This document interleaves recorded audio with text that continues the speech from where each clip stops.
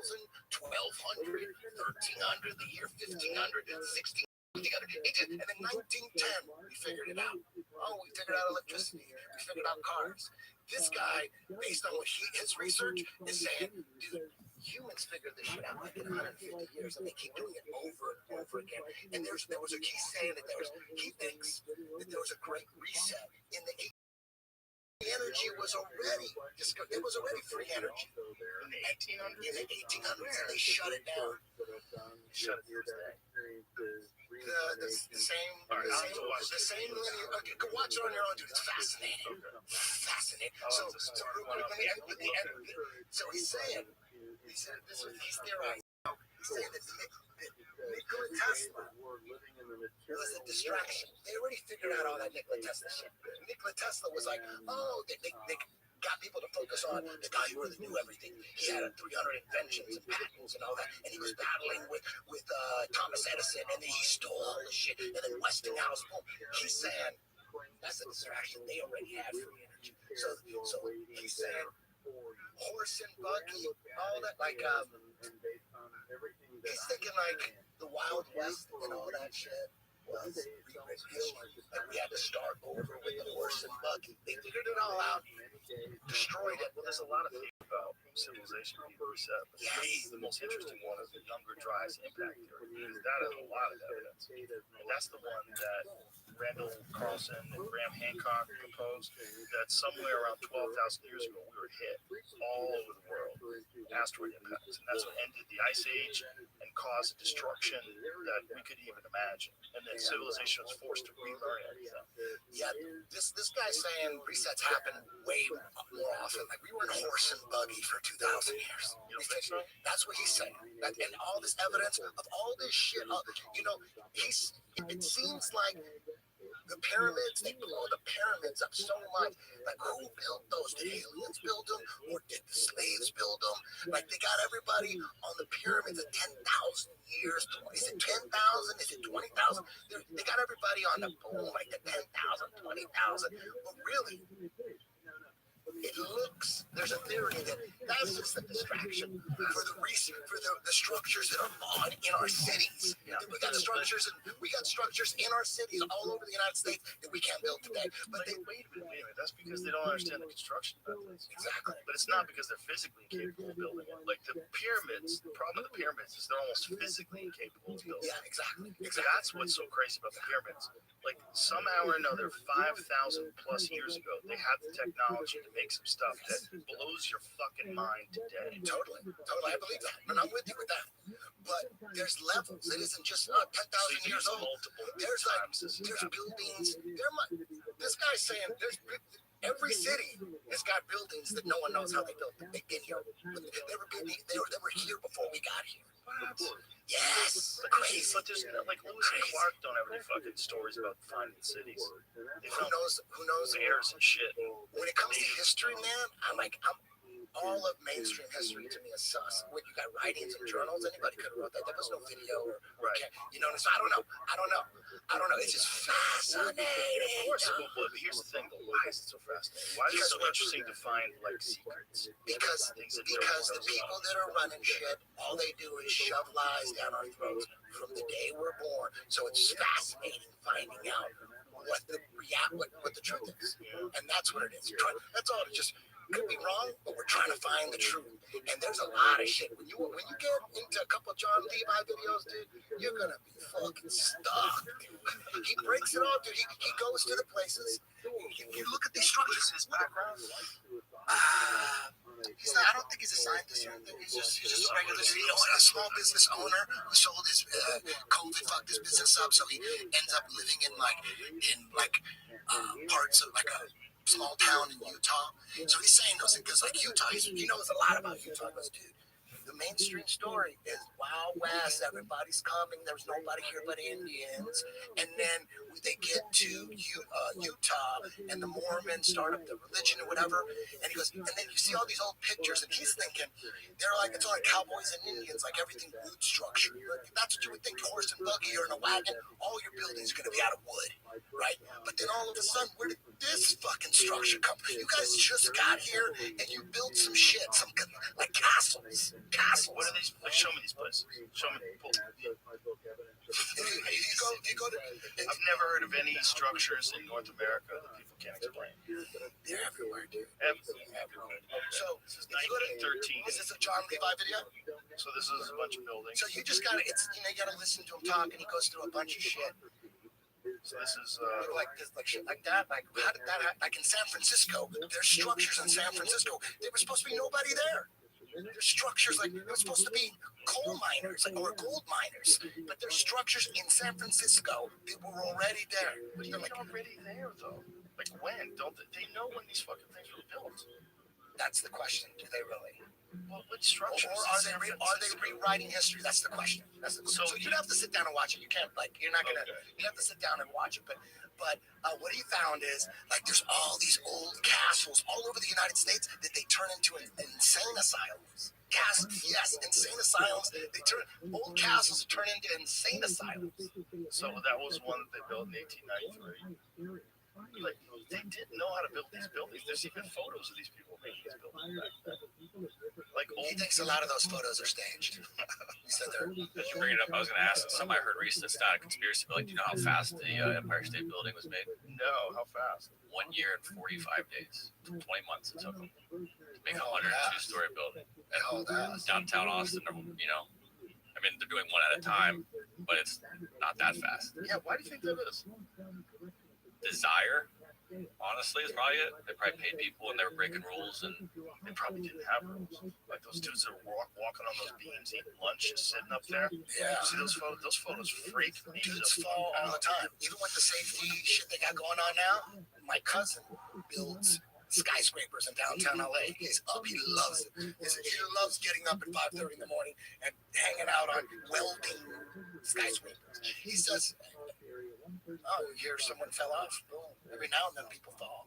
Fuck. Can you imagine what that looks like? Fuck. Can you imagine the splatter? That guy making $15 an hour. They make a lot. They make way more than 15. They're like in the $40 range an hour or something like that. Yeah, they make good money. Still, But still, dude, if I see a video of heights, I'm scared of heights. Like just a video, it scares the shit out of me. I did the VR, you know, where you're on that. I'm like, oh.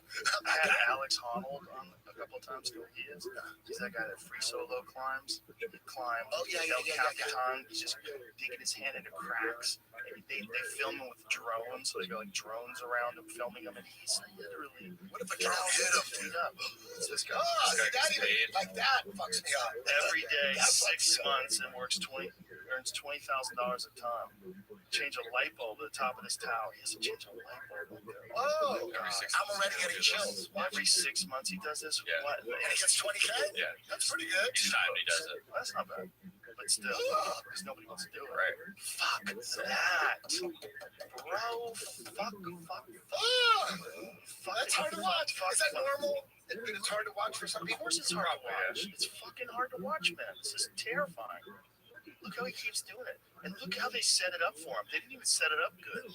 They didn't make it where, why, if you know that someone's going to have to change that fucking light bulb, wouldn't you have, like, some sort of normal staircase up there? That makes it too easy for anyone to get up My there. legs are like, Bro, that is getting chilled down my body. fucking wild. Look, he has to reach into his bag and pull out a light bulb and change it.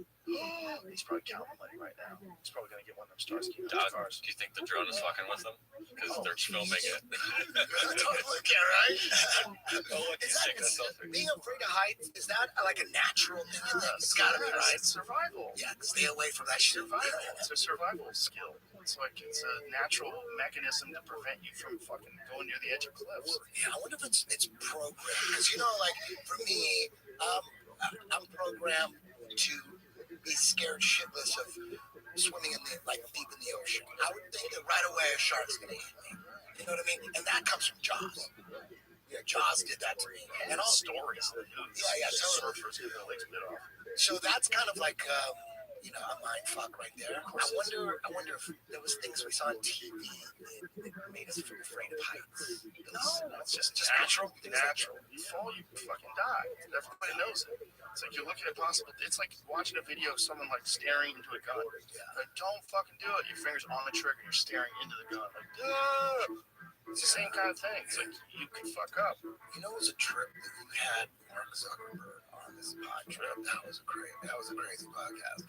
And the fact that he was all into jiu-jitsu, that was a shock. He loves it. That was a shock. He trains almost every day. It's crazy, right? He loves it. He's a super smart guy. It makes sense. Yeah. Smart people get into jiu-jitsu. It's like it becomes a puzzle. And he said that when he was running all the time, he said he thought too much. He said, because you're thinking about your life and all your distractions and all your shit. He goes, when I'm doing jiu-jitsu, I'm Can't think about nothing. Can't think about Can't nothing. think about shit. That's in that way, I think it's one of the reasons why people become so addicted to jiu-jitsu. Because it's like medicine for you. It's medicine for your brain. Yeah. And you're practicing killing. That's medicine for your brain, too. Yeah, that's medicine for your brain, too. Yeah, but it's also like the exertion that you have is so thorough that you leave there, you're so peaceful. You're like, all my fucking aggressions are gone. You're going to go to Abu Dhabi? Down. I'm thinking about it. Dude, go. It's going to be insane. Yeah, I may be able to. I'm trying to move something around to see it. You should go. Also, in October 23rd, we're having BBI Absolutes. So you're going to get to see. That's going to be in El Paso, Texas, at the Speaking Rock Entertainment Center. As far as El Paso? That's a good question. I don't know. You should go, dog. We'll hook it up. It's a great place. They have concerts there. Cypress Hill was just there. When is that? September. It's a whole weekend. We're gonna have Medusa, which is our all-female event. September 20th. I like that name. Yeah, it's all female. How far is El Paso? It's above Dallas. Oh, so September 24th is Medusa 3. Dude, Medusa's awesome. It's girls doing combat jiu-jitsu. What? It's on the border. Oh, so it's way the fuck down there. Oh, it's right near Juarez. Quick private jet, boom. You know what I mean?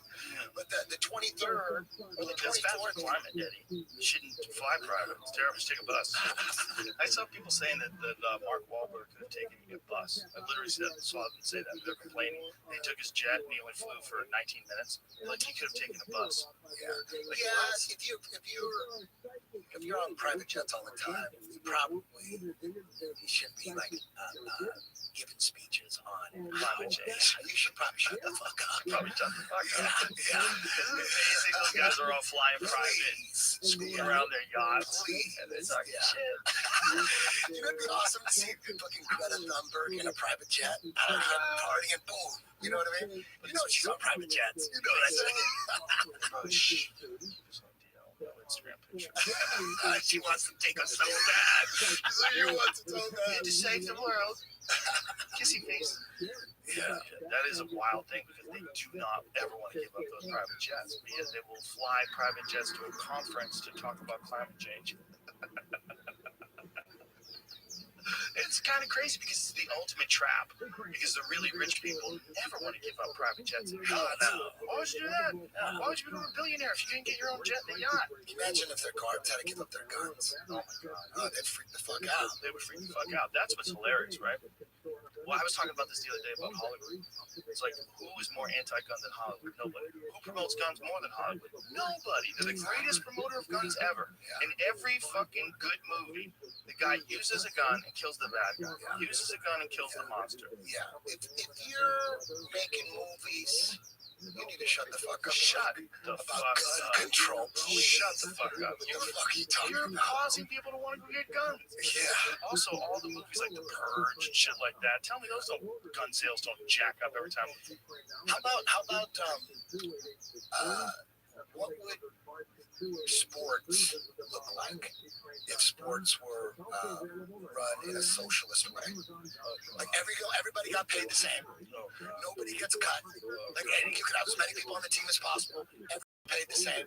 And you had to have Mexicans play basketball. You had to have at least 3 Mexicans play basketball. You know what I mean? And a couple East Indians. You know, you had to mix it all in. A couple Asians.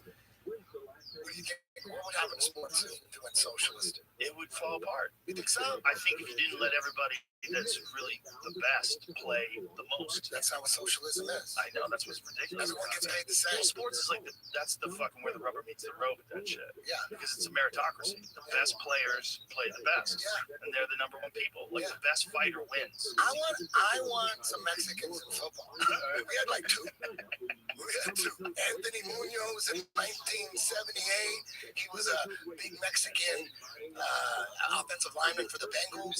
And then I think Sanchez from the Jets, wasn't he a quarterback, Jamie? He's half Mexican. We need more Mexicans. I want like a little paisita Mexican fucking playing cornerback. That would be awesome. If there was that was the mandate. It didn't matter how good you were. We had to have a certain amount of trans people, a certain amount of lesbians, a certain amount of Asians, East Asians, girls and everything, females playing football. Mix them all in. We got female refs. Why not throw them in, as players too? Make it all equal. Ridiculous. It would be the greatest sports league of all time, dude. Who would be pissed off the most? The fans or the players? The good players. The good players. The good players. And the fans, because the playing would suck. You know what? Can you imagine if you had LeBron James, but you couldn't use him? You had to rotate everybody in equally. Yeah. LeBron James making $120,000 a year. You'd make all his money in sneakers. I wonder if it could be super entertaining to watch. It could be awesome. It could be awesome. You like bad sports? Hey, you like the folly of it. Come on, yeah. If you like the folly of it, of just like making I'm not spots saying available to anybody, regardless of how good they play, you can have bad sports. They gotta have some skill. You're right. They gotta have some. Like there's some sports you can never do that to. Like what? A race. Like it's an individual enters into the race. Okay. Like you have a marathon. Okay. Like the best people who run the fastest are gonna win. It's a pure meritocracy. How do you fix that? How do you fix that? Everybody gets to race. You know what? You know what you do? What do you do? Is you decide the winner before the race. You say you're gonna win, bro. You tell everybody. You tell your first, second, third, fourth, fifth, sixth, seventh, eighth. You guys ready? Boom. We want to have equality of outcomes. We gotta let old people. And then pull a number and then put the name out of the hat. Boom, boom. And you bet on what name gets pulled out. Yeah, exactly. But you don't find out to the end of the race. So you kind of think it's real.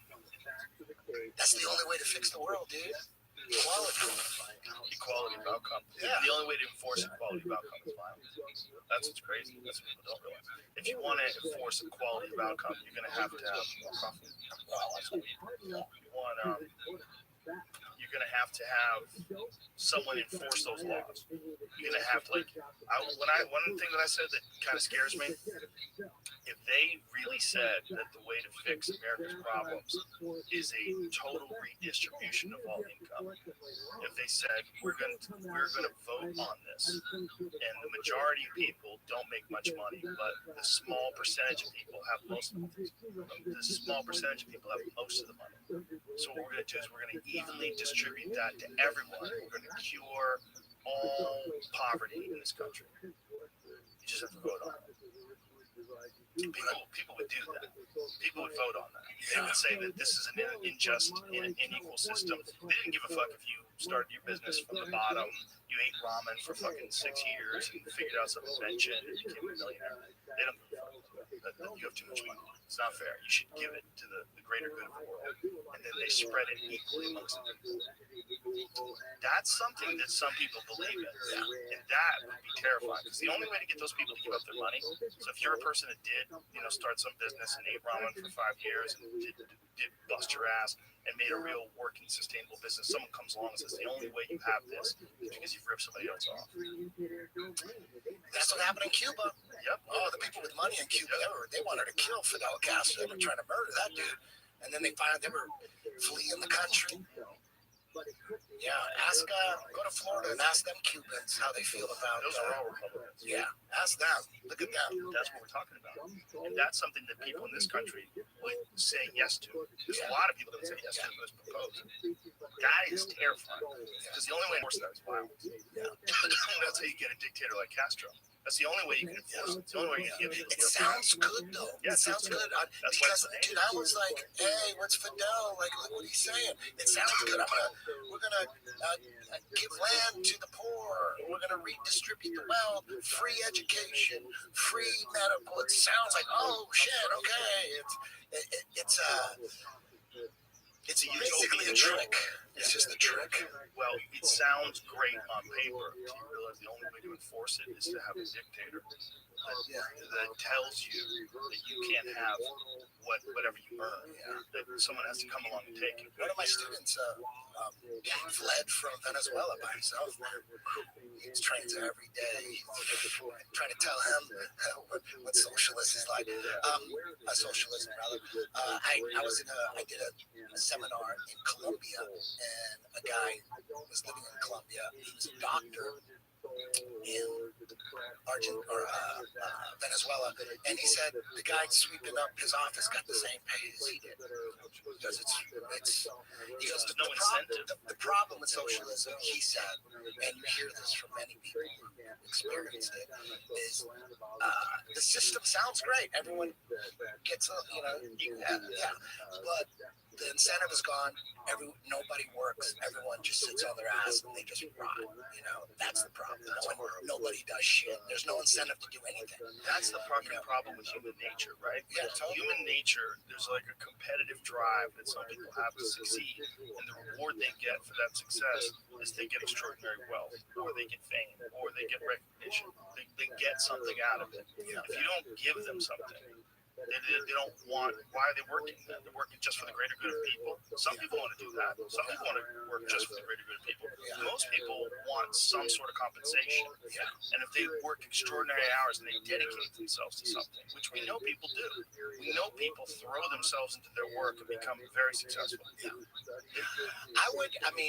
For sure, capitalism breeds corruption and breeds a lot of negative shit. For sure, capitalism does a lot of crazy shit.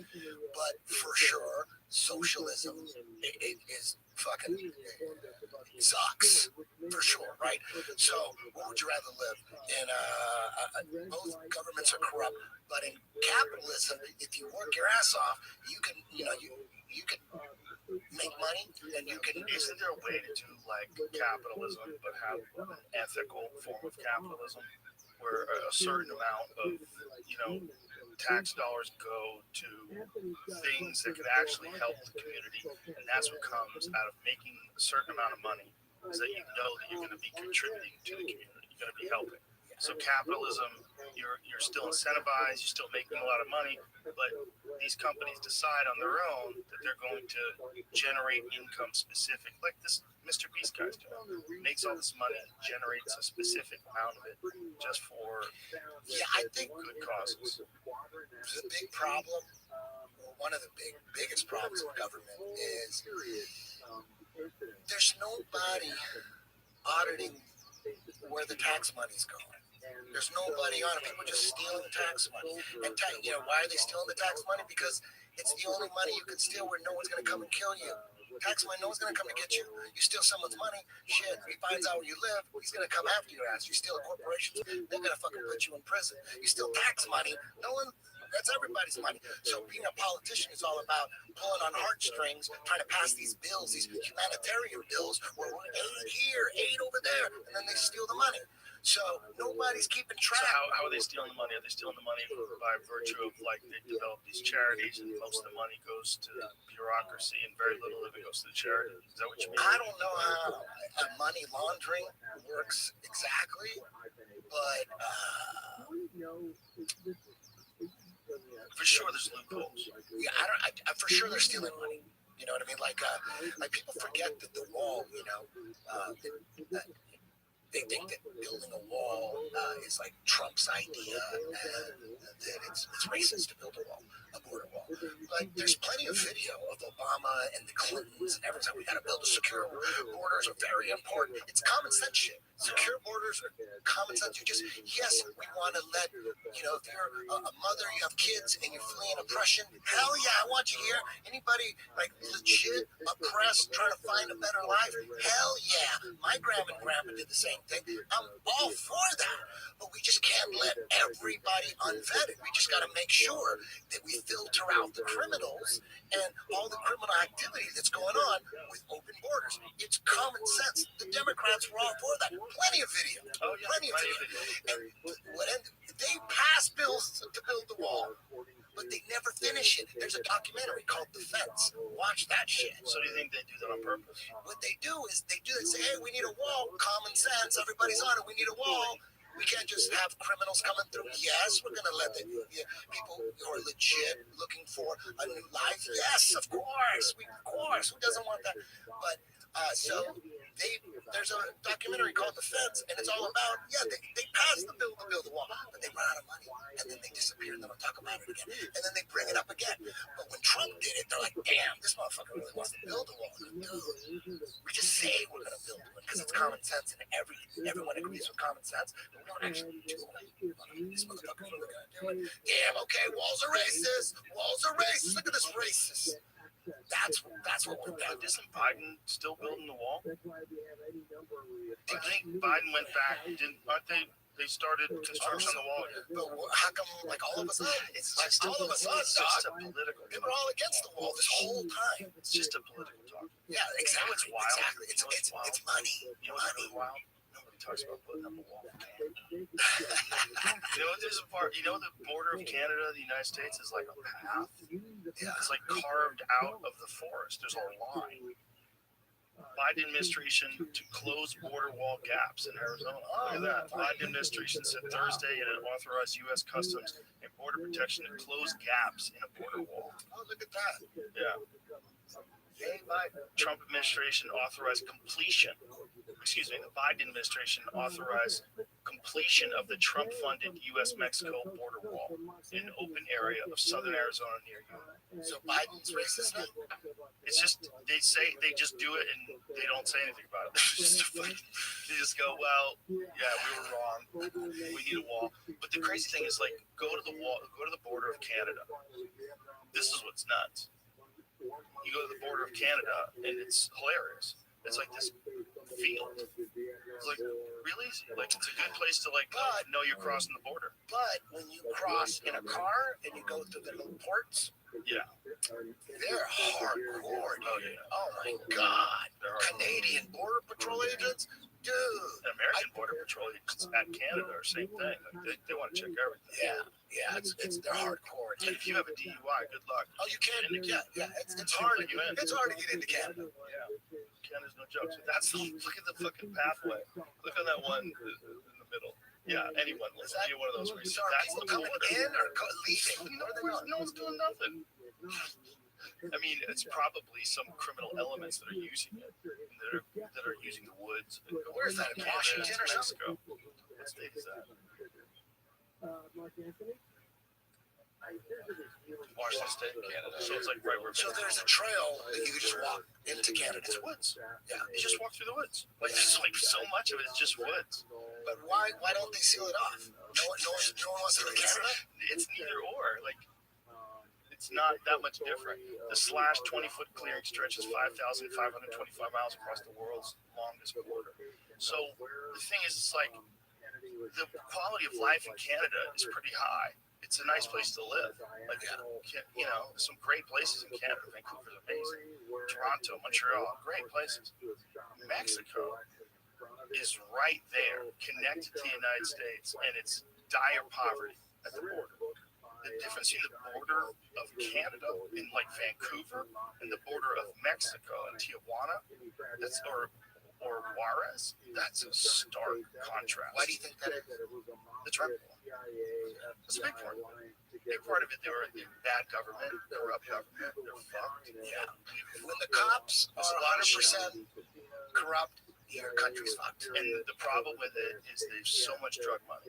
The drug money is so prevalent over there, and the cartels are so strong that, and you know, the United States has goofy fucking laws, and so people want illegal drugs. The only way you buy them is from criminals.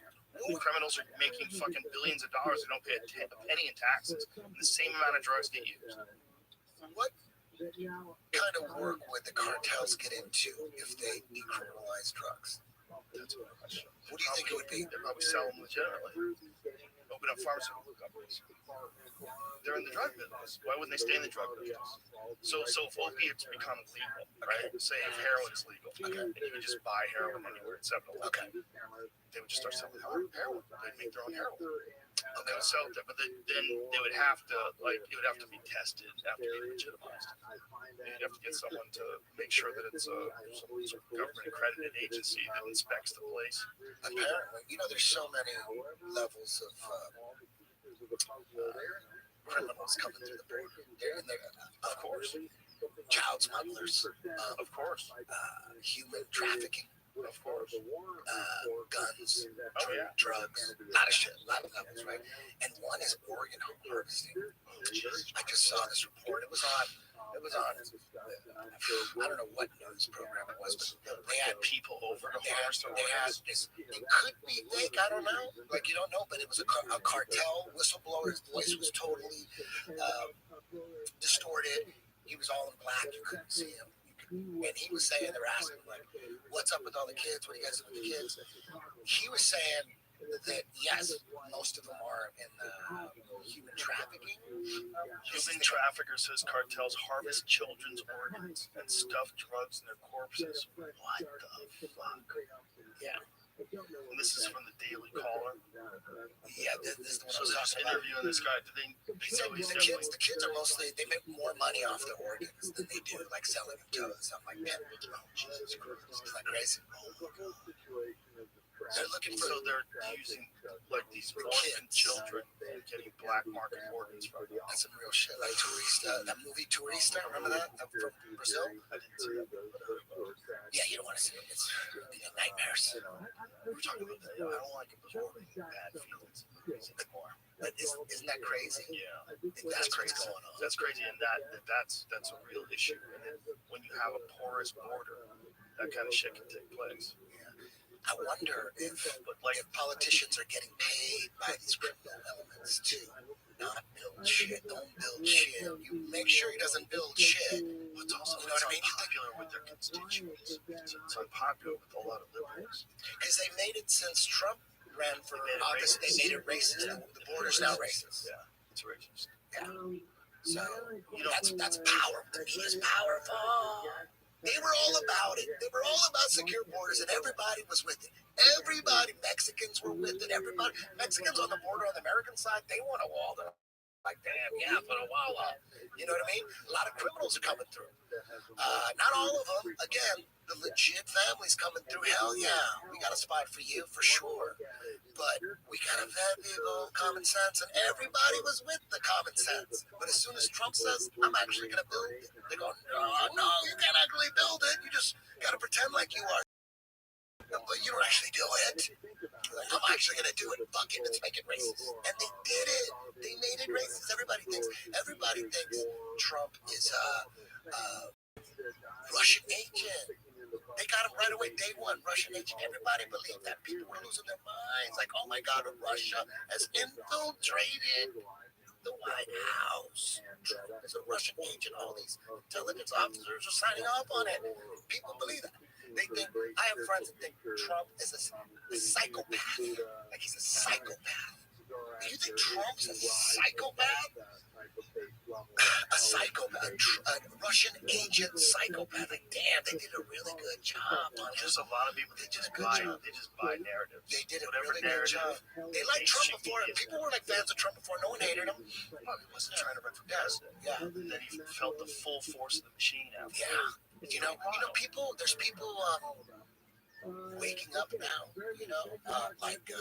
you heard a lot, like all the stuff Bill Maher saying, like, whoa. Isn't that wild? You would think Bill Maher would be like on Team Demon because he's like so famous HBO, you were just You automatically. know what? He's a comic. And comics recognize bullshit.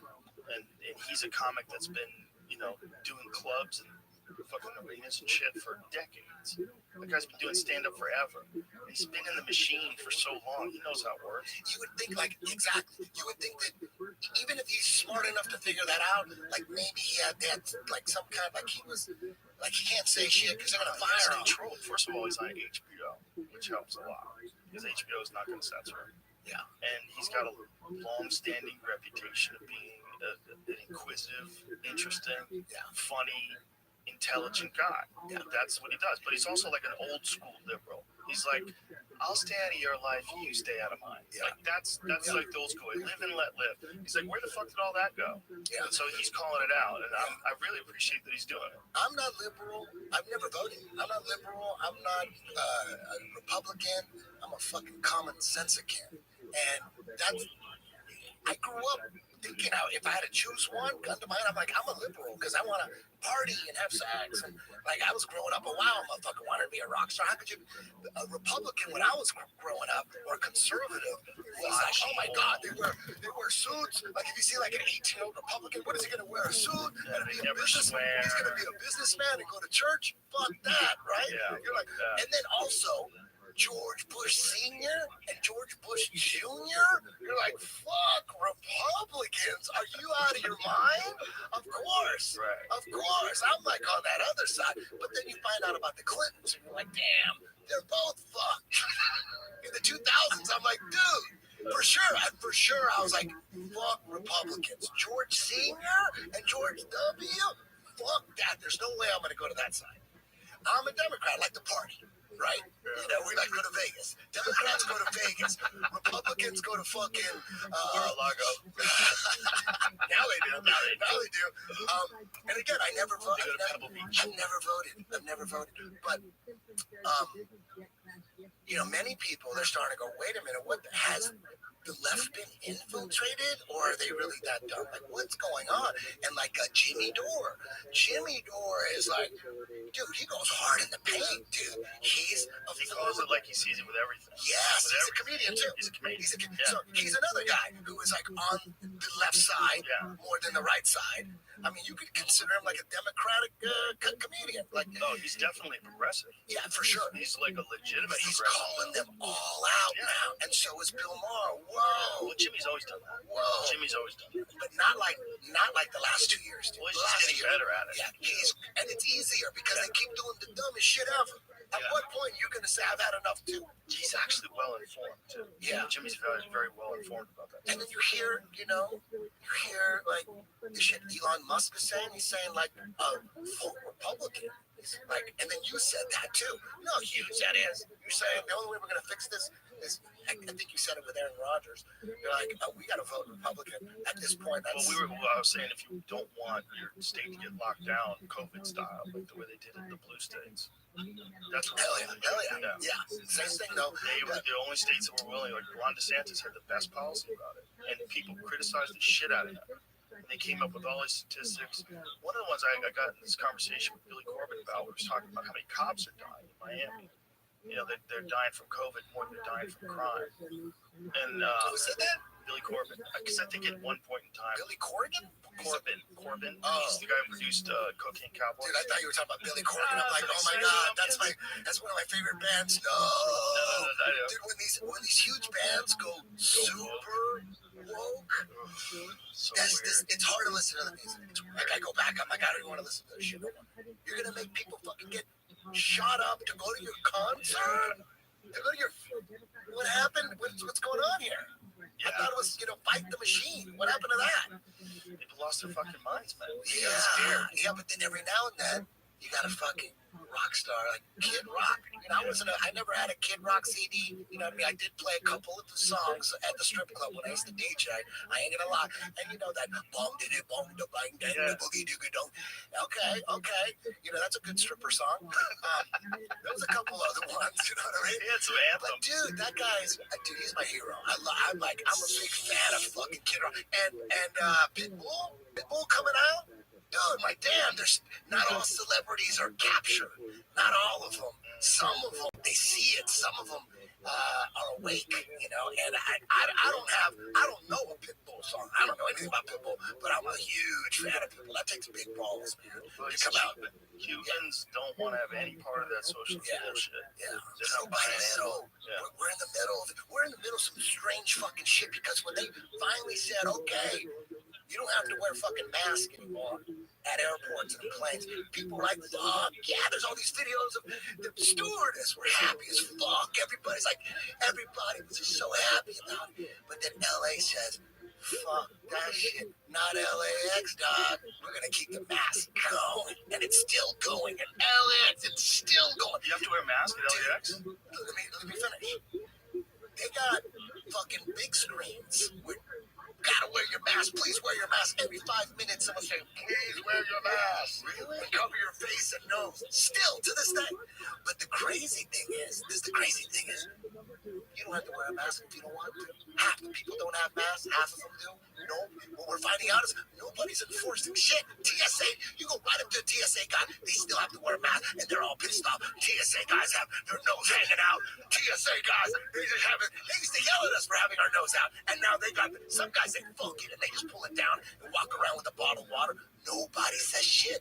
But if you're just a customer at the airport in LAX, no matter what, everywhere you look, you gotta wear your mask, but nobody, half the people aren't wearing masks. No one says shit. All guests traveling through LAX ages 2 and older are required to continue wearing masks in all terminals in accordance to the health officer order issued by the Los Angeles County Department of Public Health, June 29, 2022. That's fucking bonkers. Yeah, so what's crazy is we're like in the middle.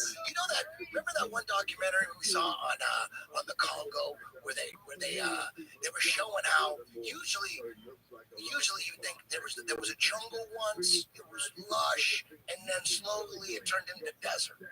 But in this part of the Congo, it was reversed. It was desert, but it was slowly turning into jungle. And that's why, like, antelope were getting caught in the jungle, and they adapted, and they learned how to swim in lagoons and shit. Remember that? Yeah. Remember that shit? Those little tiny antelopes. Yeah, and then you see the edge, like, damn, it's turning into jungle. It just reminds me of that. We're at LAX. Half the people don't have masks, but half of them do.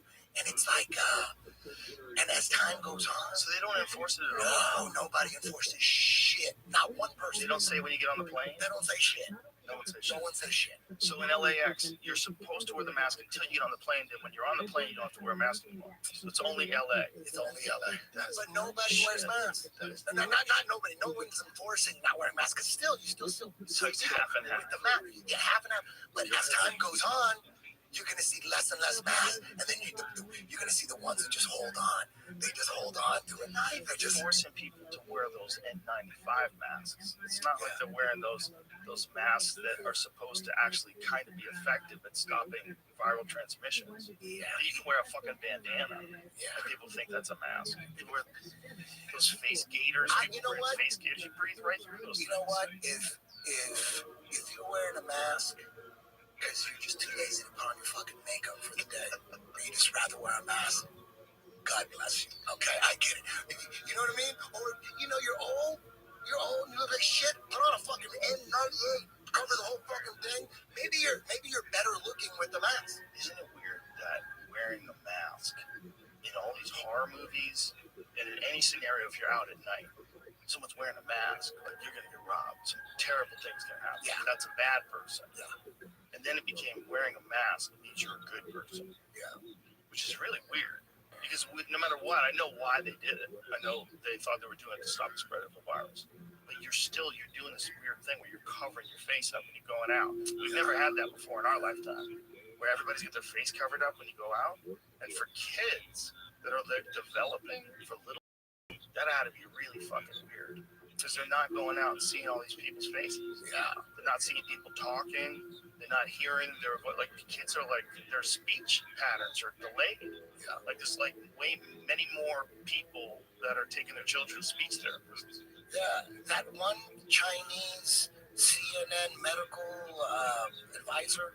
No, Oh yeah, I know what that lady is. Yeah. There's an article that just got released, and now she's saying that the mask slowed the development of her son. She's saying it. That's crazy. She's saying that shit. That's crazy. Yeah, so I didn't know. They had never done that before. They should have known. There should have been some sort of a study to try to figure out what the impact was. Yeah. And then should be also a study to try to figure out whether or not these fucking things actually stop a transmission. You know, and it's just we got accustomed to putting a fucking mask on, which is really weird. Yeah. It's real Chinese. It's not weird for them. They do it all the time. They have pandemics all the time. They do it all the time. They got that shit on lock, dude. They go every 6 months. Hey, guess what? New variant. Put your fucking mask on. They got that shit on lock. They're like, you guys are just learning masks. We've been doing this shit forever. It's a creepy thing, man. That's all they got to do. Hey, guess what? New variant. Normalization of only being able to see your eyes when you're out like a ski mask. You wear ski masks. Yeah, that's where like people, I'm sure, went out with ski masks on. Yeah. Right? Yeah. Like when the early days when, you know, like there was no specific kind of mask, like the guys who really weren't into it just wear like a fucking bank robber bandana. Yeah. You know, and they would take it down and, you know, just have it around their neck. So Elon had a bank robber fucking bandana on his face. I used to, in the beginning, I'd wear a bandana, just like have it like stiff, and it wasn't even covering my face. I'm not gonna breathe my own CO2. It's just so complicated, man. You know, viruses, like respiratory viruses, they just fucking spread. They just fucking spread. If you talk to real doctors that, you know, didn't have their ass on the line, and you asked them about that at the beginning of the pandemic, they would have told you that. Fauci said it. Remember those early videos of Fauci talking about masks? It's like, no, like where he says, don't take care of your health, lose weight. Yeah, and then he goes, and then he says, "Oh, you know what? I only said that because I didn't want to run out of masks, and you know, we need them for the doctors." Like, oh shit. The problem with a person like that is they're normalizing that they lie. Yeah. So they're lying for your own good. Yeah. So he's normalizing one of the most dangerous lies. You want to talk about scientific misinformation? That's a dangerous lie. Because if those masks really do prevent people from getting it, and you lied and told people you don't have to wear a mask, and they heard that, and they never heard you correct it, they never heard anything else, they're going to always go back to that thing and say, I don't need it. So if it really did work, and you lied about it, you had a bunch of people out there that believed that lie and didn't wear a mask. How many people do you think got sick because of that? That's true. See, that's why you know they're full of shit with that. That's why that makes zero sense. None of it makes sense. But that makes zero sense. It makes much more sense that that's actually true. That what you said is actually true because it's common sense and it's logic. What he actually said about lose weight, don't drink so much, don't smoke cigarettes, you know, take care of yourself, eat right. That's all real. Everybody knows that. And it turns out that's one of the big factors in whether or not people do well or don't do well with any fucking disease. Yeah. How well do you take care of your body? How good's your immune system? That should have been mandatory to go to gyms. Yeah. You know, if it was really about our health and you were shutting down the world for our health, Yeah. you're shutting down the world. And it wasn't our health, it's for old people. Remember, they shifted because it turns out when they got the initial data, like, oh shit, average age of death is 81 with 4 comorbidities. Yeah. You're like, okay, let's make it about old people. Oh, you have an aunt. You don't care about old people? It all became about old. Like, you think these people running the show care about old people so much that they're gonna wreck the world economy? They care about old people that fucking much. They're like, we're shut everything down. Let's just kill everything. Destroy economies, destroy businesses, destroy people's lives. Take away their beach. Couldn't go to the beach. Can't go to the beach. Yeah. I just think people like power. Yeah. I think it's a normal. It had nothing to do with health. None of this had anything to do with health. I think it's a normal human thing to want power. And I think when people get power, they want more of it. When they get control, they want more of it. And then when they say something initially that turns out to not be true, they want to cover that for as long as they can. They want to keep that bullshit going on for as long as they can because they don't want to ever admit they were at fault. And that's part of what that happens with every society where someone's running things. People are running things, they make mistakes, and then they try to pretend they didn't make a mistake, and they double down, and they triple down, and they try to keep people scared, they try to keep people in control, they try to keep, if they admit that they had a fault, and that's bad because it empowers their political opponent, so they never do. Because if someone comes out and says, that's on me, I fucked up, like, I caused 75% of Los Angeles restaurants to go under was my decision. And it didn't have to be that way. All those businesses could have been open, and the same amount of people, it turns out, would have died from COVID probably. If someone came out and said that, there would be riots in the streets. Even if it's true, that guy would never win again, because then it cost you 75% of your restaurants, and the same amount of people would have died from COVID. if that was true, and they did that, oh my God, the guy would never win again. Like, people probably applaud him for his honesty, maybe, but he would be politically destroyed. So you just have to like pretend you didn't do it. You have to pretend it wasn't a bad decision. You have to pretend that there weren't people that opposed it, and it turns out those people that opposed it were factually correct. You have to pretend. Yeah, a lot of pretending going on. A lot of pretending. God, you gotta pretend. There's a lot of pretending. Oh, my point was bringing up Bill Maher, Jimmy Dore, yourself, and a lot of guys that see right through the bullshit.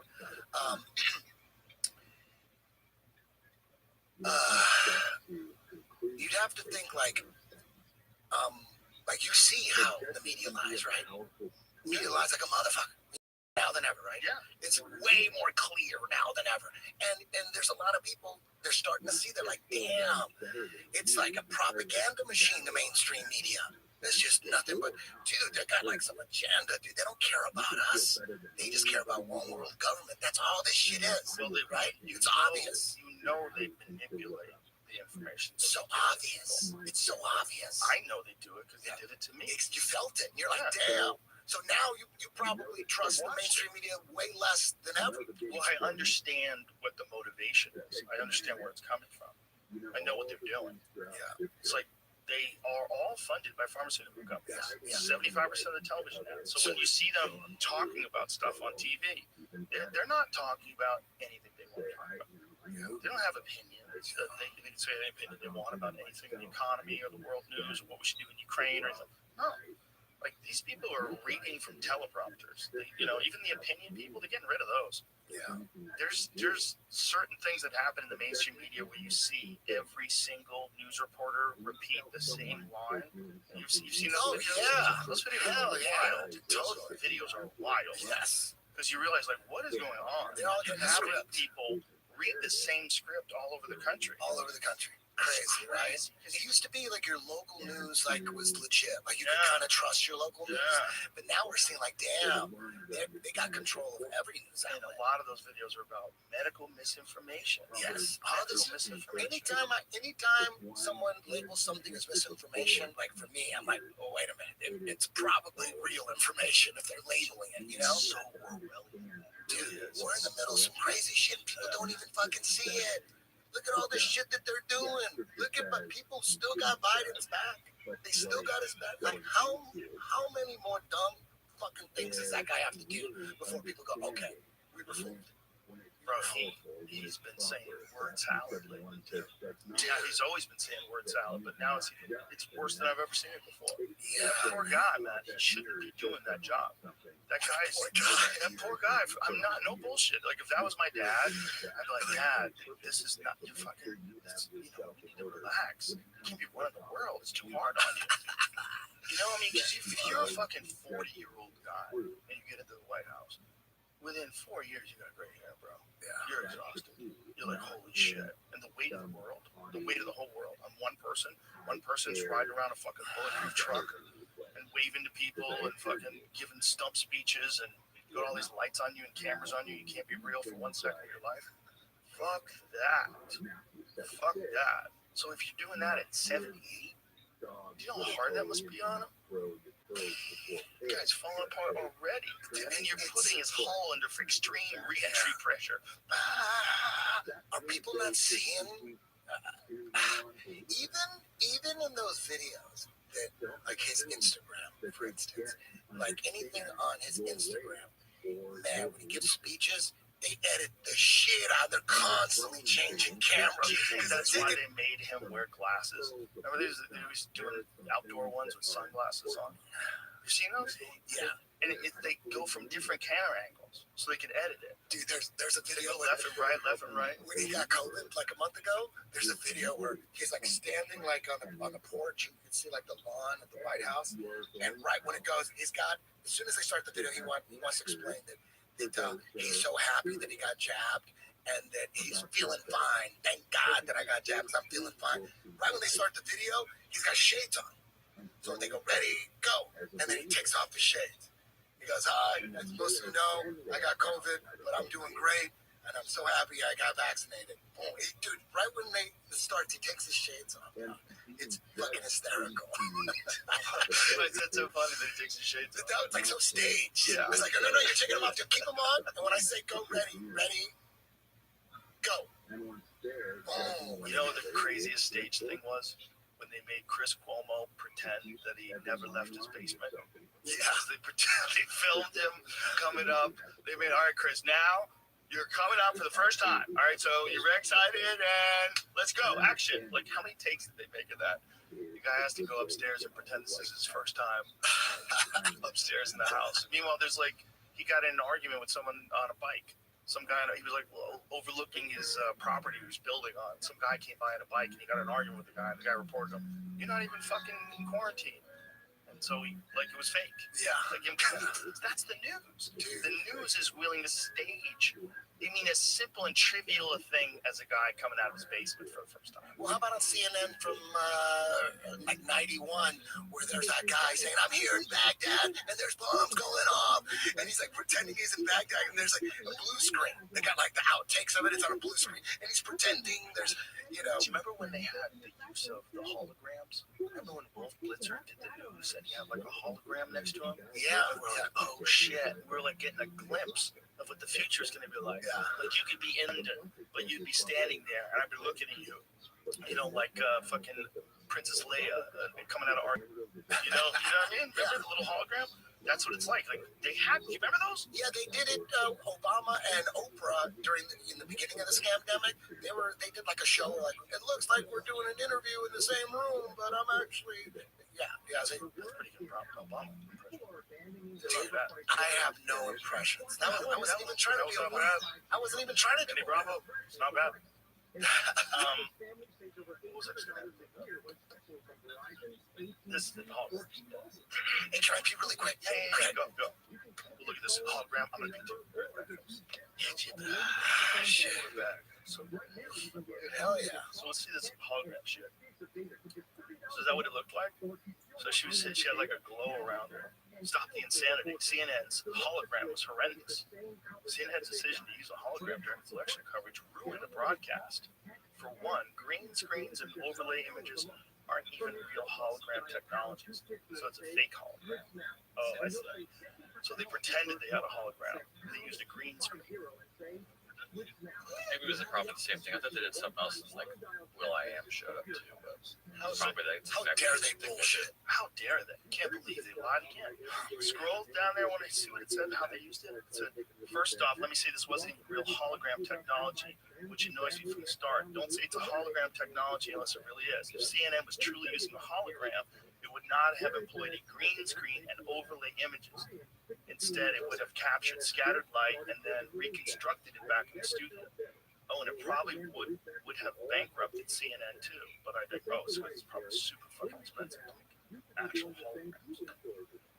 That's the future, bro. The future is like AR and VR, where you're gonna see things and like put glasses on and see things that aren't there. I think holograms, like some UFO sightings could be holograms. If they could make holograms, I mean, I don't know. Can they project things in the sky? I think they can. Really?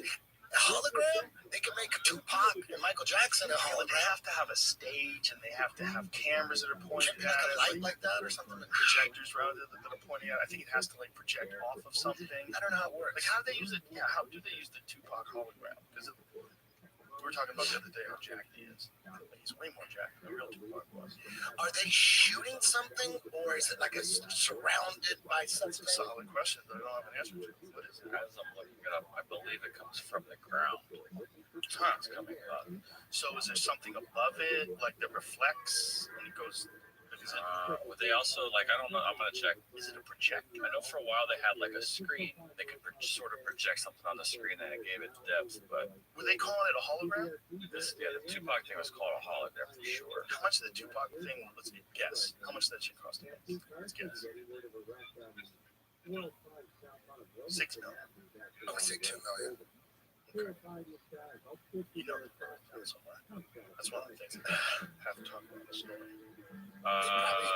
Made taxpayers pay for it in some way. You know what I mean? It's probably part of some Hologram research. Yeah, they just stuffed it in there. According to the patent from 1999, it says they use a trick employing an angled piece of glass Placed at the stage to reflect a projector image onto a screen that looks invisible to the audience. Oh, it's bullshit. So it's projection too.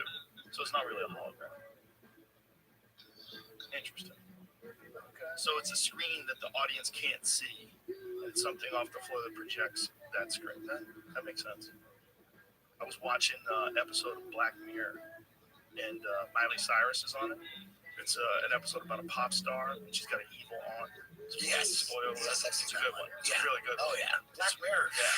That's when they went with the hologram version of her, you know, after they had her in a coma. And I was like, that's not far away from what they did with Tupac. I mean, can you imagine if they can sell? I mean, I guess you'd have to give the family, Tupac family, something, right? If they have concert tours of the hologram. Yeah. But people gonna see that? Just a concert tour? Hell yeah. Yeah. Just to hear good music. Yeah, right? And to make it even just look like it's really him doing it. Especially if it gets really good. If it gets really good, where it's spooky. Yeah. Yeah. You can bring back anybody. Rock stars are better to the record labels when they die in their peak and they're frozen in time like that. You know, like Kurt Cobain, man, that guy is just a legend. Janis Joplin. Yeah, you don't get to see them do their shitty album and start doing commercials and shit. You know what I mean? Selling margarine. Yeah, you don't get to see that, so that kills that legendary status. But when you and you don't think record companies know that shit? Remember that movie Ford Fairlane with Andrew Dice Clay? That's what that movie was about. The movie was about like a record label blowing up an artist, icing them, and then boom, they get legendary money forever. Yeah, I mean, think about That was a great movie, man. Ford Fairlane, that was great. I was a gigantic Andrew Dice Clay fan. Gigantic. Isn't it cool hanging out with him at the Comedy Store? Yeah, it's crazy. You know, He's a good dude. Yeah. It's like so normal. And then that special he did, The Day the Laughter Died. One of the best specials ever. Because he didn't have any material. He just is talking. And he recorded it all. Rick Rubin produced it. What was the premise? Let's just put out a bomb? Well, he was at the peak of his powers. Okay, Yes. this is after Dice Rules, the HBO special. He's the fucking man. So he decides, unannounced, to go to Dangerfields in New York City. And for a couple days, just records himself talking. Just goes on stage. Like, see, he has fake punchlines. Yeah. Get it? Back. Get it?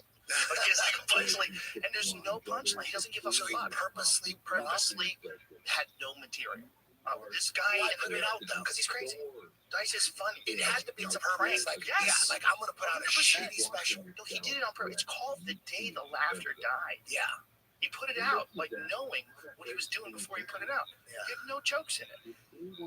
How many what kind of reviews, dude? I want to read those reviews. How many units did it get immediately put in the 99-cent bin?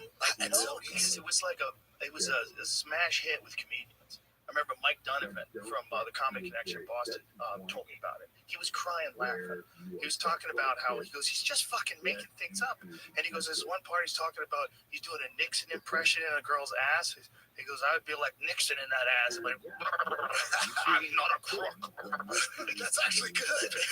But I guarantee he probably came up with that on the spot. Like, it seemed like everything he was doing, he was just talking about stuff. And this one guy gets up, because people don't know he's going to be there, so they don't know they're going to be a part of the audience. This guy gets up and he goes, you're about as funny as a glass of milk. He left that in there too. I mean, it's a fucking amazing fuck you to fame. That's what it is.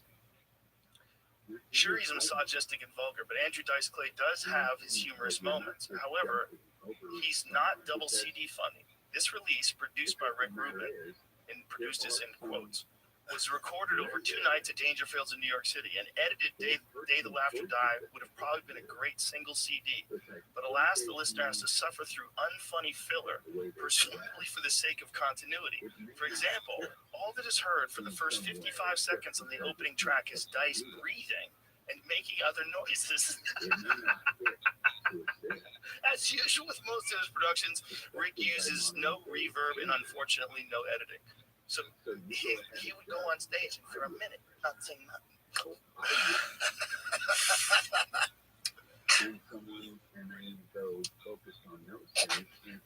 That's what he did for like a minute. He would practice in the OR, see how long he can go on stage without saying anything. So he would go on stage and do like 5 minutes, not say a fucking word. It's just like a test of wit. You know, because there's this thing, you're a performer, you want people to enjoy their time, and you know, you're ready to provide them with comedy. You're a famous person, you're Dice Clay.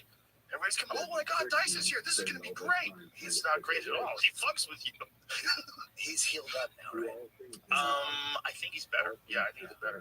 He had a stroke or something? No, he had, what is it called when you have, like, Bell's palsy, where part of your face doesn't work for a while. Yeah. And then Dom Herrera had that many years ago. Yeah. 7 or 8 years ago.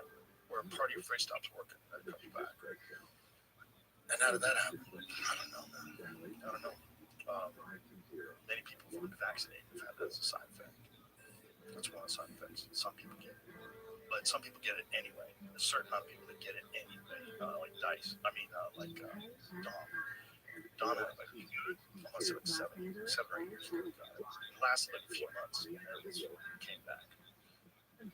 I think it's, you know, it's not good, whatever it is.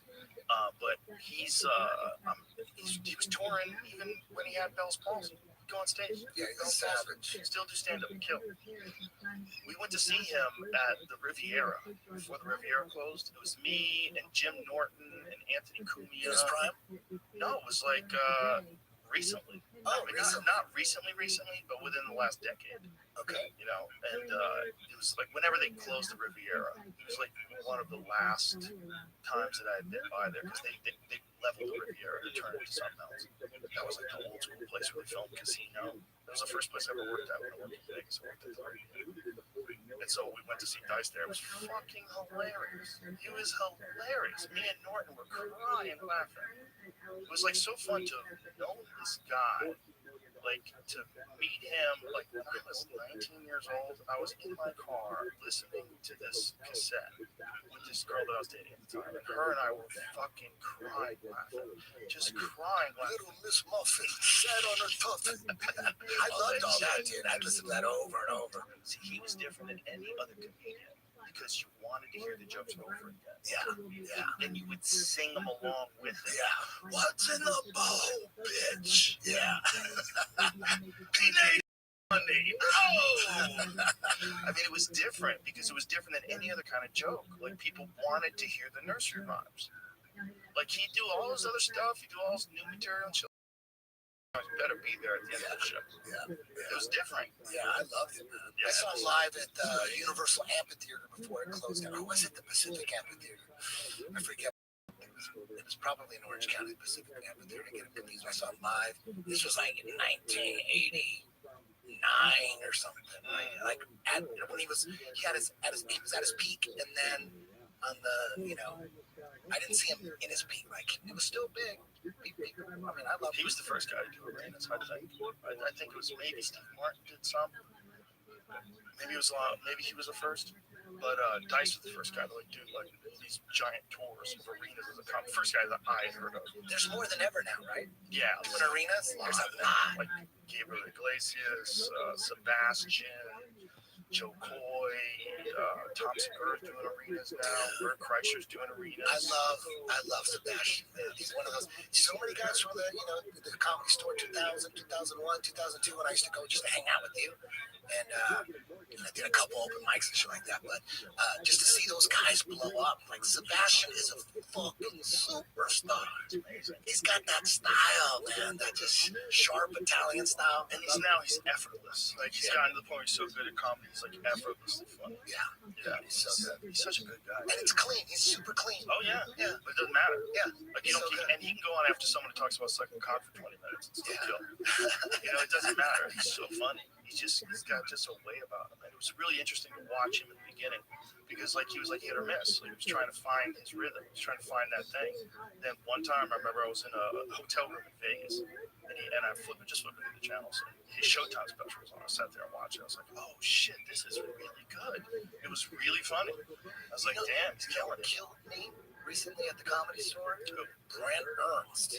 Brent Ernst is funny. Dude. Have you ever seen that video he does about the roller skating rink? Yeah, that was the old one. I remember the roller skating rink. That was beautiful. But dude, his new material, he was crushing. Really? And he's got he's not like Sebastian. He's more like a Jersey Shore kind of comedian. You know what I mean? Yeah. He's got that Jersey Shore side. It's fucking hysterical. Oh, that's awesome. Oh man, Good to hear, man. That's good to hear. Yeah, he's better than ever. That's great. I love it when guys like Tripoli better than ever. Yeah. Tripoli out there throwing bombs. Oh, I dude. love it. Every night he crushes. Of course. When he's in front of a tinfoil hat comedy crowd, Oh yeah. he crushes. And when he's in front of like me too. That's the reason we did the tinfoil hat comedy show is because I just want, you when you go play, when you do a comedy show, 99.9999% of your audience survival rate is you're a fan of yours. They paid good money to see you. So you got a whole fucking arena of people that love you. And then that energy is going to get shot right into you, into your soul, and you're going to give them your best performance, right? Because your best performance will for sure come generally when the audience is giving you that energy, when you feel like you can just say anything, right? But if half the audience hated you and half the arena loved you, man, there would be you might catch a negative, like half these motherfuckers don't even like you. It's there's no way you're going to give your best performance if a lot of the audience members don't like you. So I went out in the Comedy Store and I came out too fucking crazy. I said something about fucking, they're eating babies or something like that. Something about eating babies. I tried to make a joke about like crazy shit. And do crickets, dude. And it fucked up. It fucked up the whole set.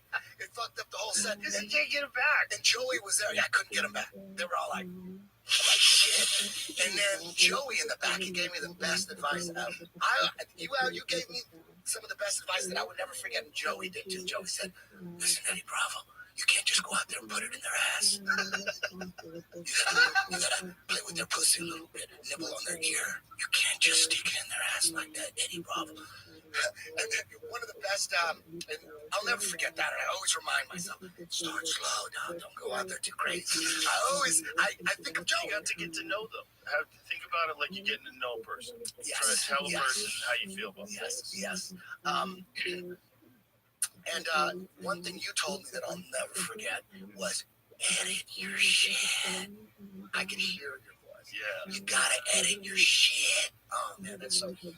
I always think about that. It's very important. Yeah, when you're writing, you wanna be able to be funny without using a lot of extra words that aren't necessary. So when I go back and I listen to my shit, I'm like, fuck, I always think about you gotta edit this shit Economy down. of words. Exactly. Yeah, but then you also build on stuff too. There's like two different things that are going on simultaneously. Like sometimes there's a premise that you haven't totally explored, and you should write more about it. Like you should add more to the bit. Yeah. But in each point that you have in those bits, you gotta edit those words. Yes. Yeah, and that's what comics oftentimes they don't do that, and they say it one way, and it kind of works, so they keep saying it that way forever. They don't fuck with it. You gotta fuck with it a little bit. You gotta try to figure out that sometimes it'll eat shit. Because I've fucked with like killer bits before and ruined them. Where like a killer bit just didn't work that way. Like I tried to do it a different way and it just didn't. I was trying to like explore another way to talk about the subject. It didn't work at all. It became too wordy. And I'm like, fuck, I went down a bad road. Now I gotta back out. Now the bit sucks. I learned recently that I like crowd work. And you know that show Stand Up on the Spot? Yeah. It's all crowd work. Yeah. So you can, the premise of the show, Jeremiah Watkins, he does it in the belly room. The premise of the show is, you know, you can't go up there and use material you've used before. That's really the rule. You got to go up there. And the audience puts their hand up. Yeah. And when they put their hand up, or you call on them, they have a premise. Yeah, but it's really easy. You could find a premise and then attach it to one of your bits. Right. So you're not supposed to do that. If you did a bit before on stage, you're not supposed to do it or whatever. So I thought, shit, it's gonna be challenging. I did it like 2 years ago when he first started doing it, and I kind of had like a mixed feeling about. I don't know. I was like, damn, did I suck? I don't know. That was hard going up there with no material. Fuck the odds you bombing. That was like 50%. You know what I mean? At least. So the last time I did it, like a month ago, god damn, you know what the key was? Because I generally don't go on stage. Exactly, but I don't go on stage high. Yeah, but that's a different gig. Yes, totally, totally. Yeah. So I was about to go up, and then some dude had a pen, and I go do the hand. As he was introducing me, I got high and I walked up. Man, I had so much fun. Yeah, it that's was a show fun. Oh, hell yeah. Show to do high. Totally. Do you still get high when you go on stage? Oh, yeah. I mean, every time. Yeah, most times. Sometimes you don't. Occasionally I don't. And Just for the fun. And you still crush. Yeah, it's still the same. I You know don't what to feel. do. Yeah. It's just like what I like about pot is that it opens up other possibilities. Like sometimes when I'm talking about something, I'll go, but what about this thing? And a lot of the taglines that I have are just riffs, where I came up with something on the spot. And because I was just talking shit and having fun, and then that thing became another bit. That happens all the time. Do you ever have a bit that you were working on years ago, and then you kind of let it go or whatever? You didn't know where to go with it, but then you got this new bit, and that plugs into it, right? That 100%. Yeah. Right. That's why it's important to write right. Yeah. Like everybody has their own way of doing it, and some of the greats don't write. They don't sit down. That's another thing I remember for you. I write. I at least write. I don't write everything out, but I write out all my ideas, and if there's a funny line that I know it's like a line that it works, I'll write that down. Remember that line. That's important. But I write every idea down. Dude, on my phone, dude, my comedy notes. Yeah. I write a lot, and it's because of you. Because I don't know how many times I heard you.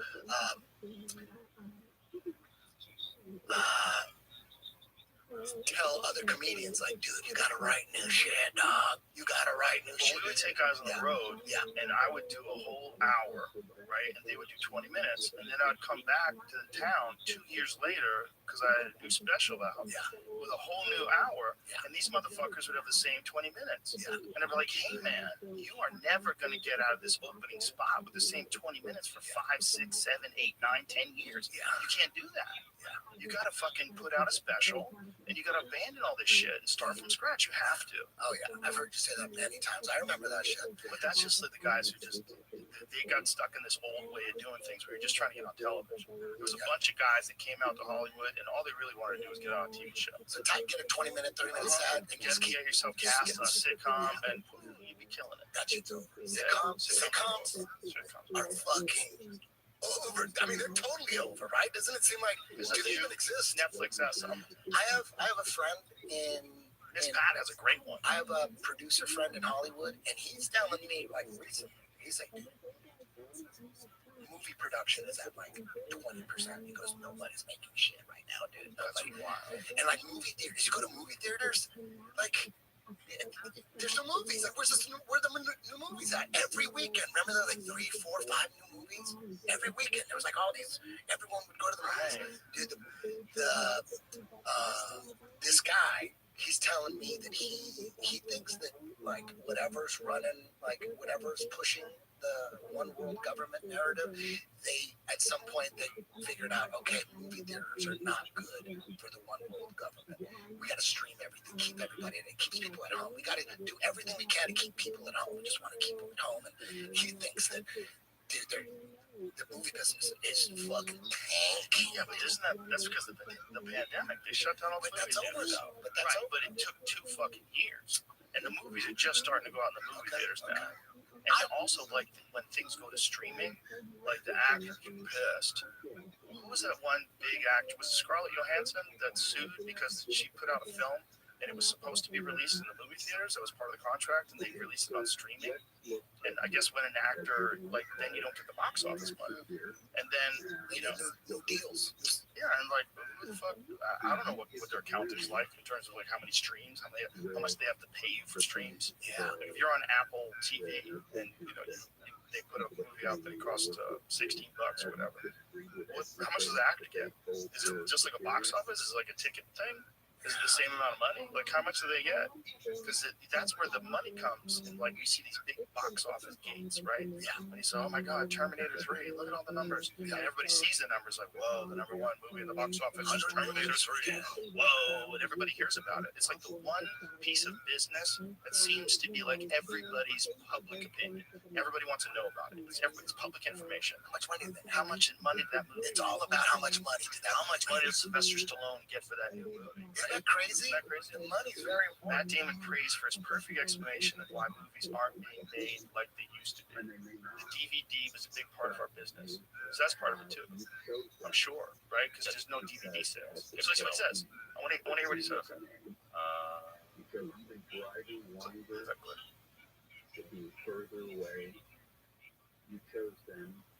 Sitting on the couch on a Friday night, going through the streaming services, cycling through the movies, and thinking to themselves, they're not making movies for me anymore. As somebody who's been intimately involved in movie making for 30 years, what are the macro Hollywood conditions behind that sentiment? Well, so what happened was the DVD was a huge part of our business, of our revenue stream, and technology has just made that obsolete. And so the movies that we used to make, you could afford to not make all of your money when it played in the theater because you knew you had the DVD coming behind the release, and 6 months later you get a whole nother chunk. It would be like reopening the movie almost. And when that went away, that changed the type of movies that we could make. I did this movie Behind the Candelabra, and I talked to the studio executive who explained it was a $25 million movie. I would have to put that much into print and advertising, right, to market it. We call P&A, so I'd have to put that in P&A. So now I'm in $50 million. I have to split everything I get with the exhibitor, right, the people who own the movie theaters. So I would have to make $100 million before I got into profit. And the idea of making $100 million on a story about like this love affair between these two people, yeah, I love everyone in the movie, but that's suddenly a massive gamble in a way that it wasn't in the 1990s when they were making all those kind of movies, the kind of movies that I loved, and the kind of movies that were my bread and butter. Mm-hmm. Interesting. Makes sense. Does make sense. Yeah. But DVDs were obsolete, 15 years ago or 10 years ago, kind of already. Was it 10 years? I'd say like 10 years. 10 years? Yeah. No one, who even has a DVD player? No, you find a DVD, somebody with a DVD player. Once the internet started, Redbox is still popular, but I mean, you play them through like a PlayStation or Xbox, I guess. But aren't they just streaming? No, Redbox, like you go to the grocery store, you pay $1 and you're Right. Still do that? Yeah, I've never done that ever. I've never done that. I don't think I've ever done that either. I hear someone told me that the way they make money at Redbox is like the ones that, or like when they send a DVD out to you to Red, and then they're relying on your laziness to turn it in time. So they're relying on those late fees. That's what they're really making. They're like, keep it, break it. I'm sure. Do whatever you want with it. Lose it. We're gonna charge your credit card. Remember that used to be Netflix? Netflix used to send you a DVD. Yeah. That was Netflix. They want you to lose it so they can charge your credit card. Isn't that wild that that's what they used to be, and now they're just streaming. Everything's streaming. Every fucking universe of shows. You could never leave your house. You'd always watch something. It's a weird time for like entertainment. You can always be entertained. Yeah, there's the time slot means nothing now. That's nothing. When shit comes out, you still kind of feel it a little bit with like the House of Dragons, Game of Thrones. It's still like Sunday, but everyone's gonna watch it at a different time. They're not going to watch it right when it gets released, but it's kind of close. At least they got everybody together on Sunday when it drops. I was watching that shit. Yeah. What do you think, House of Dragons? I saw the first episode. I didn't watch the second one. I haven't either. I put it off. I'm going to watch it soon. I'm gonna watch it, but that first one, Didn't like it? How dare you? It seems like You can break my heart. like a lower budget Game of You can Thrones. talk about lizard people. You can talk about buildings that existed here before the Indians. You better leave the fucking House of the Dragon alone. Okay. I loved it. I thought it was fucking great. I'm excited. They set it up good. I thought they set it up good. I did like that they, because generally in movies, like you have a scene where someone's giving birth and the mother or the baby is going to die, would have like a dramatic scene like that. Usually one lives. Spoiler alert. Oh, sorry. We can't talk about shit like that? You're spoiling it for the people that haven't watched it. Okay. That's a dramatic moment. Okay. But I like when they went. What a wild idea that there's one fucking weird group of people that can control dragons. What? Like, why? That shit Why can did really that happen. Oh my god, did you imagine? I mean, it was just a robot instead of a dragon. But if there's one group of people that can control dragons, of course they're going to be running everything. Yeah. What a ridiculous. There's no logic to that. Yeah. They don't have any other kind of magic. They just, you can't burn them and they control dragons. Right? They couldn't burn them either, right? They weren't. Didn't she like walk right out of the fire? I think the only way to kill them is with that ice. That Oh, no, special ice. isn't that dragons though? That's dragons and White Walkers. What are you talking about? The Targaryens. How do you kill them? Yeah, the Targaryens are just regular people. Yeah. But they control dragons. Yes. How come? I think they're gonna explain that if you just be I think patient. they're Just be gonna- patient. I think they're just gonna leave that out. They left it out of the whole first 10 seasons of the Game of Thrones. That's why they're doing the prequel. The fuck out of here. They're gonna, Come on, shit, man. they're already controlling the dragons. They're gonna tell you how they control the dragons. I think we need to. No, we don't have to. Just ignore it. They're gonna. I think we need to. Nah, they're gonna. They're arguing in the writing rooms. I fucking love Game of Thrones. Oh, hell yeah. So excited. Game of This new Thrones show is is awesome. back. Yeah. I thought the new show looked great. There's gonna be another one with Jon Snow, right? Is there? Yeah, like his prequel. The Jon Snow. There's another Is one. it him? As him? I don't know. Have you heard of that, Jamie? There's gonna be another one. That guy was the shit. It's gonna be about the White Walkers and something like that. That's what I heard. Unless that was a fucking. My favorite was the zombie dragon. They had a dragon White Walker. There it is. Game of Thrones Jon Snow sequel, all but confirmed. Oh, it's a sequel. All but confirmed is eagle-eyed fan spot clue. Oh, eagle-eyed fans. Game of Thrones fan spot major clue hinting that Jon Snow spin-off is underway, plus a few key details. Okay, so it's not a prequel. It's a Sequel. Okay, Continual right after the first one ends. Jon Snow goes off on his own. that should be pretty cool. Jon Snow's his own. I like the White Walkers. Oh yeah, I was cool with that. yeah. I love that The kind big of ones, the shit. giant motherfuckers. I love that they killed everyone too. People you love dead. You know, I just can't really get into this guy's character. You watch him get pushed by the mountain. Fuck. Yeah, that first episode. I didn't start watching Game of Thrones till like 10 seasons in. I refused. I just refused. And then you finally said, dude, trust me, watch it. And anytime you're passionate about something like a movie or a TV series, you're generally right. You say, dude, just fucking watch one episode. Well, I don't I'm like, recommend on the fence shit to you. Yeah, you just come with the good shit. So, and I know that. So I watched the first episode, and that's the one where, you know, like, what? Brother's fucking the sister, and then the dude fall, and then they push the little kid out the window. Yep. I'm like, dude, this is gangster. Gangster. Yeah. Chop the fucking king's You gotta come strong with that first episode. You gotta, you know, you could take a couple episodes off. Sometimes they take a couple episodes off, and they're like, dude, I didn't see nobody die in this one. I want to see someone fucking have their head chopped off or something. First Some kind of massive. episode of Game of Thrones, they came out guns blazing. Yeah. Guns blazing.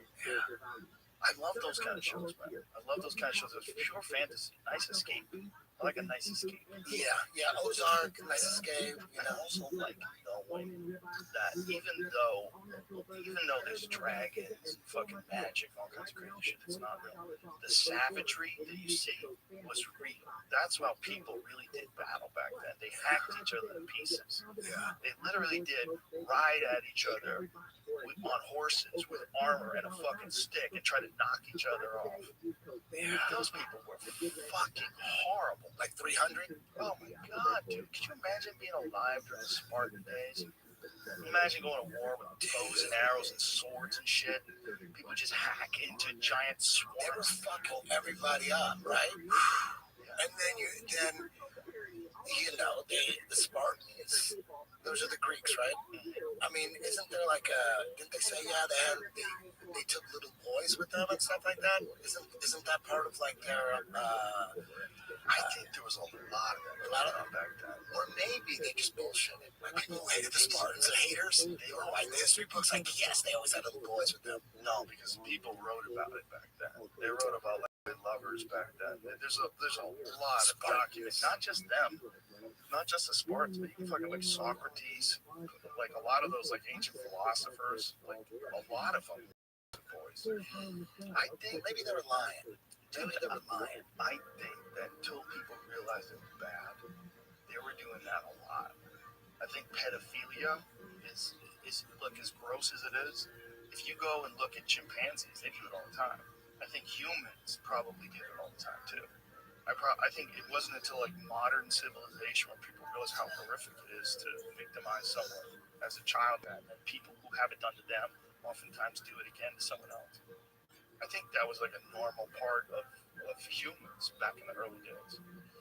As gross and scary as that sounds, but if you think about the Romans and the Greeks and like you keep hearing about like all these ancient cultures where they fuck boys. Yeah, you do. You know about that tribe in New Guinea? New Guinea, where they all take the boys away from their mothers when they're 7, and they think that the way they grow and mature to be strong is by consuming sperm of the warriors. So the warriors have anal and oral sex with them when they're like little kids. Read this about the Spartans. Isn't that almost what this says right here? Yeah, the state of Sparta made homosexuality relationships mandatory. In the military totalitarian city, state Sparta, every aspect of life was fully prescribed by the state. All Spartan males underwent full military training from the age of 7 years. At the age of 12 or 13, this included taking an Erastes. What is that word? That's what I felt like. Erastes from among the older men. The older lover was seen as much as a mentor and a role model for the Spartan boy as a lover, and the performance of the boy in battle was now the responsibility of his mentor. Thus, it was an educational as much as a sexual role.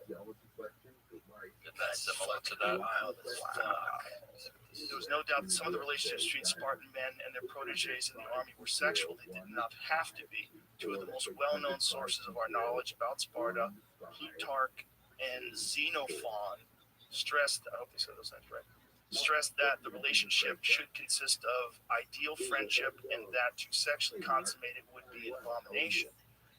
Nonetheless, any man who refused to take on a young boy as his protege would be punished, as it was seen as a duty to raise another Spartan boy to be as good a fighter as yourself. The homoerotic element cannot be entirely ignored. The Spartan king Agesilaus, how do you say that? Agesilaus, was mocked by his friends because he drew back from the offered kiss of a very beautiful boy, Megabates. They called him a coward for being afraid of a boy's caresses. That Agesilaus eventually said he would rather remain above such things and keep his liberty. Doesn't it seem like this is kind of like, I don't know. I think that's like CRT type shit. You know what I mean? They're just like trying to make it. They're trying to normalize it. I don't know. They're normalizing it. I think they're just saying it was normal back then. I don't think they're trying to normalize it for today. I don't think anybody's saying they should fuck boys. No, I mean, if you read that, it seems like, hey, the Spartans did it. You know what I mean? And they were like trying to have a real relationship. It wasn't all about sex. It was important to be their friends. It sounds like they're normalizing. Oh, here it is. Erastus is an adult man in ancient Greece who courted or was in a pederastic relationship with an adolescent boy. So it was so normal, they had a fucking term for it. Or they're trying to make it normal. Or maybe all that's bullshit. Like, come on, man. They lie about history. Why would they lie about that? That seems like a thing. Aren't they promoting that? Aren't they already doing that? They're trying to do. No, I know. They're trying to describe a culture that they don't understand. Yeah. They're trying to examine this bizarre warrior culture that also happened to have a lot of homosexual relationships. They're not like promoting it. No one's saying you should be a Spartan. No, but what I'm saying is, I don't know shit, dude. I don't know nothing. But to me, that seems like they're trying to say, hey, look, the Spartans did it, and they were like, they're friends with the boys too. They just didn't like have sex. So it sounds like they're normalizing it, using like Spartans were fucking savages, or they're telling the truth about how they viewed the relationship. They could be. It's a tricky thing, man. I mean, it's you're talking about people that lived a long fucking time ago. I think the rule of law is it's different all the time, right? Like things change. Things change like what people get accustomed to. It's normal. This fucking tribe in what was this? It was New Guinea, Papua New Guinea, that has sex with the boys. They've been doing this forever, and this is like a normal part of their culture. It's the creepiest shit ever. They take these boys away from their parents when they're 7 years old. The boys live with these men, and they think that the way to get them stronger and bigger is they get them drink cum and they got to take it up the ass, and that's what they do to them. And that's their whole. That's how isn't that how monkeypox started? You know what I mean? Like, what is it about a male asshole? What's in a male asshole that's not in a female asshole that gives you monkeypox? How come a girl's asshole don't give you monkeypox? I think a girl could get it, but she has to have sex with a guy who's got it. So the guy has to have sex with a guy who's got it. Like, it's coming mostly through unprotected gay sex for whatever reason. But that doesn't mean that a girl can't get it. Like, some people have got it, but it's like only 2%. It's like 98% guys having sex with guys. I don't understand it either. It doesn't make any sense. To me, I think my conspiracy mind tells me that that's how they get you to believe it. They present something has nothing to do with you. You're not gay. You don't have to worry about it. It's the gay people. And then you're like, damn, shit, thank God I'm not gay. They're getting all these blisters all over their dick. God damn. Don't worry, it's just the gays. It's just, you don't have to worry about it. You go on by your daily life. And then all of a sudden you hear, oh, dude, it's spreading into women's assholes too. Damn, now everyone's gonna get it. They're like, oh, because that's how AIDS was in the beginning. AIDS was just gay disease. That's what they said. Then all of a sudden, little by little, like, dude, you can get it from chicks now, dude. You're like, what about blowjobs? I guess. Like, oh shit. At first it was, so you believe it, you buy it. You know those have you ever seen that video of like a guy? He's like running on a sidewalk, and he goes around a curve and he's running, and then there's a raptor behind him. Yeah. And everyone just fucking loses their shit, right? Yeah. Why was that guy necessary? The guy running? Because at first they're running like that guy. Why are they trying to trick me? This guy's running. I have nothing to do with this. I have nothing to do with it. I'm just running by. So they believe whatever he's running. So when they see the raptor, boom, they believe it. They're right? ready to run. But if the guy ran around the block and went right into because there's a raptor after me, please help me. And then the raptor comes, dudes will be like, what is this shit? Right. But since the victim wasn't involved initially, that's how you prank people. You create a situation. You know who the victim is. You just have them hearing shit, but it has nothing to do with them. That's how you sell it first. And then after they sell it, because why would they be lying to him? Because he's not even involved in it. Then boom, they focus on him and he totally believes it. That's like, look at Punk, look at everything. You have to involve the victim or not involve the victim, have him just witness it. So that's what I think is probably gonna happen with monkeypox. It's gonna be if they don't pull the plug on it, they might just pull the plug on it. But if they continue to go with it, it's going to be a disease. It's not going to be just a gay disease. Everyone's going to be able to. I love that you find conspiracies in everything. You're always looking. Everything coming from mainstream media, it's sus.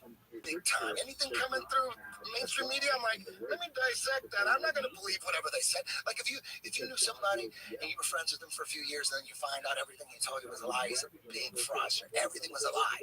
Anything he would tell you from that point on, a smart person would, a dumb person would go, yeah, just because he lied about his whole life doesn't mean he's lying about that. I'm going to give him the benefit of the doubt on that. No, a smart person would go, I don't believe shit you say until you show me irrefutable evidence. And otherwise, I don't know what you're saying. Here's my take on monkeypox. There's so much going on in the world. I see monkeypox and I go, okay, what is it? What happens? Oh, I don't have to worry about that. That's it. And then I'm done. Like, literally, I'm done. I don't have any more thoughts on monkeypox. Zero. Exactly. I'm like, no one's dying. No one's dying. They have a vaccine for it. And you're not gay. And we're good. And we're good. I don't have to think about it. So I don't think about monkeypox even a little bit. It's out of my mind. Yeah. So I see it on the news. It's like when I scroll through Instagram, some shit that I'm not interested in. I just keep scrolling. I'm not paying attention to it. Yeah. But I've gotten better at that. Yeah. Like when I was younger, I would start with, what is going on with this? Then I start digging deep into it. But now I'm like, there's too much shit to pay attention. Yeah. Monkeypox doesn't seem to be a big deal. Yeah. I have zero theories on monkeypox. But there was this crazy series of photos that this gay porn star put up. He put up like that he was like having this great gangbang, and then the next post he has got monkeypox. He's got monkeypox all over his face. He's like eating some guy's ass. He's just got monkeypox everywhere. It's like, should have stuck to the tape. You would have got credit for it. I mean, I don't know what specifically. Like, who's patient zero? Who's patient zero in the monkeypox epidemic? Who's the first guy who got it? Exactly. And didn't tell Where are anybody? you getting all this information from? Yeah, we get MSM? Yeah. You know, they try All to you do is rename lie. it. They try to rename it. What? The monkeypox has a bad stigma in the gay community. That's So we're going to rename it. We're going to call it N965. Well, you know what AIDS was called before AIDS? HTLV1. No, it's called GRID, gay-related immune deficiency. That's what they called it. And then the gay community was like, change the name. So then they changed it to AIDS, acquired immune deficiency syndrome. But there was a label. They had a label of it too. It was like, I forget the initial. There was like a, they COVID-19. They used that. There was like a label for what they called HIV back then, or what they called AIDS. Dude, AIDS is scary, dude. I thought I had AIDS a couple times. Fuck. I was like, oh shit. I got a couple tests. There was girls that wouldn't have sex with you unless you had an AIDS test. Do you remember those days? Everybody was scared. Yeah, everybody. You thought you could get AIDS from someone just from sex? You'd be scared too. Dude, they thought people were dying from butt fucking each other. Everybody thought people were dying from sex. That's crazy, right? Damn, they got people good. The thing is, some diseases can kill you that come from sex, like syphilis is a scary one. You ever see those old photos of people dying of syphilis? Their fucking scalp would cave in. They have big holes in their faces and shit. Holes like you can see their teeth through their fucking cheeks. You ever see that shit?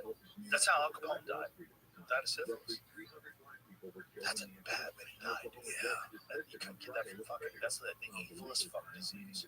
It's just like rock.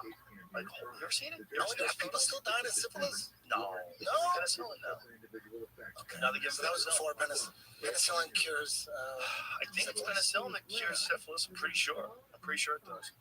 Is that correct? You never hear of anybody die of syphilis ever. Somebody invented penicillin. Yeah. They figured out how to use it on syphilis. I'm pretty sure that's why. Single injection of long-acting benzathine penicillin G can cure the early stages of syphilis. This includes primary, secondary, and latent syphilis. CDC recommends 3 doses of long-acting benzathine penicillin G at weekly interviews for latent syphilis or latent syphilis of unknown duration. So yeah, penicillin. Yeah, that's a horrible one though, man. Yeah. Did you know that's where the term bigwig came from? Did you know that? I'm sorry to bring this up again, folks. I've heard it talked about before. There was these brothers, or these royal people, in, I believe it was France, and they had syphilis, and they were losing their fucking hair. It's like syphilis makes your hair fall on clumps, you have like big raw patches of fucking meat on your head. So these guys started wearing wigs, and so the more wig you had, so you became a big wig. So these really wealthy guys had these extravagant, crazy wigs, and that's how they would floss. And everybody had fucking syphilis, because all those people back then were having orgies. If you had syphilis, I had syphilis. He has syphilis. Everybody's fucking everybody. Dude, how cool would it be if it was okay for men to wear wigs? That would be fucking so cool. Look what they look Like if you got like girls who are attracted to dudes with wigs, you know what I mean? Like you can have you got shitty wigs, you got shitty chicks. You know what I mean? Like the better your wig was. Could you imagine? Remember that John Saxon wig? Remember from Enter the Dragon, John Saxon? Yeah. I was talking about that on my podcast. Well, there was some, preposterous wigs throughout history, but nothing like back then because everybody knew it was a wig. Like people have had hair pieces, but hair pieces are kind of a lie. Like you pretend it's your piece, you pretend it's your hair, but it's like this cleverly glued on wig. Yeah. But that's not a lie. Like everybody knew it was a wig, and everybody knew that everybody else bought one too. You know who's pulling it off, the wigs, is Maynard. He wears wigs and it's cool because it's like part of his pussifer kind of persona. There's a lot of like sketch comedy. So like he pulled it off. He could wear a wig and he was cool with wigs. Yeah, he could pull it off. And that'd be a good move for him to go places too. Yeah. Just wear a wig. Yeah. God, bring wigs. That'd be so fucking Find cool. some images Oh of my God. what was the time period that we're talking about. I would get an Edgar. Wearing wigs. You know those Edgar cuts? Look at that. That's what they would wear. Look how wild that is. Hell yeah. They were like rock stars. They look like Winger. Yeah, exactly. And that's why look at he had a hole in his face from syphilis. These people had holes in their faces. I mean, the images of people dying from syphilis. Go to images of people dying from syphilis. Bring back wigs. Syphilis wig. The images of these fucking people that have like giant holes in their heads. Like look at that guy up there with the mustache.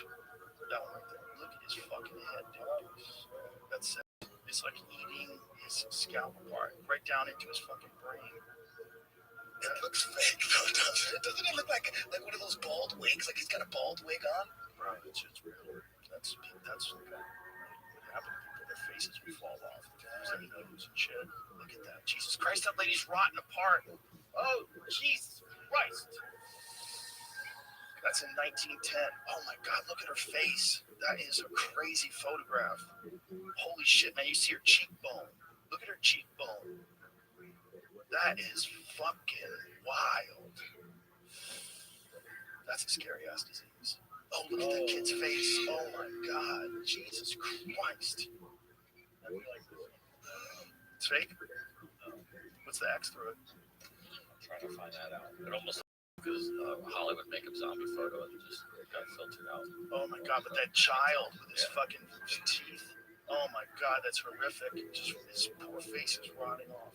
What if it was like some kind of medical experiment where they shot people up and then they just blamed it on pussy? I can't believe you're going to dude, I don't trust shit, dude. I look at anything, any old history, and I'm like, is that fake? Is that real? I don't know. It's a real disease. Well, maybe it's a real disease, but maybe the government caused it, and they're blaming it on pussy. Okay, well, where do they think syphilis came from? I'm just talking shit. I don't know nothing. I don't know nothing. Well, what are the first? Let's find out what's the first ever case of syphilis. If you had to guess, like diagnosis of syphilis. 1892. Well, they had it way earlier than that because those people with the big wigs. That was. Oh shit, that's right. That looked like 1687.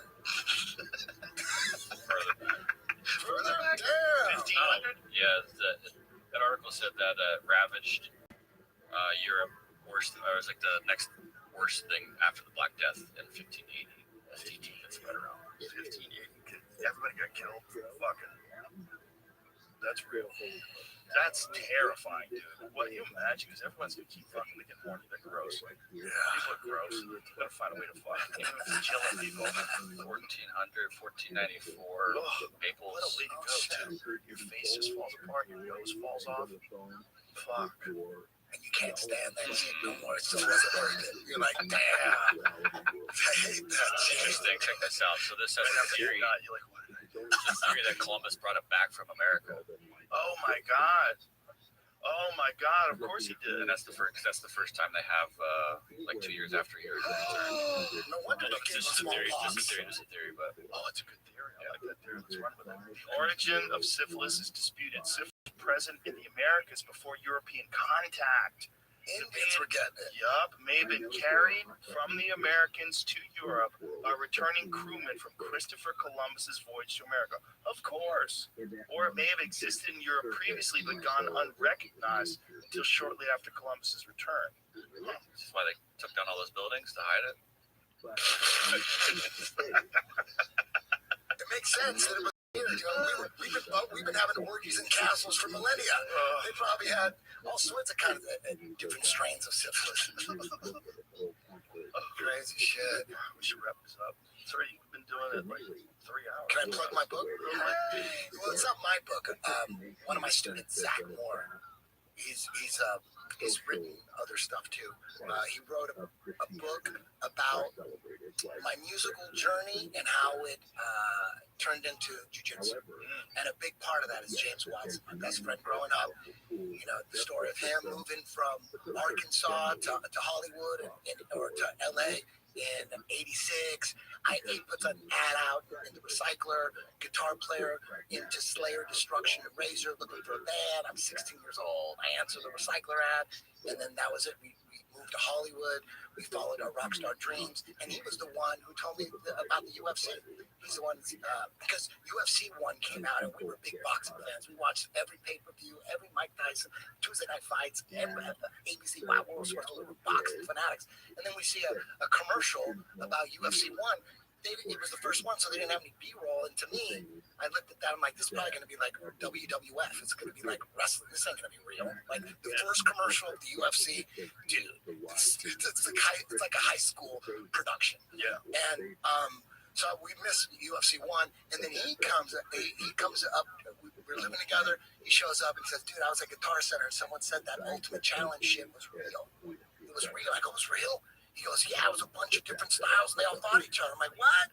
And I was doing karate at the time. I go, "Was there a karate guy?" He said, "Yeah, but they all lost to this one, this Iranian guy, I think it was." And he was just choking her. He was just grabbing everybody by the trachea. I go, "What?" The karate guy too goes, "Yeah, James was telling me this." Because he just mixed up the story. He goes, "Yeah, he choked everybody out." So I guess he was just, I go, "Karate, go fuck." So then when UFC 2 was going to come out, I'm like, tape that shit. So his girlfriend had cable. This was 1994, and she taped it.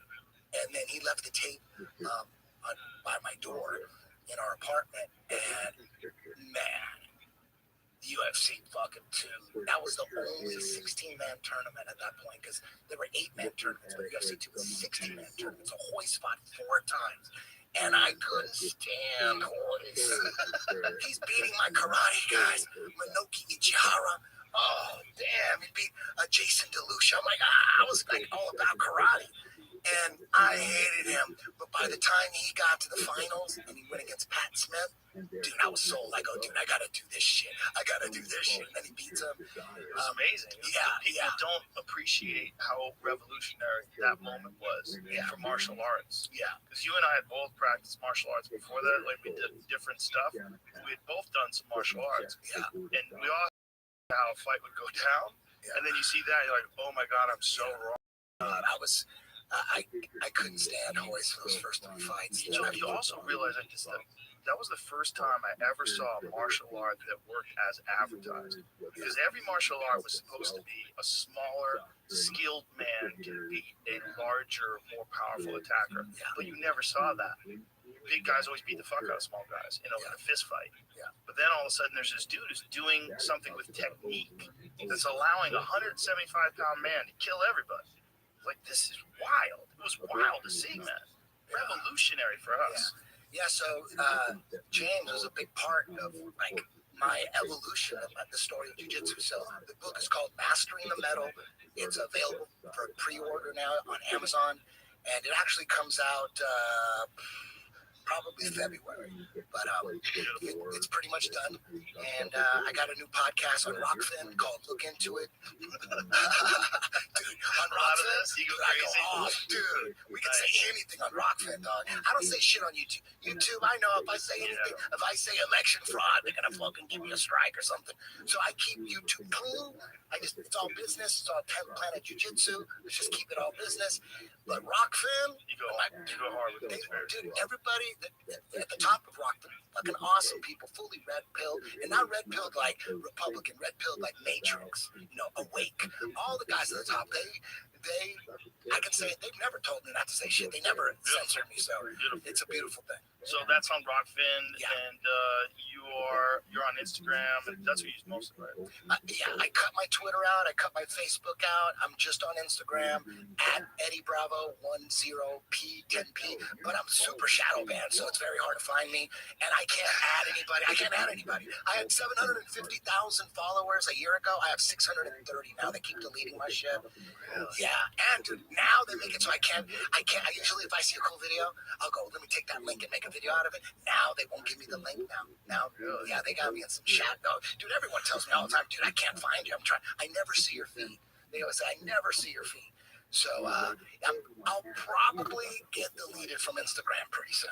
They'll probably just cut me loose. Wow. Because I'm on my stories, I'm always posting truth. You're the man, Eddie. We're gonna have some fun tonight too. We're going to Vulcan tonight. Oh shit! I'm gonna talk about cow farts. All right, Bye, brother. I love you. See you. Bye, everybody.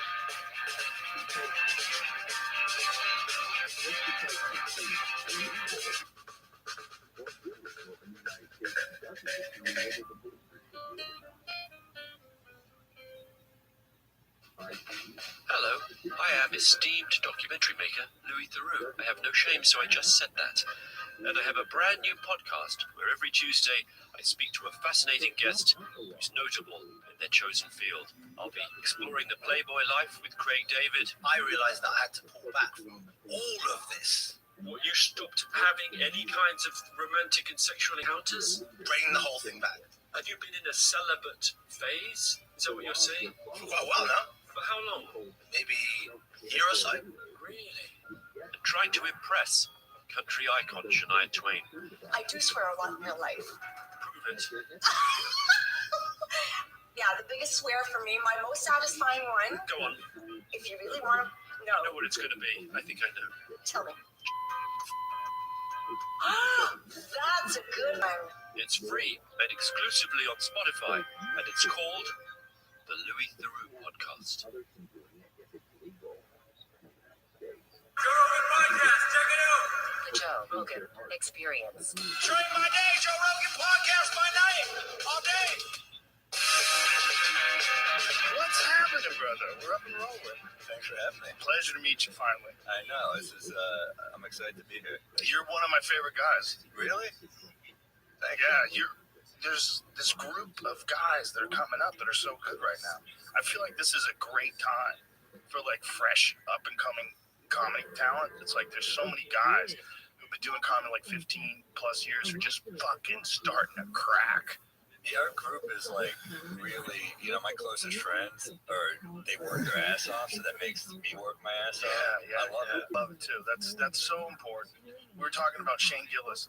Shane Gillis has this fucking bit last night about George Washington that's so good. It's so good. Like I was watching, I was going, God damn, this is great.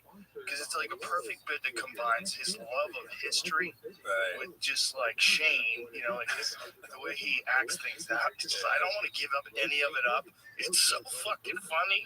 There's nothing worse than trying to paraphrase another comic's bit that they're working on, and they're like, why did you do that? You made my bit unfunny. I would ruin it, and I'd give it away. And on top of that, it's like, it's very physical. Like you have to see it. If you see it, He's a rare combination of a great joke writer, but also a great performer. Yeah. I mean, when he did Trump speed dating in that sketch, that was like, I don't like Trump impressions. I think they're kind of an easy impression. Yeah. And I was like, that's a great Trump impression. It's amazing, but with great lines. That's what I mean. Impressions, I don't like when people write off impressions, because impressions crack me up if they have good writing. Right.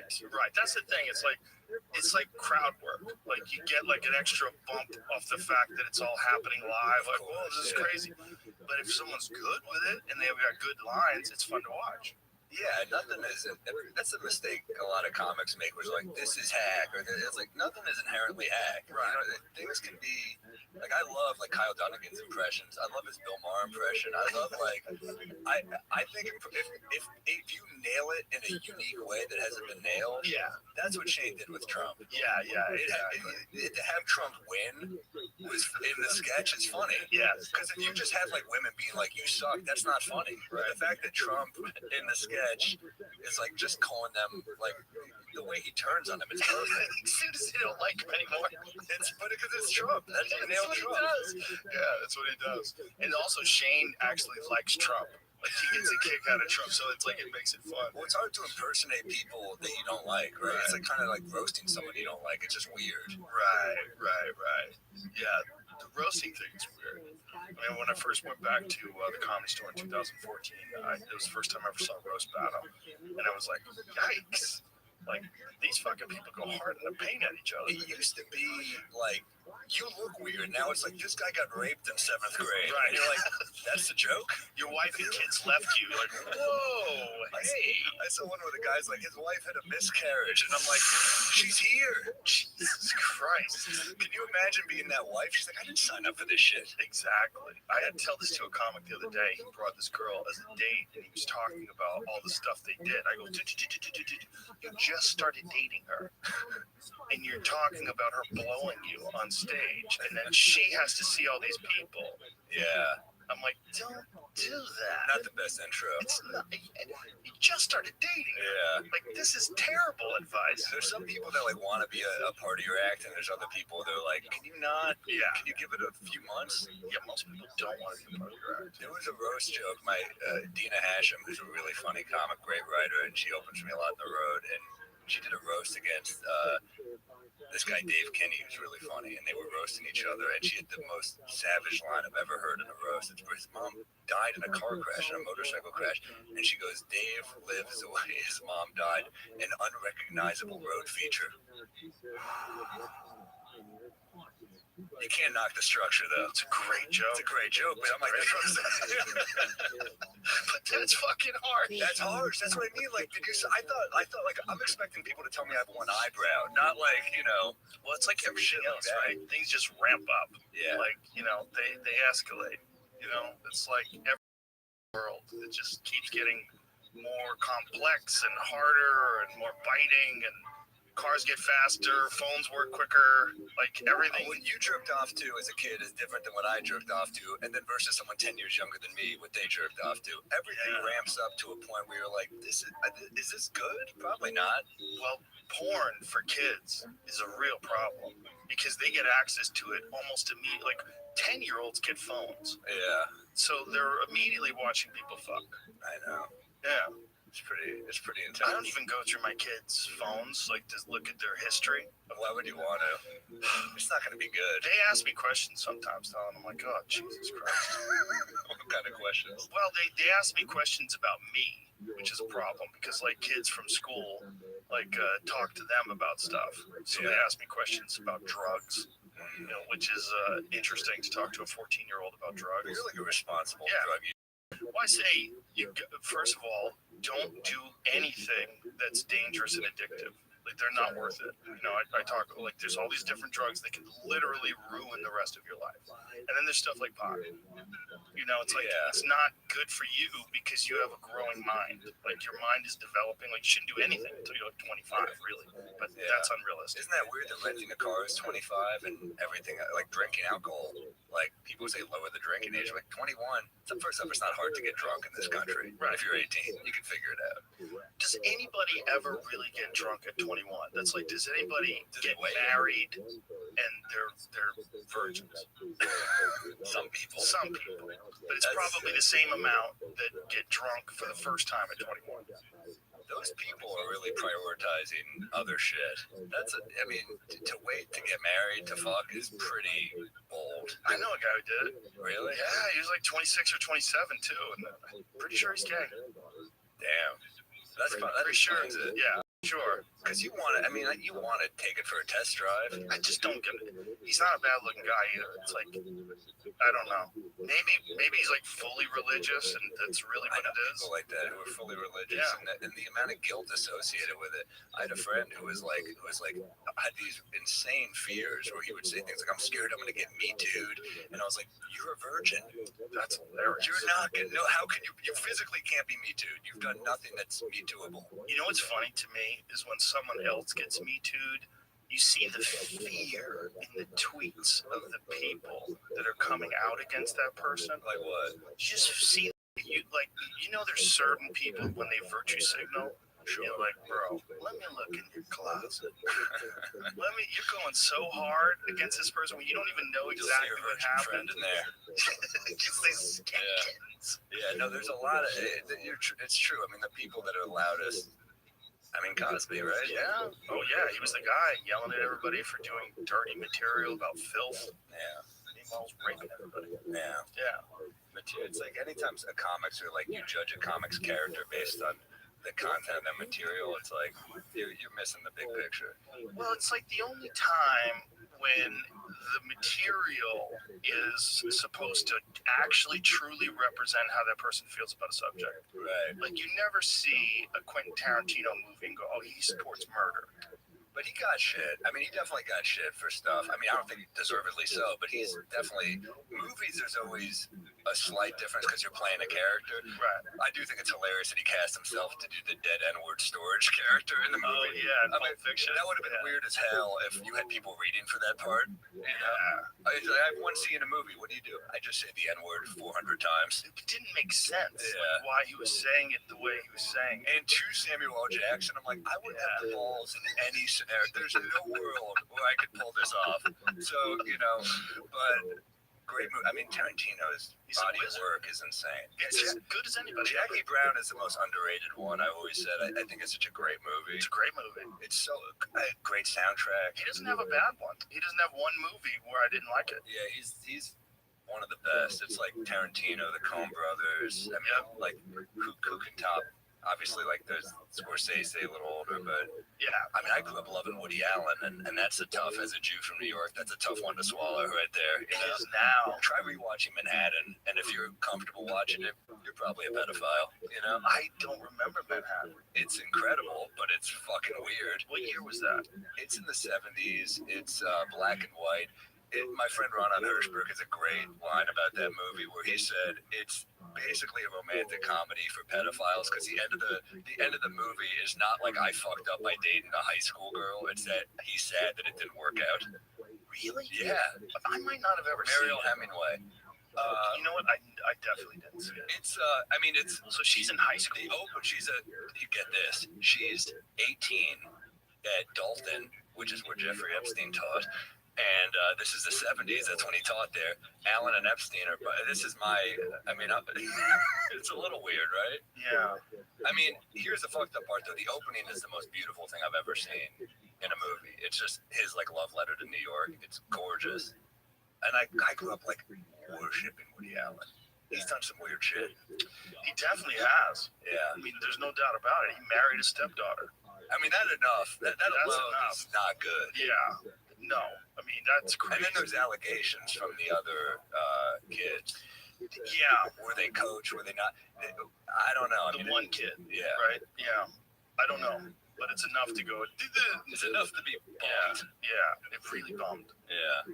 Yeah. You ever listen to his stand-up? His old It's stand-up? brilliant. It's brilliant. He was a great, that's what's, where you're like, oh, you were a great short story writer, you're a great stand-up, you're a great filmmaker, and then you do some weird jazz thing on the side that no one, Yeah. I have friends who are like, do you want to watch him? Like, do I want to watch the thing he's fifth best at? No. Do you want to watch me play checkers? No, fuck that shit. I don't want to watch Woody Allen at the Carlisle. I could give a fuck. I guess if I was like really a hardcore Woody Allen fan, I'd go watch it just to Really? see him do something that he loves. You know, maybe The Carlisle where you pay $26 for a Manhattan. I would go see like Hunter S. Thompson play drums. You know, even if he sucked. Just I was such a Hunter fan. You I know, loved Woody Allen. Like that is like he loved New York in a way where we felt cool as Yeah. New Yorkers to be like, fuck Woody Allen. It's Woody Allen. I used to see him on the street all the time, and he was just anytime he'd be like Woody, he'd just like run. It was amazing. He'd just run away from you. But I knew what year was this? Post all the. I was working at a accusations. summer camp in the summer or something. I was like a counselor, and I saw him, and I was like, Woody, and he just ran. We're just him run away from kids. But Woody Allen.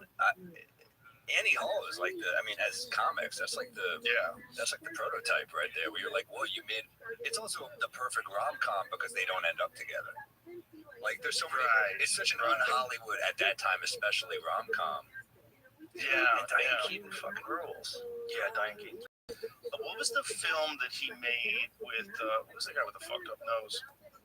Jeez, Owen Wilson. Yeah. He's What too a sad old. way that's how you're identified. He's a handsome guy. He's a handsome But guy. he's got a fucked up nose. It is fucked up. It kind of works with him because he's so handsome. Like having that fucked up nose kind of balances it out where you like him more. That's a great movie, Midnight in Paris. It is very good, but it's him. He's playing Woody Allen.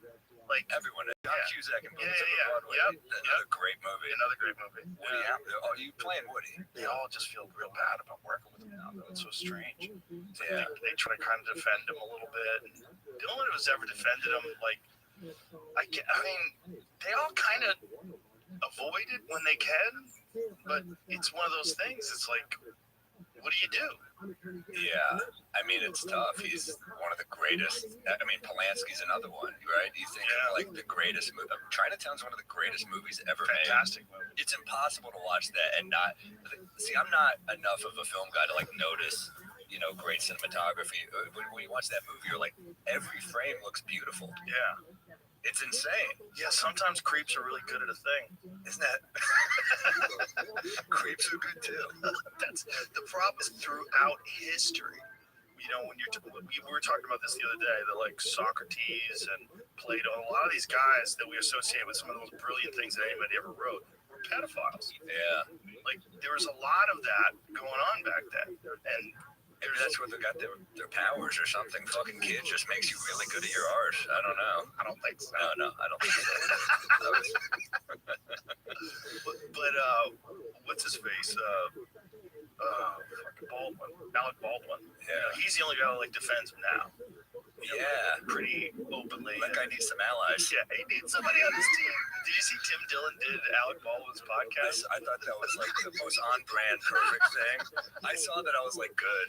Thank God. Hey, man, it's another. I love Alec Baldwin. Like, I can't act like great actor. 30 Rock is one of the best comic performances of all time. I mean, it's up there. He's brilliant. Glenn Ross, the fucking the coffees for closers. Oh, dude. He's a fucking killer. He's a straight up killer. And he's also literally given that monologue to probably all his heroes. It's like Jack Lemmon, Kevin Spacey, some of the old dudes he looked up to. Yep. Alan Arkin. Yep.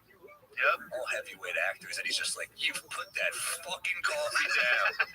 How cool is that to do that to you? It's like doing it like to you. You did that like to like George Carlin or something. Right. Yeah. It's so cool. Yeah. Jack fucking Lemmon. Yeah. That guy kicked ass. Yeah. The Apartment, one of the greatest movies of all time. Jack Lemmon's awesome. On that point, Billy Wilder, maybe the best American director of all time. When you look at like the variety of work he did, like you do a movie like The Apartment, then he also did like Double Indemnity and Sunset Boulevard and Some Like It Hot. Like, who's making those like different types of movies? I don't think I've seen any of those. Oh, dude, Double Indemnity is like the best film noir ever, maybe. Oh, it's brilliant. Edward G. Robinson and Fred McMurray. Oh, you're a big film buff. I like movies. Yeah, I'm on the road a lot. I mean, I like to watch it.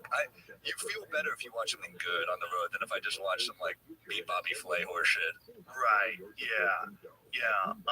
A lot of people feel like to be entertained is actually good for the creative process. Yeah, it inspires you. You feel like you want to make. Like I'm not going to make a movie that's not my. But like I watch it, like I want to make something. I want to make stuff. So. Do you do any movie making stuff? Do you write or anything? No, I write. Yeah, I wrote. I've written a lot of stuff. Screenplays? Like show ideas and stuff. I'll make it when I have time. I'm all in on stand up now. I don't have to. I kind of give everything to stand up because I feel like that's what it requires right now. So yeah, I love stand up so much. Well, it shows. It shows with how much you put out. You put out so much, and you're one of those guys that if someone follows you on Instagram, you're constantly uploading content, which I think is so smart. I just have people film the shows because I figure like some cool moment will happen. I don't want to burn material until a special comes out, so I like to just post like a topical bit or a crowd work moment because the special is like that's the material. That's when I give the material. But the special that you have out now that's coming out, is it out or is it coming out? It's out September 1st. And what's it on? Netflix. Same time tomorrow. Nice. On Netflix. It's yeah, man, it's tough to even. People are like, "This is cool. It's on Netflix." I'm like, I gotta write a new fucking hour, dude. I know. You don't even feel good. I don't feel. I'm so terrified. And then I talk to comics who are like, oh, you can't tour till you have a new act. I'm like, well, that's not what I do. I need a workshop on the road, so I do the road every week to just. I need an hour. I can't write for 15 minutes At a chunk? No, I can't. Well, Louis was telling me the process that he did for his last special. And he said he had to put together a whole new hour in 2 months. Jesus Christ. I know. And he goes, I've never done that before. He goes, it was really hard. But what I did is it kind of had 20 minutes. And so I went up with that 20 minutes and I got it to where it works. And they said, okay, now I can't do that 20 minutes anymore. And then I started with a whole new 20 minutes. And I did that till it worked. And then I put that aside. I didn't touch that. And then I had another 20 minutes and I worked on that. So he, in 2 months, put together a full hour of comedy. He's ruining comedy for us because he did this with the year and a half model. I'm like, oh fuck, Louis doing an hour and a half. Now we all have to work at that clip, and now Louis gonna do the 2 month turnaround for a special. I don't, not really, but for me, I need more time. I was doing the 2 year model, and I did 2 years in 2014, 16, and 18, and I was scheduled to do one in 2020, but then the pandemic hit. And so I didn't do stand-up for a bunch of months, and then I started doing it again, but I was mostly kind of doing my old stuff. And then I started doing regular shows around here and writing, putting it together. So when I filmed a couple of weeks ago, and it was like 4 years. Damn. So it was like so tight. Everything was so tight. And I was like, man, maybe I need a better model. Like, I was listening to Chris Rock talk about this, rather, and he was saying that he thinks a special should be special, and that, he doesn't think it should come out every year or every 2 years. He thinks he should wait more time. Well, he does do that. I mean, that's funny. I remember Rock is so wise that whenever he says something, even if it doesn't make total sense, I'm like, let me listen. I gotta listen a little. He's Chris Rock. I remember hearing, he said The Cellar once, he was like, a new special should have a new feature. It should be like an iPhone. I'm like, hell yeah. And then I thought about it, I don't know if I think that you need to do that for every special, What kind of feature? I don't know. Like maybe you do a new, if you have a new thing, like there's this comic Danny Jala's in LA, and he's a really funny guy, and he is doing a special where it's like choose your own adventure style. So you click a button where it's like, I love this, and then he's like, well, do I hate it? You decide, and you click which one you want him. He has a bit for both angles. Oh, nice. So that's a new feature, right? That's great. I did a special during the pandemic in New York. No clubs were open, so I was like, I'll do a special on rooftops. Yeah. And it was like in my head, I'm like, well, this is a new feature, but also I'm like, but the fucking bombs on rooftops, you have never felt anything like it. There's something about bombing in open air by the Hudson where you're like, this is like a cry for help. This is mental illness that I'm here. I was like, if you have beer and White Claw and a mic and amp and friends, I will come on your roof. I was doing it like every fucking night for months because I was like, this is the only place to do it. And it was an amazing thing I never ever want to do again. But it's a great moment in history. Like when people look back and they see that special, they go, oh, that's a pandemic. It was crazy. It was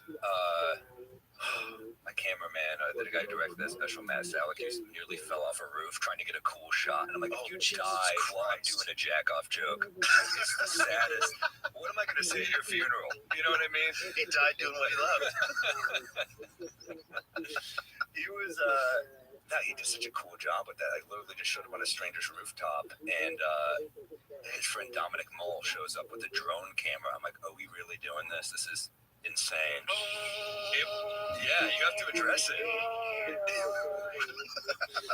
It was that weird moment 5 minutes in where I had to be like, yeah, we're doing this, guys. And they were like, all right, it was crazy. Yeah, but it's historically, it's going to be really cool. It'll be cool. Look at your body of work. I think the pandemic, it was great for comedy. I really do. I think because it made people realize, first of all, how special this thing is that we get to do, and how it can just go away. It was horrible. Yeah, I mean, you're right. I remember I put out a special right before it hit, and it was like, I did. Oh yeah, look at that shot. I bombed that roof so fucking hard. I remember that one. That one. I mean, that didn't make my. But look at that. There's not even seats. You had these people sit on towels. Colin Quinn gave me so much shit about the opening of this special. He was just like, oh, all I need is a mic and an amp. Go fuck yourself. He was just annoyed. How many people were up there? I don't know. There'd be like 40 or 50 people a roof usually. There were 40 or 50 people a roof. I know. Climbing with a White Claw. That's hilarious. Well, that was the thing. I was like, I'll show up and then we'll get drunk afterwards. We'll make a night out of it. That's Matt holding the camera with a mask on outside. That's fucking. We didn't know. We didn't know anything at the time. And what month was this? Jeez, it was 2020. But yeah, I mean, this was a weird as hell. That was in the East Village. We were all over Bushwick, Williamsburg, East Village, Lower East Side, West Village, Hell's Kitchen. Like we went everywhere. I mean, it was great. And there's a few rebels in the audience with no masks. We're gonna look back at those people. Well, I'm like, am I gonna get shit for that? I didn't know, like, Mask or no mask. you didn't know, Right, at the time, outdoor, I didn't know if I was gonna get shit for that. So I was like, don't show the crowd too much, because I was like, I don't know if people are gonna get mad at me for this. It was a different. Isn't that crazy? Shit keeps changing, right? Well, it was so different out here than it was anywhere else. When I first came here, I was like, New York's a this is city so of hypochondriacs. Yeah. You know what I mean? We're a nervous city. It's built into the whole idea of a city. Like you're on top of each other. Oh, New York. There's no city where you're more on top of each other. I mean, like, you think about that, like, you have to be kind to your neighbor when you're this close at all times. And there's also, like, New York has this kind of, like, complainy, nervous energy to Just it. say Jew. I'm not going to say Jew. It's got, but you know what I'm saying? New York people complain, even it's not non-Jewish people. Like, what the fuck No, is this fucking place? You're right, it's cultural. It's venting. It's not even, we don't call it complaining, we call it venting. Yeah, because there's constant stress and tension for sure when you're around that many people. Like venting is it's almost like a communal thing. It's therapeutic. Brings people together. It's 20 minutes of like, can you believe this shit? Followed by, life is good. Yeah, that's how you vent. That's venting, and it feels good. Yeah, it feels good to get that out. It keeps you sane. It does. I mean, you think of so many nights. I remember like, so many nights being a young comic, Mark Norman, he'd like walk me to the subway. He lived down there, I lived uptown, and he'd walk me the train, and we would just shit talk about the business and everything for like 45 minutes, an hour, sometimes 2 hours, and then we'd be like, all right, good talk. And that was like the therapy. You get it out, you go home, and you're like, now I can be a person. Right. That's New York. I can't defend the city. I love it. I'll never not live there, but it's indefensible in many ways. Did you grow up there? I grew up in New York City. Were you born there? I was born there. Oh, I can't drive. Really at all? I have a license, but I kind of charmed my way through the process. I failed 2, and then the third one, I was like, please don't fail me. And she laughed, and I was like, I'm in, I can't drive. So I remember I did a road gig with Joe List in like 2011. We were co-headlining, and it was a terrible gig. It was one of those gigs where it was like we had to drive from one casino to the next. It was a casino run. And I was like, we'll split the driving. I was very confident at the time. And Joe's like, cool. And first off, we flew into the wrong state on the wrong day. It was all my fault. I was a total just mess. I was an idiot. So we fly into like Michigan. They were like, no, the first gig's in Wisconsin. Kill you. We're here a day late. We got docked in pay. And then Joe realizes I can't drive on top of that, because I started driving. He was like, what the fuck are you doing? and I was like, I'm driving. He's like, this isn't driving. You're going to get us killed. And then I said, well, I'm just not that good at turns. He was like, you're not good at turning is part of driving, you idiot.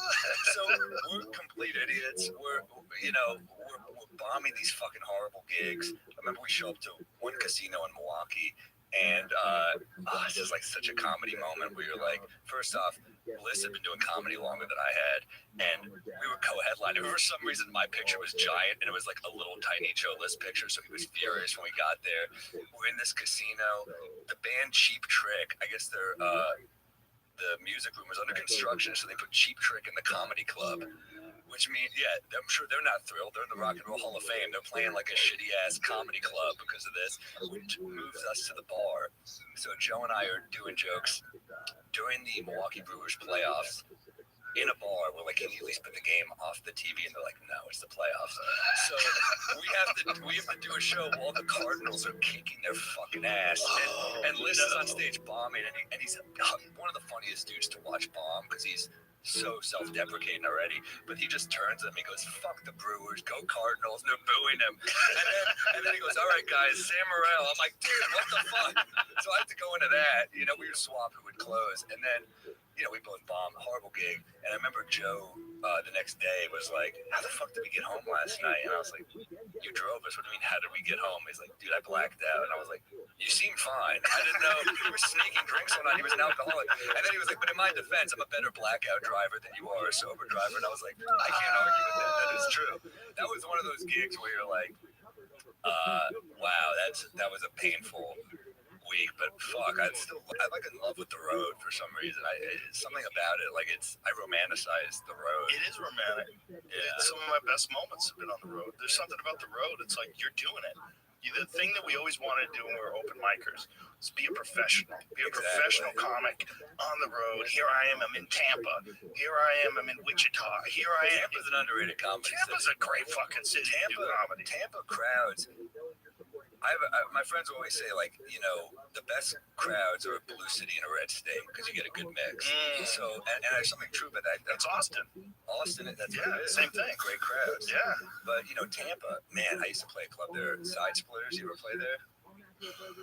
I don't think I did. It's a great club. It's still a great club. But it's now owned by a different guy. When I started working there, it was run by this guy, Bobby Jewell, who was like a real character. I don't know if you ever heard of him. Toupee, pinky ring, dresses like Charlie Sheen. Bobby Jewell. Perfect. Dresses like Charlie Sheen on 2.5 Men. You know, those like kind of polo shirts with the buttons. Yeah. Pissed drunk, he'd pick you up shit-faced in his convertible singing Jersey Boys, wasted, shit-talking you the whole time you're there, you fucking pussy. I used to drink with me. I was 23. Like, I was 23, I would feature there, and we would just pound shots all night. And then I'd come back and, like, you know, a couple years later headlining, and he'd be like, you fucking pussy. He would be mad you wouldn't get blackout drunk with him. He would insult his own patrons. They'd be in there laughing at how drunk he was, and he'd be like, why don't you shut the fuck up? And we'd be like, these are your customers. And he'd be like, oh, you see, remember my friend Dina Asham and I were doing a gig there. She's featured me there, and he goes, why don't I cook you guys dinner at my place? And we're like, oh, that's very nice of you. So we show up, and he's cooking us steak, he's pouring us wine, he makes us like a lovely dinner. Couldn't be nicer. Then he shows up at the club at like 11 p.m. just slurring his words, shit face, gets in my face, and he goes, I fucking cooked for you, you piece of shit. And I was like, you offered it. You invited me over. What do you want me to do? He was like mad that I accepted. I had a guy once there. I played that club so many times. It's one of my favorite clubs. And I had this guy, Raul Sanchez, opening, and he's like a hilarious comic, served in Iraq, you know, like had a crazy life story, came from Mexico, saw action, like serious shit, and he had great bits about it, which you're like, how often do you hear someone do great bits about something this heavy? And Bobby's just in his face, like just pounding. Apparently it cost the club like $40,000 a year in whiskey sales and stuff, so they had to switch him on to like a lower label, and he's just talking shit to Raul, and he's like, you fucking, what tribe are you in, Raul? And I'm like, dude, he's fucking Mexican. You're not even being the right type of racist, you idiot. And Raul has the greatest comeback. He goes, airborne infantry, what tribe were you in? And Bobby just goes, well played. He took his L's, which I appreciated, but the club was great. I mean, it's still great. It's a classic old school club. Like I heard when Larry Miller walked in there, he just like walked in and was like, do you smell it? Like it's like one of those. Yeah. This is a classic club. Right. Like when Paul Newman and like for some reason like once a week, it's like the coolest movie. Oh, he's been so many cool. Yeah, those old school club owners. Did you ever do Kansas City? I've done the newer room. I never did Sanford and Sons. Sanford's like Craig used to run. I don't know if he's still alive anymore. But Craig also like promoted boxing or something like that. He was involved in boxing DVDs. A side hustle. He was always like giving me DVDs of these boxing matches that he was a part of, but he had like the worst toupee, and he sounded like Beetlejuice. So everywhere we take it, here we go, we're gonna go to this place. And you know, he was always trying to bang his waitresses and shit. So like, there he is, come here, sit on my lap. He's like one of those guys. But it's like those old school guys that like completely inappropriate. But they're running a club the way you thought clubs were run if you saw them in a movie. Oh yeah. When you were a kid, it's exciting. Yes. You feel like you're in a movie. You're really there. I mean, that's why I told Dina, I was like, just appreciate this because this is like the last one of these dudes left, and she was like, I love it. She was into it. She thought it was hilarious. I mean, he really was funny as hell. I remember he was like smoking a cigarette once. He would just talk shit all day. He'd be like, you know what I want, Sam?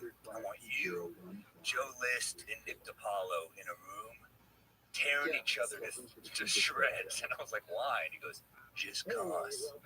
That was his energy. He just wanted blood. Well, he probably loved comedy. He did love comedy. I gotta be honest, I enjoyed the hell out of him. Yeah, it was fun as hell. Those guys they're classics. There's not that many of them, and it's hard to make a guy like that. Those gigs starting out are like the best. It's funny, you don't realize you're having the best time of your life. Yeah. Because it's so hard to write an hour when those rooms are papered. And those people, when it's like, those are free tickets, the whole crowd is like, what do you got? They're expecting you to suck, so you're like, well, how do I slip new shit in if I got to bring the heat the whole time? Yeah. I look that way. I don't know how we did it, all of us, but Pressure. Yeah, you got to rise. But I remember doing a club, fucking awful club, in Virginia Beach, awful room, and I'm bombing my dick off, like one of those like where you're sweating. Whoever showed up at the club and the bar and the woman behind the bar was like, hey, someone's got to replace the urinal cakes in the bathroom. Like, she said it to me, and I was like, oh, okay. Like, I didn't realize she was asking me to do that, and I was like, oh yeah, someone should do that. She's like, well, you, and I was like, I'm the headline. Weekend. And she was like, out. She's like, so no? And I was like, no, I don't want to do that. She goes, well, I'm a woman. I can't to take them out. Yeah, put the new ones in. I was like, that's a bad look for your club, by the way. If I'm like lurking behind the fucking customers holding urinal cakes, you know, that's like, you don't look good. What is a urinal cake purpose? What's the purpose? To soak urine up? I don't know. Does it like help the smell? Probably. Because they have a smell to them, right? Probably. So do they run bad? Like, why would you replace it? Do they run have bad? a shelf That's like life? a great one-liner. Are they gonna go bad? Yeah. I don't know. I mean, it was crazy. I remember bombing so fucking hard and had a giant poster. Like, you know the sweats? Like, you get those sweats where you're like, I'm like in the movies sweating, bombing, and they're drinking Long Island iced teas. I can't connect to Long Island iced tea drinkers because you're not drinking for the pleasure of it. You're drinking to like escape life. Like, that's a bad drunk. That's like 5 different liquors in one, you know? So I'm bombing my dick off. I get upstairs, see a giant poster of this magician. Is it like the classic magician headshot where he's like holding 2 doves?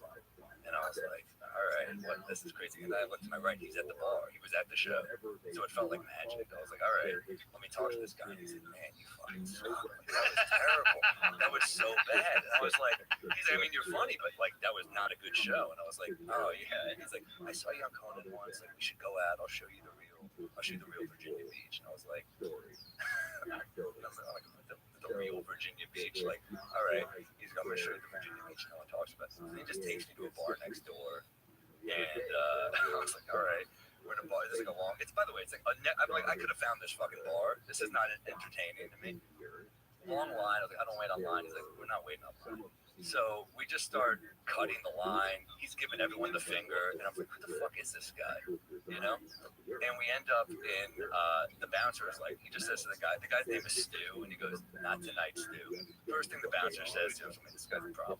You know what I mean? Right. And then he goes, you better let us in or else. And the guy just let us in. We get fucking, he's one of those like drunks who's just like buying. You ever just out with someone where they're just buying every stranger a drink? Yeah. My favorite type of drunk. Yeah. He's just buying, he's doing he starts doing magic at the bar. And he's good, so people are applauding after every. I'm like, this guy's fucking incredible. It was like a fucking. I mean, it's one of those nights where you're like, this dude. So it's like a show. It was a show. He grabbed one of the women and starts making out with her out of nowhere. And then he just let her go. And he says, we're going to a strip club. I went to a strip club with this guy. That's not my scene, but I was like, fuck it, I'll go up. You know. Yeah. We did it up. I used to work at this club that was coming up called Joker's Wild. It was in Connecticut. I think that was a fun. It was run by the mob. Yeah. Yeah. Do you know about it? I've been. I've played there. Oh yeah. Best pizza in the country. The guy who was running it was a straight up gangster. Yeah. And one time, I don't remember what happened. I think it was an audience member mouthed off to him or something. He took off his shoe and beat the guy's face in with his shoe. So splattering blood all over the place. So he's got the heel of his shoe and he's smacking this guy in the face. And there's fucking blood all over his collar and everything. And the show went on. The show kept going. He had to take off. The cops came. He fucking jetted out of there. I never got paid. And then I tried to come back. I came back like I was back there again in a few weeks, and I was like, "Hey man, you still owe me money." And he gave me like a small percentage of the money, like 40-50% of the money. And I go, well, "Where's the rest of it?" He goes, "Be happy you got that." Isn't it funny that this is like the only career where that happens? I remember I did that gig once, and my brother was doing a clerkship in New Haven. He's a lawyer, and he he brought the judge with him. And I was like, don't bring this classy woman to see me at Joker's Wild, please. Please don't bring her. And it was, of course, it was just like me, like dealing with hecklers the whole fucking Animals show. in that place. Animals. But I mean, that pizza in New Haven, I think, is the best pizza in the country. Like Pepe's and all those spots. Oh, they got great It's next level. Yeah. It's New Haven's a weird spot too because like Yale's there. I know. You know, so but Well, that's Connecticut. but it doesn't seem to have any impact on the culture. You know, like if you're around Harvard Square in Cambridge, it clearly influences. Harvard has influenced the culture. Like there's a lot of like very brilliant people, and there's a lot of bookstores. It's like people are smart as shit. Not New Haven. There's something about New Haven itself is like a gritty, fucking down and grimy city when it comes to like stand up and the people that come because they come from all the surrounding areas. That's too. Connecticut, right? Yeah. All of Connecticut is like, I mean, Bridgeport's one of the worst cities in the country. I mean, have you been to Bridgeport, Connecticut? One of my best friends lived there. It's fucking Forever. crazy. He just moved recently. Shout out to Tommy J. I did a gig there once, and I got chased off stage. I got chased off. I remember these guys met me in New York, and I was young, so I was like, man, oh my god, the idea to make whatever it was, like $1,000 on a Wednesday. I was like, oh my god, of course, yeah. So they come to see me. They're like, we want to scout you out first. So they saw me at Eastville Comedy Club and East 4th Street on a Saturday, and I couldn't have had a better set. It was one of those where I'm like, when lightning strikes in that room. And they were like, well, if you did this well here, you'll do even better in Bridgeport. I'm like, that's not how it works, by the way. So I get there, and this one guy, they're like, all right, well, this guy's the muscle. I'm like, I don't know what the fuck that means, the muscle. I was like, all right, hey, muscle, whatever. And we're getting drunk, and they're like, we can't wait to have you there. And they kept calling this guy the muscle. I'm like, I don't know why he's called the muscle. And then I do the gig in Bridgeport, and we're having pizza before, and there's a basketball game. I'm watching basketball in the pizza shop, and he's like, I was telling some story, and he goes, yeah, it's just like when I did 2.5 years in the clink for selling coke. And I was like, what does that have to do with what I was talking about? He's like, I don't know. I was like, is he fucking with me? I can't tell if he's fucking with me. So I remember doing the gig, and I'm kind of just doing okay. And there's like a guy in the front row. He won't shut the fuck up. It's one of those where I'm like, I put him down every clever way possible. It was a beautiful venue too. It's called the Bijou Theater, which is like they play like Casablanca in that place. This is why I'm doing comedy. You know, they put like old school movies in there, and I'm just trying to survive. I'm like 25 minutes in, like putting this guy down. He keeps coming. I'm just like, I'm out of clever shit to say. Like you're ruining the show. And finally, I'm like, you fucking Neanderthal dumb fuck. Shut the fuck up. And then he stood up, and I was like, that's the biggest man I've ever seen. He's like 6'6" and built like a linebacker, and I'm like, I'm going to get the shit kicked out of me. God damn it. So he starts rushing the stage, and I'm like, well, someone's going to stop him. No one stops him. He gets on stage. I was like, fuck this shit. I run off stage, and I'm in the back of the room, and people are booing. I just hear booing. I'm like, why are they fucking booing me? And then I lock the door to the green room. This woman runs in with me before I lock it. And she's like, what are you doing? Like, you can't do that. I'm like, what, you want me to just get the shit kicked out of me? She's like, you can't. That's very unprofessional. I'm like, unprofessional? Like, there's no security here. I'm not just going to, like, you know, get my ass kicked. And she's like, fuck, like, no, you got to get back out there. And I was like, fuck you, fuck this city. And they're booing so loud when I say that. I'm holding a cordless mic. They hear everything I'm saying to her. I sound like the biggest coward. I am hated in Bridgeport right now. They're booing the shit out of me. 8 minutes, the longest 8 minutes of my life. He finally leaves, and I went back out and did the last 30 minutes of fucking silence. Oh boy, yeah. Connecticut is rough, man, because it's there's no hope in Connecticut. There's a thing. There's like really rich people. That should be their state motto. There is no hope because it's not a real state. It's a highway between New York and Boston. True. That's what it is. And the cities there, like Hartford, come on, barely a city. It's a few insurance buildings, and it's weird. That downtown area ain't pretty. It's rough. Chappelle bombed it. That's how that you was know like that. the infamous. Yeah, that was the like infamous bomb. When I saw that, I go, oh, he's in Connecticut. I tell everybody, it's the worst fucking place to. I haven't done stand-up in Connecticut in 15 years. On purpose. I do it every year because it's an easy drive from New York. I'm sure I'll sell a lot of tickets there after what we just said about The it. people there agree with you. They don't want to be there. They're like, I can't. Certain parts are good. Fairfield, great crowds. But as you said, people bleed in from all sides. So you get good people, but you get people that just want to fuck. They want Animals. blood. They're animals. Blood. And also, like, they're not doing great, so they don't want you to do great. Like, life is, like, there's not a lot of hope there. there's not a lot going on. It's a tough state. It's not my favorite. But then it's weird when then you go to other places. Like, I'll tell you this, Providence, Rhode Island, some of the best crowds. Great. Some of the best crowds you'll ever see. Great. Yeah, Rhode Island's great. I love doing stand-up in Rhode It's Island. beautiful. It's small and it's a cool. It's a great place. But I bombed harder in Rhode Island than I ever have in my life. Really? I did a Jack and Jill strip club in Woonsocket, Rhode Island. I can't imagine why this didn't go well. Jack and Jill is, do you know what it is? What is it? It was a concept they tried for a while in the 80s. It was Adam Sandler's All the Strippers. He played both. It was a guy stripper and a girl stripper. So it was for couples. So a male stripper would go out and strip, and then a female stripper. And you can only imagine the quality of these people. Like, they all looked like they had fetal alcohol syndrome. And the audience, there's a lot of like Portuguese, like sailors and fishermen that live in that village, in this town. So like half the people barely spoke English. And there might have been 15, 20 people in the audience. Wow. And it's not bombing, because it was total silence. It was almost like I was just doing stand-up in my apartment. It wasn't like real stand-up. There was nothing going on. Yeah. There was zero response. Totally. And they were just waiting for me to bring up this next person who had a terrible life.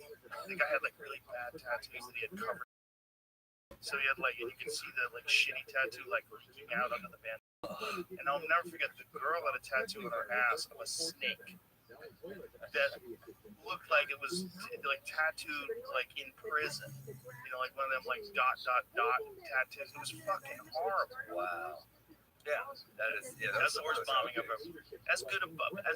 The worst bombing I ever had. I followed Jim Brewer one night, and he was tough follow. And this was like 3 years into comedy. I really should have been headlining. We're both kind of in the same part of our career, but somehow or another, my manager wheeled it so that I was headlining. And so I did good every show except the last show Saturday night. He was on fire. Yeah. And it was everything was bad. I had just torn my ACL, so my knee was fucked up, so I couldn't move that good. And I was dressed nice because my manager had convinced me you should dress nice. So I'm dressed like I'm going out to a club.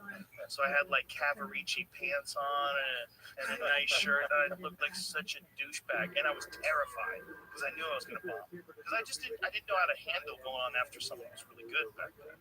Because it didn't happen that often when someone would kill so hard. He had this bit about coming home drunk and running into his mother, and it was so funny. And he just was feeling it. You know, he just caught that vibe. You know, sometimes guys are just in the fucking zone, and he was in the zone just crushing, and I just shit. He is like the total package where he can do impressions. Like it's like Shane, where he can do voices and Yeah. stuff, but then there's writing to defend it. Yeah. And he's so physical. He's so funny looking too. He's like a human cartoon. He is. And he's so likable. Yeah. It's like everything is going great for him. Yeah, I remember he had a story on Ari's This Is Not Happening. That was so freaking funny. He's a great storyteller. He's good at everything. He's also a guy that got on Saturday Night Live and was like, fuck this. Fuck all. He talked to his wife about it. His wife's like, why don't you quit? He's like, quit Saturday Night Live? Really? She was like, yeah, get out of there. Fuck this. That was the 90s. That's when, like, I'll get a movie deal out of it. Like, that was such a launching pad in the 90s. But he walked away from all of it, like on purpose, not because he didn't have prospects or talent, not because people weren't interested in him. He's like, fuck that. I'm going to live in New Jersey. I don't give a shit. I just don't fucking care. I really don't fucking care. I'm just going to do stand-up. And that's what he did. He still does. He's still like one of the best ever. A lot of great stand-ups don't get their shine on SNL, I feel like. You know, even Chris Rock's a great example. Like, he was funny on SNL, but then when he left, that's when it's like, oh, that's Chris Rock. Right. You know, I feel like Colin Quinn's another one. He's so great at stand-up. You know, so many great stand-ups. It's a hard format for a great stand-up. It's a dead format. It's like, it's still alive, but it's not the same thing. Like, to compare that to like Belushi and Aykroyd, it's like, it's not really sad. But you also they never get appreciated till like 20 years later, because like everyone said that cast sucked, and I liked them a lot. I was a kid watching that. Like, at the time, people were always like, well, they're not Phil Hartman, and like whatever classes before. Yeah, oh, totally. Yeah. When I was a kid, I remember people being like, but I was like, holy shit, Will Ferrell. Like, I loved it. I thought they were great. Well, it was at one point in time, it was so much freer. Like the subject matter and the material that you could do was so they could get wild. You know, Jane, you ignorant slut. You know, like think about some of the shit that they said when Richard Pryor and Chevy Chase were like word association. Like, you see that bit? Yeah. Oh, dude, that's TV now. I remember I was trying to get for this special, I was trying to get a Tonight Show set cooking, and if I told you the notes, you would never. It's because the set was approved by the booker. It wasn't his fault. It's standards and practices. Where I was like, first time I had a trans joke, and they were like, you can't do a trans joke. And I said, well, it's pro-trans. It's a very, pro-trans joke. And they were like, you can't acknowledge them. I was like, that's more offensive than what I'm doing. Acknowledge them, and then I got a note. You can't say the word hot chick. I didn't even know I said that word. That's how much I was like, I said that? They're like, can't say hot chick. I was like, by the way, there was a Hitler joke in there. I didn't get a note on that. But hot chick is offensive, apparently. I don't know. Can I open this, by the way? This is a lot of it. I brought our This is yours. This is me and Mark Norman's. We had some of this the other day. I love it. I'm very happy with it. It's on bodegacatspirits.com if you want to get a bottle. It's very good. This is you guys developed it? Yeah. Well, this distillery. Cheers, brother. Cheers. Thanks for having me again. This is fun.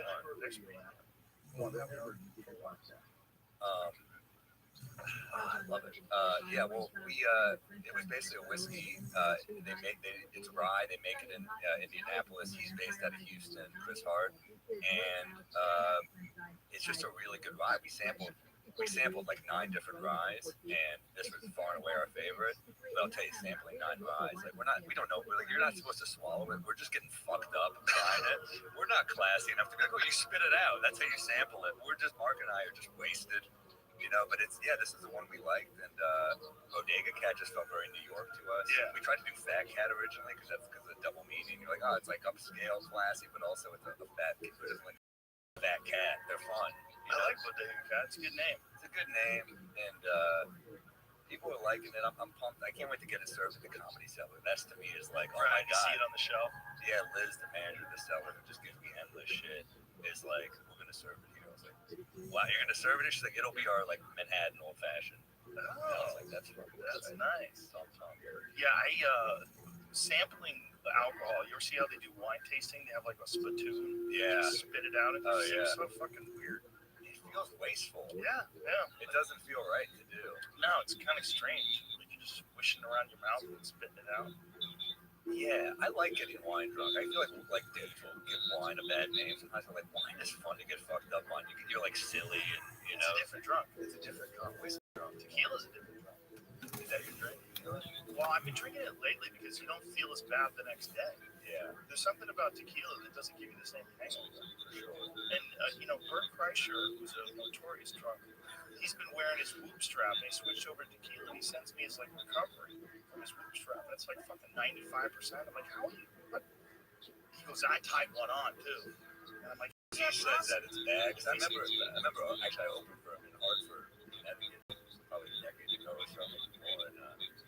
And it was like his weekend off, and he was still out drinking us. It was insane. I was like, I'm pretty drunk, and he was like, oh, I'm gonna take the weekend off. He's still going through pictures of beer, ordering Taco Bell for everybody. I was like, this guy fucking drinks. he's an animal. He also put gay porn in my merch bag. I was selling T-shirts at the time to make extra money as a middle act, sell T-shirts. And Bird put gay porno mags when I opened it. He was like, ah.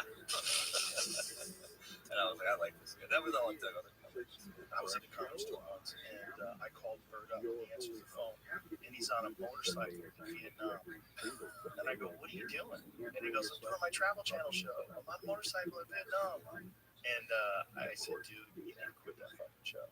I go, you really should quit it. And you should really just be a stand-up. And he's like, oh, I don't know. It's like such a good gig. You're such a funny guy. You're so funny. And you think they were stripping that from him on the show? Yes, they were watering him down. He was scared of like smoking pot on our show on the podcast. He couldn't smoke pot. He would have Jamie turn the camera away when he would smoke pot. Wow. Yeah. He was scared that the Travel Channel would find out he smoked pot because the people that owned it were very religious. Like Bourdain had a real problem with them too. One of this like notorious rant against them. He kind of made them too. I feel like Bourdain is like how I live life on the road. I'm like, I will make Kalamazoo, Michigan, great. Yeah. I like his philosophy of just making every city count. I fucking love that. Oh, he loved to travel, go to these little small dives, and talk to the owner and see how they did the fish and chips. He loved it. Yeah, It was so cool. and his narratives, like his narration, his monologues, were so He's fantastic. a great writer. He was such a good writer and a great orator too. So he was great at telling stories and like his real love for like what these people are doing in these cultures and these communities. And he would just go out and like, hey, show me, take me around. I loved it. It was amazing. He could kick it with Michelin chefs. He could kick it with the street chefs. I love that. And I love that he every once in a while he would be like, "Hey man, Detroit's fucked up. This is America. We gotta." Like I like that he would kind of take a stand every once in a while too. He was just cool. He was a very moral and ethical guy. Yeah. He was a tough one. Yeah. He died. I was fucked up for a while. You guys were close. He's just like a guy that I was so excited that he was my friend. Yeah. You know, like when I first met him, I said, "My wife says you're my boyfriend," and he was like, "Okay." I was like, "Oh my god, fuck." You're like, am I blowing it with Bourdain? This I was like, "No, don't fuck this up." The only thing that saved me, I think, was that I met him at a UFC. He was a giant UFC fan, and this was actually before he'd gotten into jiu-jitsu. His wife was into jiu-jitsu, and then he started getting into UFC, and they started coming to the show. And then he started coming to my stand-up, and we started hanging out, and then, you know, went to dinner a bunch of times. Going to dinner with Bourdain was fucking amazing. That's the dream. That's like the dream. Yeah, it was like showing up at a rock show with Mick Jagger. It's like you were with Bourdain, the chefs would all come out. You know, they would insist on like just like off the menu, let us cook for you. Wow. Yeah, it was incredible. I found a lot of restaurants through the show. I remember I would go to a place in SF called Swan Oyster Depot, and I was like, "Oh, Bourdain's," and like they were like, "Yeah," all the locals were furious because like we used to be able to come here. Now there's a line down the block, you know. But he also was like, "Man, tell their businesses too." It's pretty cool. Yeah, locals have to let it go. Yeah, that's part of the great for other people found out. Yeah. He just had this fucking passion for things. I used to be able to text him and say like, "Hey, I'm going to Tokyo. Where should I eat?" It was the best. He'd tell you like, "You gotta go to this sushi place. You gotta go to this place," and he would like give you a detailed rundown of all the places to go. That's an amazing friend to have. I have an old phone that I change my number all the time, and I keep this number because I have text messages from him. Wow, it's just like I just keep that number just for that, just to go over the text messages. Damn, I'm sorry. There's a lot of photos and stuff. It sucks when you think you could have helped. That's what sucks the most. You know, when a friend takes their own life, and you're like, God damn, I wish I was there. Yeah. I think if I was there, I could have. Yeah. Just usually not the And you can't blame yourself for No, that shit. well, he was in a fucking terrible relationship. And it was also that motherfucker would go hard. We did the show once. I did the show. We went hunting in Montana. We went pheasant hunting. We shot a bird.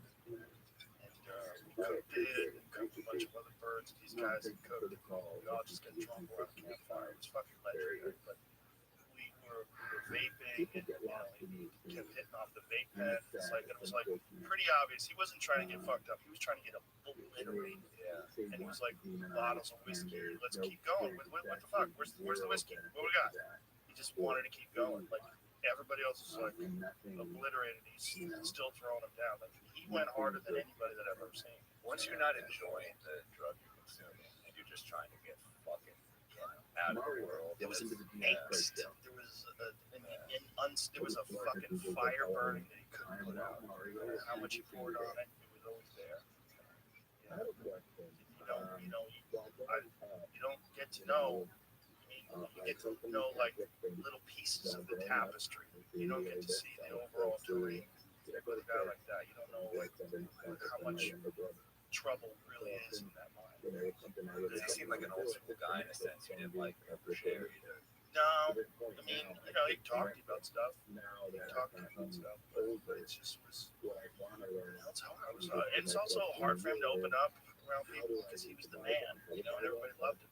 Like he was like, you were aware that you were around like everybody was like on their best behavior. It was like, you know, it was a legendary cultural figure. I saw him at a Knicks game once, and they were showing the Knicks network, and we were somewhere in like the special area, and Larry Johnson was one of my favorite players growing up. I just watched LJ see Anthony Bourdain and go, "Oh my God, Mr. Bourdain!" I was like, "Oh my God, LJ!" You know, it's like all those things at once. Where you're like, "Holy shit, it's crazy that he had that impact like everywhere he went." I'm watching like my favorite athletes growing up, be starstruck. Well, there's a thing about authenticity that comes, and especially authenticity when guys created something like his narratives, like his writing, and the way he loved places. Like you like, fuck, that guy was cool. Yeah. You just, you know, you wanted to be around him. He was like as legit a person as I've ever met. Like that, what you wanted him to be. Like, God, wow, I hope he's like this. That's who he was. Yeah. But fucking torture. I think that comes. Like, it's like we're talking about, like fucked up people make great art sometimes. I mean, sometimes they're not pedophiles. Sometimes they're just, you know, just suicidal drunks. They're dark. But also, like, you know, there's a great Leonard Cohen quote when he was being interviewed. You know, one of the most depressing lyricists of all time. And someone said, "Do you need to be depressed to create good stuff?" And he said, "No, it's in spite of that you create this stuff." And that's important to remember too. I think people they romanticize the miserable poet. It's like, no man, that's like it's like the starving artist. You're better nourished. Right. But there's something about the fear that comes with being starving that it gives you this ambition just to do things. And sometimes people don't have that. And one of the things that happens to the starving artists when they get successful, they're not starving anymore. They don't want to move anymore. Now they don't have to. They don't have to go do something. So sometimes they just hole up. That gets really dark. Yeah. Because they got this thing now, which they were always trying to achieve, and it didn't help at all. Right. And in fact, it alienated them because now it makes you weird. And now when you go out, everybody wants to talk to you, and you're like, oh. So now you're more fucked up than you were before you were successful. But you're right. The Bourdain kept that like everyman quality. But he felt he could talk to everyone, and so often when people become that successful, they lose their connection to reality. They just surround themselves with yes men. And he never lost that. It seemed. Yeah, no, I don't think he did. No, he could talk to them. He genuinely wanted to hear from everybody too. It wasn't just that he wanted to talk to them. He wanted to hear from them. You know, he wanted to like just absorb it. And that was part of the brilliance of the way he would write those narrations, those monologues, is that he, you know, had like seen the world through their eyes, whether he was in Libya, whether he was in, you know, fucking Greece, like everywhere he went, he had this like this he absorbed their culture and was like wanted to give it life. Yeah. Yeah, it was lost. Heavy fucking bummer. You know, and he was one of those guys that just like he would talk to other famous people. I remember talking to him about this, like, you know, that he would talk to guys that made it, guys that were his heroes, and he was like, does it ever get better? You know, most of them were like that. This is it. This is it. And does what get better? Like life? Yeah. I think one of the things that we have as comics that a lot of artists don't have is we have a community. We have a group that we get together, we do the thing together. You know, like last night, I was saying at the show, we had Hans Kim, Brian Simpson, David Lucas, Eddie Bravo, Tony Hinchcliffe, Shane Gillis, Ari Shaffir, and me. And we had the fucking best time. We were all hammered, right? Because we did the podcast. We all got blacked out drunk, and then we went and killed Tony that night. And the next night, we all did stand up together, and it was fucking magic.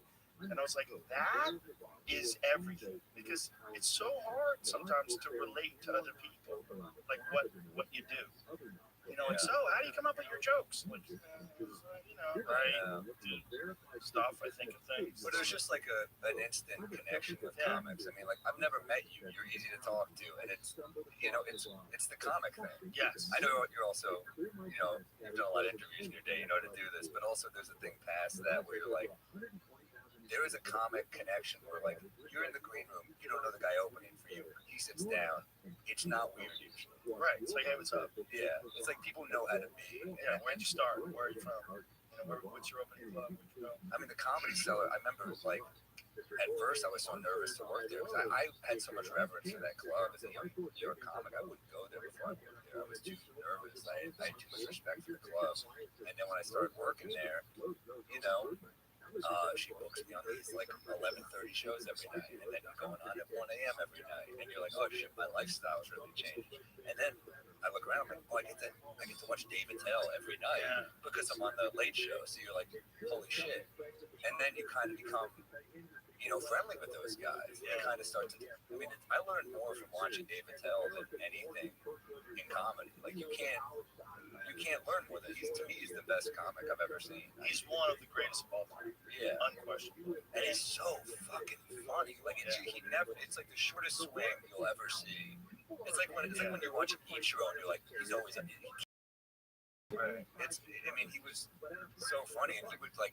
I owe him a bunch, you know, on the road, and he just learned so much from watching how this guy conducts himself. He grabs the paper, he's reading the paper, he's making local references, he's ripping on the crowd. He gets bored on stage, so he brings me on, and then I'm fucking like, I have to riff with you. I have to like, you know, it's this terrifying. But I remember we were driving back from a gig once in Tarrytown, New York. We did that musical, and then we're driving back, and he was like, man, I fucking suck. And I was like, we all think you're great. He said, well, I'm better than you guys.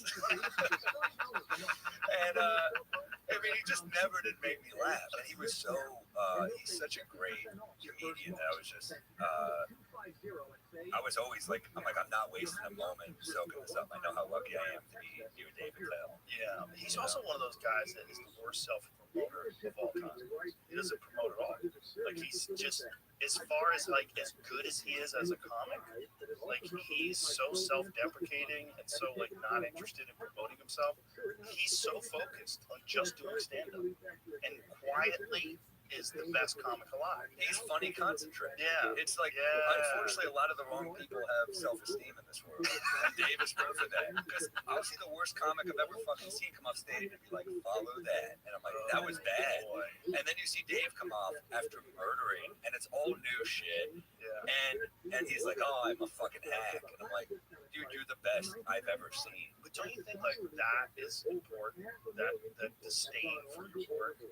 It's like if anybody a little bit too much. Yeah, you have to have a hint. If you don't have a hint of self-loathing, then you're just like walking around all day like fucking awesome. Like that's not funny. That's not good, you know. But if you have a little bit of like I suck.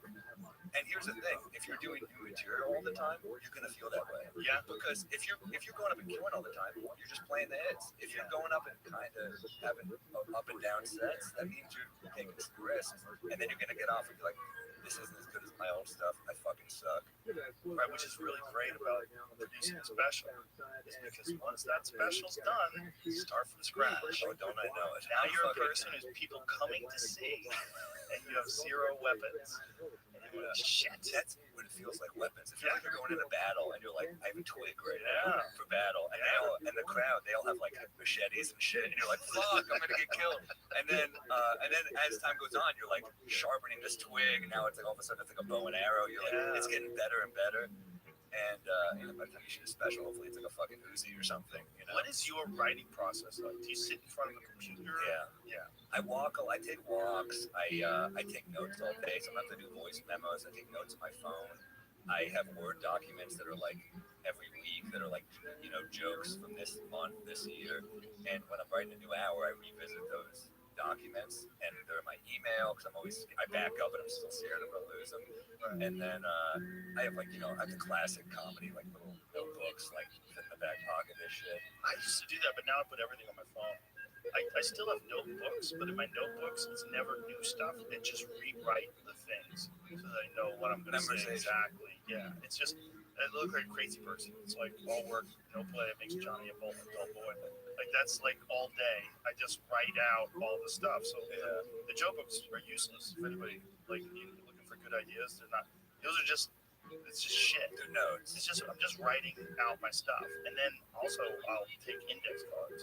Like if I have a really big show, like if Chappelle and I are doing an arena, I'll sit down and I'll write out bullets and points on all these index cards, and I'll lay them out on the coffee table in the arena. So I get there an hour early. So that way I have zero thought about like whether or not I know exactly where everything is. then I can just be kind of free with it. By the way, do you realize how cool a sentence that just was? What Chappelle and I do in Arena.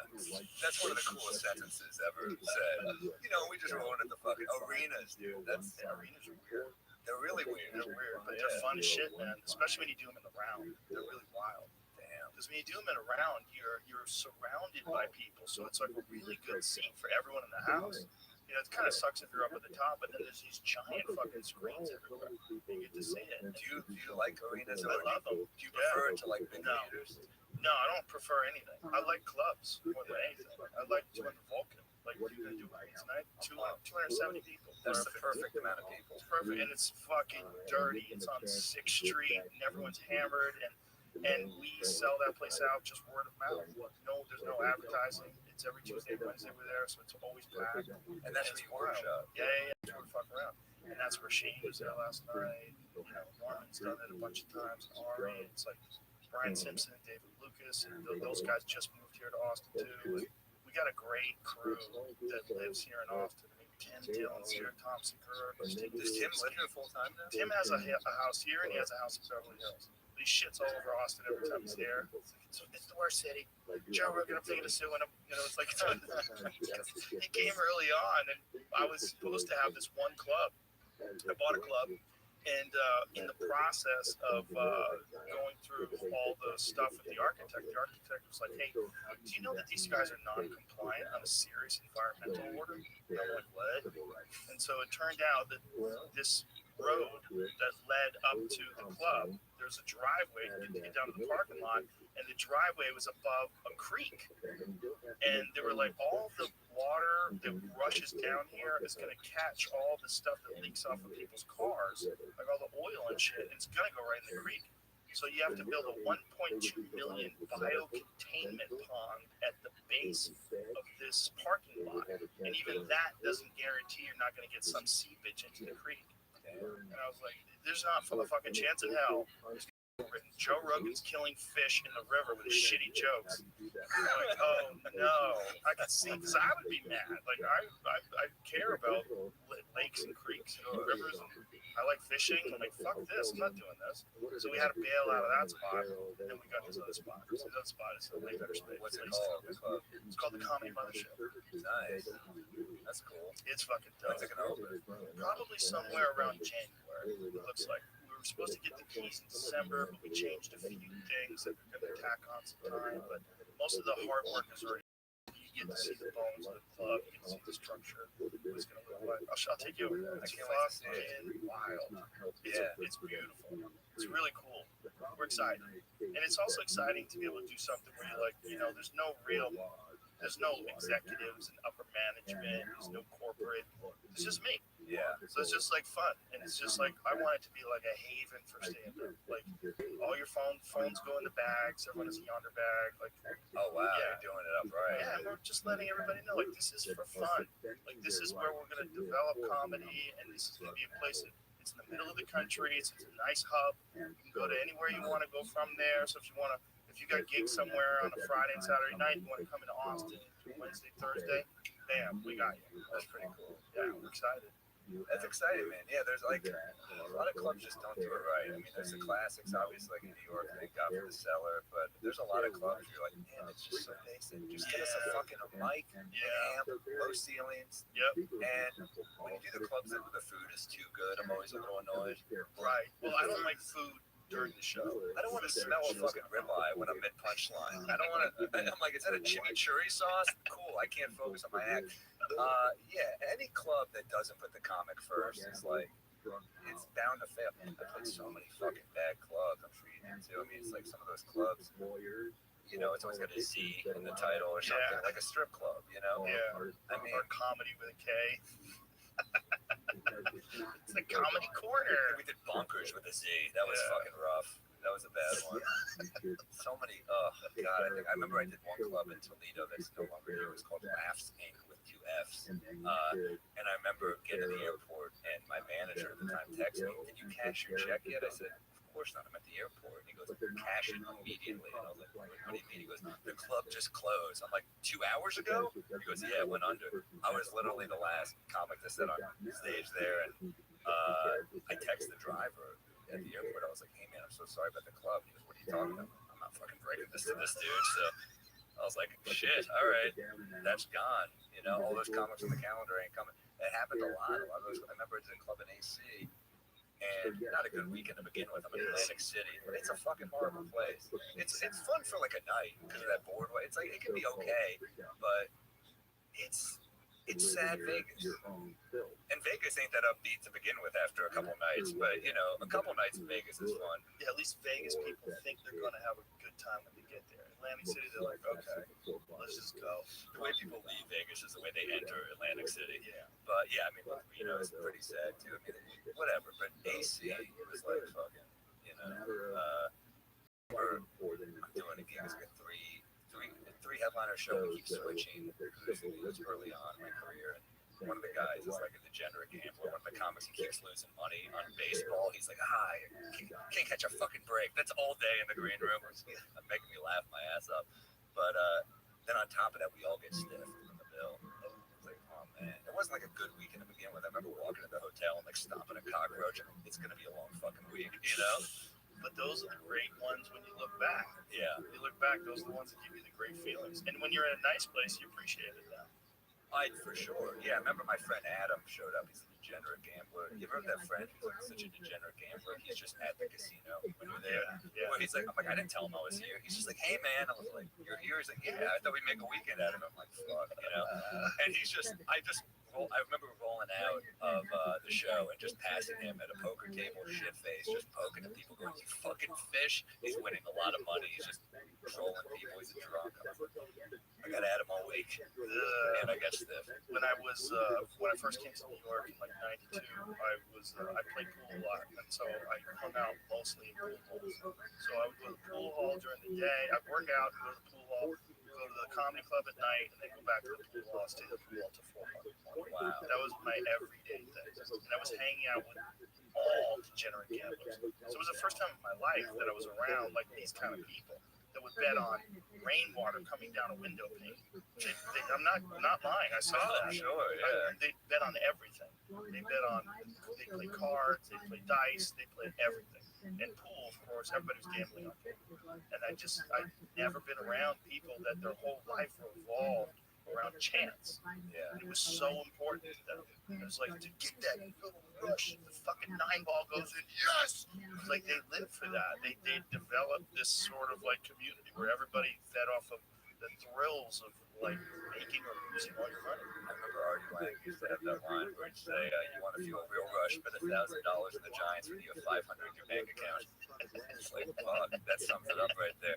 I mean, yeah, I remember Adam, my friend, texted me once, like, the fucking Minnesota Lynx lost. I'm like, dude, you're betting on the WNBA? Get your shit together. Get your fucking shit together. And you probably do it through bookies, right? Oh, yeah. And now that they can do it online, it's pretty wild. Like now, it's just kind of opened up for the world. Yeah. You can bet on most things, and like with fights, you can bet on whether or not it happens in a round and a half, decision. You can bet on a draw, which is a crazy bet. But you love it, so you don't feel the urge to ever bet on UFC, right? I used to bet on UFC. Really? Even when I was commentating, I bet on it early on. I'm like, this is probably not legal.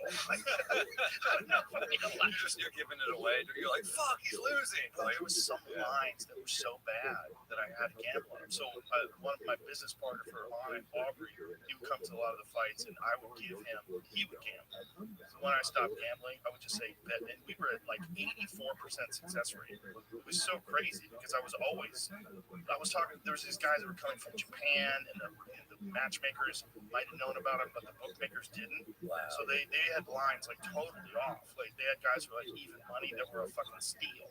And so there was certain fights that would go, I don't know about that one. I want to bet that one. Bet the fucking house on the Brazilian guy. Wow. And we would do this, and it was a crazy success rate. It was like it was somewhere in the range of 84, 85%. Wow. Yeah. That's fucking insane. Yeah, but I'm sure the lines are better now. But every now and then the lines are fucked. every now and then I'm like, this doesn't make any sense. Because to understand fighting, to understand the lines, you got to watch this guy's whole fucking career. Yeah. You got to watch 10, 15 fights. You got to watch him fight against wrestlers, fight against strikers. What happens when he gets tired? What happens if he gets into the third round? Does he quit if he starts getting dumped? Some guys are very good as the hammer, but not so good as the nail. Right. Some guys don't bounce back. They're just front runners. And if they front run, they can steamroll over everybody. As soon as a fight gets rough, their confidence shatters and they fall off. So you got to know like what kind of scenarios this guy's been in.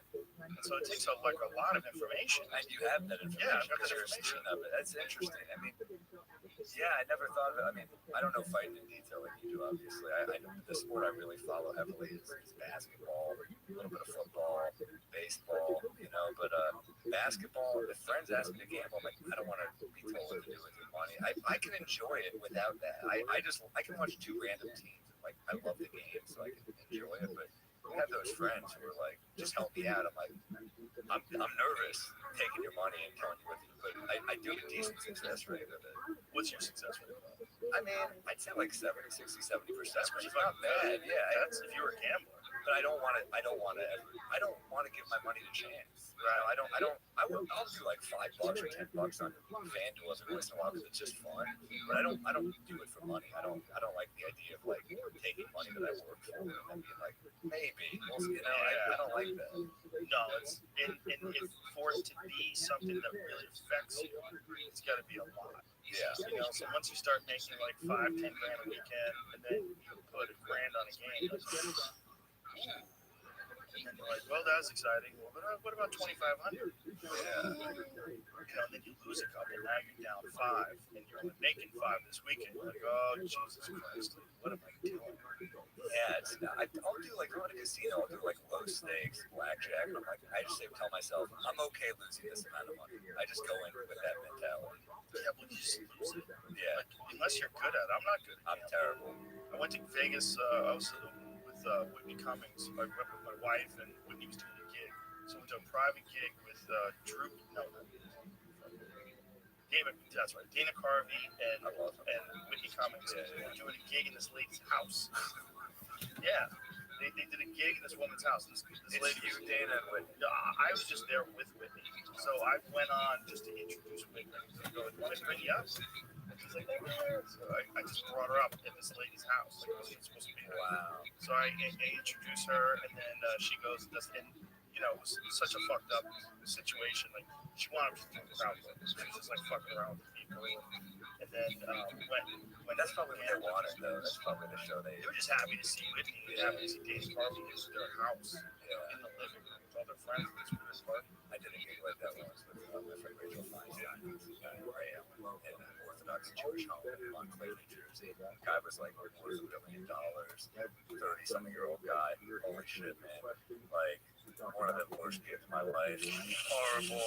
I'm such trash. I was like, they were like, take whatever liquor you want. So I just took like a duffel bag. I'm just like dumping liquor. And Rachel was like, you're fucking garbage. You're a garbage human being. I was like, well, we hit the bomb for these people. I may as well rate their liquor. And I'm taking like 24-year-old scotch, but this is great. And then as we're leaving, she's like, can I have a bottle? I was like, no, you judged me for this. And I gave her a bottle. But terrible gig. Was the gig, did they have restrictions on what you could talk about? No, they just were fucking like, they were like in this bubble. You know those types of people when they're like, they don't go out for entertainment. So there's like a magician there. He's just like handing out, like, he's doing tricks. I'm like, dude, it's not, we don't get it, whatever. So then we're doing the gig. We're all bombing. It's terrible. They were nice enough, but one guy cornered us and they were like, let him sing to you. So he's singing Hebrew songs to us. I'm like, this guy's got a terrible voice. No one's told him because they live in a bubble. So he's like 2 inches from my face, just singing. And I'm trying so hard to keep a straight face, but I'm just laughing. I can't stop laughing. And I turn to Rachel, who's trying to avoid eye contact with me because she knows if she sees me, she's gonna break out. She sees it. We're just laughing at these people because we can't help it. They just tell him he's a great singer because they're in a bubble and they don't know what good sound sounds like. And they're super rich. Yeah. I mean, they were pouring. They were like, "Do you want some fruity pebbles with goat milk?" And I'm like, "Sure." It's fantastic. It's great. It's like very high-end milk, I guess. High-end milk. I'll try anything once. Once you get that rich, you start looking for high-end regular products. Yeah. Raw goat milk. It was pretty good, but I'm also like, I don't know if it was good or it was just good that I wasn't performing for them anymore. It was like a tough crowd. Yeah, I'm glad I don't do those gigs, but those are the kind of gigs that you remember when you're later in life and things are going well. Oh, we were laughing the whole ride back. It was one of those. Yeah. Those are the good ones. Those are fun. My friend Steve Rennell always says there's two kinds of fun. There's fun that you have while you're having it that you never remember afterwards, like roller coasters are fun. Yeah. Nobody ever talks about roller coasters like 6 months later. Right. Then you have like horrible experiences, and 6 months later they're the best stories.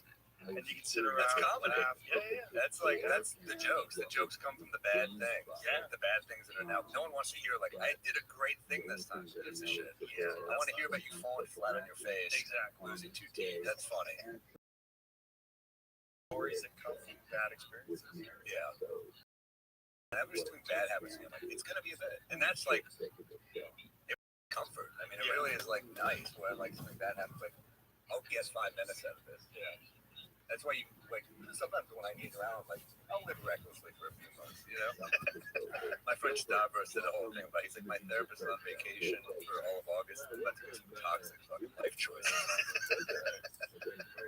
I was like, yeah, I feel the same way, When you write, do you write in essay form? Do you write in joke form? Like, how do you write? I'll try to do, like, I'll write long form and I'll try to make it funny. I'm like, I fall ass, that's why I do long sets. I fall ass backwards into a lot of jokes where I'm like, oh, I guess that's the punchline. Like, a lot of it's like, I don't realize it all the time. Like, that's the great thing about comedy is, like, the crowd is a part of the editing, which I love. So I'm like, the longer and more sets I get, the better chance I'll have.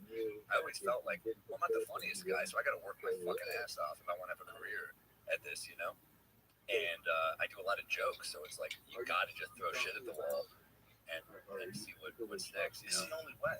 It's the only art form that I think exists where it's a cooperative venture. Yeah, with you and the audience. And I love that about it. There's something cool about that. Like everything else, like this is good and done. Yeah. I mean, I guess some movies focus test, but like at that point, it's almost dangerous. Yeah, because that's not what that art is. Some people don't do it that way, which is interesting. Like Cosby would just write out a monologue and he didn't perform it in front of anybody, and then he would go and do it on stage. Yeah. He didn't play by the rules, he could say. I knew you were going somewhere, so your eyes rolled to the left. Carlin would do that too. He'd develop a monologue. But he was more of a monologuist. It's funny, like Carlin's style wouldn't have been embraced by like Brooklyn hipsters. They would have been like, no, you gotta act like you just thought of it. Right. Carlin was like, and like they would have been like, this is so prepared. Whereas I think it's cool as fuck that he put that much work into it. Yeah, that Brooklyn hipster thing, that's a try. It's good. It's good to do everything. It's a trap. But yeah, it's good to like want to hit every city I can because I'm like, oh, the jokes work here, they didn't work here as well. Let's tweak this. Like, but yeah, it is a trap. If you only play one place, it's always a trap. Yeah, there's people who make it and then when they do the road, they end up looking references, New York style comedy or Boston style comedy, and then they go on the road and they're doing it. But in that one city, dude, you don't want to follow that guy. Oh my god, you never want to follow like a old school Boston headline in Boston. So true. Yeah. I had a great Boston guy opening for me once on New Year's. He's so fun. This guy Dan Walter. I'm like, holy shit, did I have to work? I was like, this dude is funny. He's great. I mean, it was just one of those where I'm like, he's witty, he's killing, and he's low energy, so he's earning it. It's like a fucking hard follow. And it was on New Year's, so I'm like, dude, I wanted to fucking relax. They're making me have to step my shit up. Every time I do Yeah. it's just too much of a thing. Like everybody's just so excited to be at New Year's. It's like they're barely paying attention to the comedy. They're just waiting for the 12, 11, 10, 9. They're waiting for that moment where they can fucking make the noisemakers go off and put that on his news. Like, it's like Any event is down to disappoint. I mean, it's like anything you do on New Year's is disappointing. That's why you may as well just stay in and do what you know will be good. yeah, just ignore it. Yeah, it's just a day. It's just so many the fucking tradition of society. Any holiday is dangerous for comedy. Because Valentine's Day, I'm like, so I'm gonna have to not do breakup material. Or like, you know, like I have to like placate these fucking couples, you know, or like Halloween, I'm like, oh, there's a guy in a priest outfit, let me try to avoid a pedophile joke, so I can do all pedophile jokes. You know, like, how can you like, I hate the costumes on Halloween, but I also am kind of weirdly excited for them. Well, it's fun because it's just, you know, they've dropped a little bit of pretense. It just didn't come out with a little bit of fun. Yeah, I kind of hate the expectation of something that isn't the show. Yeah, Like if it's the show and like I want to go see a show, I think it'll be good, great. But if it's like it's fucking, you know, it's Thanksgiving night, and that's a tough one too. That's like family stuff. yeah. Geez, I'm looking at Thanksgiving in St. Louis. That's a fucking David Foster Wallace book or something, you know. But I don't know. It's fucking terrible. It was a terrible game. There's a lot of terrible deals. What club you start at?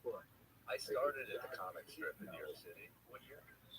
I started at 18, so I was, you know, that's the first place I went up. It's a comic strip, and I did a class there with. I'm 30. I just turned 36 yesterday, so I had 18 years old. yeah, That's a good time. I wasn't really in though those first couple of years. You don't really know what you're doing. When you're 18, you're not really listening. No, I was like, I get to drink for free. You know, they're not carding me. They don't know I'm 18. You know, so I was like, I get free alcohol. I'm fucking in. My parents were like, you know, like you're doing this for the wrong reason. I'm like, you nailed it. 100% I'm doing this for the wrong What did they think were the right reasons? I don't know. They were terrified that I was doing this. And then, you know, the comic strip was great to me though at first. And then after a certain, it got to a point where it was like, you can't keep going up where you started. They'll always look at you as that. Yeah, they always think of you as a beginner. So that was pretty tough because I was going up there for so long, and they really just the nepotism at that club was pretty painful. Like I remember doing late night there every night,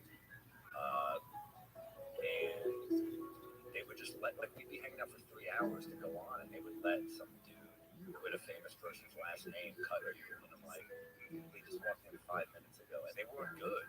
They were at our level, you know, or worse.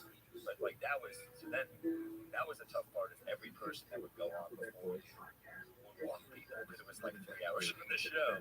So I remember my audition there. You draw numbers for your audition, and I got 6 out of 6. 80 people in the crowd, man. I'm like, please just don't be that negative about people. And this guy had a fucking nervous breakdown right before me. He was number 5. Everyone's still there. This guy had a full-on like meltdown. He's like, "What am I doing up here? I can't do this." And the crowd's like, "What the fuck is happening?"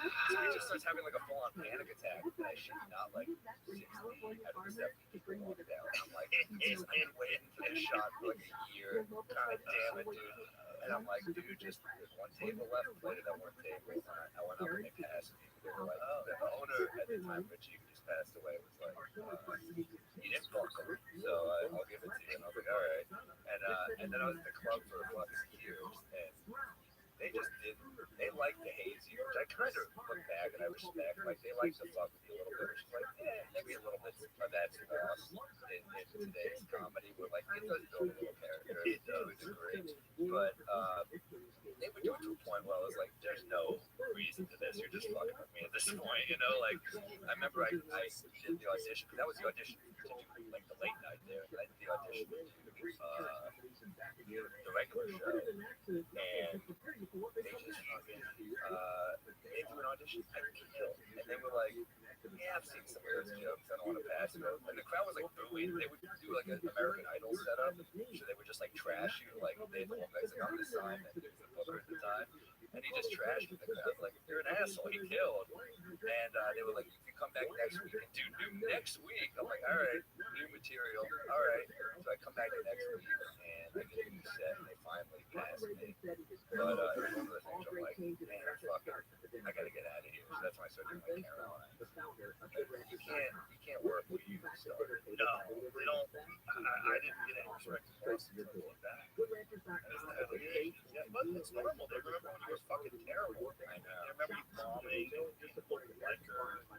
liquor, just sucking. Yeah, bathroom shine shoes. No more. got that little fucking ego now, and they're like, no, I'm not. I still don't work there, but they would always be mad at me when I would cancel there. And it's like, I'm sorry, man, a comedy show would give me like 12 spots a week. You give me a month. I gotta prioritize the place that books me, you know?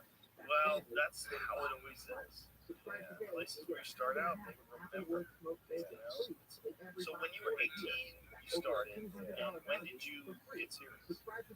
I was pretty serious. I was in college in New York, and I was pretty. I went away to Tulane for like a year and a half, but hurricane treated it, so that hurt my plans a little bit. I remember my parents dropped me off. They're like, "You'll be fine," and I'm like, "I think a hurricane's coming," and we had to evacuate immediately. And, I was there for a while, and I made some good friends, but I ended up being that's really I was partying in the summers for the clubs and stuff, and I was hanging out flyers and 4 hours a night. I was like, oh man, I love this. I can't go back to New Orleans. I loved it. I was such a bad bartender. My energy is too morose. I'm not convincing anyone to go see a show with this energy. And those are the best when they come in and then I go on and they're like, you said it was a good show. Like, you're on the fucking show, you know? And I was like, I have to be sorry, but I got to work on these, you know? And that's when I got serious. When I got really serious, I won a festival in Atlanta called Skull, and the prize was a year worth of program. So I was like, I'm almost like, I was like doing some, how they did that? They followed up with all these clubs that were willing to participate, like the BNC Group would headline me, and the A Group would feature me, and I was working every week. I was selling t-shirts and shit, and I was really, how many years ago? I was like 23 or so. So this is when you realize, like, okay, I'm 100% all in. I had enough material to do different material each round, and I ended up winning. And there was a guy with a better set than me. I did the show along with, chose me, and I was like really working. That's why I was like, and that's when I was very organized. I didn't manage to or anything, but I had like Google Docs, like filled with bookers, and I would reach out to all of them myself, like 70 people, and I would email them every 10 days until I got booked. And it was, I loved the road early on, although early on it made me a bad comic. Because I was on the road too much, and I was just doing shitholes, and you start playing for those bad, like when you do too many bad crowds, you're like a dog that someone just keeps beating with a fucking newspaper, and you're just like biting everything. So then when you get a good crowd, you just bite them. And they're like, what did we do? And I'm like, I don't know, I'm fucked up now, I'm sorry. So I got really mad too early because I was just always doing bad crowds and it's like horribly murder. And then you start doing good clubs, you're like, oh my god, I can't believe I'm doing good clubs. But early on I was so fucking used to just the people heckling the entire set, so you get good at comebacks. But you're not writing like forceful jokes, right? When they're just screaming shit out, you know. So your parents were worried about you doing it because it's just so open-ended. My brother and sister are lawyers. My dad's a lawyer. My mom's an artist, and she understands that stuff. But at the same time, I remember the night my parents are very weird what impresses them. Like, it's like classic New York shit. Like, they'd be like, oh, whatever. But then I would be on like. My dad's like, you were written about in the New York Times. And I'd be like, they said I was bad. He's like, but still the Times, you know?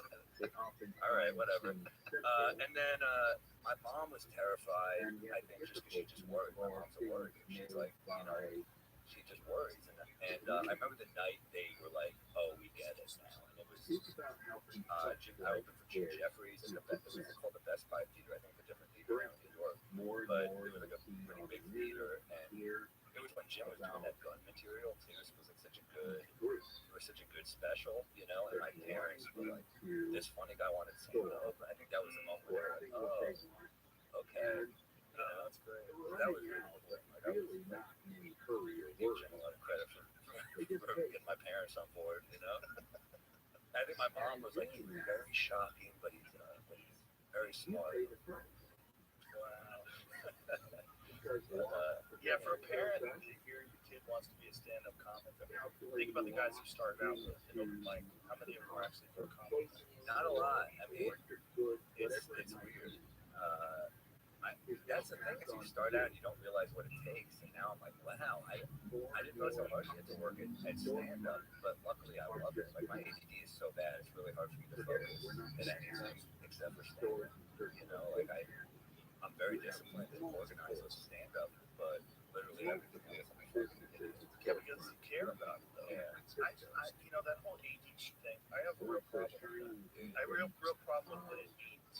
Because, like, the idea, like, first of all, I have a real problem that people just medicate their kids. The kid's got ADD, he needs medication. So then you put him on something that takes away this one thing that he has, which is like this excess amount of energy. And if they can just find something that they really enjoy, maybe there's a benefit to that. You know, like the people that they think that there's some sort of evolutionary characteristic that save people early on is to hyper focus on specific things. And ADD is kind of like that. Because like if you're trying to be a hunter or you're trying to like all the other things that are going on, I don't care. Even though you're supposed to care, but you should care about this one thing. I need to find food. You know, and then you can lock in on that and have this extraordinary amount of attention to the detriment of your other duties. And that's because they're not as significant to you. Like, what is significant is stand up, this big thing. So you do have, like, I thought the same thing about me when I was a kid.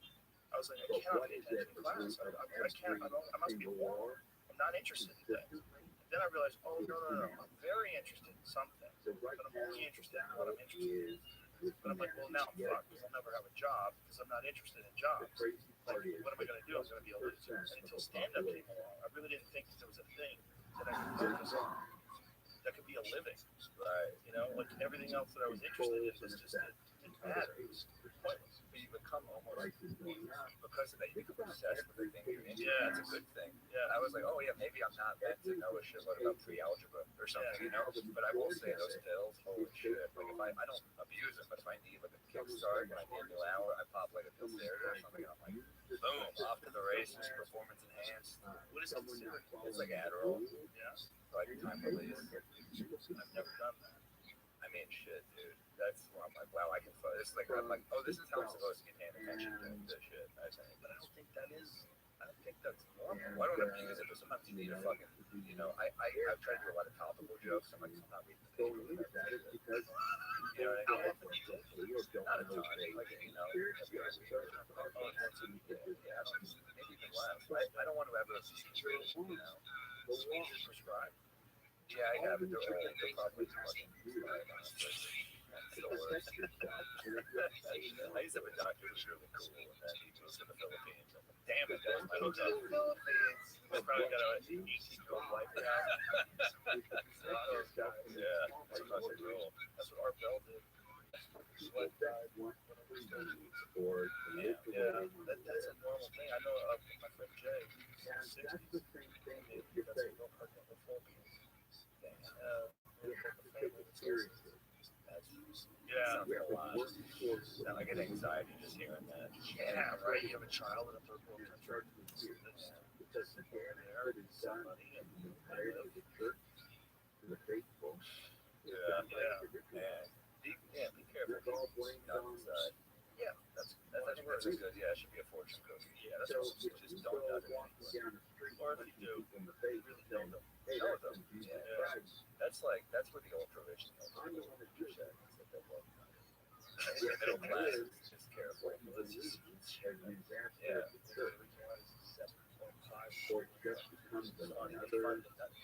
I'm so careful. Another type of country or town or city with Is that what you? small minority Yeah.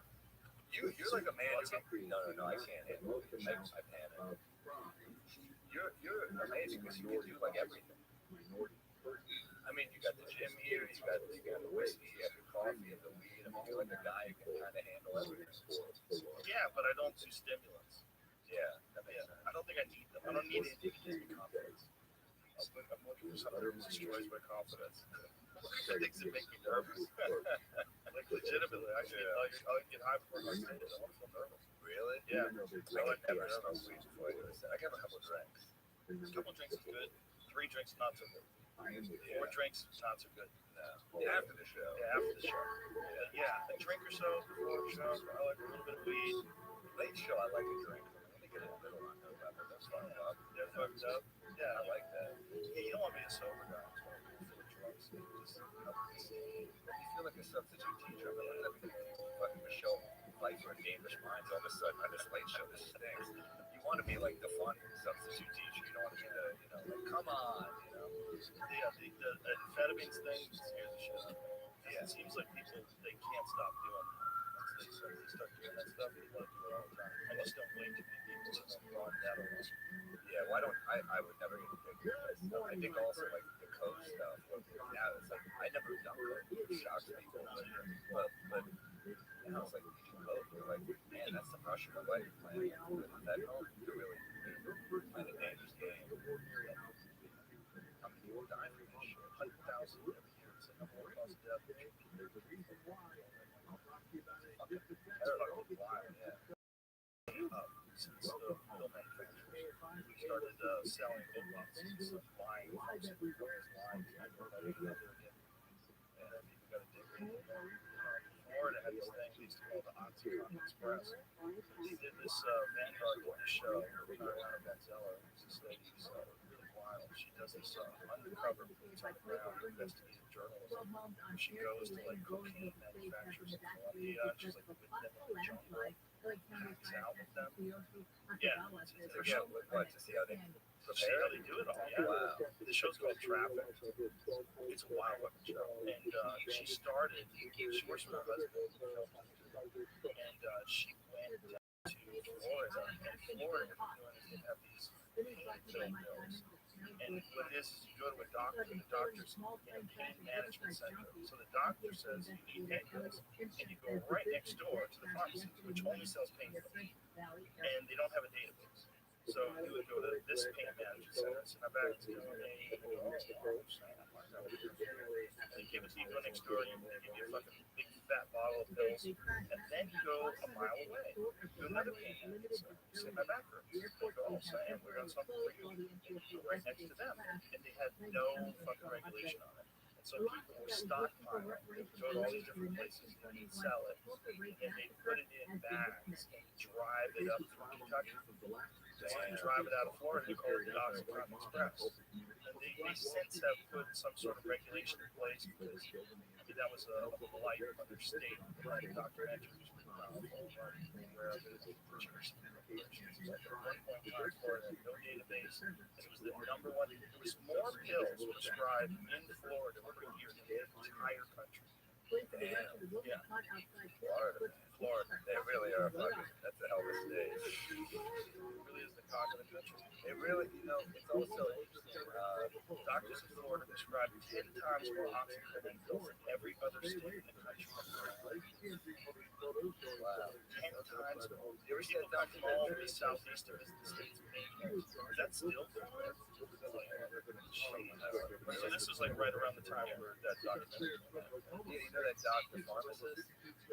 It was on Netflix. The guy, his son, was like hooked on that shit, and his son got killed. It's pretty well done. It's a well done Netflix.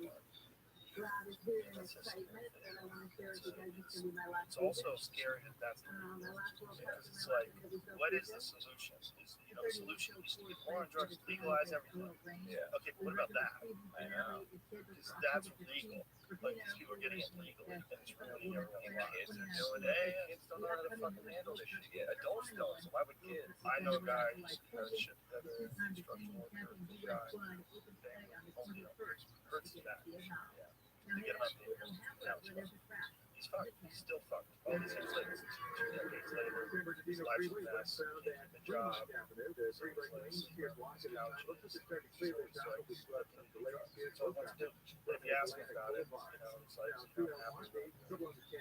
sucks. And a lot of people feel that. Like, their life sucks. It's not, there's nothing to look forward to. But to get that high in the heart, just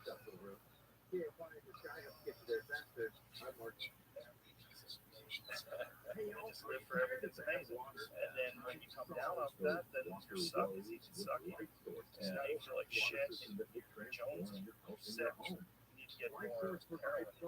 Yeah. And you got to lose money. You got to get it. And once you get it, you can't stop getting it. Someone puts you in rehab. You're in rehab for a few months. Like, okay, my life together. But your life sucks. You know what doesn't suck? Heroin. Heroin doesn't suck. So let's just try it again. Just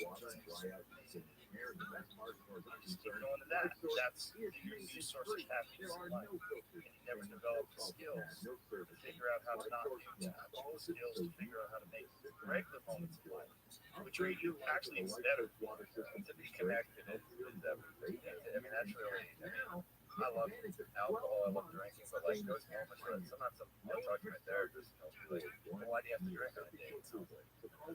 Guys, he drinks guys, try being connected to a person you don't need that shit. And I'm like, I can try that. So like those moments when you are connected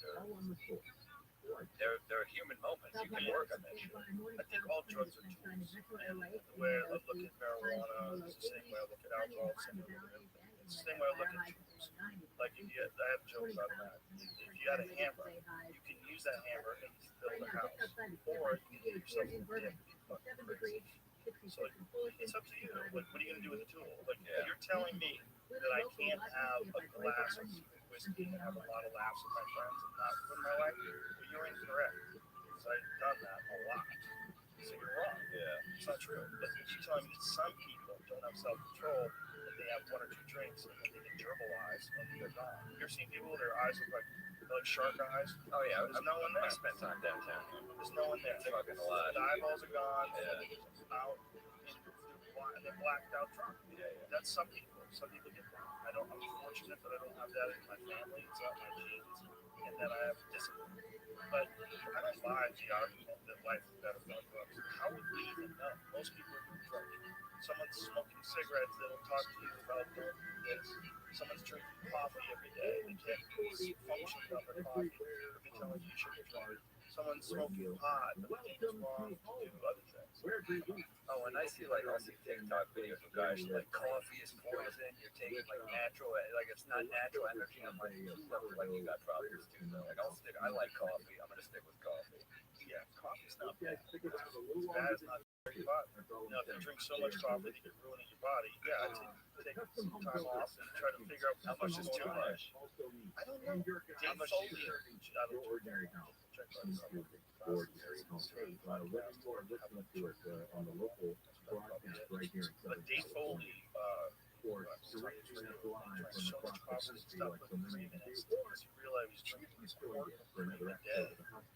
So like a quart and a half of that. This fucking to the sport. That's how much cream because he was just drinking coffee all day long. Drinking pots and pots. Yeah. You've had so many careers. That's crazy, right? Wow. You've been around a long time. Yeah, it's very strange. It's strange for me. Yeah. It's hard to believe. Yeah. Is it weird to see episodes? I don't watch them. My kids watch them. It holds up. It's a good show. It's interesting though. It's weird to see a 27-year-old me on television. But it's cool. It's weird. It's just weird because it's your past is always weird, right? To see it on videos is strange. It feels like even though I say I was on a sitcom, it sounds like a lie. So long ago, it's like a lie. It's also because it's like my life is so different than that. It's like trying to relate to that time of my life, but like just it feels the big one for me is martial arts. When I talk about like when I used to fight, that makes me feel. It just feels like if I didn't have video of me fighting, if I didn't know that I could still go do something, like I can still go do it. I know how to do it still. I'll like look at a heavy bag sometimes. My brain is like, you know what you're doing? And then I just start doing it. Like, I don't know how to do this. It's weird. Yeah. It's like it's such a part of my life, and it's so long that it doesn't seem real. I think about old sets and like how I used to like record them on VHS things. That's so crazy. You would mail a VHS to a club. Now it's a link. Yeah, life has become simple. With a password. Yeah, like stealing. Awesome. Yeah, there's masses of strange things. We're talking about like these old clubs that work at, old sets that work at. Like, we have these ideas in our mind and these building blocks of character, life experiences. You hope what you hope to be, and like what you did hope to be when you become, and you're like, oh, hopefully I don't turn into this. Did you have aspirations like when you first started doing stand-up and first started getting serious? Did you say I want to be on Netflix or I want to be on HBO? I want to be on Well, Netflix wasn't a thing at the time, but yeah, at the time I was like, yeah, I remember the last special I did, that's the one that really helped me, the one, I Got This, I self-produced, that has like 11 million views on YouTube right now, and, you know, that was one that everyone passed on, so that was a pretty big, thing for me that it succeeded online and really helped take its sales on the road. That's why I did this. I was like, I've been doing the road a long time. I want people to come out and pay to see me. I don't want to doing stuff Oh, like dude, Netflix. I'm on the sinking ship. This is Netflix is on this. I feel like I got a life. I just showed up to the Titanic, hasn't hit the iceberg. I'm like, I'll take a lifeboat. Sure, why not? I don't think Netflix is I'm not putting that with like an HBO special. Netflix is way better, but it also gets online too now. Like once you get like if you one of the good things about comedy is if you're a fan of comedy, you don't have that much to choose from.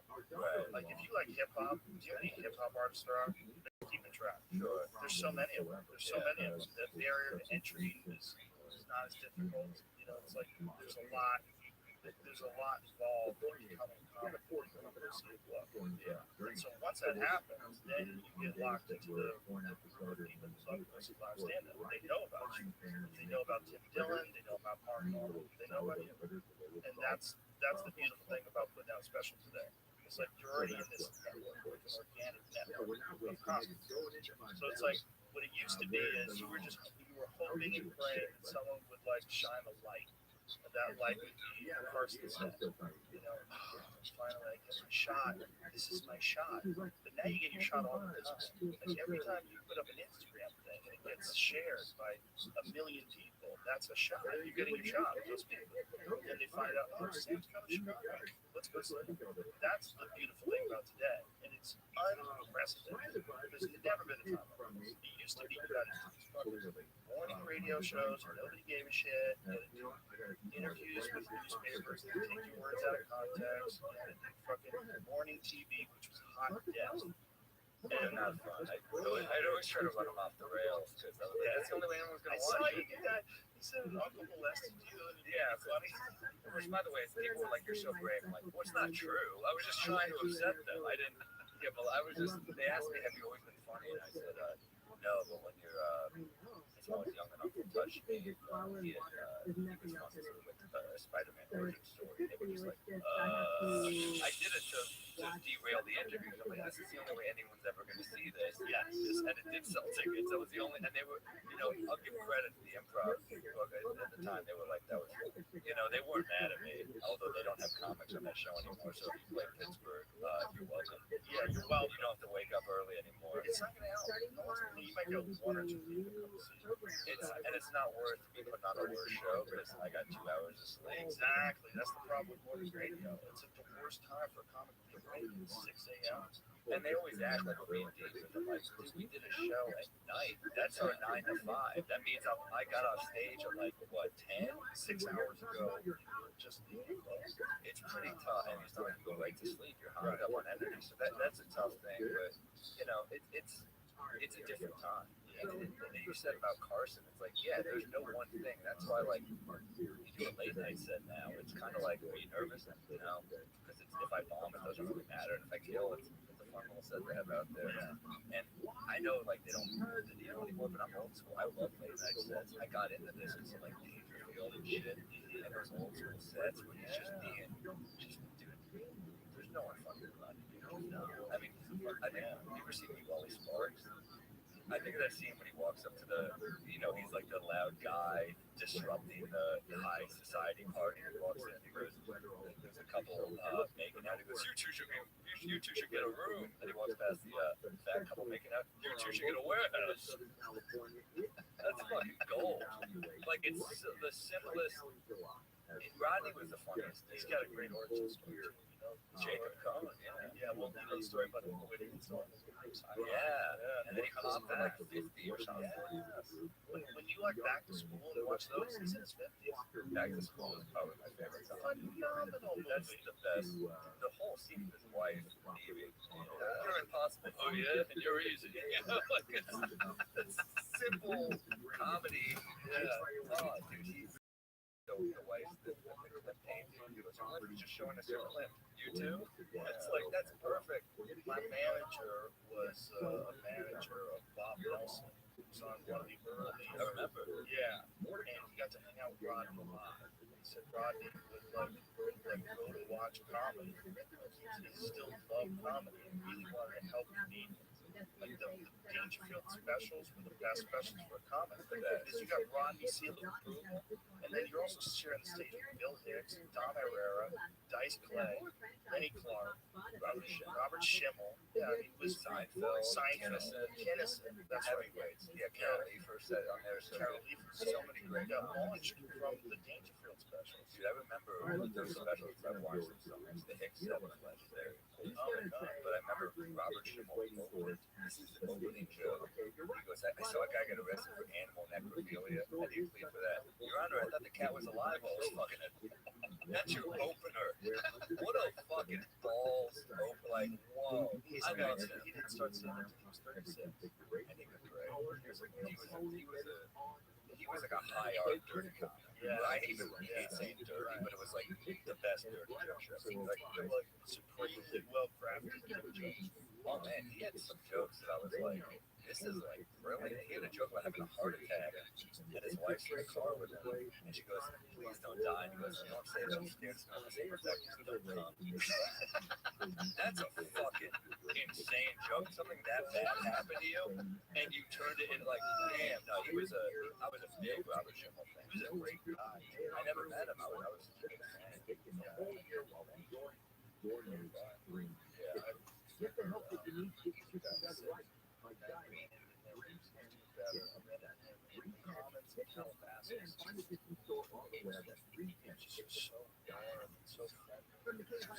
So nice. Sometimes you run into a problem, you don't expect to see it. It's like seeing one of us out in the wild, you know?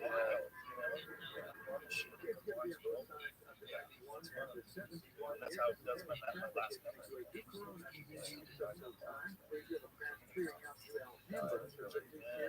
Did you ever get a chance to see Jenny live? Jenny, no, but I was a fan of the special. He's so underrated. Super. I love his horn as often as I can, but I was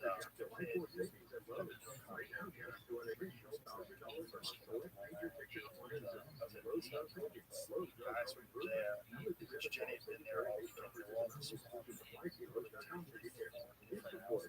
I hate hearing Two him. I different hours Friday night, 2 different hours Saturday night. They said never repeated his jokes.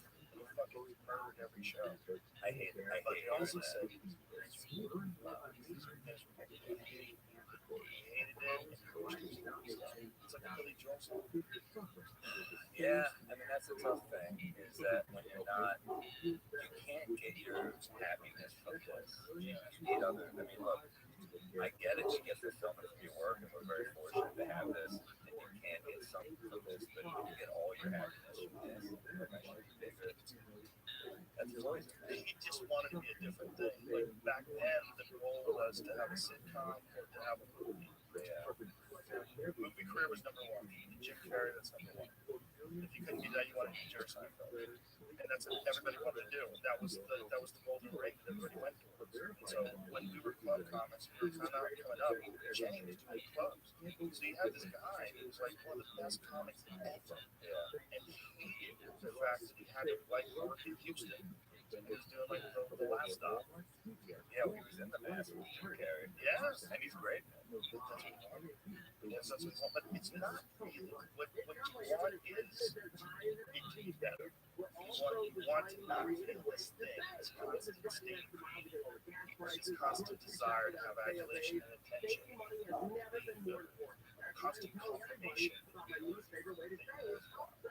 feel like you just can't Well, that's outside your control. If you can keep it to a business inside your control, and you do that, like at least I can work on that. I can't work on a fucking casting guy being like, you're the guy. That's not in your hands. And it fucks with your head. It's tragic, right? I I didn't know him, obviously, but the tell used to open. He spoke so highly of him. I mean, I remember watching his HBO specials, like, that HBO specials, he was miserable. He didn't want to be a road comic. He wanted to be in Los Angeles, be the movie star with a big house, and show up in the red carpet and everything. But it's not that even that. It's like whatever he. I think that's part of the problem. Is like think about how great he was. Like, do you ever get that great if you're happy? Like, do you ever get that great? You have to have this fucking bottomless pit that you're always trying to fill up with laughter and killer bits, so people like you for that brief moment. So in that brief moment when you're on stage, that moment when you kill is the only thing that feels good.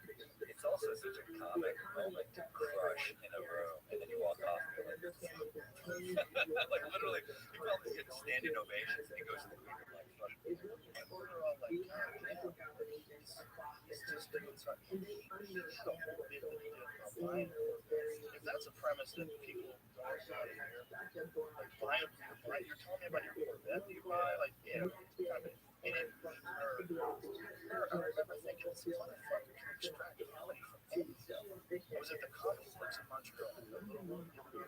I've done it once. It's Yeah. a tiny room upstairs. It's like 100 people. It's fucking Don't great. love comedy in Montreal, but I love the city. I love that town. Yeah. I mean, that club. I used to go back to that club even after I had done television. Go back to that club in Montreal. Just get up in Montreal. Just to fucking hang out at that place. Yeah. This guy Jimbo used to run it, was the best. Such a nice guy. Everybody loved it. Just a fun little small place. Good clubs are important. I saw Jenny Rowe. I was like, this is the crazy shit. Like, how was he? I said, I'm buying a Corvette. Like a guy trying to upsell him on various aspects of the car, undercoating all this. It was so good. The guy could just, he was so fucking prolific. He always had images. He always had better shit. Yeah, and it's interesting. Like that kept him going, but like when you want to be a movie star, there's like 5 of those guys. Yeah, he wanted to be. That's the thing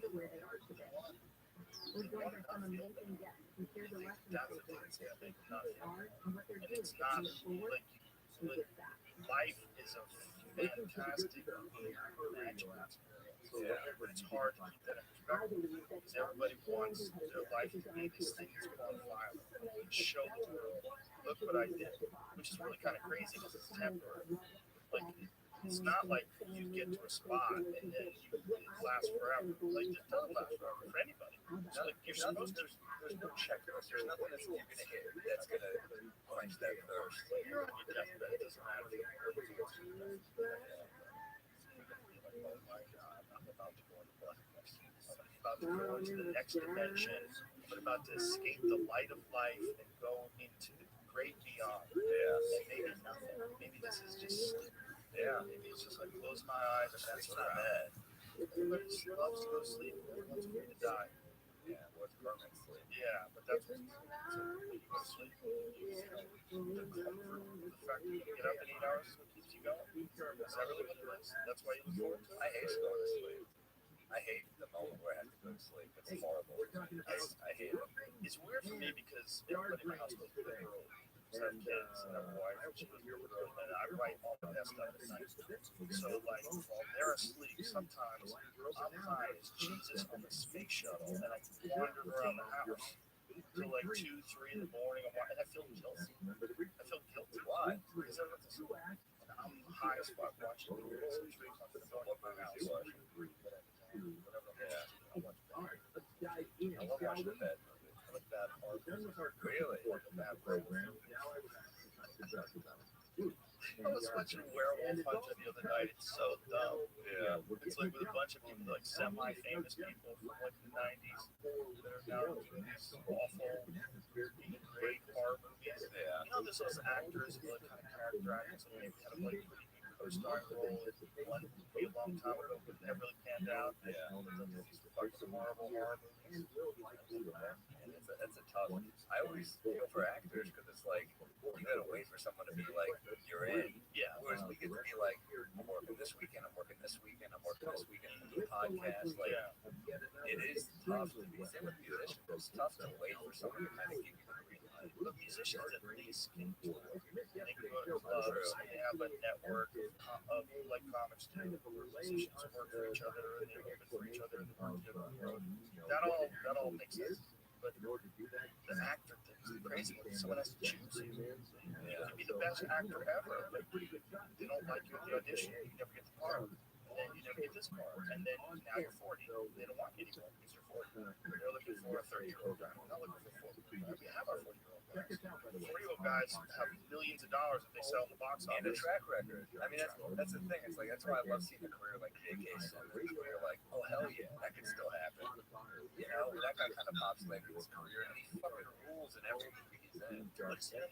Oh, he's Whiplash. He's the teacher. You know, Whiplash. Oh, dude, it's fucking great. I mean, you gotta get past his two buttons. Yeah, he was in Oz. Remember, he was the bad guy in Oz. I mean, you gotta get past the fact that these two white guys who are amazing jazz musicians being the stars of the movie, but once you get past that, fucking rocks.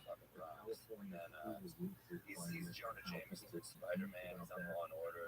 Yeah, that's right. Jonah Jameson, Spider-Man. He's awesome. Yeah. How did that not go to Dennis Farina? That guy just looked like that dude in the comics, you know? Yeah. There's a few of those guys, right? It's awesome. Yeah, love the character actor. It's such a business. And the business promotes conformity. It's one of the worst things for an artist. Yeah, business. It promotes conforming to a very progressive liberal ideology that has to espouse publicly. And anybody that is conservative that's in that or religious is in that, they have to hide it. What's a Rob Schneider? Yeah, Chris Pratt, right? Religious guys kind of like not talk about things. And anytime he brings up anything, even positive stuff, like say he's happy his child is healthy. Well, they know your politics. They will hurt you. If they know you and they don't like you, they will attack a character that you then play who's nothing like you.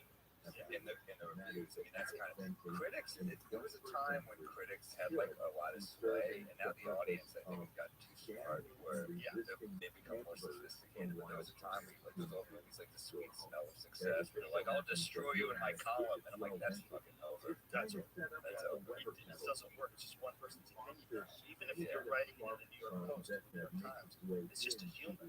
It's a human's opinion. It used to be, "Oh my God, the Times says you suck." Suck. But now, Kurt Metzger says the Times is like the fat girl's temple. It's gotten to this like weird place where society, word of mouth, and people tweeting about stuff and Facebook about stuff and then telling their friends at work. That's how stuff gets back. And then, promos, and you see it looks awesome. The preview's hilarious. Not very much anymore. Previews are hilarious. You don't see a lot of fucking really hardcore comedy movies. They don't make them. Like, think about, I watched The Hangover recently. That's a great movie. It's probably the last one. It's very hard to make a big budget comedy because no one wants to put money in it. But I'm like, man, I think the public is starving for like a Todd Phillips type of comedy.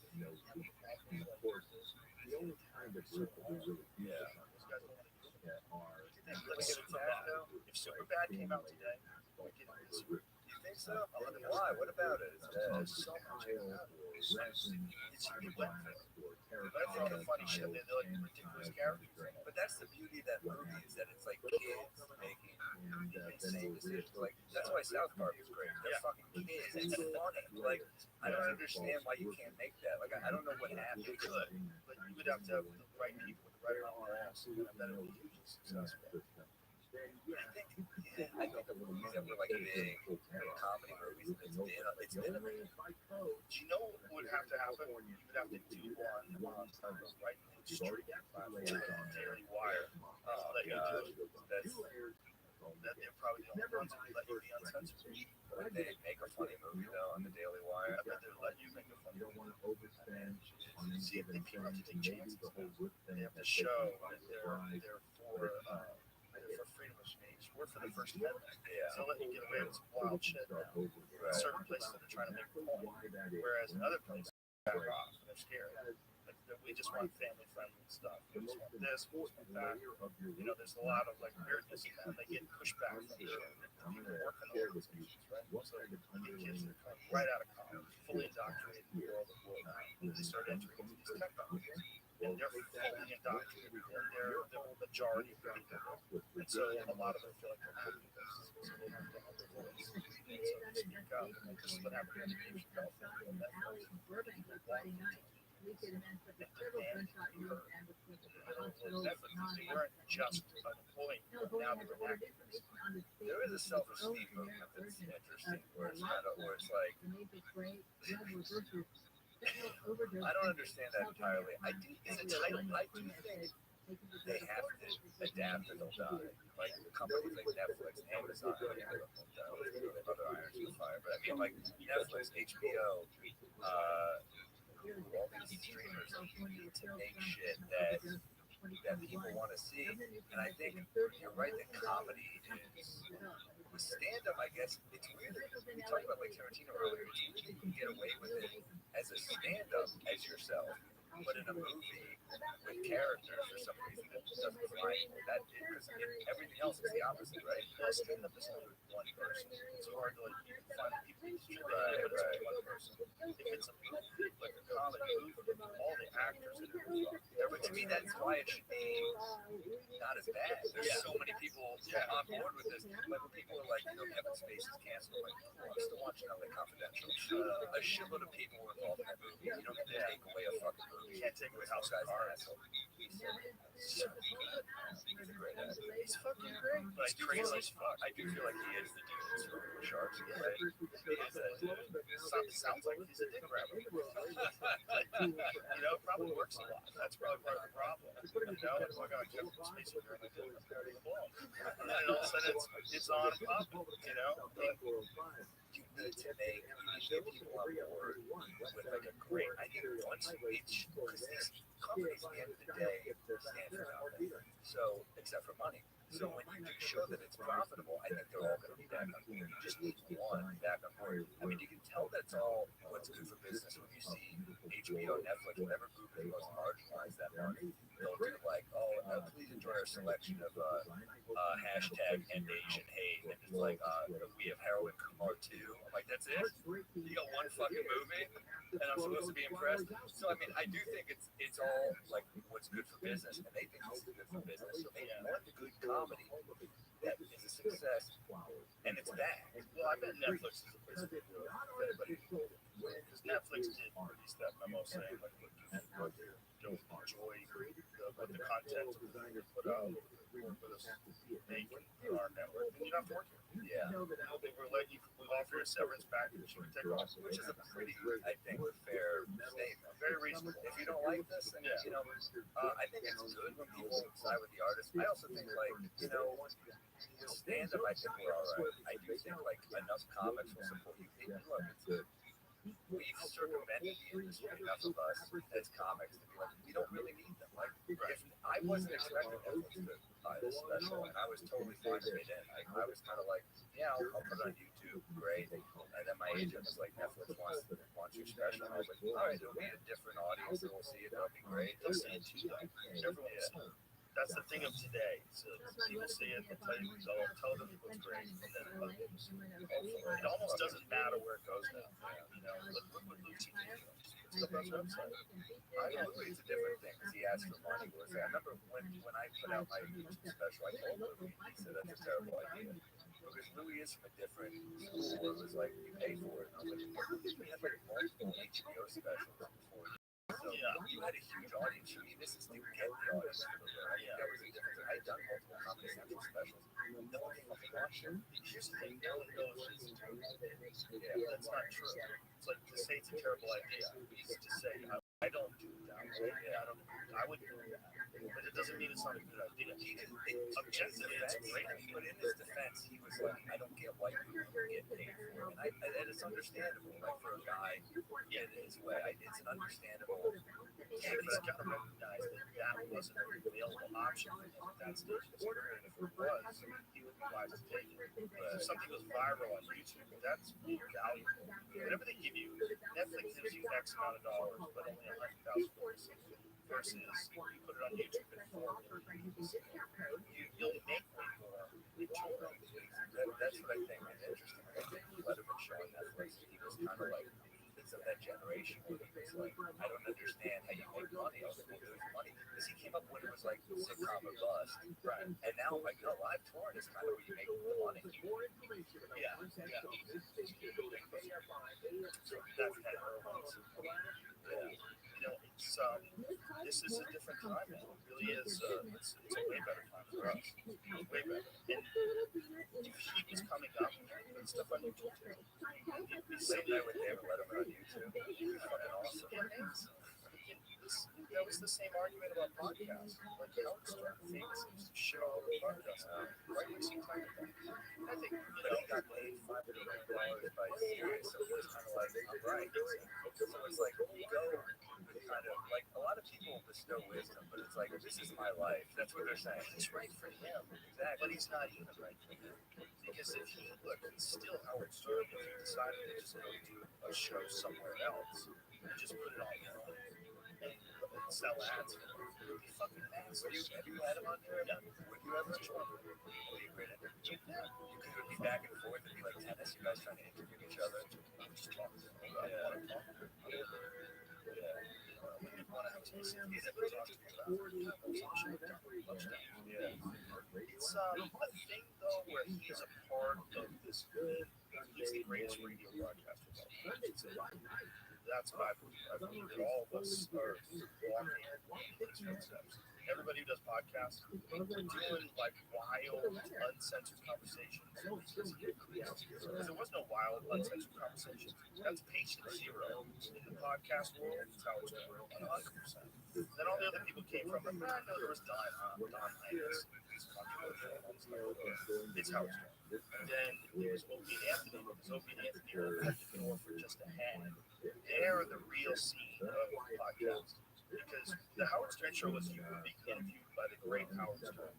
He was behind this thing where he had all the fucking levers, and he would mix the sound and shit himself. He works all the buttons himself. Like, he was a real, like, trained DJ, you know, before he became this. He figured out a thing that no one had figured out. It's like, people talk like this privately. Why shouldn't you talk like this publicly? Morning radio, when people stuck in traffic and they're fucking bored, give them something fun. Yeah. And go crazy, go for it, get wild. And he was the first guy to do it. But what Opie and Anthony did was they just let us come on and hang out like this. So we would just be hanging. And it would be Rich Voss and Jim Norton and Patrice. Yeah, I love those guys are classic. Yeah, it was Nick Apollo and fucking Bill Burr and Ari Shaffir. Just go and hang out. And that's what we did. It was like, that was the birth of podcast. It was really the Opie and Anthony show. That's a great point. A lot of guys were really, that's when they broke. And, I will say a lot of those listeners are pretty shit. Take a break from the comments for a day. Maybe hug your kids. You know? I think they encouraged them. You know, there was like an encouragement of that sort of. That's what you worry about with your audience. Like, what are you encouraging your audience? Are they mimicking the way you interface with people?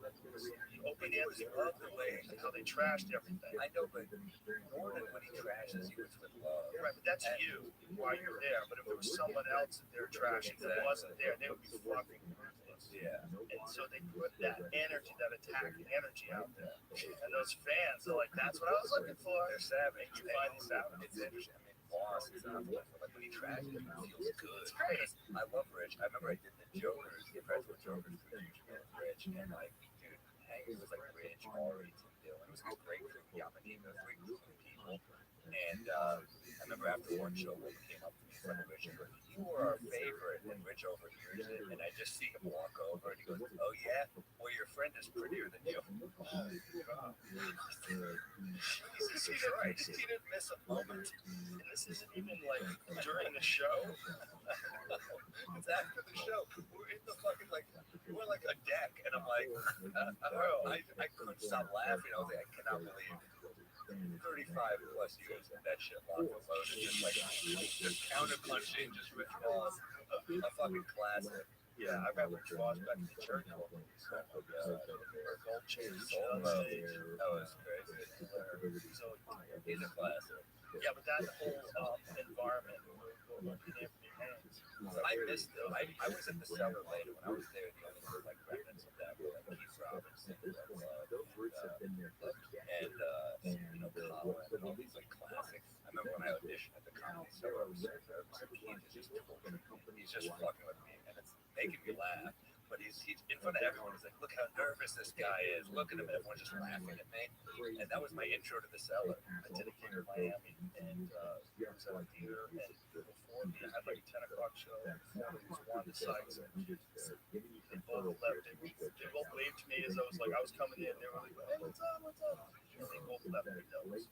And Wanda's note was like, hey, Joe, great to see you. Kick ass tonight. I hope you have a great show. And like a little heart. And then Keith Robinson says, I hope you die the most miserable death you've ever died on stage. Keith is such a great wall buster because there's so much love. Like, he knows how to make you fucking laugh. Yeah. He has some material that kills him. And he had a second stroke, unfortunately. But he goes up and in a second, and then he comes in something. He's not doing great physically, but he goes up and he fucking murders. He's slurring his speech, and he's limping, and he's lost use of his arm, and he still goes on stage, and it takes the audience like a second, and then they're like, holy shit, this guy's a hilarious. He had a bit about how he finds himself laughing at disabled people, forgetting that he's disabled. I was dying. I was like, dude, that's fucking gold. He's a great hang. He's so fucking funny. Very funny. And, those guys in that scene, like that, they were like the perfect place for the podcast to start because everybody else just talk shit. So there was never a dull moment. There was never a moment where it was dead air. There was never a moment when everybody's like, so what else? There was no what else. It was just constantly going, and we're all drinking coffee. And it was like one of the few radio shows that I would like genuinely look forward to. I couldn't wait to get in there. Yeah, it's intimidating. I was on very at the end, so I was never on. I was like, oh, No, and Anthony was a big part of it. Yeah, he's so funny. He's a comic that never did comedy. He's a comic. Like when you talk to him, he's got a comic's mindset. He'll bring up subject like, yeah, why is it? And then he'll have this brilliant take on things. Yeah, he's great. And that was one of the. That's what like a lot of us like Patrice really shine. His philosophy, the way he would break things down. Funny, but he had thought this shit through. Yeah, there was a rock solid philosophy behind his point. He really shined. Elephant in the Room was to me like one of the iconic comedy specials because it was hard to capture. It was so funny, because he was so unique and the material felt so off the cuff, even though of course he was working that out. But that was a classic special. He would have been the best podcast right now. He would have been great. He had the gift of gab for sure. I think of Patrice and Greg Giraldo as well. I love Greg Giraldo's comedy so much. That's like really. That was Greg in a nutshell. Where it was like. You beat him up with jokes. Yes, you beat up, and it felt like Dennis was a bully. It just felt like sunglasses, a leather jacket. And I'm like, oh, you like Cobra Kai? Like, what the fuck is this shit? And Greg was just so. It just felt like justice for Greg because he was never a dick. His stuff could have been way mean. Oh, he was so cool. I mean, with that particular one, he could have been way mean. But it was one of those things where Dennis was huge with that. It had just taken off. He had no cure for cancer. It was like his career was taken off. So it was like a class struggle thing, which I don't like at all. I don't like when comics treat other comics if they're not the same thing. It's fucking weird, Or it's also like you're not really a comic anymore because that, right? You're kind of like a movie star. And the sunglasses, it's like, is that what you always wanted to? Did you always want the corner?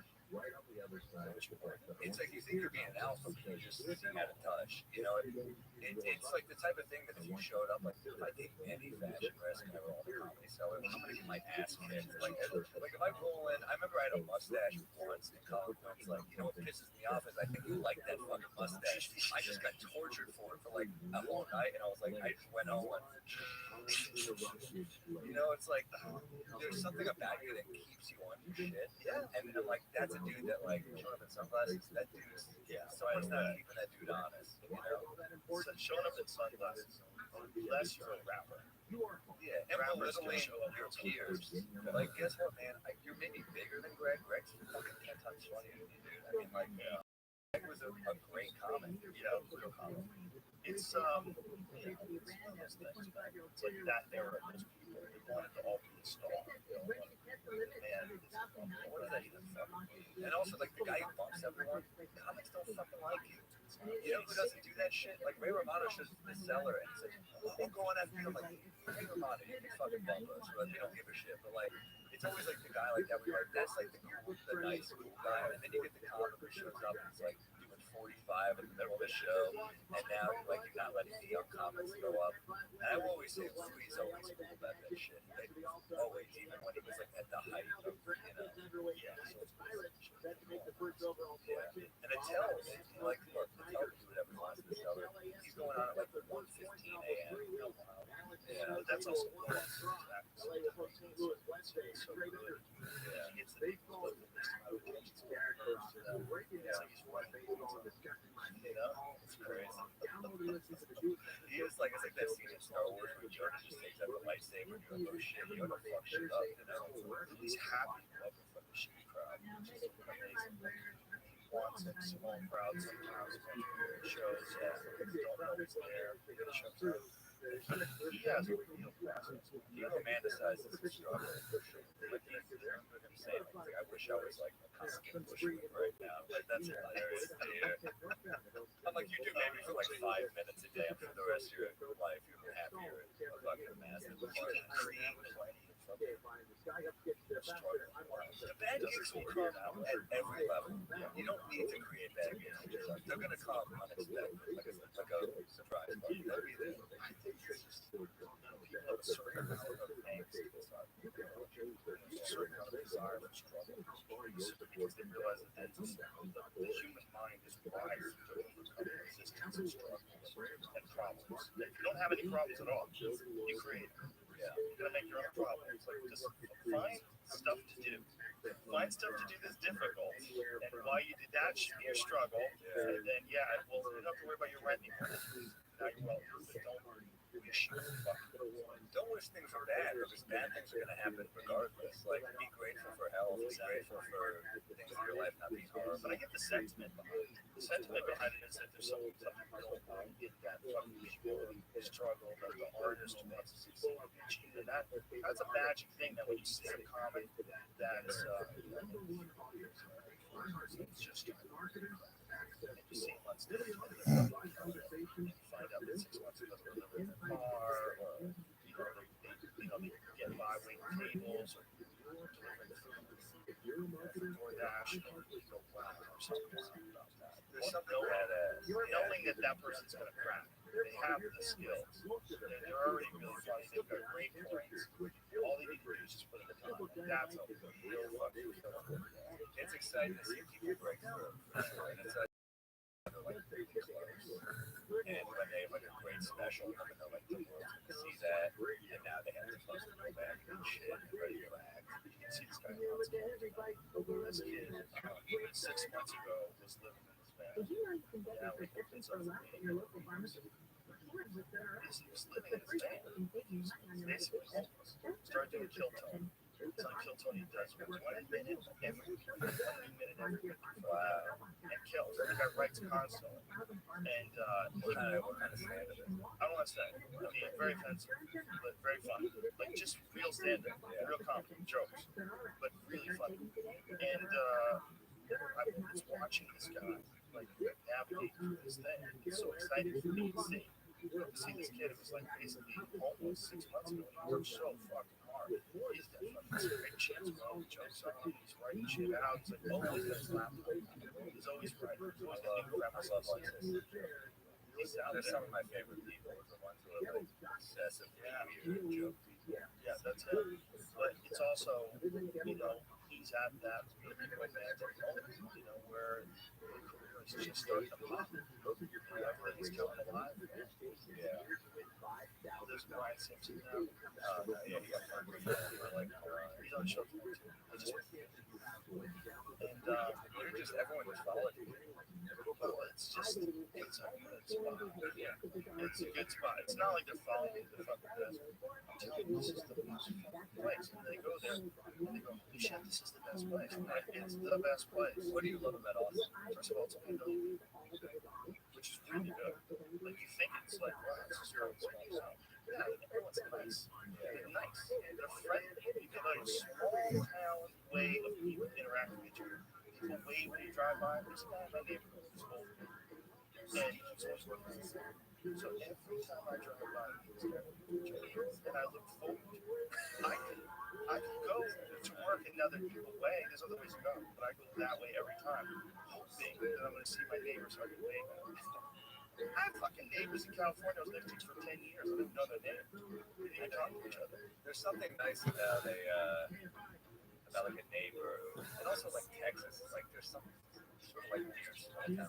I do feel People are friendly and they're smart and they appreciate live music, appreciate live comedy, and they're not. I mean, as far as like city attitudes go, they don't really have them.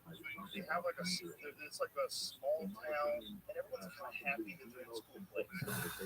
And then you do live comedy here, and the comics come and they feel free. Yeah. So now instead of being connected to Hollywood, they can be podcasted. Connected to something that's got a bigger footprint. It's bigger in terms of more people watch it. Right. And then you also don't ever have to worry about being, kicked off of NBC because you said a bad joke. When someone filmed it. It's a different world. They're gonna have to adapt or they're gonna die. I mean, that's really the truth. They'll have to do family-friendly, family-oriented shit if they want to do that. But that's all they're gonna be able to do. It's the problem. I mean, I get it. Like, I love New York. I can't defend it. I'm a New York City kid. I'll always live there. But it's insane, dude. I mean, it's like the best. Like my neighborhood right now on the west side, it dies down early. It's a lot of old people. It's all but I mean, there's no bodegas open late. There's like 2 around late. You go down the west village, lower east side. Holy shit, dude. The top, but you better fucking have your martial arts ready because dudes are gonna get in your fucking face. It's like a video game. You feel like you're playing GTA 5 or something. It's kind of fun. Yeah, you're kind of dodging people. It kind of keeps you alert. So it's a lot more aggressive. It's aggressive. It's fucking weird. It's tough. It feels like a whole city that just like won't behave. Because you're on top of each other, they don't feel like your roommates a little bit. But is it worse post-pandemic? Oh my god, yeah. Much worse. Yeah, dude. Yeah, every downtown in the country is worse. Like I was just in Pittsburgh, I was in Salt Lake, all these downtowns. This is a fucking disaster. Because they don't. That's where the office is. And no one goes into their office anymore. So downtown is just bad now throughout the country. Every downtown is not good. So I mean, but then again, like I go on the road. I don't want to stay off the fucking highway. I'm staying downtown because I want to take walks in the city. I like walking. So it's a vibe for sure. Like New York City, I love it. But yeah, I'm a woman late at night. Like you better walk that woman at the door. You know what I mean? Like that's some shit. But it's also like, hey man, good art comes out of bad shit. Taxi Driver, right? A lot of good movies. Yeah, it's probably great comedy. Just get that iPhone ready, dude. It's tricky. The other thing I like about this place is that we were talking about before, that it's a blue city surrounded by a red state. I love that. Yeah, It keeps it in check. sure. There's something about that. And it's just this whole town, it's like Texas itself is a very rebellious place. And this is where Kinnison started. This is the building started. There's something about that that's like it's baked into their appreciation for comedy. I mean, those guys put Texas on the map as far as comedy. Because people thought about comedy. They started in New York, started in LA, maybe San Francisco, maybe Chicago, Boston for sure. But they didn't go to Houston. And two of the best of all time came out of Houston. It's a great comic. And also, you look at you can tell they're Texas comics, but religion is such a big part of what they're at. Yeah, and that's like the Texan. I mean, I can connect. I mean, Bill Hicks he's like the biggest part of comedy because the amount of work he did, it's gold, and he died so fucking young. Like 5 albums. Something like that, pancreatic cancer. And you listen to those albums, whenever comics call Bill Hicks overrated, I'm like, you're a fucking idiot.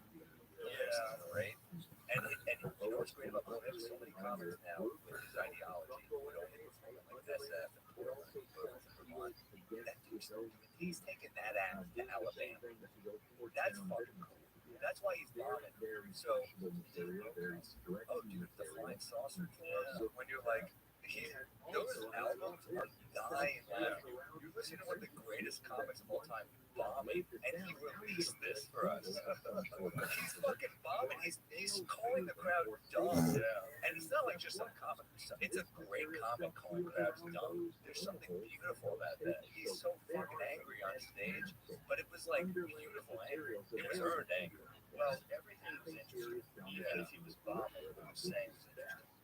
Really? Yeah, it was just, that was like one of his tenets of comedy. Even if I didn't find it interesting. He was Lenny Bruce for us. I listen to Lenny Bruce and I'm like, it's a little, it doesn't resonate with me. I understand that he's brilliant, I understand that we need him. But like, Bill Hicks was like that for guys like us. Like, he made it cool, you know? He made you feel like an act. He was just telling jokes. He was up there talking about young man on acid thought he could fly. What about positive drug stories? Yeah, it's a brilliant bit. It's a brilliant bit. It's a pro-drug bit of a guy who's clean and sober. He's talking about the great times that he had that he's doing drugs. It was also, everything was so well worded, so smart. It was just a completely interesting kind of comedy. They changed so many people's way of comedy to the point where Punchline in Atlanta, when he performed in the green room, somebody wrote up like trying to be Hicks. Yeah. He had his rules of comedy. And he also, some of them I'm like, all right, he was like, never asked a guy how they're doing. I'm like, that one's hard. We can do that. That's So fine. many people imitated him to the point where trying to fix it. They were all trying to do that. They were all trying to beat him. They would go on stage with someone's fucking big points. They're trying to cover better taxes or something. It's like so often with great comics, you miss what the beauty of them was. Is that Hicks at its core was silly and funny. And when he got self-righteous, that's kind of when he lost me sometimes. When he was like kind of condescending to the crowd, I was kind of like, I don't love this as much as when you're just doing great jokes. Like, I love the bit he does. I love, it's this half hour on HBO, and he's like, I hate when, I love watching people in Aspen smoke cigarettes and not know what they've done inhaling. And just the act out, he just keeps blowing just the smoke. And it's like, that's a great fucking bit. Yeah. That's a silly observational joke. You're like, well, that dude was great at political stuff, social commentary, religious stuff. So then you just do a fucking observational thing. Yeah. He's one of the all-time greats. So when people write him off as being overrated, I guess it's all in the context of time. You have to think about that. If you go and listen to Lenny Bruce, it doesn't make any sense to us because everything has already been understood and covered. Like all the things that he's talking about that are groundbreaking. Back then, they were people like, oh my God, what is happening? This guy's breaking down society. No one can do this. No one had done that before, but now everybody does it. So when you hear him do it, and then the things he's saying, the world has moved on so much from 1963 to today that it's impossible to he still had some jokes that worked today. He had one joke that goes, it's against the law to be homosexuals. What do they do? They put you in jail. A bunch of men want to have sex with you. It's a great bit.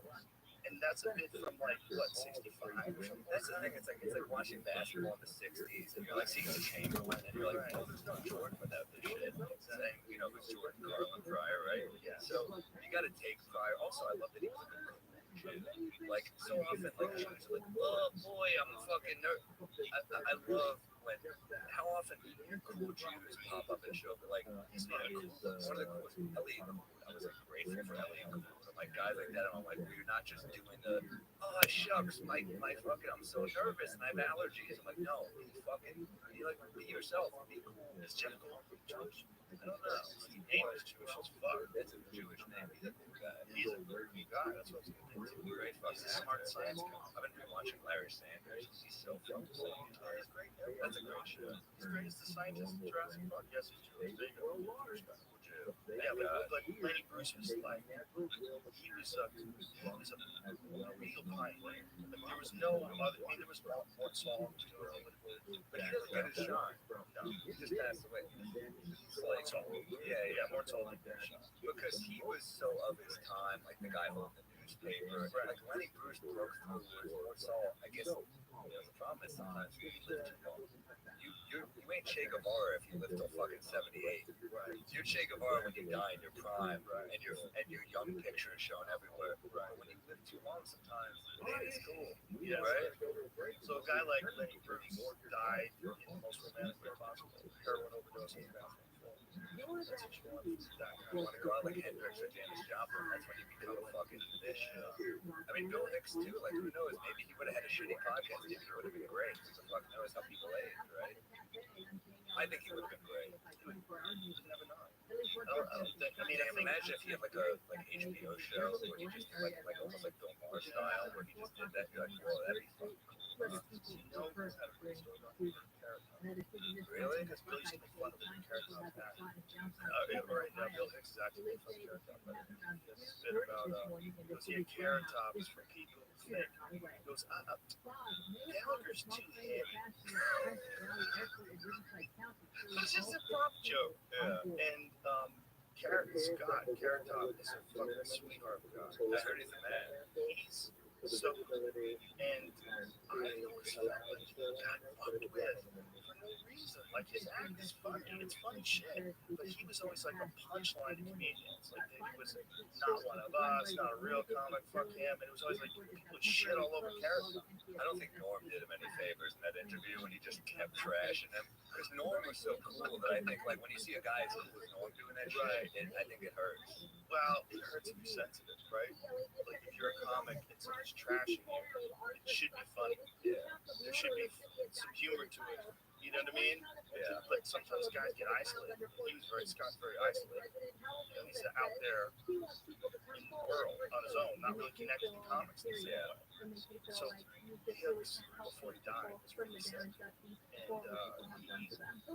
came to one of Scott's shows. So Carrot Top's doing a show. And Hicks came to the show. He's one of those last few months to last forever. He thought he hated me. He goes, no, man. That's a big thing that people miss too, is that like, we're fucking around. Like, do we really hate anyone, any of us? Like, I'm too old to fucking hate anyone, dude. I'm not interested. I don't want that real estate in my body. I would rather not even think about this. Not interested. Stronger feelings. You don't want to carry that around, man. I don't carry that around in my life. It's not fun. It's all-consuming. And also, like most people aren't evil. Most people you like spend some time with, like you get to know them, you're like they got their own shit. I don't want beef with people too fucking old. It's not necessary. It's not necessary, and you should avoid it whenever possible. People that don't avoid it, I'm like, okay, but that's you. That's the game you're playing. It's the life you're living. Yeah, you just gonna get mad at stuff all the time. Yeah, mad at people all the time. Constantly. I'm not interested in that. I see what it is. Like, we can all go that way. Anyone can go that way. Make choices. If you want to be that fucking person, it's always a need for people. Take care of it. It's going to take years off your life. It's a giant distraction. It's a resource hog. It takes away from things that are really, takes away from things that are actually needed for the world. There's certain people that fighting things that are just fights. You're trying to take out money, man. I get it. You know what I mean? Like, I have a friend who's been involved in a lawsuit for 10 years. At least 10. Raised him in training. And treatment dolphins, still walrus for his group. Great dude. That's a different thing. That's a good thing.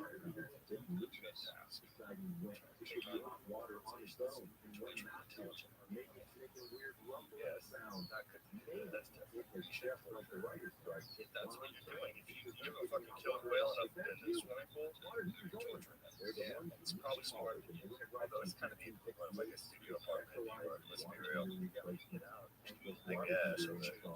If the whale only slept in that little pond, fine. Yeah. It's a fucking shit. There's elephants too. One of those cages in the zoo. So like, yeah, it is cruelty in animals. They need their exercise. Pull up this thing. Something happened in the streets. It's been involved in this lawsuit for 10 years. No, it's my whiskey, but I think I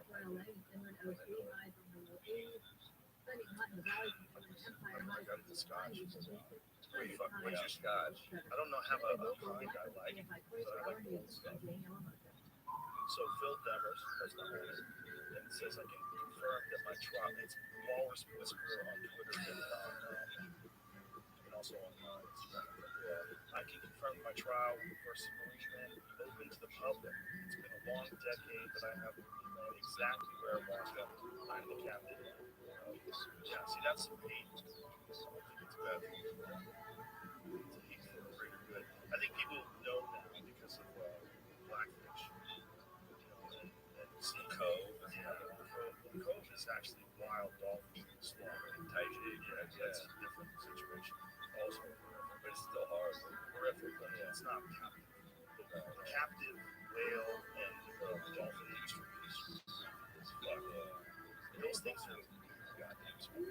They just can't manipulate their environment. You know, they have dialects. They have a language we don't understand. They have some sort of complex social structure. They travel, like, when they communicate with sound, they move through 3D space underwater. They just don't need thumbs, so they don't have houses. They go where the water's warm. They're smart as fuck. They just didn't need to evolve all the things that we need to evolve to survive in the above water world. Right. So they are the dominators of their world. Killer whales have been throwing shit in the ocean forever until we started scooping them up and putting them in fishing tanks. And imagine what that's like. Imagine what that's fucked up. It's crazy. I think of it too. Sometimes when I even eat like veal, I'm like, did I need to get veal? But that wasn't prepared in a nice way. We're gonna get back to the Dutch event. The baby is tied up. Its body's not good. No muscle tissue. Yeah. But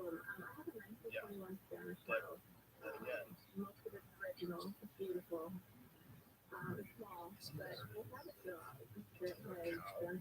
kills you. That sucks for 4 lives.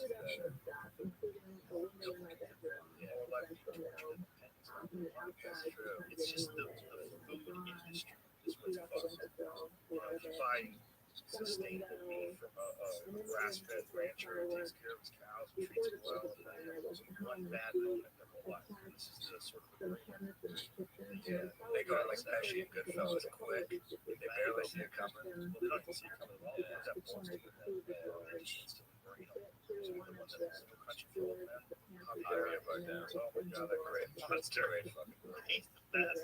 He's one of the best serial killers in a movie ever. The Coen brothers just fucking rule. They rule. They're like, we're like, we don't deserve them. I mean, dude, I think Brother, Where Art Thou? Fuck, you ever hear the story that Clooney, like that scene where he sings, he thought he nailed it, and they're so polite. They're like, we're gonna go with an audio thing. We're like, you know, and he's like, oh man. I was like, man, Clooney is like, he's like our Cary Grant, where he can be like silly, but he's also like kind of like a hot guy. And like, Clooney just fucking, oh, that's a great fucking movie. Fargo is one of my all-time. Yeah, but that dude, Tim Blake Nelson. Tim Blake Nelson is this like movie Old Henry. Have you seen Old I Henry? heard it's incredible. It's fucking great. There's like a new movement for like Western type. They're like bringing the Western back, which I think is cool. That was legit. I'm gonna watch it. Norman actually was raving about that one. I gotta watch it. Dude, the Coen Brothers Fargo is like one of the best movies of all time. I think. Really is. That's a master. It's a masterpiece. That's like a modern. Fucking. That's Old Henry. Oh damn. It's fucking good, dude. It's a good movie. A good Western's tough to beat. I love them.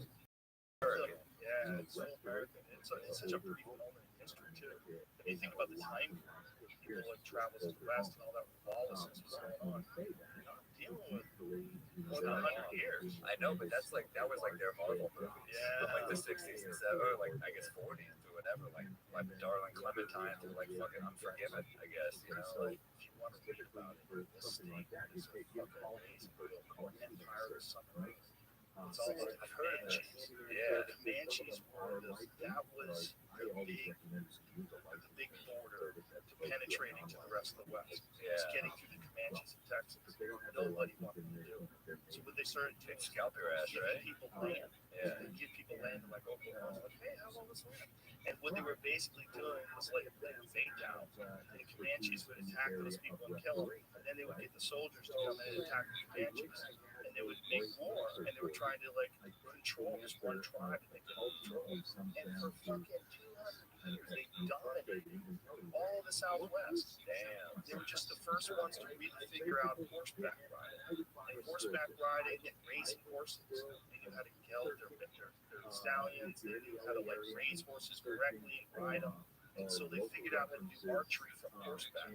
Crazy. So they're shooting The balance. Imagine the balance. they carry their arrows in between their fingers. You just go 1, 2, 3, 4. These are the people that have muskets. And so they're trying to like pack these muskets. So they were murdering everybody. So no one could cross. They couldn't get through this part of the world. So they ran, especially like right here where we are. They find arrowheads all over the place. All these people that have ranches out here, they all find arrowheads. It's so funny what it was and what it became. I think about that in the Alamo, like the madness that went down here. Now it's just like a fat dude in a fanny pack. You know, it's just like. Walking around the Alamo. Yeah. It is crazy. It's crazy because people think this was not that long ago. In terms of if you go to Europe, right, you go to a bar that's 1,000 years old. People were drinking here 1,000 years ago. A couple hundred years ago, there was a wild tribe on horseback. And shit. While Paris is being built, while London is this beautiful city of splendor, right here, Comanches. It's crazy. Yeah, we're not that old a country. People don't think it's pretty crazy. Yeah, we're so young in this particular area. It's just like so cool. This wild history A violent history. violence. Yeah, so much violence. This is like to get across this country to establish cities everywhere. There's so much violence. But now we get talking to them. It's kind of worth it. It's kind of I wouldn't want to come back to that. And fucking hoping that they get through the trail before they find you. I know I'm one of, if it's a movie, I'm one of the first to go. No question. I'm one of the dudes who's like, yeah, I'm that dude. I feel like you'd survive for a while. Scene one, I'm the dude that's fucking out. The Comanches, they would cut horses. They'd scare them off. So you didn't know and shoot guns off. The horses would run away and they'd be stuck in the desert with the horses. And they would follow you for days and watch you just die. They just follow you just far enough so they can watch. They just follow you for days and you're walking around trying to find something. Yeah, Water. can't get like a Luna bar or nothing. Just fucking dying. Just plains. Yeah, like some parts of Texas is just flat, dry, forever. Imagine walking that and there's the Comanches, 600 or 700 yards away. Yeah. Seeing them on top of the ridge, watching you die slowly. Nobody would ever surrender because they assumed you were tortured. So like they didn't have surrender. It wasn't like the British, like, okay, you got us. I'm out. Yeah, they're like, bring Fought it. to the death. Yeah. If you live, you did the most horrific shit possible. And the guy who wrote that book did a fantastic job. explain to different methods and approaches. Arms and legs off and fire. So they just hack their arms off, hack their legs off, and throw them in the fire. It's all bar for entertainment back then. Man, some wild shit happened. They did it to each other. Yeah. It wasn't just like the auto. They were. I mean, it's so common to hate your neighbor, isn't it? You're just like, I'm from New York, you're in Boston. Boo. Yeah, boo, fuck you. I took an Amtrak. It's not that far, you know. Like, Driving. yeah. Worst aspects of Texas versus Texas A&M. Yeah. It's everywhere. Texas versus the world. Yeah. Those t-shirts. Some of it, it's a little much. I was in Nashville and there was a shirt that I saw that was a flag. It said, if this flag pisses you off, then get the fuck out. And I'm like, oh, you run into a lot of pushback in Nashville with that shirt. He might be all right. Yeah, he's preaching it. I don't think anyone's really pissed off. That's just like a right-wing virtue signal. That's all that is. So yeah, It's a virtue signal. they virtue signal on both sides. I would say. Yeah, I mean, like, Everyone's annoying. but compared to that, like, this flag is like, trying to find people that are pissed off. Yeah, so you're trying to fight people. That is like a mating call for let me kick your ass. That is being like, and like literally everyone's like, oh no, I like the country. It's a weird thing that some people flag is bad. Flag represents flag, American flag. Yeah, it's like empire, military, industrial complex, unchecked capitalism, cruelty, greed.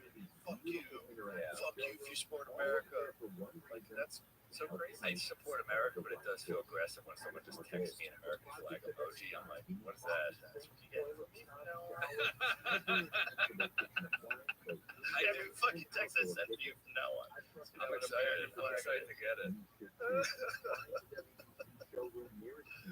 It is weird, right? Because it's one of the things that, like, there's that really gullible, like, narrow-minded, right-wing caricature. Sure. And we all like the people with the fucking Trump flags, with the flag out of our country, those type of people, right? Those are really, they really freak us. And if you give them a thing, like a flag, and they use that flag all the time, then everybody else wants to use the flag. No, I think the flag is like, these fucking cool, creative people that came out of this one place that was an experiment, self-government. Yeah, it's not perfect, but it's better than anywhere else. And we're a community here. We should think about each other as a community here. No, you're attached to this guy. This guy's like, fuck it, if you ain't white, you ain't right. He's got this. I'm like, you might have taken it too far. Yeah. He's also got American flags, and he likes Confederate flags. It's a sign of respect for the South. You know, like, those guys, they're connected to that American flag too. Yeah. Let go to the Confederate flag. Look, I'm a Knicks fan. I also stubbornly support losers. But let's take it back a notch. I do think it's like, you know, the Trump stuff. I was just reading a thing about how he's a malignant narcissist, which is that Trump is not. You think so? Trump is not a narcissist. Really? I heard it. I know for a second. I can't tell. That's I know that was. It was. You're a good actor. You're a good actor. Dude, but I was like, what do you know about narcissism? I was reading about it. It was like, oh, do you only like people who like you? And I was like, yeah, that sounds like every entertainer I've ever met. For sure, like a narcissist. When you like people who don't like you. That's how weird. I mean, like in relationships, sure, but not in my friendships. He was even explained to us the different types of narcissists. It was one of our guests explained that there's two different kinds of narcissists. They were trying to classify. Was it Tom? They were trying to explain like the kind of narcissists. There's different kinds of narcissists. Keith Campbell breaks down the different types. Oh, this was one, and then another one.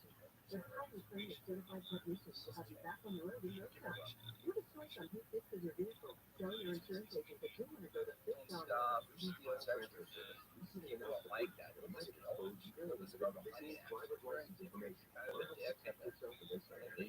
Hunter-gatherer society will take you out. You just So you don't know what you do. But so narcissism gets weeded out in those places. But when things get unstable, things are uncertain, people are narcissistic, get a lot of resources. Well, so sometimes they do well. And obviously in big societies, powerful enough to hire henchmen and hire a PR agent and kind of build their own status into a lot more than you can.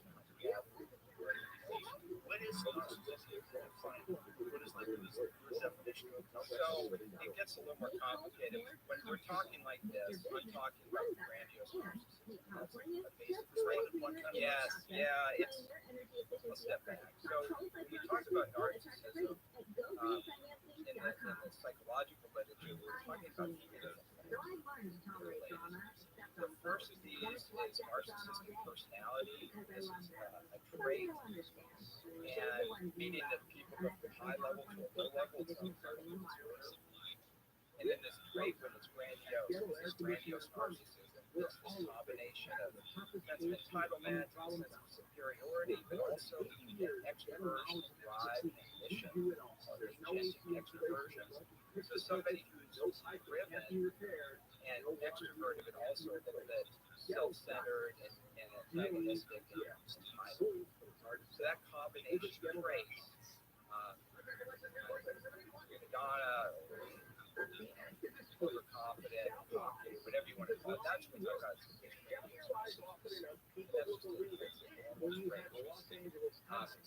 There's another form of narcissism which we don't talk about as much in normal world, but that's vulnerable narcissism. These are the folks that are kind of think they're too important, they should get a lot of attention, they don't so much everybody looks at them,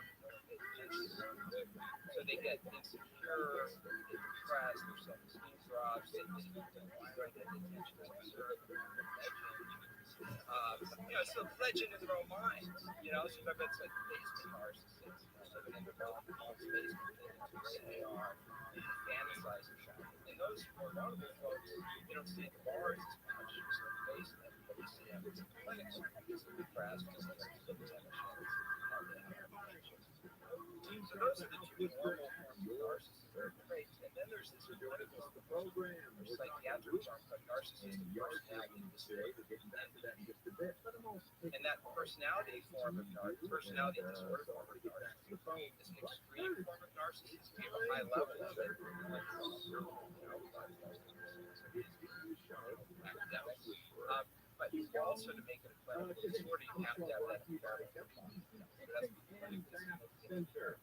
That's usually narcissism is so bad. Marriage, relationships, work life can be falling apart. So sometimes you find narcissists that really successful people and offices who are narcissists, but they kind of destroy the office, which are just bad workers. And so you can destroy that. You can make really poor decisions. You can go so big, overinvest in something, and it just doesn't work out for you. So you start dysregulating your financial decisions. So you make those kind of mistakes. The big ones are usually interpersonal. But when you have that kind of impairment, it can be disorder. The vulnerable personality disorder is fascinating. Yeah, that's a fascinating one.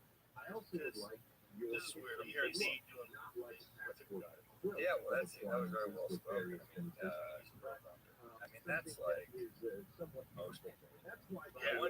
Clinical, that's maybe a little far from other people we know. The vulnerable ones, the one who bursts me most. Oh my God, the incels. The dudes who are jacking off too much. Or like calling people ugly or Twitter. That's like, I'm like, chill out, dude. Take a fucking break. Love yourself. It's hard. So imagine your accounts. You shave the middle of your eyebrow like I did. That's what you do. And you're out. Just laser it. Shave it. I should, yeah. If you're an incel, what kind of advice would anyone give to an incel that would work? Like if you have terrible genetics, fucked up life Lunchball league or something. Even if you suck to make friends, just get out of the fucking house. Yeah, but incels sell just getting out of the house and not getting laid. That's true, but you make friends and you're cool enough and you get laid based on personality. If you have a good enough personality, women can look passionate. You want to work on it. You want to work on your personality. Yeah, I think so. Dig down for a second. Read the book show said about the West, bring it up at cocktail parties. I don't know. No, just get out there. You can do it. I think you can do it. I think it's tough, but you can do it. Don't you think? You think you're just destined to a life of jacking off in a basement? I think there's more out there. I think become good at something. I think you have to deal with each individual case. That's true. I think some people are kind of, they just got the worst case of all the bad luck, and a lot of bad life experiences. They don't have the tools to get out of it, and then they're stuck in an environment where everyone around them is also negative. They don't have any examples of anybody around them that they can follow that are positive. Yeah, that's a big part of being a person. That's what people around. It's very hard to be positive when everyone around you is negative. It's very hard. But you also might be attracted to those people with your personality. Sure, but you problem is people are stuck. They're like in the same path. For sure. It's just, that's why like good role models, man. You be a good role model of someone. You see someone failing a little bit, you can help them out. So that's true. You saw me my neck earlier. Fucking help me out. So I appreciate it. Wish I helped you out before you got it up. I know I snagged. There's stem cell clinics. Tony Hitchcliffe is going to get an operation. He would be so bad with him that he couldn't sit down when he's going to kill Tony. He'd have to like not one leg because he had to kind of keep his neck straight, but he made his body like that. It was excruciating. And he was thinking about it. I have to get it operated. Got stem cells. I just don't want to ever get an operation. I don't want to take time off the road. I like that lifestyle. I didn't take any of them. I was just in horrible pain on the road every week. It's been like the last, it's been a while, but just learned to like live with the pain. I would eat a muscle relaxers here and there, but I like to drink, and I should stay useless, so I would try to, I've been a few drinks. And you learn to just kind of live with it. How did you get hurt? I would play a lot of basketball. I'm sure that jerked it out. I also probably didn't do enough skates. I just would always play ball in the park. And I think like a certain point, 6 degree my weight is going to jerk someone out. But I love that. Do you still play a lot now? Or I'll get back to it at a certain point. I'm going to start a podcast with you about the Patriots, and it's so changing next to him. We have to, like, when we do an episode, like, we're literally changing next to each other. I'm like, this dude's triceps, and I have to get, like, I'm in my underwear next to him, like, wow, that's a real wake-up call about your body when you're next to, like, a Patriot legend. Yeah, Oh, dude, he's such a bad. He's only Jewish Super Bowl MVP, by the way. Really badass. Yeah, I mean, he's a fucking beast. He's the best. I mean, just like very nice. how many podcasts do you do? I do one with Mark Norman. I be drunk. And then I do this one with Julian Grant. We recap the greatest sports games in history. In the first episode, versus Patriots. He's getting a lot of shit for doing the Patriots promo since the first episode. But I mean, like Adrian Peterson, Jared Zabransky, the second one, and he has the whole, like, the guests are fucking insane. This is awesome. Yeah, it's so fun. It's just like, if you're a sports fan, you'll love it. You got Paul Pierce, I think, episode 4, a lot of great athletes. Like, I love sports. That's awesome. So you do just those two. Yeah. Did you have another one before? I had a basketball with Stavros. It's like one of my best friends. Still is one of my best friends. Stavros is the one. That's awesome. His special. I haven't seen it. I've heard good things about him, but I haven't seen any of these. I keep hearing good things. Makes me laugh so fucking hard. He's just like, he's a carrot. He's one of one. Like, I went to his apartment recently. He's just like on his terrace cooking me up like calamari. He's such a Greek man. He's just the best dude. I love him. Like, you love him. We were just, we were both overworking ourselves. We needed a break. We'll probably start up again. I just love him. Yeah, it's hard when you start doing a lot of them too. You have to coordinate other things. So, yeah, like Theo does like 3 or 4 different podcasts, and he's just always around. sitting down. It's a lot. So it's only Julian, we can do like 12 in like 2 weeks now for a while, so that's why it's perfect for me. But yeah, the other ones we were like, hey, we need 2 this week. I'm like, oh fuck, we got a thing. I'm on the road, you know, in Cleveland or whatever, or Pittsburgh. We're like trying to work. Those are hard for sure. And when you guys do it, do you do audio and video? Yeah, we only do episodes in the studio, but occasionally on the road we'll do like a Patreon or something. We'll just shoot the shit from our weird hotel rooms. And Mark is like, I see his L-shaped couch on the road, and you know, we're just shooting the shit. And but our studio is awesome. You know, we do like full bars. We bartender in the studio. We have a couple of too. He looks like Eli Roth and Glorious Bastards, and he just makes us like cocktails we've never heard of. Like it'll be like Cold Survivor number 4, some weird prohibitions we learn about a drink we've never had, and we get fucked up. And like it's fun as hell. We sit over on and so good. We have like the guests are amazing. If you're ever in New York City and you want to have a drink with us, it's fun. That sounds like fun. I'll do it.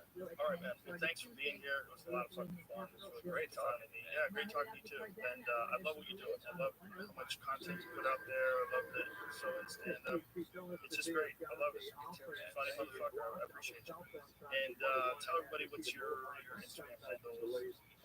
My Instagram is just SamRL, SAMRRIL, and the special is same time tomorrow. It's on Netflix right now, and thank you so much. Thank you. All right. Bye, brother.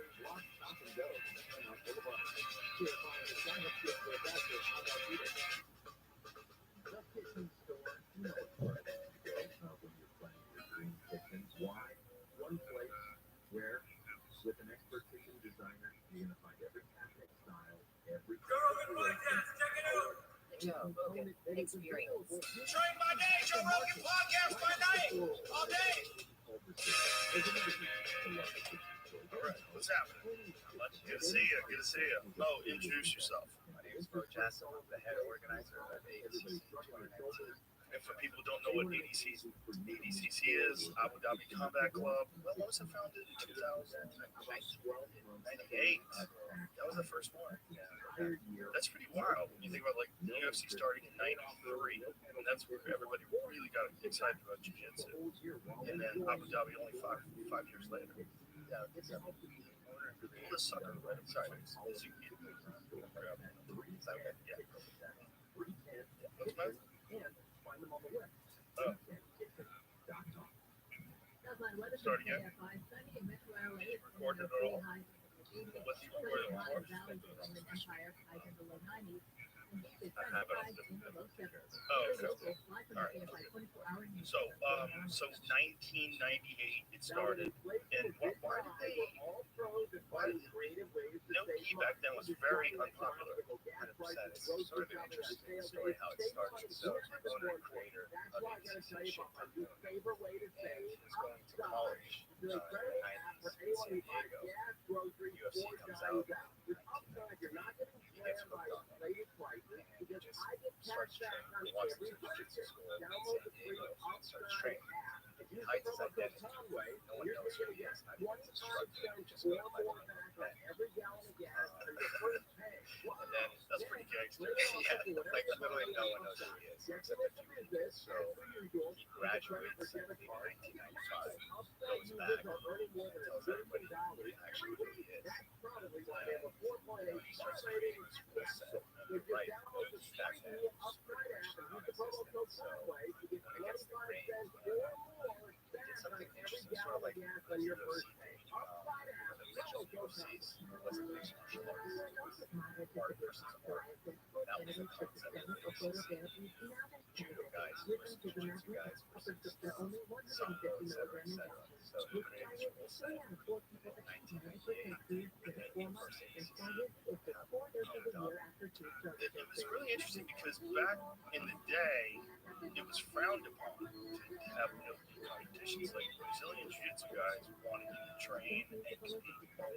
You started, right? You started the first like 2.5 years was only the gi, and then I made transition.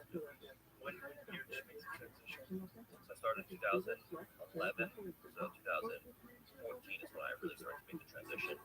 And by like late 2015, then it was like pretty much all of them. Because I didn't have any key trading partners, Eddie Cummings, Gary, like all the competitors at Enzo's, at least John's students were all Noki guys. Eddie Cummings, is he managed? I have no idea what happened. I went to his Instagram the other day to see what he was up to. He posted like 3 years ago. Yeah. He stopped training with us, and then he was training for a while at Unity. And then I haven't talked to him. I don't even know if he's still training. Like he had a PhD in physics. So I heard he like started teaching again. He's got like a job now. I have no idea. So maybe he's trained, maybe he doesn't, but he definitely doesn't compete anymore. So weird. He was so talented. He was.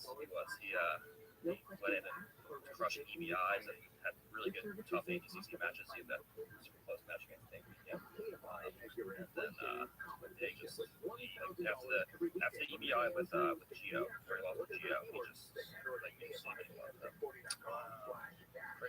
you know, it's such a wild sport, and it does so much damage to your body. You know, so many guys, everybody that I talk to, it's like, oh, I got 2 disc replaced in my back, I got this going on, I got that going on. Because everything we do is concave shoulders, and the shoulders go forward. I can't do like anything over that. I can like wash the back of my neck, or my shoulders are just always inverting doing this. It's like anything like this I can do, but I can't bridge, like try to scrub my back of my head. I'm like, can't get my shoulders back there. So it's just like all a mess. I'm only 27, so once I'm 40, I'm gonna be fucked. But I think you could probably fix that. Yeah, I could. I'm just lazy. I'm just like, You saying you're lazy is hilarious. That is hilarious. every day I go to watch like John teach, and I'm like just sit up straight, and then I do it for like 30 seconds, and then I just like end up sitting like this the whole class, my fucking head like leaning forward. I'm like, oh my god. You gotta wonder, like, what they're doing. Who's been able to do it the longest? And what's the longest running, like, competitor? I would say there's Andre Galvao. Yeah, I'd say Andre. Because I mean, he's competing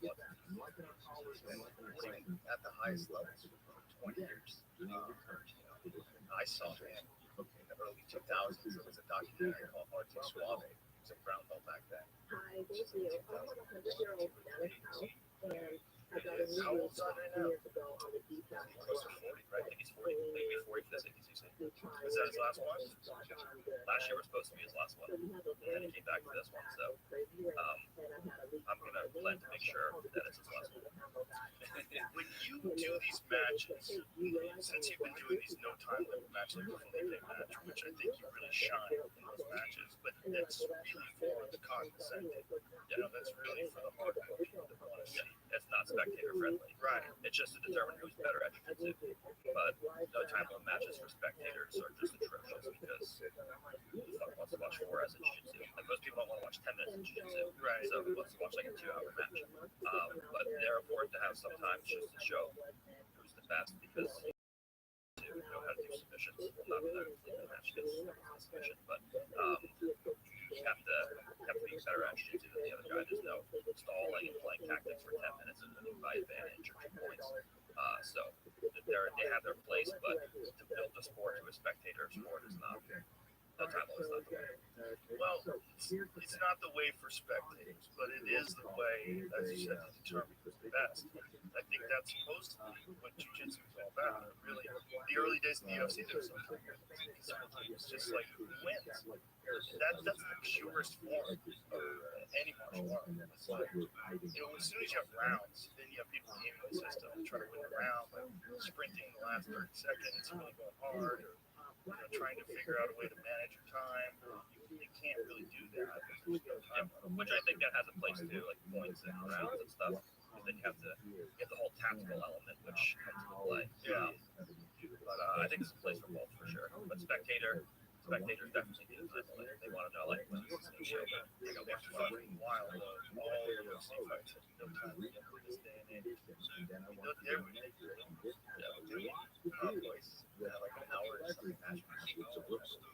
I don't think it was that long. No, it was pretty long, but I don't think it was that long. I don't. Find out how long the boys' chemo match was. I think it just seemed long. It was so crazy. Because he was finishing everyone so fast. And then he was going to his chemo and Tom Erickson had a match with Marilla Bustamante back in the day. one of those weird, like offshoots, one of those small companies that tried to make a big like MMA event. I think it was a glove event too. It was back in those days, and I think that match went like an hour. Yeah, Earl Bustamante was 185 pounds. Tom Erickson was 300 pounds. Yeah, it was just a monster. Just a weird sound. You hear that? That sound? You don't hear it? I hear it. You don't hear it? Okay. You guys don't hear it? Maybe it's just my headset. Yeah. All right. But it's just, again, it's not bad. Yeah. I had my match with Keenan was an hour and 45 minutes. My first match. Jesus, that's my longest match. Yeah. Hour and 45 minutes. How'd that end? I need to look at it. That's actually an amazing story. Yeah, that's how me and Mo first met. Yeah, he hired Keenan to beat me up. So it was only 4 minutes and 40 seconds. So it was really like one round in the UFC today. I feel like that felt like so much longer because I was just finishing everyone like the first. Yeah, and then he just like did a double leg and then struggled and they turned around. It was also so chaotic, and then it was so crazy because carrying a cross. Remember he had a cross on. Oh yeah. A giant wooden cross, like Joe's son, right? Yeah, Joe's son. Yeah, that was fun. That cross is punching the balls. Yeah, those original USLs were really helpful. They're pretty crazy. Yeah. This episode is brought to you by AG1. The supplement industry has gone crazy. And with so many powders and pills and vitamins, it's hard to know which one. I get asked all the time what I would take if I could only take one supplement. And the answer is hands down AG1. AG1 is a daily foundational nutrition supplement that supports whole body health. It's a science-driven mix that replaces all those multivitamins and probiotics with one simple drink. It's not some whole regimen that's overwhelming and confusing. Just a scoop in a glass of cold water every day and you're set. It couldn't be easier to start feeling better. I drink AG1 every day because it's a way to get the nutrition I need that my body can absorb and use effectively. I know you're going to love the way it makes you feel. Order now and you'll get a free 1-year supply of immune-supporting AG, vitamin D3 and K2, and 5 free AG1 travel packs with your first purchase at drinkag1.com/Rogan. Start building your health foundation first with AG1. This episode is brought to you by Squarespace. Squarespace is an all-in-one platform for growing your personal brand online. For example, let's say you teach comedy. With Squarespace, you can add online booking for your comedy classes directly on your site, so people can easily see your availability or reschedule if they need to. Plus, the Squarespace Video Studio app helps you create professional-style videos so you can turn your classes into on-demand content. And with Squarespace member areas, you can unlock a whole new revenue stream by selling access to your videos. It's all up to you. To get started, head to squarespace.com/Joe for a free trial. And when you're ready to launch, use the offer code. Save 10% off your first purchase of a website or domain. Tap the banner to learn more. But that's really the birth of jiu-jitsu, and that's where for people in America, that's where they recognize like, oh my god, I don't know shit. That's what got me into jiu-jitsu when I was like 7, 8 years old. I was watching UFC. It just happened to be a Royce Gracie tribute. It was like all the reruns of the early UFCs. And I was like, yeah, we can do that. And then, like, for the longest time, I like shredded the shit. It's really amazing how one martial art was. If you look at all the other martial arts, everybody wanted to be like Bruce Lee. The small guy could beat everybody else. But in reality, the bigger people win. Like in kind of fight involving striking and size and speed. It's just such a giant advantage. Jiu-jitsu is really the only thing where the smaller person actually can dominate a bigger person. I agree 100%. I was actually thinking about this recently.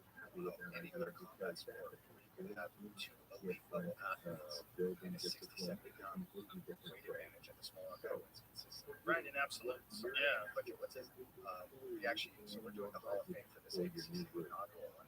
So I had to look at the stats. The highest submission rate of ABCC is Marcelo Garcia. Right. 89%. That's crazy. And he was submitting Rico Rodriguez, guys, 100 pounds heavier. Rico Rodriguez was a UFC heavyweight champion at one point. He looked. Remember, that was after he took Rico's back, and then Rico slammed him. Remember, he like threw all. They do a fucking heel look. Yeah. But that was illegal because in ADCC you're allowed to slam only with a threat of submission. So Marcelo was on his back with the seatbelt. If he had switched to a rear naked, it would have been perfect. But he just slammed him flat. Yeah, it was also like, it was 160 pounds. You know, the difference in size was so preposterous. But yeah, in any other sport, you would never imagine a small guy was able to finish. I talked to wrestlers, like, right, like, yeah, like, you have like 60 kilo guy fighting like 100 kilo guy. Like, yeah, that just doesn't make sense. In wrestling, it does make sense. And, yeah, but in jiu-jitsu, it actually kind of works. Our last ADCC in 2019, there's a guy from Australia, Giles, absolutely. He submitted a guy from Hawaii. His guy was like 260 shredded. So he took out the biggest guys. So that was the first time since 2007. A guy at 77 kilograms. When Gunnar Nelson, when he beat, what's his face? Jeff Monson. Yeah, that's crazy. Monson's a fucking fire hydrant, giant fire hydrant, zero neck, all tattoos, like communist tattoos over his body and shit. And that's over in Russia singing Russian songs. This was the one year he protested and just got naked and started walking. Yes, I was there for that one. Yeah, that was 2003. Yeah, he took off all his fucking clothes when he lost it. Who did he lose to? He lost a decision. I remember that was the one I didn't see, but I just know he stripped down, grabbed his speedo, and just like threw it into the crowd. Yeah, he walked off naked. Yeah, that's amazing. Imagine being like the security guard having to fucking tell Jeff Monson. Like, just he's got his cock out. Like, man, he can't be doing this here. European time champ. I think he was the first two-division champion. So he was the first guy I ever saw do like north-south choke, and a lot of people thought that you don't do that for strong.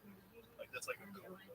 He's just like squeezing his head there, and then people were like, then Marcelo started pulling it off. Like, oh, that's that was interesting about Marcelo. He always that himself to every ADCC. So 2005, he's hitting every one of his strike sweeps. So that's when everyone's expecting. 2007, he's just finishing every one north-south chokes. I saw his debut in 2003 out there live in Sao Paulo. Yeah, that was wild. Because I was there with Eddie, and Eddie was and choked out Sheldon. Everybody was like, holy fuck. And it was the way he did it, the speed in which he arm dragged, took his back in the scramble, secures the choke, and then finishes it. Like, as they're scrambling, he puts him to sleep. Crazy. It was 2003, Marcelo got second in the trials. So he was the last one to replace him. And like, no one really knew where he was. Like, it was like, Sheldon just got put to sleep, and then he knocked out Mike Van Arsdale. This is Fabio Gurgel's right? And he wasn't even, like, he did a lot more heat than he did no heat, right? Like, for me personally, the two greatest champions in ADCC, number one, I'd say out loud. There's an art, some people who is Marcelo. And Marcelo finished. It depends on what the criteria is. Yeah. Like, Andre has more medals, but I think the way Marcelo fought is far more impressive. Yeah, and he's got a lot more division wins. Like, he's got a way better, he's got way more fights than Andre. Division every year. The absolute. Whereas Andre is the division and an absolute. He lost his first two, and then he double folded. And they just do super fights in 2013. So he's not that many fights with Marcelo. Marcelo was built so weird too, because he had these giant ass tree trunk legs and this normal sized upper body. Yeah, just so weird. You know, one of the head judges trained with him for he came to Abu Dhabi. He's telling us like those spine types. He's like tree trunk legs that can elevate him, and it's really small hands. So it's like once he takes your back. Training with Mike, he's in the same working right against upper body. So like you try to actually, you like try to pass his guard, and like little things will like slip into places they normally wouldn't be able to because his legs are so short. So I'm like,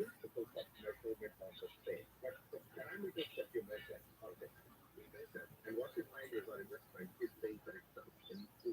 As the number one audio company, iHeartMedia gives marketers access to the audiences, trusted influencers, and data you need to grow. If you're a marketer, go to iHeartResults.com. Join us on Tuesday, July 25th as Max and the boys take on the Toronto Blue Jays for Max Monthly Bobblehead Night, presented by Budweiser. The first 40,000 fans in attendance will receive an exclusive bobblehead. For tickets and more information, visit Dodgers.com/promotion.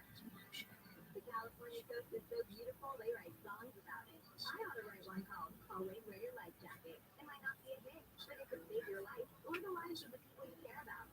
Save the ones you love. A message from California State Parks Division of Roading and Waterways. Tired of your car's transmission acting up on road trips? Trust the experts at AMCO. Don't be the last and stop at your next family vacation. AMCO gets you back on the road in no time. With our experienced technicians with famous AA warranty, you'll be cruising down the highway with confidence. Don't get stuck on the side of the road. Visit AMCO today. The transmission experts. Drive with confidence. Drive with AMCO. That's AA. MCO. Hey, all the team sharper. Great parts to find appliance or give it my sister weapon. WBC Kitchen and Bath Center. No has more in stock and hard to find appliance. WBC. Go to WBCappliances.com. WBCappliances.com. Here's the latest news from the headlines on your phone. Download the free iHeartRadio app for exclusive live coverage of breaking news from what's happening where you live to what's happening across the country live from the center of the story. Listen for free anywhere, anytime. Download the free iHeartRadio app today. Hi there, I'm Joel Arsgaard, joining you for How to Money. We'll talk all things personal finance and help you learn how to save, invest, and enjoy more of what matters. How to Money with Joel Arsgaard, today at noon on KFI and on demand anytime on the iHeartRadio app.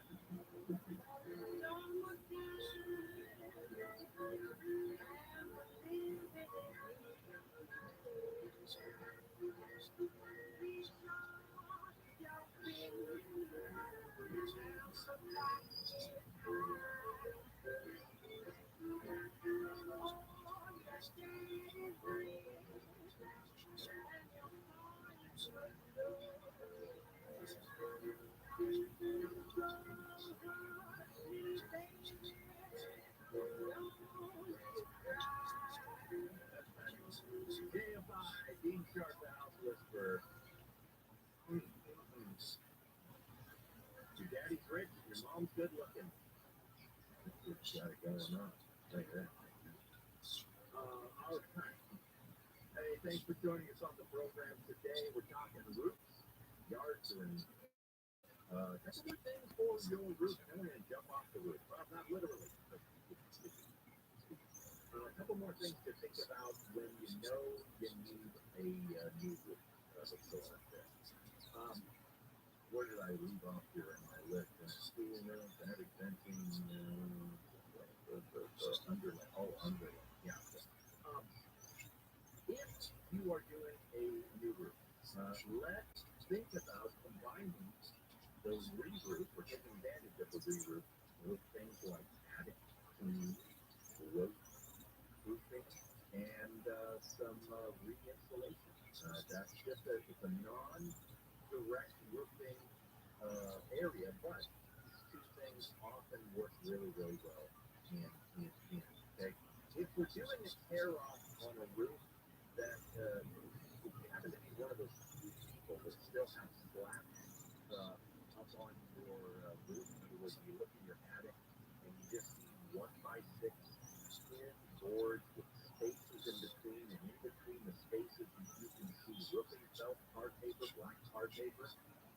When that roof gets torn off, two things are going to happen. One, it's going to make a heck of a mess in your attic. Okay, a lot of stuff is going to come down into the attic. That's why it would be good to go ahead and do the tear off, but before everything gets closed up again, let's get in there and clean out the attic and maybe re-insulate. And while we're doing that, roofing proof and all of that kind of stuff.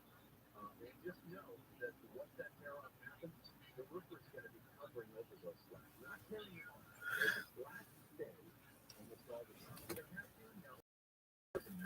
I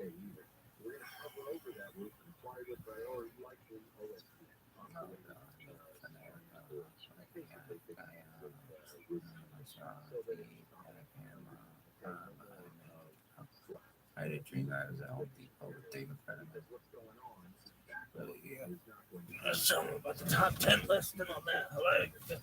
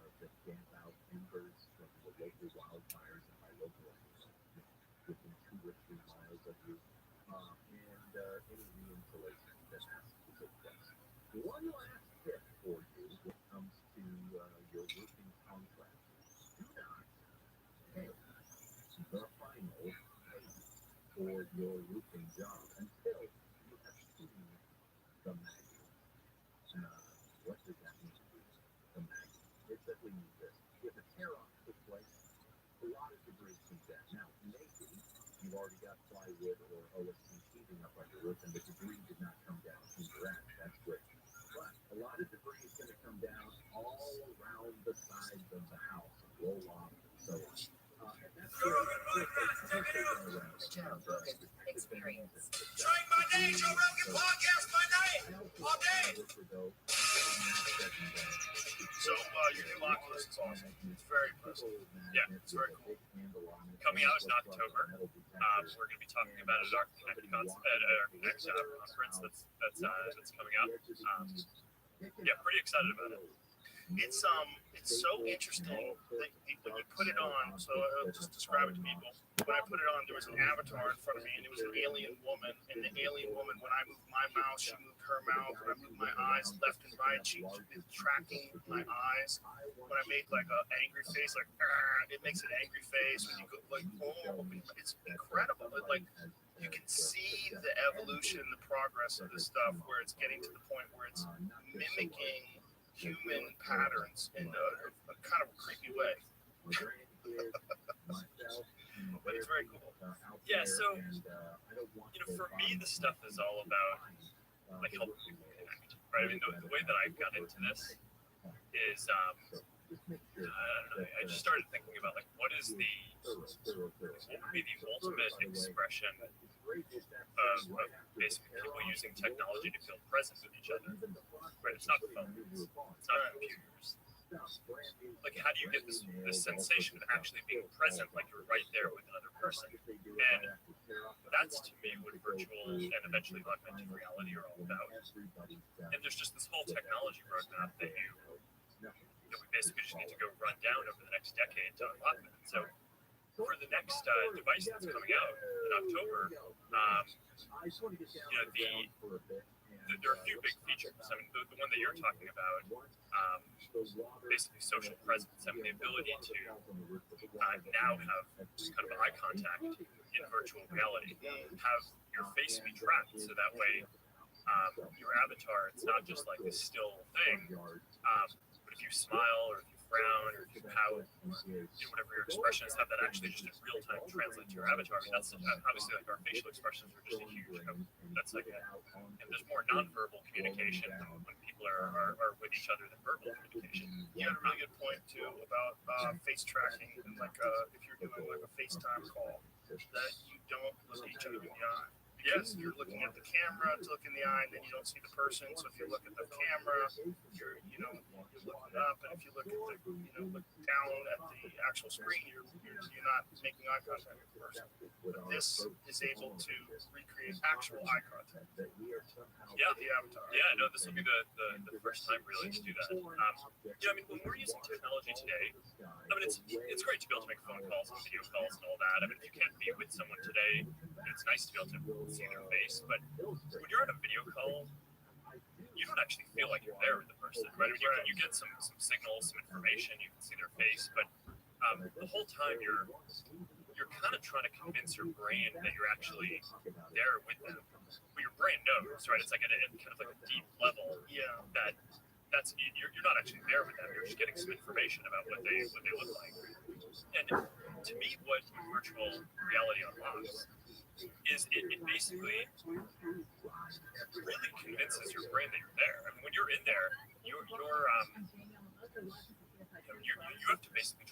tells your brain that this isn't right there, you're not present. So and there are all these just subtle signals, and things that either deepen the illusion or break it. That each time we do a new version, we just try to break down a few more of the barriers. And one of the big ones early on, well, the first one obviously was just like having a headset and be able to look around. And for that, one of the key things that your eye basically refreshes, I'll call it every 5 milliseconds or something. So if you turn your head and the image isn't kind of refreshed to where you're looking within 5 milliseconds, then there's this huge mismatch between your visual system and your vestibular system and your kind of balance in your ear. And people used to kind of feel uncomfortable from that, right? Like there's like a physical discomfort because what you were looking at didn't match kind of as you were rotating your head. So that was kind of the first thing. Then we got hands. And there was this whole thing that was super interesting there where at first we wanted to display your whole arm, which makes sense, right? Because you think, okay, it's a little weird to just see your hand. But it turns out that your brain is perfectly willing to just accept seeing your hand without your arm, because your hand is the thing that it's trying to manipulate. And as a matter of fact, when if we kind of interpolated and got your arm position wrong, right? So we get into these cases where your hands were here, and we'd sort of guess that your arm was like that or something. And if your arm was actually like that, but we displayed it so that it was in like that, you're like, my elbow's broken. But it felt like really wrong. So it's actually much better to show a limited number of signals but get them right, and then you can just add on over time. So for previous versions before this, we didn't. The kind of eye contact was all just AI simulated, but we didn't actually know when you were making eye contact because we weren't tracking the eyes. Now for this version, and hopefully a lot of the different ones that we build going forward, we'll be able to have realistic facial expressions and more translated directly to your avatar. But there's this whole roadmap of basically how do you deliver this like real sense of presence, like you're there with another person no matter where you actually go. It was very impressive because even when I moved my jaw side to side, I'm like, it did that. It made the O face. It's really interesting. And you were saying also that the way this is tracking is you're doing this without putting something on your body, without putting trackers on your body. But do you ultimately think that that's like, are we going to go Ready Player One? Where you have like a haptic feedback suit, and you have to zip this thing up to get into a game, and in that way you're going to be fully immersive? Or do you think that I can get to the point where it can mimic the movements of your body accurately without you having to wear something? So I think that there will be opportunities to wear things to augment the experience, right? So we already have these experiments with haptic gloves where you can if you touch a digital object, right, if you drop the ball from one hand to the other, you feel the ball in your hand physically, and that's pretty cool. But I want to design this in a way where you don't need that, right? So today there's two primary modes of doing the tracking. There's this kind of notion of inside-out tracking. You're wearing the headset, and it tracks your motion, it tracks your hands. Eventually it'll track your legs with an AI model. And you can do that all with your headset. The big advantage of that is you don't need to have a whole lot of different devices, right? Eventually you'll be able to do it without even having controllers. You'll just have the headset. The headset will get smaller. It'll be more portable. You'll be able to bring it around. You don't want to have a setup that has like 10 pieces, right? Maybe there are going to be times when you want to kind of have that sort of super deep experience, or maybe you have it in your home. But I think ultimately people are going to just want to have versions of this that they can bring around, whether it's on an airplane or you're doing work at the office, or you're going to a coffee shop or whatever. For that, you really just want to make it work from the device, so just from a pair of glasses or something. This episode is brought to you by Squarespace. Squarespace is an all-in-one platform for growing your personal brand online. For example, let's say you teach comedy. With Squarespace, you can add online booking for your comedy classes directly on your site, so people can easily see your availability or reschedule if they need to. Plus, The Squarespace Video Studio app helps you create professional style videos so you can turn your classes into on-demand content. And with Squarespace member areas, you can unlock a whole new revenue stream by selling access to your videos. It's all up to you. To get started, head to squarespace.com/Joe for a free trial. And when you're ready to launch, use the offer code Joe to save 10% off your first purchase of a website or domain. Tap the banner to learn more. This episode is brought to you by in an increasingly automated world, but something still required. Luckily for e-commerce business owners, shipping is no longer a manual task thanks to ShipStation. Save time automating your shipping and returns while keeping costs down with industry-leading discounts. ShipStation makes it easy to automate shipping tasks for orders from every marketplace in one dashboard. Print shipping labels, easily compare rates and delivery times to optimize every shipment, and automate delivery notifications. Plus, is designed to integrate everywhere you sell online, including Amazon, Etsy, eBay, and Shopify. Get up to 84% off USPS and UPS rates, and if that's not enough, use my promo code to try ShipStation free for 2 months. Go to ShipStation.com and use the code JRE to sign up for your free 60-day trial. That's ShipStation.com, code JRE. Yeah, I mean, right now there's kind of two. The concepts of virtual reality and augmented reality are sort of on two different development paths, but they're obviously fundamentally interrelated, right? So virtual reality, it's kind of possible to build today. Right? Quest 2, it's pretty popular and doing well. The new one that comes out, I think it's a pretty big step above it. But you can build that today. There's a lot of new technology and new research that goes into that, but it also is building on top of decades of advances in displays that came from TVs, and laptops, and phones, and some of the display technology gets to piggyback on those decades of innovation, and all these different companies that have done that before. AR is a pretty different beast because what you really want to get to is not a headset. You want to get to something that's like a normal-looking pair of glasses that is, it won't be like a wire frame because you'll need to get some electronics in it, where you'll basically need to have a computer there, speakers, microphone, batteries, laser projector, and then the display, which we and a lot of other folks think is going to be this technology called waveguides, which is completely different from screens. Because a screen, it's like you're looking at a thing, and basically you're looking at like all the pixels that are on the screen. The thing that's different about a waveguide is it'll actually be see-through, so you'll be able to see the world through it, and then it'll display holograms and be able to place them at different depths in the world. So is waveguide a type of technology? Like what is waveguide? Yeah, it's basically they can be made of different substances, plastic, glass, different substrates, and they basically get etched or printed in different ways. There's this big debate right now where a lot of the research is going into what is the right way to basically create these waveguides that have the right properties, because you want for augmented reality to get something that's wide enough field of view. So you can imagine in 5 years we're having this conversation. I'm not here.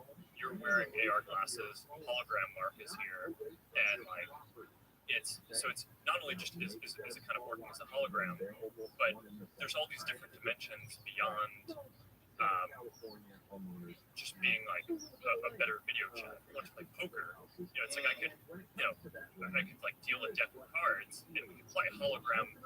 Me could deal hologram cards, and you could have your glasses, and visible you there could pick up the hologram cards, and you could have a poker night where like some of your friends are there physically, and some of them are there as holograms, and it's actually kind of wild. One of the thought experiments that I like to do is think about how few of the things that we physically have in the world actually need to be physical. Obviously things like chairs need to be physical, like sitting on a hologram.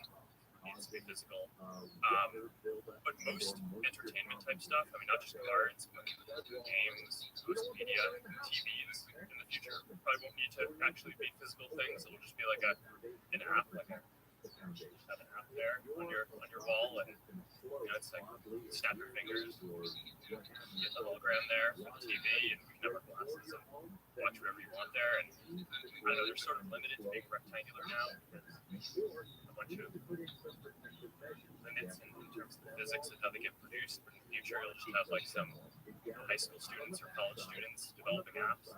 Wow, crazy stuff will just kind of get created. So you'll eventually be able to kind of have that all come through these AR glasses. So are there these AR glasses? Are they in production now? Are they in development now? Like when you talk about this kind of technology where you can see things that aren't there and look at maps, watch videos, and have it all in a small computer that's in a frame of glasses. Do they exist already? No, I think we'll start to get stuff that kind of looks like the full version of this over the next, I'd say, 3 to 5 years. But I think it'll also start off pretty expensive once it's available, and then it'll take a while to work down to something that's like hundreds of dollars. But there are versions of this that you can start to see if you relax some of the constraints, right? So the kind of ultimate AR experience is that, like, okay, you just have normal looking glasses that can kind of have all of these have holograms, so you can interact with people wherever you want. But if you relax the form factor constraint, right? So you have a headset instead of normal looking glasses. That's the other thing that's coming in the new device that we're shipping in October is mixed reality in VR, right? So we got to play around with this a little bit in the sword fighting experience that we did, but it's basically the thing about mixed reality is you see the physical world around you. In the context of VR, it's not happening through a waveguide. It's basically happening through cameras on the device that capture the world and then translate that in real time into stereo images, so different images in both eyes, so that way you can, because otherwise it's weird where we kind of see stuff and 3D, if you have two eyes see slightly different things. So you're kind of, the computers are putting that together on the fly, and then you can overlay digital objects on top of that. So when we were sword fighting, it's like the version of me and my sword, it's like that was a digital thing, but otherwise it was in your lobby, right? And you can see your lobby. So you can start to see those kind of AR experiences starting to get built, but in a form factor around mixed reality VR first. So that's one direction that I think that the industry is exploring. The other is basically looking at, okay, so we've got to constrain this form factor because we want to have something that looks like normal glasses. What's the most technology that we can fit into a pair of normal looking glasses today? Right, so you kind of go from both sides, right? It's like, what's the experience that we want to have, even if we can't get the form factor right? And what's the best we can do with the form factor? And then each year those two basically converge. But on the smart glasses side, we work with Rabbi to basically build these smart glasses, and they're the best-selling smart glasses that have ever built. And they're, we're continuing to work on new versions of it, but they're, basically you can get a pair of Ray-Ban Wayfarers now that have a microphone and that they have a speaker, and they can take photos and take videos, and you can post them to Instagram. Yeah, Do they do it on voice commands? Yeah. Oh, so they take a photo. Yes, take a photo, take a video. And what kind of image quality for these things? It's pretty good. It's I want to make sure I don't get the spec wrong, and I just have all these different numbers in my head because I want to make sure I don't confuse it with the Is it new like version. similar to like a selfie camera? Like Limited in yeah. comparison with the back camera? Yeah, no, it's not quite as good as the back cameras today, but it's it's like when you look at the quality and it's good, and it fits in like the corner of glasses. Does that bring about privacy concerns? If people just like start filming things? Yeah, so I mean, we designed it so it has a light on it. So whenever that I think is actually a really important part of this. Piece of tape. deploy. I mean, I guess in theory, but it's yeah, there it is. Yeah. So that little thing in the corner, is that a highlight or a light? No, that's the light. That's the light. And it blinks, and it's a pretty active indicator. And I think if you put a piece of tape over it, it would probably interfere with the camera. So those wayfarers are essentially the same size as normal wayfarers. Do they have thicker arms? I think it's ever so slightly thicker, but it's within the same ballpark of weight. So we work with a company that Ray-Bans. I mean, these are like some of the most popular and successful glasses. And part of the reason why I wanted to work with them is because they know a lot about glasses design. Right? That's not my thing. Right? So I figure, okay, they'll really bring to the table some constraints around like, okay, like how big can this actually be before it starts getting too heavy on your face and uncomfortable to wear for long periods of time. And I've just learned a ton working with those guys. I mean, they're super sharp. They're this great Italian company, and the collaboration has been awesome so far. So I'm looking forward to building more stuff with them. But yeah, so you basically have these two paths to the technology at once. You're kind of trying to explore all the capabilities, but in a device that's bigger than the form factor that you want, while simultaneously, every year or two, cranking and kind of pumping more technology into what can you fit into the kind of form factor that you want, and make it a really great design. And then just eventually these things converge, and then eventually they'll converge, and you'll get the functionality and you'll get the kind of form factor, but it'll still be kind of expensive for a little while. And then you fast forward a few years from there, and then I think it'll really be a mainstream thing. But even VR today is doing quite well. I mean, it's I don't think we've released like exact numbers on the sales, but I mean, it's within the ballpark of Xbox or PlayStation or those kind of platforms. And yeah, so we started off. This was sort of my theory on this: is like, all right, gaming is use case number one for VR, but then pretty quickly, if you look at any platform, right? So computers, phones, before games are a huge part of those platforms. But if you look at the main things that people do, it's really about communication. And this is what people do, right? It's like we communicate. That's kind of how we get meaning in our life, is interacting with other people. So it's like, all right, that's going to happen with VR. And sure enough, if you look at the top apps in VR now, the top few are basically social metaverse, hang out with your friends apps that are not centered around any specific game. So that kind of hypothesis around, okay, VR is starting to add different use cases. It's going from games first. Games are still growing and can be huge, to just kind of social, hang out with friends, be present. And we're getting all these other use cases that are kind of crazy, that are happening sooner than I thought. So, another big one is fitness. Right? Just because, I mean, in a way, these are like the first physical computing platforms. It's like you don't like move around while you're on your computer. I guess you could a little bit on your phone, but it's sort of awkward because you're looking at this small screen. But like VR and eventually AR are really designed to be able to move around and do things and like interact with the world, and that's really important to me. And it's like I hate sitting in front of a desk, right? It's like I just feel like if I'm not like active, I'm like wasting my day. So I don't know. There have been these awesome experiences of basically a couple of companies. You can kind of think about it like Peloton for VR. It's like Peloton. They sell you the bike or the treadmill, and then you buy the subscription and you get the classes.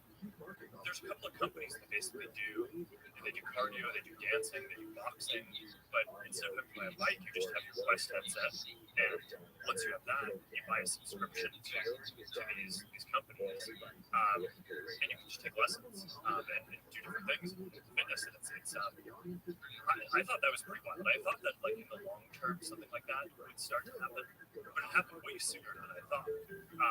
Which was really cool to see. Well, if you do one of the boxing games, you realize right away, like, this is a crazy workout. Like, the virtual boxer, when they come towards you and they're in that ring and they start throwing punches at your head, you really wind up getting like really high heart rate. You put out a lot of energy. really good cardio. I found like my feet hurt because I was pivoting and moving so much because I was like constantly like switching stances and trying to get away with it from punches. And as you get further on in some of the games, like the opponents become more difficult. Yeah, it's really exciting. It's fun, and you get out of there and you're really exhausted. It's a really good workout. Yeah, so and that's just the kind of nature of the whole platform. And that's one of the things that I love about it. But it's, I mean, those aren't even trying to be fitness apps, right? They're just fun. Yeah, it's just that they just happen to be physical. Are they capable of having two people like we had a fencing match today? Yeah, which was really fun. Are they capable of doing that with boxing now? Where two people have because the thing about the fencing match that we had that I thought was really interesting is like you were facing one direction, like 30 feet away, and I was facing another direction. Like we weren't even facing each other. It didn't even matter. Yeah. So you could be in Bangladesh and I could be in Rome, Yeah. and we could be playing a game together. Yeah, so I mean, the fencing demo, our internal team built because we haven't released the new device yet, so in order to kind of make stuff work for it, we kind of build it ourselves. But are made all by other game developers, different developers. So, and they can do that. Yeah, there's nothing stopping them from having a multiplayer. I'm not sure if any of them do it. All the ones that I've played, I mean, I do Thrill the Fight, and I really like Creed, but I do those as single player. I don't know if they have multiplayer modes. There's nothing holding them back from doing it, so I'd imagine that they will have it over time.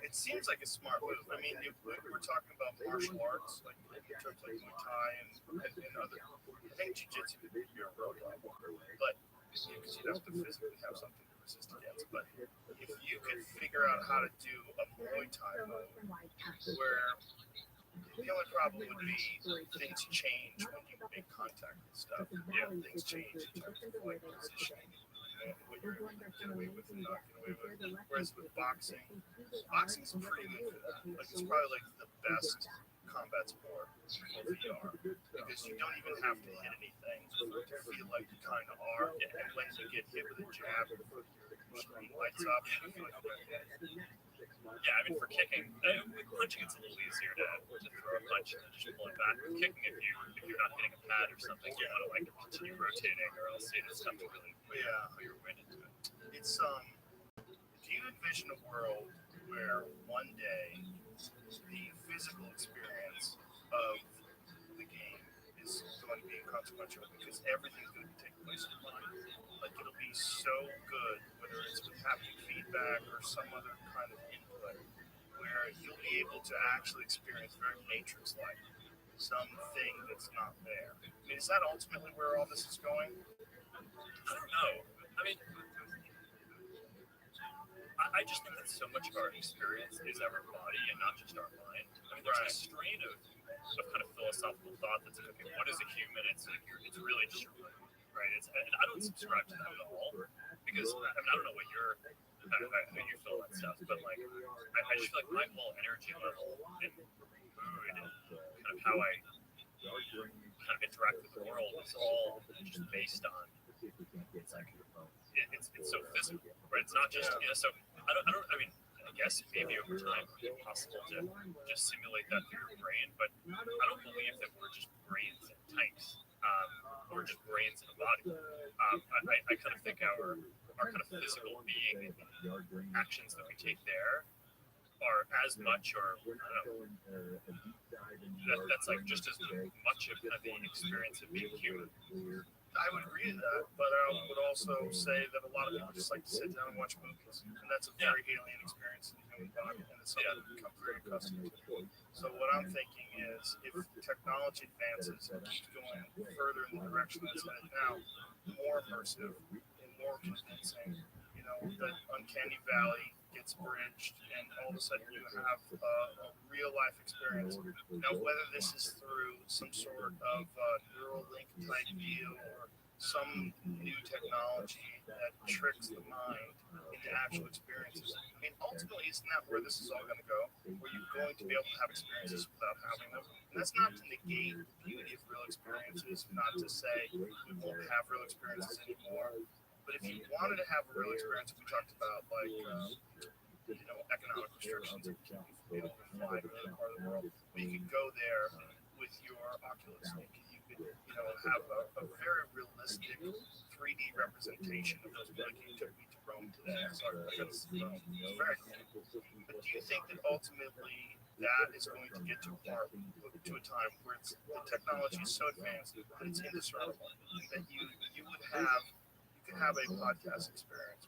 You and I could have the same conversation right now, but neither one of us be in this room. Yeah, I think the nature of technology is that I think it's interesting to sort of hypothesize what the kind of extreme end state is going to be when something becomes kind of all-consuming. But I think the normal way this stuff plays out is that some things are more easily mimicable or replaceable than others. So we were talking before about, boxing, yeah, you can do that pretty well. Maybe one day we'll get Muay Thai and kicking in. Jiu-jitsu, that's going to be pretty hard, right? Because you need like all kinds of resistance. So, I mean, I think the way that this progresses is like it'll keep on being able to do more things really well, and I would guess that there will be other technologies or other things that will advance in the world that will prevent any one thing from ever subsuming everything else.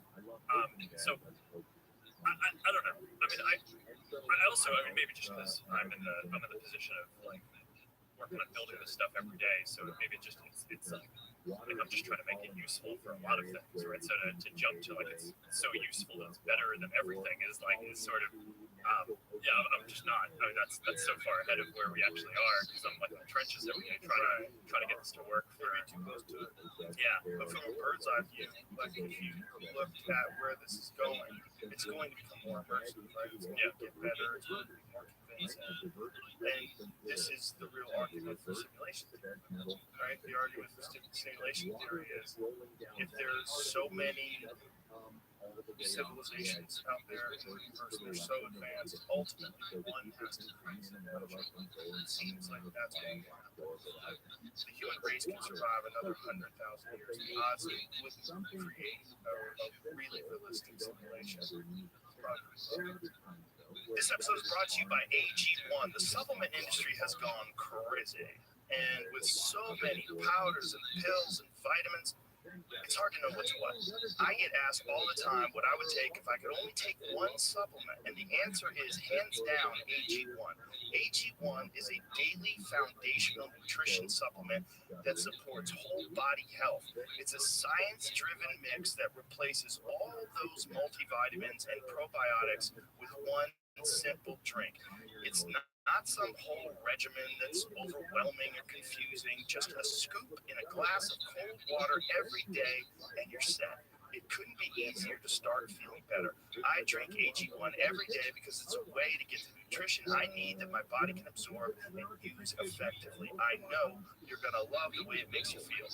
Order now, you'll get a free 1-year supply of immune-supporting AG, vitamin D3 and K2, and 5 free AG1 travel packs with your first purchase at drinkag1.com/Rogan. Start building your health foundation first with AG1. This episode is brought to you by Roka. I wear Roka sunglasses every day. They are the shit. I even wear Roka tactical glasses when I go to the gun range. Roka is a killer Texas-based eyewear brand that will change your summer. They've been independently outmaneuvering some of the biggest conglomerates in Europe that are secretly behind most eyewear brands because Roka figured out how to pack all the cutting-edge sports tech into normal-looking sunglass frames. And what I love about them, first of all, they're very versatile. They're designed for performance, but you don't look out of place wearing them socially. They're good-looking glasses. They also stay on your face with what they call gecko technology and high-quality materials that are designed for even the most hardcore athletes. They fit to your face really well. Like you can do all sorts of activities, run with them. They never fall.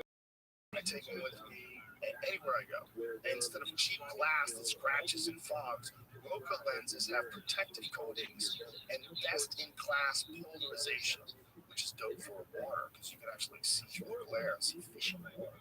Plus, Plus, their glasses are all built to order right here in Austin, Texas.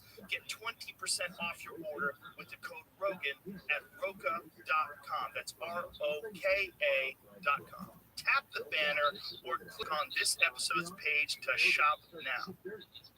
Yeah, I think the question is just how realistic, how good. So I think that there's, to me, like the holy grail is building something that can create a sense of human presence. Right? It's like, I mean, I've spent the last almost 20 years of my life building social software, making it so that whatever limited computation you have, you can share something about your experience. And it started off with primarily text. Right when I was in college, we all got these smartphones and cameras, and then it became a lot of photos.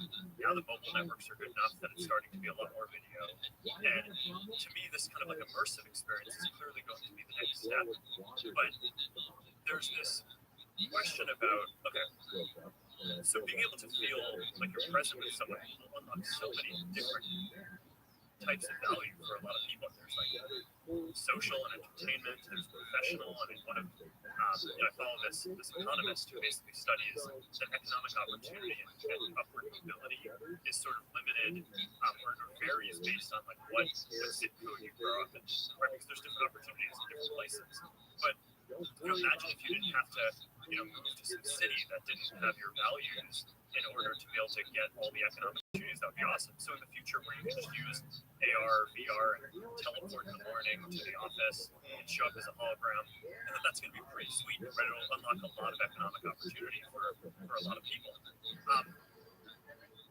Is it ever going to be 100% as good as being there in person? Probably not.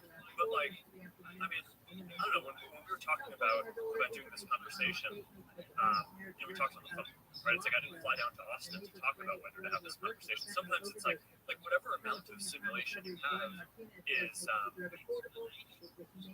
can create a lot of value even if it's not 100% as good as the actual physical thing. So I just figure our job is, we'll basically approach that like ask them to. I don't know if you'll never be able to do all of the things that you do kind of in person with a person, but you'll just be able to do more and more. Today it's gaming or hanging out. For the next few years it'll be working, right? So hopefully you'll just be able to teleport in and basically just show up as a hologram and work remotely and live wherever you want, be with your family, wherever they live, but just be able to show up in whatever place. I think that's gonna be pretty awesome, and we'll be able to do that pretty well. Is that a real issue for commercial real estate? Aside from a lot of offices, if that actually becomes like as good as having a cell phone in your pocket, make a phone call, sort of tell you what to work. It's going to be a problem. Well, that's a different question. I mean, whether or not they're going to physically want to be there, maybe they won't work. They're not going to want to go to the office. Yeah, I mean, maybe. Although I think being present, feeling a sense of presence is pretty important, regardless of where you do. I mean, I've found, over the last couple of years, the way that stuff, that work has been done has changed a huge amount. There are all these things that are sort of complex about the office, but like when I see people in person almost every day, sometimes I try to do more meetings in my house now than I would have before. But I don't know. I do think that seeing people in person having that sense of presence makes a big difference. I think so too, but there's definitely a pushback now about going to the office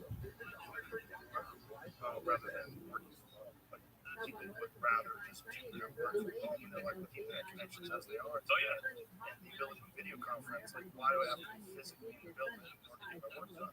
Yeah, no, and I agree with that too.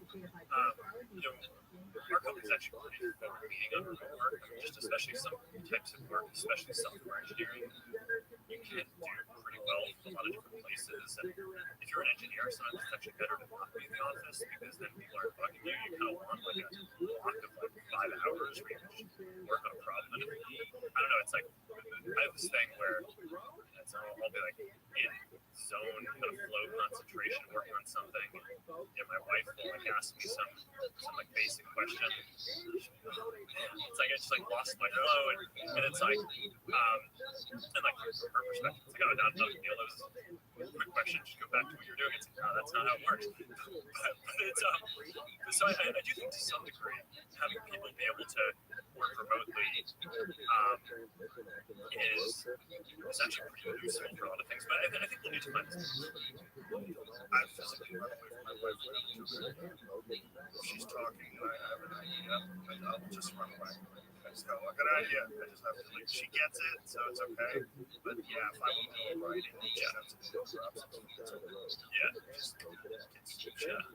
So in some ways, you have to have like a quiet, secure place. But I think for a lot of people, just the wasted time commuting and all that, if you can eliminate that through AR, VRs, oh yeah, just the stress of life would be so much better. Yeah, I mean that's been for me over the last couple of years with COVID and just kind of rethinking the way that stuff has worked. I think reducing the commute has been one of the big efficiencies. But also being able to live in different places has been nice. I mean, I spent a lot of time down in Hawaii earlier on, and I got like really into surfing and hydrofoiling, and like I just like wake up in the morning and go do that, and then just be really refreshed and go do my full day of meetings, which is obviously not something I can do in Palo Alto.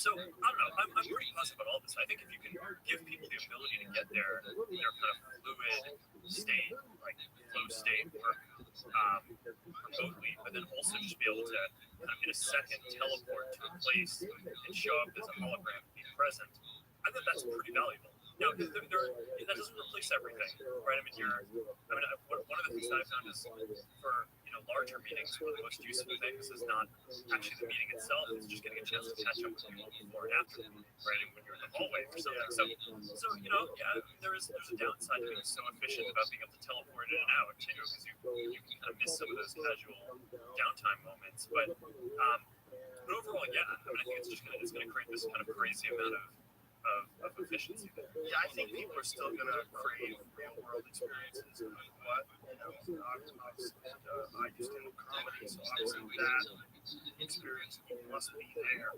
Yeah, that's part of the fun of being there. But I can envision technology going to the point where we can create a virtual comedy club, and you would see all the different people that have the headsets on in the room, and you probably get pretty close. Like there was a lot of people that did Zoom stand up during the pandemic, and it was awful because there was no audience. They were just basically doing their act with no crowd. Yeah, you need the feedback. It's super awkward just doing public speaking and not having any feedback. Well, if someone's just doing public feedback, there's like some really great podcasts where people just do like that, just talks to himself. It's just him ranting about life and stuff, and it's great. He doesn't necessarily need someone to bounce off of. But comedy is a different thing. Like comedy by itself with no audience is not good. Yeah. So there is already at least one experience like this that I'm aware of. So we got a Horizon social platform, and people can build worlds in it. It's like it's pretty simple today, but it's designed to be this really easy world building platform. You can go in and build stuff, and build this thing called the Soapstone Comedy Club. And this is actually one of the stories that I've heard of people using VR that I think is really touching. So there's this woman who basically lost her son. And it was really sad and was grieving for a while, and comedy was just a really important outlet for her, but she had a lot of social anxiety around going and physically being in front of people and performing and doing it in a club. So she started doing it at the Soapstone Comedy Club, and it had a little bit more anonymity because it was in virtual reality, but she could feel a real sense of presence of other people there. And I mean, talking to her about it, it's like it's been a real important experience for her to kind of be this creative outlet and help her get over this grieving that she's had. And it's not something maybe that she would have been comfortable having the full intensity experience of a physical comedy club, but you kind of got a bunch of the way there by feeling like you were present with people there. My friend Brian Redband, he does this thing called virtual Redband, where he does like they go to diners and stuff like that. Set it up VR chat. Yeah. So he does it in Oculus, and has a bunch of his friends log on at the same time. They go to a movie together and hang out. It's really interesting. I think that like to be able to have an online community where you go to a place and you all meet up and you're all like talking and hearing each other's voices. Yeah. And seeing the avatar movie, like that alien avatar you showed us today, it's very real looking. I mean, it does. I clearly see that it's this animated thing, but I would like it to like an avatar, like from the movie Avatar, like the Navi. Like, there's something cool about it where it's like it's definitely a step above a lot of these things I've seen in the past. That's moving into this much more realistic sort of place, where I can imagine a lot of people just deciding, like today I'm going to be a penguin. I'm going to go to this diner and hang out with these guys as a penguin, and it's exciting. It's kind of fun. Part of what's a little tricky about it is that in some ways, some of these experiences I think feel more realistic than, for example, having a Zoom call, right, where you can actually see the person's face. Because the way that our memory works, it's like it's very spatial, right? So when I leave here today, I'll remember that you were across from me, and there's a symmetry, right? It's like you're across from me, so that means I'm across from you. We have a shared memory of kind of the space and the place. And I guess it doesn't quite work because the headphones. But normally, if you talk is coming from that direction, and spatial audio and kind of directional, building a spatial model of things is how we get memories. So you take something like Zoom, and it just completely blows that up because now it's every meeting that you have looks the same, right? They're like, and also there's no symmetry, right? So if you're in the top left of my box square, that doesn't mean that I'm in the same place for you. So we don't have any kind of shared spatial sense of that. And I don't know if you've had this experience, but I just kind of feel like when I do a day of Zoom calls, they all sort of blend together, and I have a hard time remembering what meeting someone said something. Right. Whereas then, it's like if you go into VR, it's like, okay, you have an avatar. It's obviously not super realistic yet. It'll get better and better over time as the computation gets better. Although, as an aside, I'm not actually convinced that even when we have photorealistic avatars, that people are going to prefer that to the expressive ones. But that's kind of a whole section that we can go down. I think you'll clearly want the ability to do both, have a photorealistic one and an expressive one. But yeah, if you're sitting around and someone's a penguin or your friends are clearly cartoony, but you're sitting around a table and you have a shared sense of space, and your friend is to your right, which means that you're to their left, and when they speak, you hear it coming from that direction. You actually remember the spatial sense of that in the same way that you would a physical thing, which it's just kind of getting all those details right over time. I just think that this is like some of the most exciting work that I've gotten to do in a while, because I just feel like building social experiences on phones is so constrained. Right? In some ways, it's awesome because there's like billions of people that have phones, so we can build services that get used by billions of people around the world, and that's obviously rewarding in its own way too.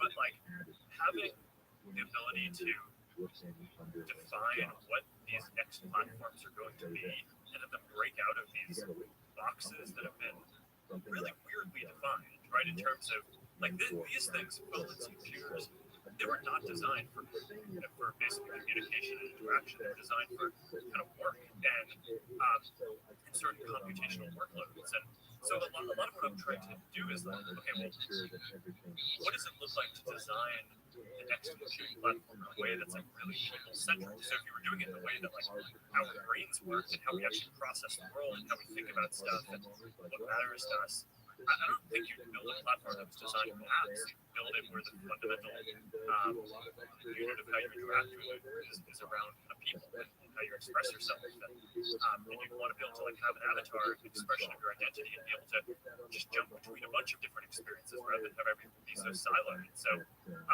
I think that this is interesting. It's pretty wild to try to build this all from the ground up, because it's just this incredible breadth and amount of technology. And I mean, I often get criticized because we're investing just this huge amount of this. We're going to spend this year alone more than $10 billion on all of these different research streams. But the breadth of this is just like extremely wide. Right? It's not like $10 billion is going towards any one specific thing. It's like there there's all the avatar work and all of how you express yourself and how you build the worlds. And then there's all the VR stuff. And within VR, we're working on this year's device and next year's device and the one after that. And then in AR, we talked about, I think we have the Ray-Ban glasses, and we have sort of the next version of that, but then we also have kind of the research going towards the full AR. And we haven't even gotten to neural interfaces yet, but we should definitely spend some time on that. But it's like you kind of go across all these different things, and there's this incredibly wide amount of technology that needs to get built in order to basically build and deliver a realistic sense of presence, like you're physically there with another person, which I just think is the most magical thing in the world. Well, it's very exciting. The idea that you can have an office in a jungle, like just all of a sudden we're going to call this meeting together. We're going to be on the moon. Yeah, We're going to be next to a volcano. It's going to be a bubbling volcano right next to the desk. It's cool. I love the fact that there's people like you out there doing it. It's expanding the possibilities for this stuff. But some neural interfaces. Yeah. What are your thoughts on that? Like where's that going? And where are we at right now? Yeah, so I think, so go back to your comments about the matrix before. I think when people think about neural interfaces or any interface, I think it's important to separate out there's sort of there's feedback that you're giving to the computer, and then there's information that the computer gives to you. And you can separate those two things out. So I actually think the super hard part here is going to be having a computer give you information straight into your brain, and that's not a thing that we're working on. So some people, like Elon with Neuralink and those companies, I think that's just taking this like super far off. I mean, maybe it'll be ready in like a couple decades. I mean, there will probably be interesting use cases in the near term for people who have injuries or something like that. But I think, normal people, I think in the next 10 or 15 years are probably not going to want to get something just installed in their brain for fun. Is my guess. I don't want to be an early adopter. Yeah, I think you want like the mature version of that, not the one that where it's going to get a lot better next year and you need to like get your brain implant upgraded every year. So, but here's the kind of version of this that I spent a lot of time thinking about. So you have AR glasses, right? And how are you going to control them? Right? And how you kind of control any computation devices is obviously super fundamental to what the platform is. So you have a bunch of different modes. One of them is going to be voice, where you'll be able to talk to it.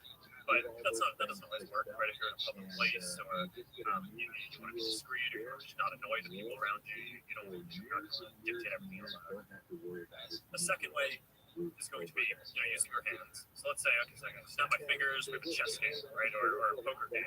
Okay, here's our chessboard, and I move a piece. It's like, okay, yeah, that'll do with my hands. That's pretty cool. But like, you're not going to be walking down the sidewalk like manipulating stuff in your hands. I mean, that I think. I think in some basic level, if you get past that just being weird, I think most people's hands will just get tired. Right? It's like if you hold your hands out like this for a long enough period of time, eventually you want to put your hands down.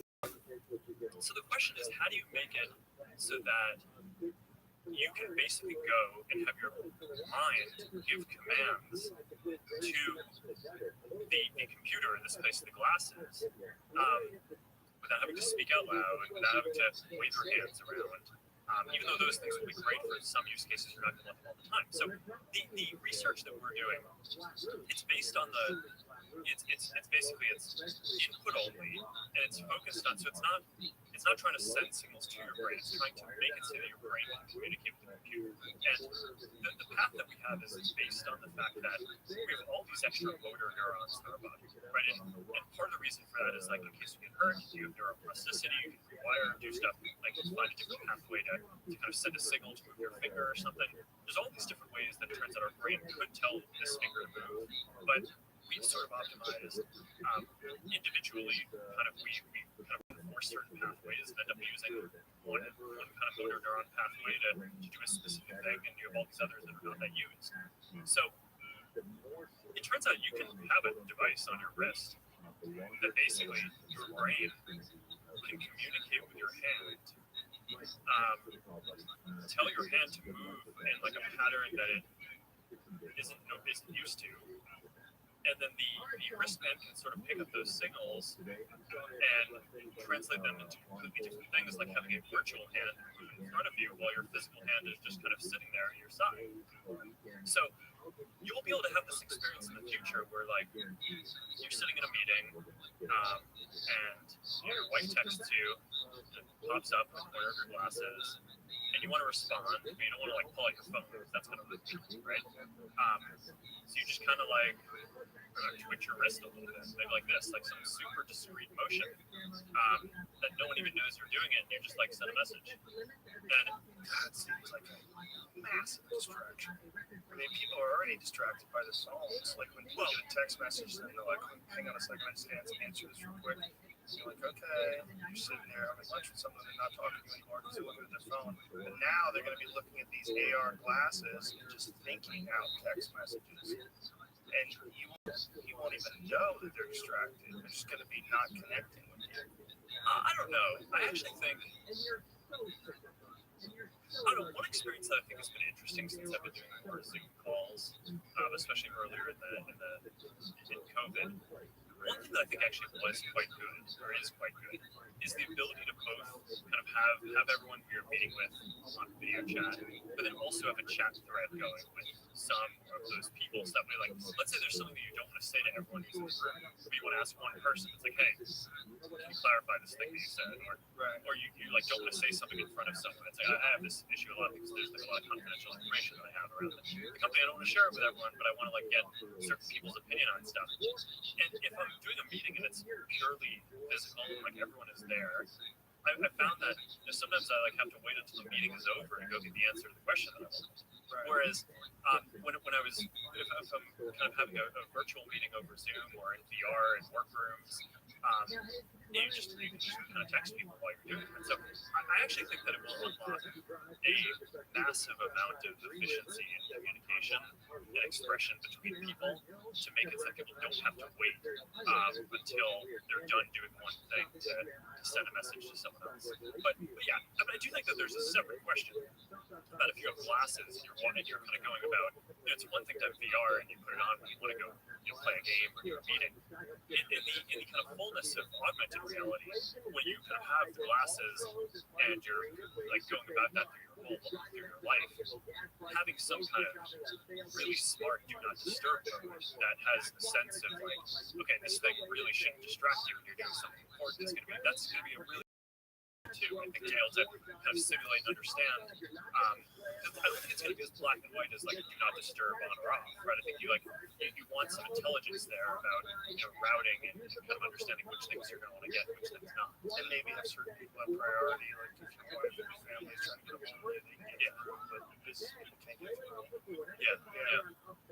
I worry about additional distractions. I mean, I do not keep my children from social media because I feel like the world they live in has social media in it, and I don't want them to be just completely disconnected from that. I limit the amount of time they use their phones, and I try to talk to them about the importance of not being, like, completely absorbed in social media and these kind of things that these kids do.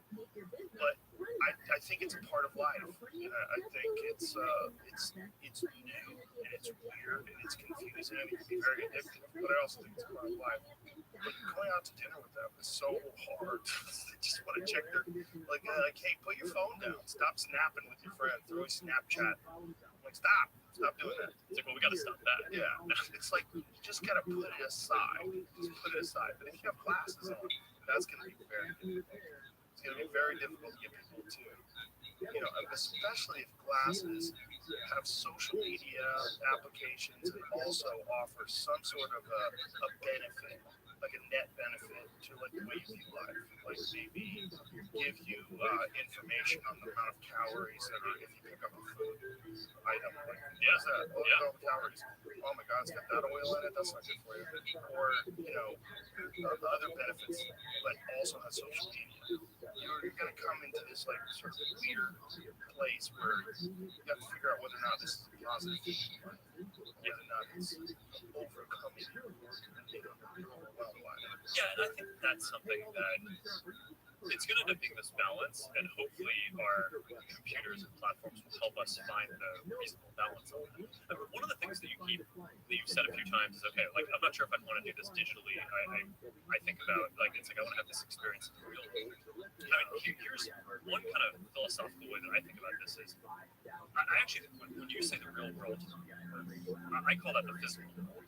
And I think the physical world and the digital world, and I think the combination of those increasingly is the real world, right? It's, it's like, there's all this additional information that we bring to the physical experiences that we have, that whether it's digital or just from our own experience or studying that we've done, that's more just kind of the physical kind of sensation that we get. But the ratio of that may be shifting over time, right? So in a world in the future where, a lot of the things that might be physical today, I mean, maybe this kind of art and sculptures and stuff that you have here, maybe in the future they're not physical, maybe they're just holograms, because you can change them really easily.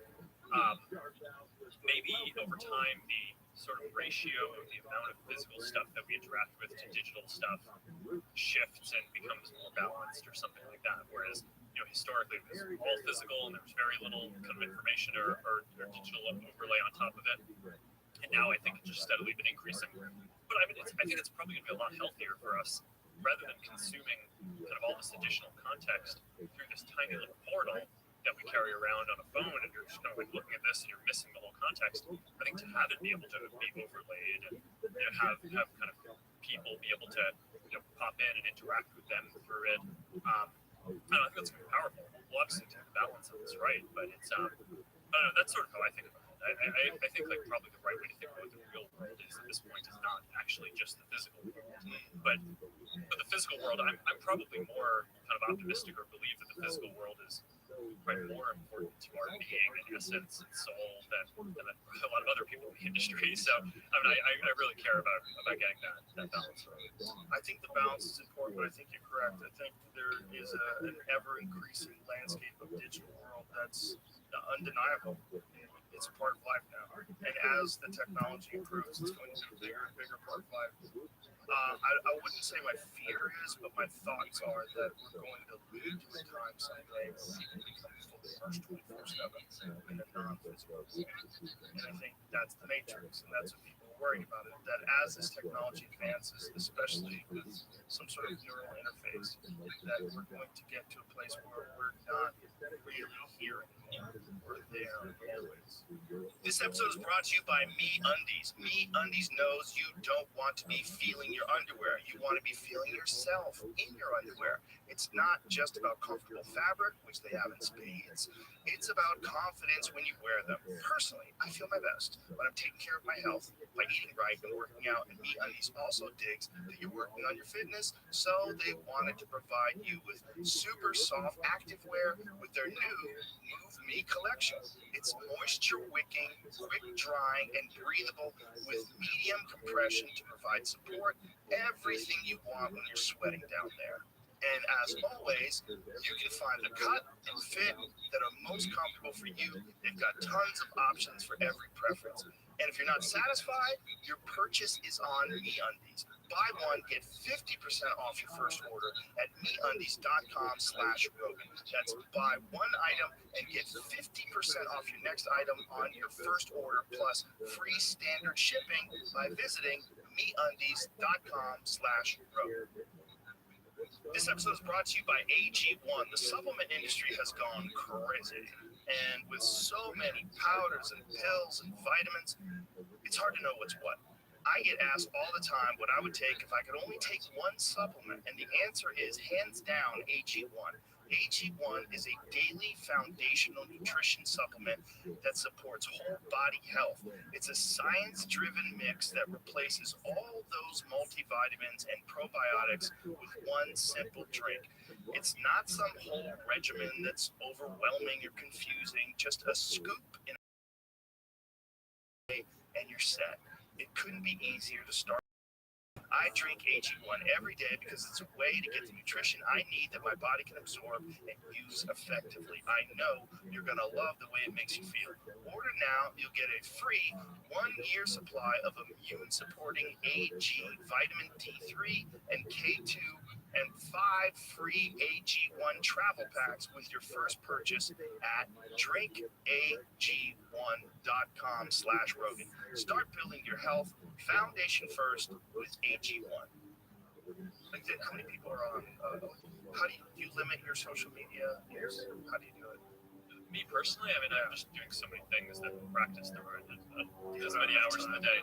But and my kids, I haven't had to think about it quite as much because they're pretty young, 6 and 5 right now. Yeah, he just turned 5 this weekend. But it's so I mean, they use. I want them to use technology for different things. I mean, I teach them how to code. I think it's like an outlet for creativity. I mean, Augie especially, Max likes building things. So Augie thinks about it as art. So whenever like every night I try to do bedtime with them religiously. So I try to like end my meetings in order to be able to put them down and ask them like what activity they want to do. Read, wrestle, whatever that. She's like, I want to do code art. It's like that's such an interesting way about it. I always think about coding as like you're building something, and she just thinks about it as making the computer make art. So it's just like so. Anyway, I think it's good for them to get that exposure. But I don't know, these things. It's not everything that you're doing on a computer or screen isn't the same. There's a lot of research into well-being that shows that there's like, are you actively engaging? Are you engaging with a person? Are you building relationships? Or are you just consuming? And if you're building a relationship, then that is associated typically with a lot of long-term benefits and well-being, right? Because I mean, the relationships that we have in our lives, I view that as like the meaning, right? That's like that to me is like the point, and that I think over time is what generally creates happiness for people and prosperity. But if you're just sitting there and consuming stuff, I mean, it's not necessarily bad, but it generally isn't associated with all the positive benefits that you get from being actively engaged or building relationships. Right. So you can engage with people actively online and build digital relationships, especially as technology improves. You can actually have meaningful experiences with someone's avatar. Yeah, so I mean, It's very weird. so I just want to make it so that the experiences that we're having aren't just these like passive things. So from my perspective, there's this like, people spend a lot of time with screens today. It's basically computers, phones, and TVs. And I'm always amazed because I spend all my time on phones and computers that for Americans, still almost half the time that they spend on screens is TVs, more than phones or computers. So I mean, I think it might have just tipped to being in the last few years to being more phones and computers than TV. But TV is huge. Because I know like Netflix and YouTube, I think are giant now. Absolutely, Stuff is on phones. It's a lot of phones, but it's a lot on TVs too, and a lot of people are still just watching cable or different things like that. And so when you think about new experiences, I actually think the first thing that they're going to go do is eat TV, right? And kind of more passive things. So when people talk about being worried about the time that people are spending in different kind of social experiences, I mean, the time has to come from somewhere. I think it's worth looking at where it's coming from. If it's coming from sleep, that's probably not great, right? If it's coming from exercise, like I wouldn't be that happy with that. If it's coming from TV, I'm pretty fine with that, right? I think that's actually maybe a net improvement in well-being for people overall if you're shifting from this more beta kind of consuming state to just being actually actively engaged, potentially building relationships. And there's just a ton of TV time to eat, right? So I think before we worry about this kind of consuming more and more of people's time, I actually just think looking at the mix of what people do today is good. And my goal for these next set of platforms, they are going to be more immersive and hopefully they'll be more useful. But I don't necessarily want people to spend more time with computers. I just want the time that people spend with screens to be better. Because I mean, today so much of it is like you're just sitting around and I don't know, in this like beta state consuming stuff. And, I think that's like I don't know. That's I mean, so you ask me how do I control my own social media time or my time on this stuff? It's like I do a bunch of social media. I do a lot of messaging. I really don't watch that much TV. And that's because I just don't have that much. I don't know. I find it puts me in this really weird mental state. Unless there's something that I'm just like really attached to, right? So like I really like watching like UFC, for example. That's because I also like doing the sport, right? So it's like I have some kind of connection to it. But I don't know, just like sitting around watching it. I usually like get into like a lot of TV shows. Have you always been a very physical person? Because I follow you on Instagram. Yeah, I see wakeboarding and stuff. Yeah. You're very active, which I think is it's a great message too. It's great for you, but it's also a great message for the people that here's this guy who's incredibly busy and his life is overwhelmed with technology. Yet he's constantly doing physical using his body and exercise and getting out in nature. Yeah, I think it's something like parents really stressed for me early on. They're like, my parents pushed me pretty hard. They're like, you're gonna do well in school, and you're gonna be on 3 varsity sports teams, and it's just it. Yeah, well, I mean, and you know a lot of other stuff. No, but I but mean, like but that, you don't have any debate. That's it. No, it's just So that's like that's just what you're gonna do. So and I'm super grateful. I mean, they weren't very prescriptive, right? They didn't tell me I had to do computers. They didn't tell me which sports I had to do. And they're like, this is important. But I don't know. I mean, I've found it, especially as the company has scaled and in some ways become more stressful. It's like more, right? My sort of day is like, sorry, you wake up in the morning, look at my phone, get like a million messages, right? Of stuff that comes through. It's usually not good, right? I mean, people reserve the good stuff to tell me in person, right? So, but it's like, okay, what's going on in the world that I need to kind of pay attention to that day, or so it's almost like every day you wake up and you're like punched in the stomach, and then it's like, okay, fine, now I need to like go reset myself and be able to kind of be productive and not be stressed about this. How do I do that? So I read, I take in all the information, and then I go do something physical for an hour or two, and I just kind of reset myself. And over time, what I've found is that it's not actually just. I used to run a lot. But the problem with running is you can think a lot while you're running. So I've especially over the last couple of years, I've gotten really into things that require full focus. So, in the beginning of COVID, I mentioned that I spent a bunch of time in Hawaii. My family has a ranch down there, and like I spent a lot of time foiling and surfing. And it's like if you're foiling or surfing and you're on like a wave, you have to pay attention the whole time, right? Or else you're gonna fall and maybe get held under. And it's like that's not a great experience. I don't know if you surf, but No, I don't. But I tried foiling, and I couldn't get on the thing. My young daughter's 12-year-old, and she just zooms around, gets on her thing, and I just like figure it out. Yeah. It's you're talking about e-foil. Yes. I bet if you tried it for like a few days, you get it down pretty well. Yeah. I tried it for about 3 hours. I was like, oh my god, this is awful. But the actual foiling, not the e-foil. I mean, the e-foil weighs like 40 pounds. The foil board maybe weighs like 5 to 10 pounds. So after you learn how to foil, flying an e-foil is like it feels like you're flying a tank through the air or something. But it's I don't know, it's a pretty interesting learning curve. But it requires full engagement the whole time. Yeah. And then that's sort of Yeah. And this is sort of how I got into MMA too. Is after now I don't spend as much time in Hawaii because things are ramping back up, and I'm in the office a lot more. So it's like, all right, there's not as much foiling in Palo Alto. So it's like, all right, what's a thing that is both like just super engaging physically, but also intellectually, and where you can't afford to focus on something else. And I think to some degree, MMA is like the perfect thing. It's like you don't like you stop paying attention for 1 second, you're gonna end up on the bottom.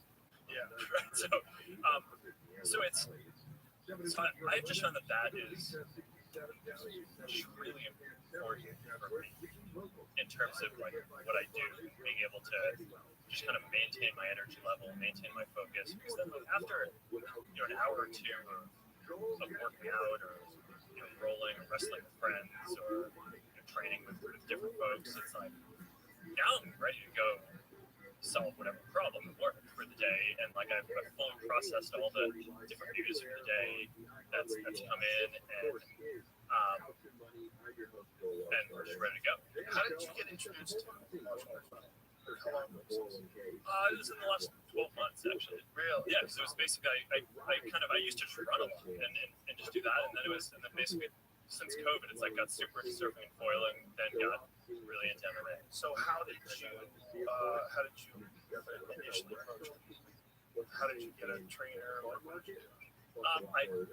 know a bunch of people who are into it. There's actually this really interesting connection between people who surf and do jujitsu. Oh yeah. So a bunch of the guys who I do that with, they kind of have gyms in Hawaii, and basically collected a bunch of recommendations, ran them by a bunch of people I know, and I ended up when I trained with this guy Dave Camarillo, Gorilla Jiu-Jitsu, so, and he's awesome. I mean, super nice guy, and I feel like I'm learning a ton. And the crazy thing is, like, I don't know. I mean, it really is the best. I don't. The question isn't how did I get into it. It's how did I not know about it until just now. From the very first session that I did, like 5 minutes in, I was like, where has this been my whole life? It's like, all right, my mom made me do 3 varsity sports, and like my life took a wrong turn when I chose to do fencing competitively instead of wrestling in high school or something, right? It's like there's something that's just so primal about it. That's I don't know. It's and I've since then I've just introduced a bunch of my friends to it, and that's been really fun because now it's like we train together and we just like wrestle together, and just I don't know. There's like a certain intensity to it that I like. It's sort of, I don't know, maybe it's like there's this cultural thing where maybe a lot of people haven't considered it, right? But I've had 100% hit rate of introducing friends to it and converting them to people who now train. Every single person who I've kind of shown it to is like, this is amazing. This is like obviously how I should be training and working. Yeah, that's very impressive. That's 100%. You must have some solid friends, because a lot of people get turned off by the amount of effort that's involved, but they get excited by the problem solving, which is the more fascinating part, like learning the techniques, focusing on memorizing the techniques, developing the skills, and drilling. Like that's probably one of the most important things about jiu-jitsu that people don't know enough of is drilling. Like I made some of my biggest leaps in martial arts, like blue belt to purple belt, just through constant drilling. I was drilling all the time with my friend Eddie Rabbi. Always working on techniques, and so I was able to like progress much quicker. And then I noticed when I stopped doing that later, my progress kind of stagnated. It's like there's a real clear correlation between the amount of energy you put into drilling and observing the technique and then just going through the motion, like someone offering like 20%, 30%.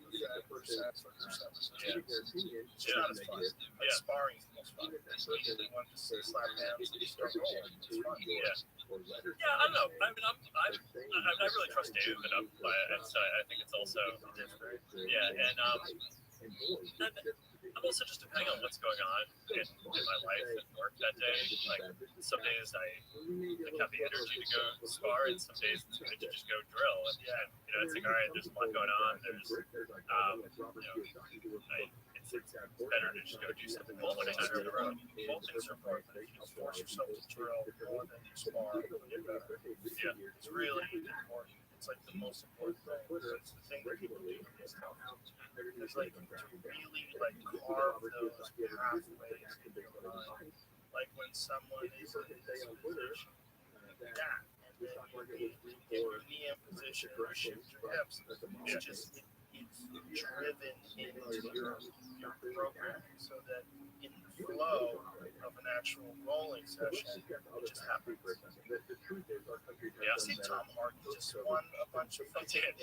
matches. Tom Hardy is like an ass kicker. Him and Mario Lopez are out there competing in jiu-jitsu tournaments. Like, this is wild. And they're both like beginners. They're both blue belts. Yeah, that's incredible. Maybe I'll get there for my 40th birthday. You should do it. Bourdain did it. He did it when he was like 6. I just think I mean, I do a lot of stuff like this with friends, but I also just find like wrestling around with friends. It's fun. Yeah, it's awesome. Yeah, wrestling's fun. Jiu-jitsu is even more fun.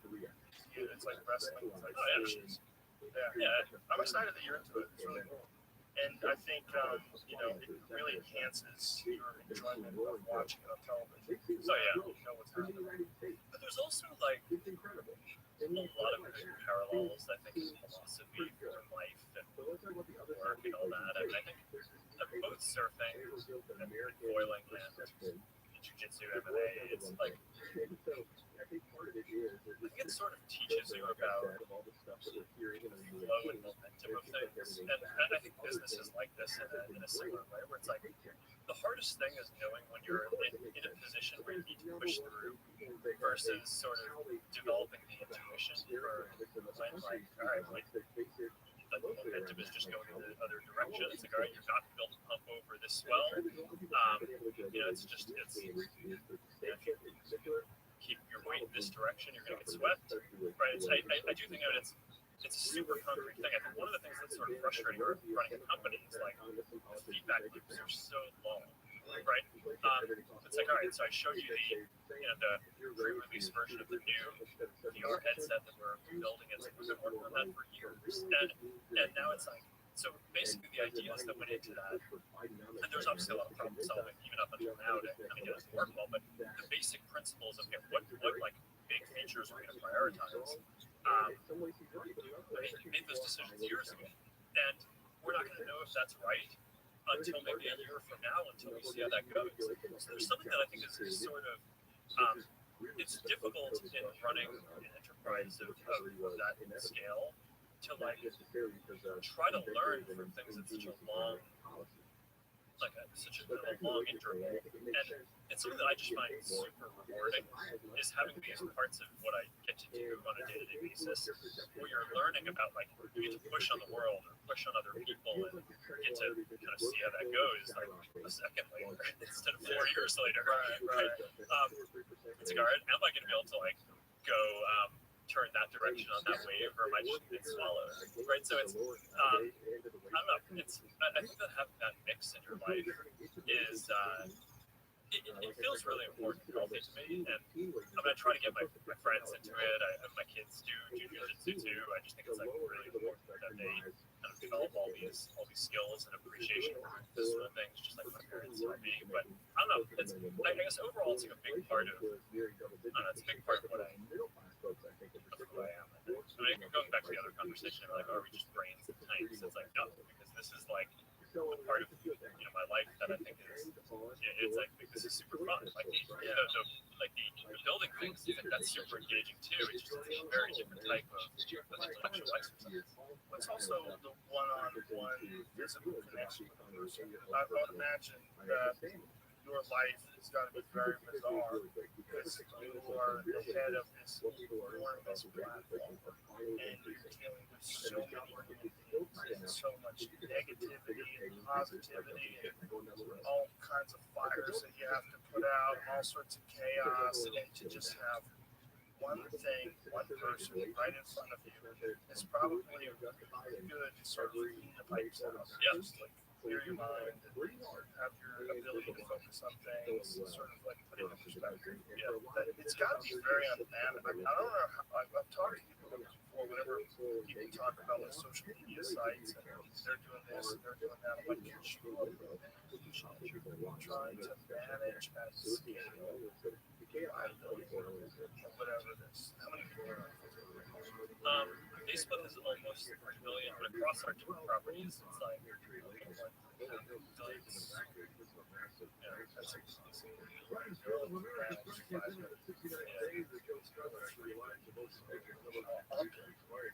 The numbers are just, they're so absurd. It's so preposterous. It doesn't make any sense.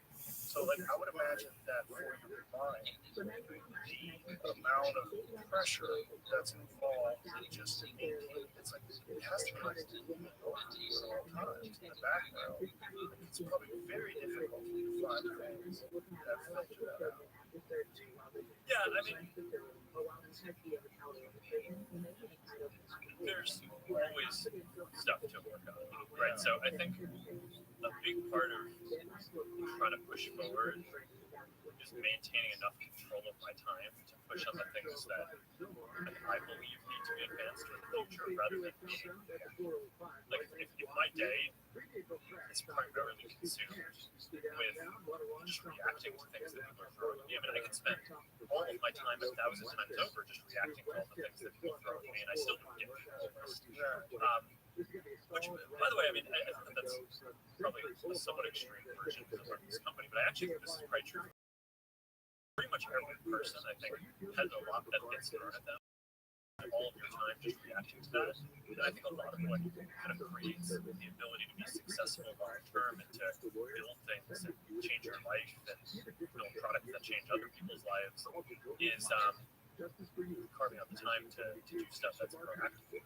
And that's both taking care of yourself, right? And kind of and being physical and getting out there, and also getting to spend time with my family and my girls and all that. But it's also, I mean, I can spend all of my time, just working on the things that we've already built and not trying to advance this mission for the future. But balancing that is important. I mean, it's like I also spend a ton of time on all the social media pieces. It's like they're nowhere near done, right? And there are some awesome evolutions that are happening there with enabling more creators and enabling more people to have a voice there. I mean, the creative economy has sort of exploded over the last few years, and I think it's just at the beginning of like sort of hopefully remaking a lot of the economy for the country and the world, so that way more people can pursue creative endeavors. I think that's just going to be one of the most positive trends that comes out of this decade.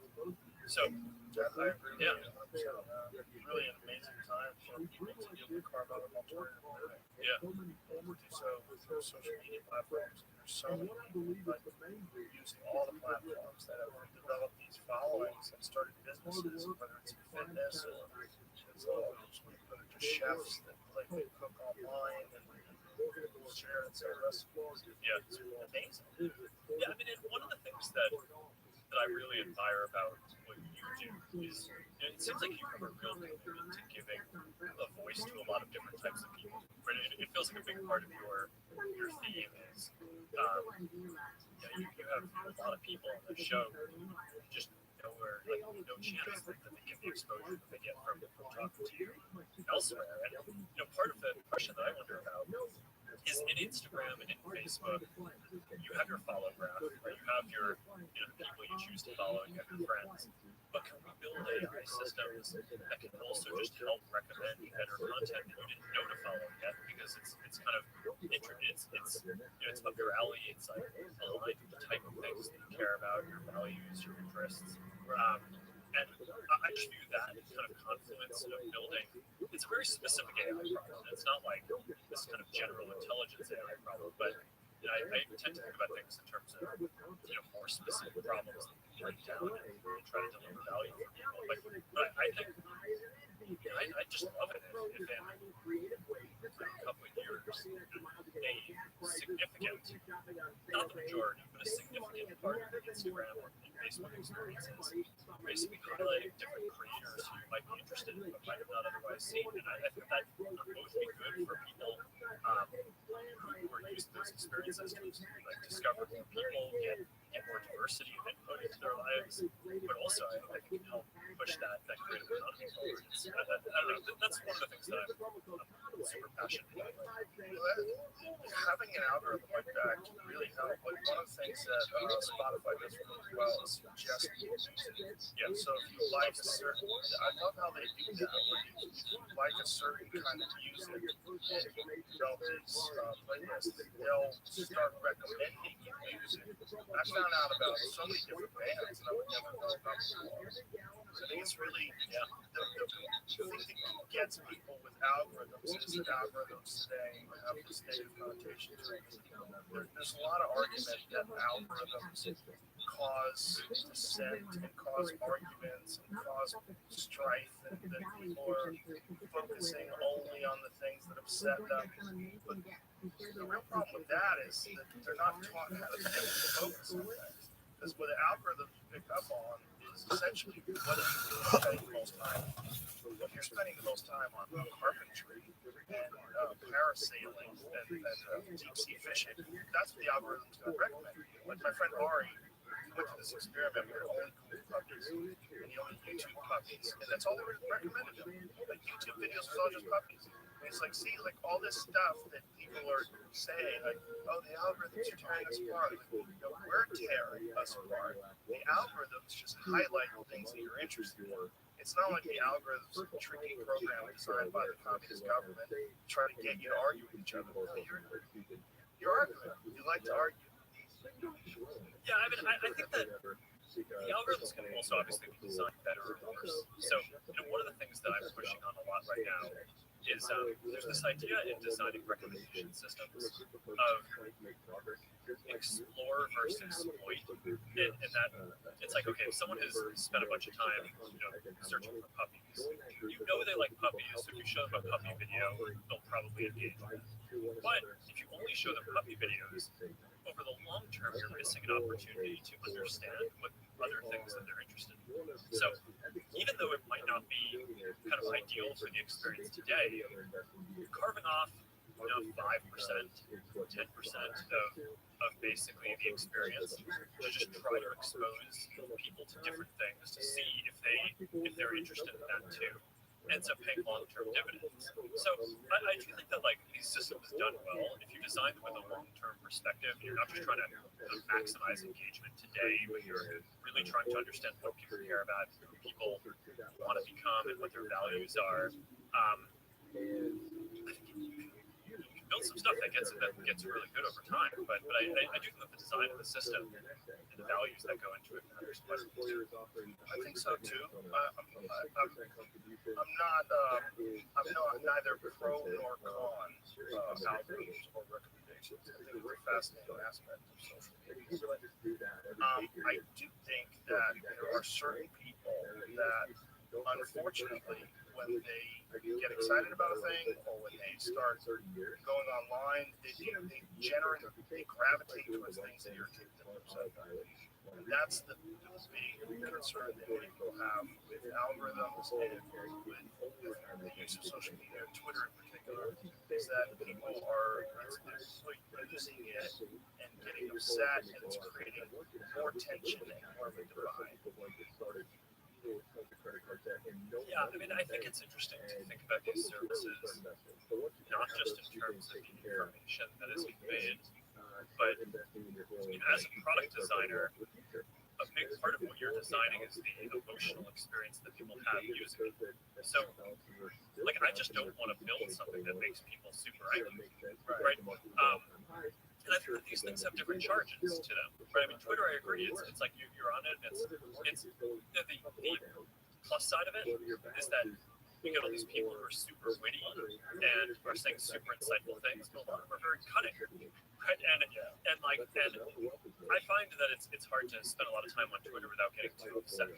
On the flip side, I think Instagram is a super positive space. It's almost I think some of the critique that we get there is that it's very curated and potentially in some ways overly positive, but it's but the energy on Instagram is generally very positive, and it's easy to spend time there and kind of just absorb a lot of the positivity. I think that's true. How did that happen? Well, why why is Instagram generally friendlier? I mean, so I think that it's the design of the system, but it's one thing is I think images are a little less cutting usually and kind of critical than text. I think the news in general is often negative. I think the incentives of the news industry are often to well, I think just the mission of the news industry is to kind of use speak truth power and highlight things that hold people accountable. So I think that even if you're looking at it from that perspective, a lot of the stuff is generally has this very critical tone to it. And but like with everything, there's just a balance. If you spend your whole life living in criticism, then that's super negative. But I think that what we try to do with Facebook is have a little bit of both, right? I mean, Facebook has images and videos, but it also has news. And the part that's probably the most critical, where we probably have the most controversies around the more newsy type stuff, the more political type stuff. And over time, I mean, I've generally just felt like, hey, that's not even what people in our community tell us that they want, right? People say that they come here because they want to connect with other people and explore interests. And so I just want to emphasize that more. But like, there's some very intentional decisions that you can make in terms of designing this stuff. So, for example, on Facebook, when you're reacting to a post, you in addition to liking it, you can heart it, you can like give it kind of an angry emotion. And one of the decisions that we've basically made is if someone kind of gives an angry reaction, we actually don't even count that. In terms of whether to show that to someone else, or maybe we would discount it, right? So it's if you could kind of view it as, okay, someone chose that they like are interested in this post and chose to give an angry reaction, but we just don't want to amplify anger, right? That's like not what I kind of view us as here to do. So we're just gonna basically take that signal and like not use it to show the post. So how do you do that? Like, how do you decide? Like, what if it's anger, but it's justifiable? Yeah, I think that's exactly the right question. Is basically, when I was making that decision internally, a bunch of teams were like, well, there is a lot of stuff that's wrong in the world, and people should be angry about that. It's like, yeah, I think that's fair, but I'm not here to design a service that makes people angry, right? So I kind of think that there's a balance, and it's not like there's not going to be any angry stuff. I mean, people can still react and say that something is negative if they don't like it, but I don't view our job is going and needing to kind of amplify all that stuff. So why do you have the option to have an anger response? Well, I think it's good for people to be able to convey it. So is it like a thumbs down? Yeah, it's like an angry. And so obviously there's the option to have angry comments, which is just But we basically choose to. If someone likes something, or if a friend chooses to share something, we use that as a signal to say, hey, this might be something you're interested in because someone reacted to this, right? It's like a friend had some kind of emotional reaction to this and thought it was interesting enough to engage with, so you might also think it's interesting to engage with. But we try to intentionally mute the kind of like emotions, because that's just not what we're trying to do in the book. I appreciate that. What do you think about the argument that algorithms in general, because of the fact that they sort of appeal to human nature, like they amplify the things they're interested in, and unfortunately people are interested oftentimes in things themselves. What do you think about the argument that this is whether it's too influential or it has too much impact on people, that a better solution would be to just let everything exist how it exists and don't have any kind of outlet, and let people find what they find and share what they share and just let it exist in sort of a free market of ideas? Yeah, so we actually started there, right? Because at the beginning we didn't have the technology to do this kind of ranking. And the very first thing that you run into is if you don't do any kind of ranking, the system gets gamed to do. things. So if you're not ranking anything, the most recent stuff shows up at the top. So okay, so what do you get? You get a bunch of businesses that want to make sure that you see their stuff, so they just post constantly. They post like 50 times a day. So they've always posted something within the last 10 or 20 minutes, so it's always at the top of the league. The other thing that you get is like, you miss obviously really important stuff, right? So like my cousin was pregnant, and when she has a baby, she's gonna post about that, and like that post better be at the top of my feed because I don't want to miss them, right? It's like I want that update, and like, and we know that that's valuable even without knowing the even if we don't understand the kind of specific content of what she posted, there's going to be a ton of people commenting congrats and you know, a ton of hearts and positive reactions. So that's the question there. Like, how does that enter into the algorithm? Like, if you're going to favor something like your cousin's baby being born, how would you go about doing that? And how does the AI figure out that your cousin just had a baby, that this should be in all the people that follow her, should be in all their feeds, because they would want to know. Yeah, I mean, I think a lot of it is just, there's a lot of signals that go into it, but at a simple level, you can kind of just look at what people care about and what do they find interesting. So what are they commenting on? What are they clicking on? What are they liking? Are they? Those are some of the big signals. Right, and then there's some kind of content-based stuff, like we have a sense that you're interested in this type of thing, that you really hate politics or whatever, sort of shared a little bit less of that. But in general, the thing that will differentiate that cousin's baby was just born post is that even if our system has no idea what the post means, that post will almost certainly just have a ton of likes and comments on it that have a positive reaction. So that will just tell us, okay, if your friend's made 500 posts today, that's the one that has the most kind of positivity around it. We should probably show that more prominently. So I think at the basic level, a system that didn't do that stuff would clearly be an inferior system. Right? You don't want businesses spamming, and you don't want to miss obviously important stuff. Is there a way to stop businesses from spamming that just limit the amount of times that they post anything? I mean, there are a bunch of things like this that we've tried over time, and but then you start getting into some things that are basically pretty algorithmic or rules based, which is like, you start trying to rank stuff based on the quality of the posts, right?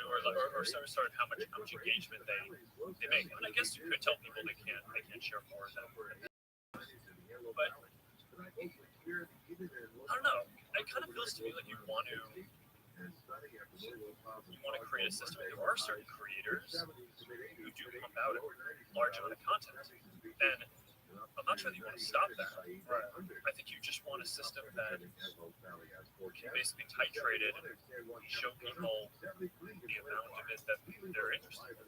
It's such an immense responsibility, and the fact that it's a private company is so much troublesome because you have this ability to control the flow of information, and that's really never existed before. Where there's been, like, obviously social media is very new, that's never existed before, and then having a company that's run by human beings that have the ability to decide what gets broadcast, what gets signal amplified, what gets suppressed, all that stuff is it concerns a lot of people because it's basically just individual human beings with their own biases and their own perspectives and their own view of the world, and they have the ability to either slow down or ramp up or suppress or amplify so many different ideas, and in turn that can literally shape the way the cultural narrative goes on any given subject. What is it like having that kind of responsibility? Because it seems to me that would be an immense burden. That would be like a lot of thought would be involved. Like, what are the negative consequences? The choices that we make. And Gene, I was at a Home Depot at there with a lot of tell them about Drop 10 less. And then you could buy those cartridges there, and somehow I got $1,500. And I was almost able to buy them all. I don't exactly. I bought like 4 at once. But I view our job as empowering people to be able to express what they want. Something happened. I forget why. They never let me buy them. Whenever we try to exert some kind of opinion that's different from what people want, our products do worse. And we exist in a very competitive space. I mean, we have TikTok that's growing incredibly quickly. There's a lot of other companies. We talked about Twitter before. You talked about Snap. YouTube is huge, and people spend a ton of time on it. There's just like new social products all the time. So if we don't empower people and help people get what and advance their own goals, then we lose over time. So I kind of think that obviously serving a lot of people is a big responsibility, and we take that super seriously. But we also appreciate this is like a very competitive marketplace, and our role in it is not to print our opinion, but to empower people. And that's sort of the ethos where we started the company. I mean, the initial mission statement is give people the power to share and make the world more open and connected. And we've evolved that over time to now making it around building community, bring people and bring the world closer together. But it's fundamentally that notion of giving people the power and empowering people is like really deep in the ethos of the company. And I think whenever we mess that up, which we do frequently, we pay the price for it. And if people don't like those things that we do, we have to run them back. That goes back to managing the scale, right? Yeah. So what I'm saying essentially is like I do agree that you are giving people the ability and the power to express themselves, and if you don't do it correctly, competitors, but it's still an immense responsibility if there are choices being made as to like what gets amplified, what gets suppressed, what gets moved from the platform. I'm sure there has to be some pretty intense conversations about how this is managed and handled, and the burden of that must be tremendous.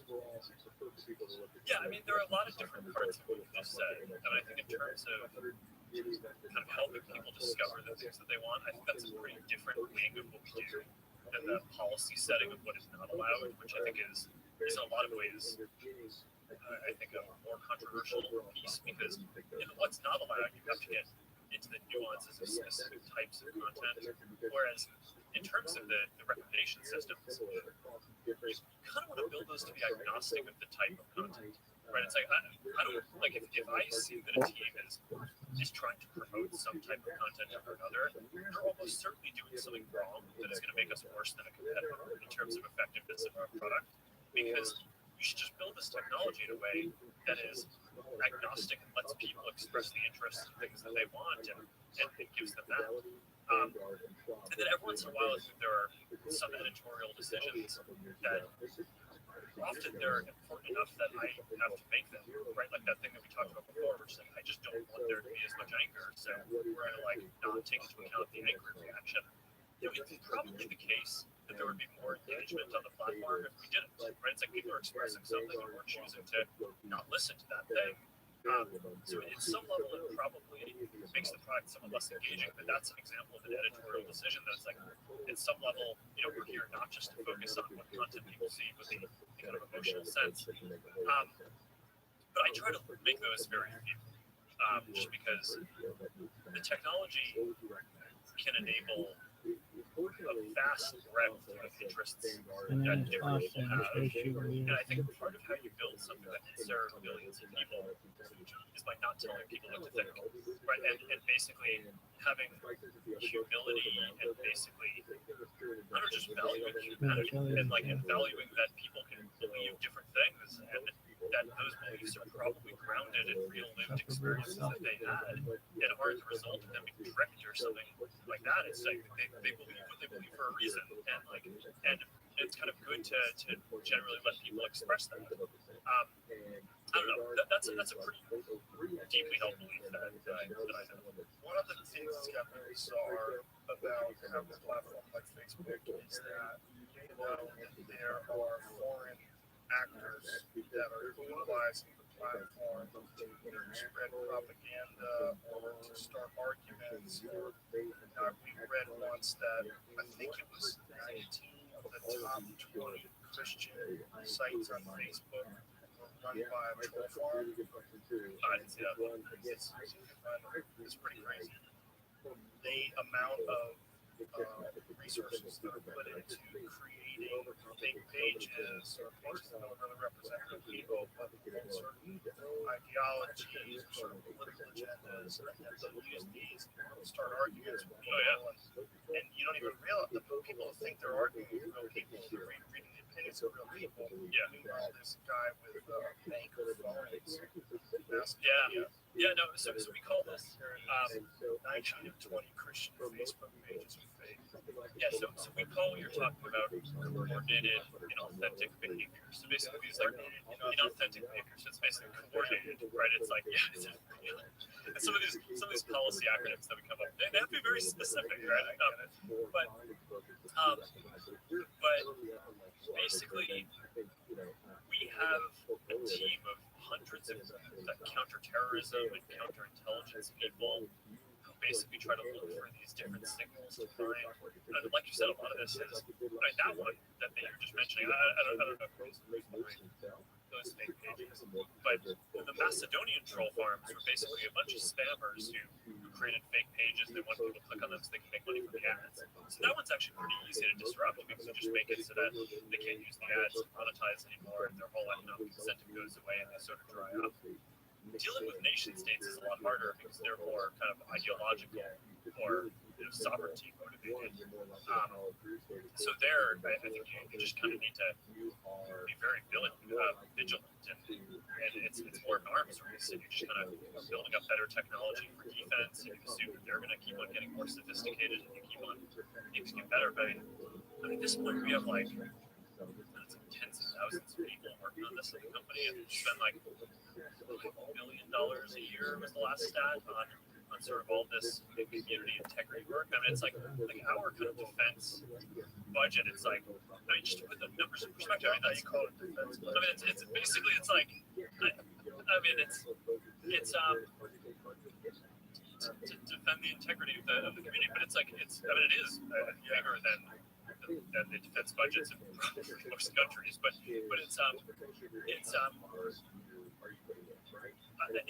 this is obviously a super critical part of what we need to do.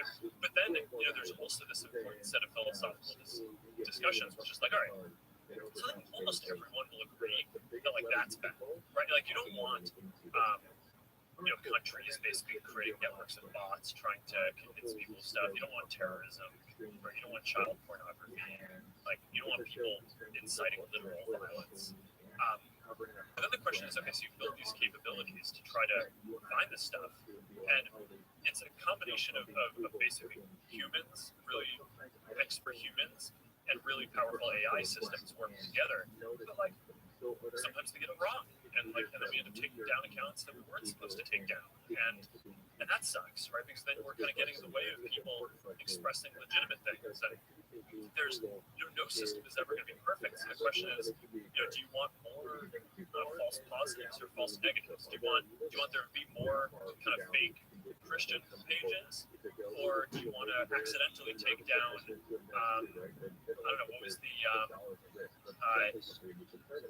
example recently of like the comedian who had a profile photo that had a kind of a gun in it, and that we accidentally took down this guy's page that we were talking about this before. Kill Tony? Yeah, the Kill Tony project. Yeah, so it's like, all right, so some like AI system is just like, all right, like that's clearly violence, right? It's like the profile picture like literally has a kind of rifle sight and a gun and shows the guy dying. So it's like, so I mean that sucks. Like this is some of the stuff that this like hurts me, right? Because like when we take down something that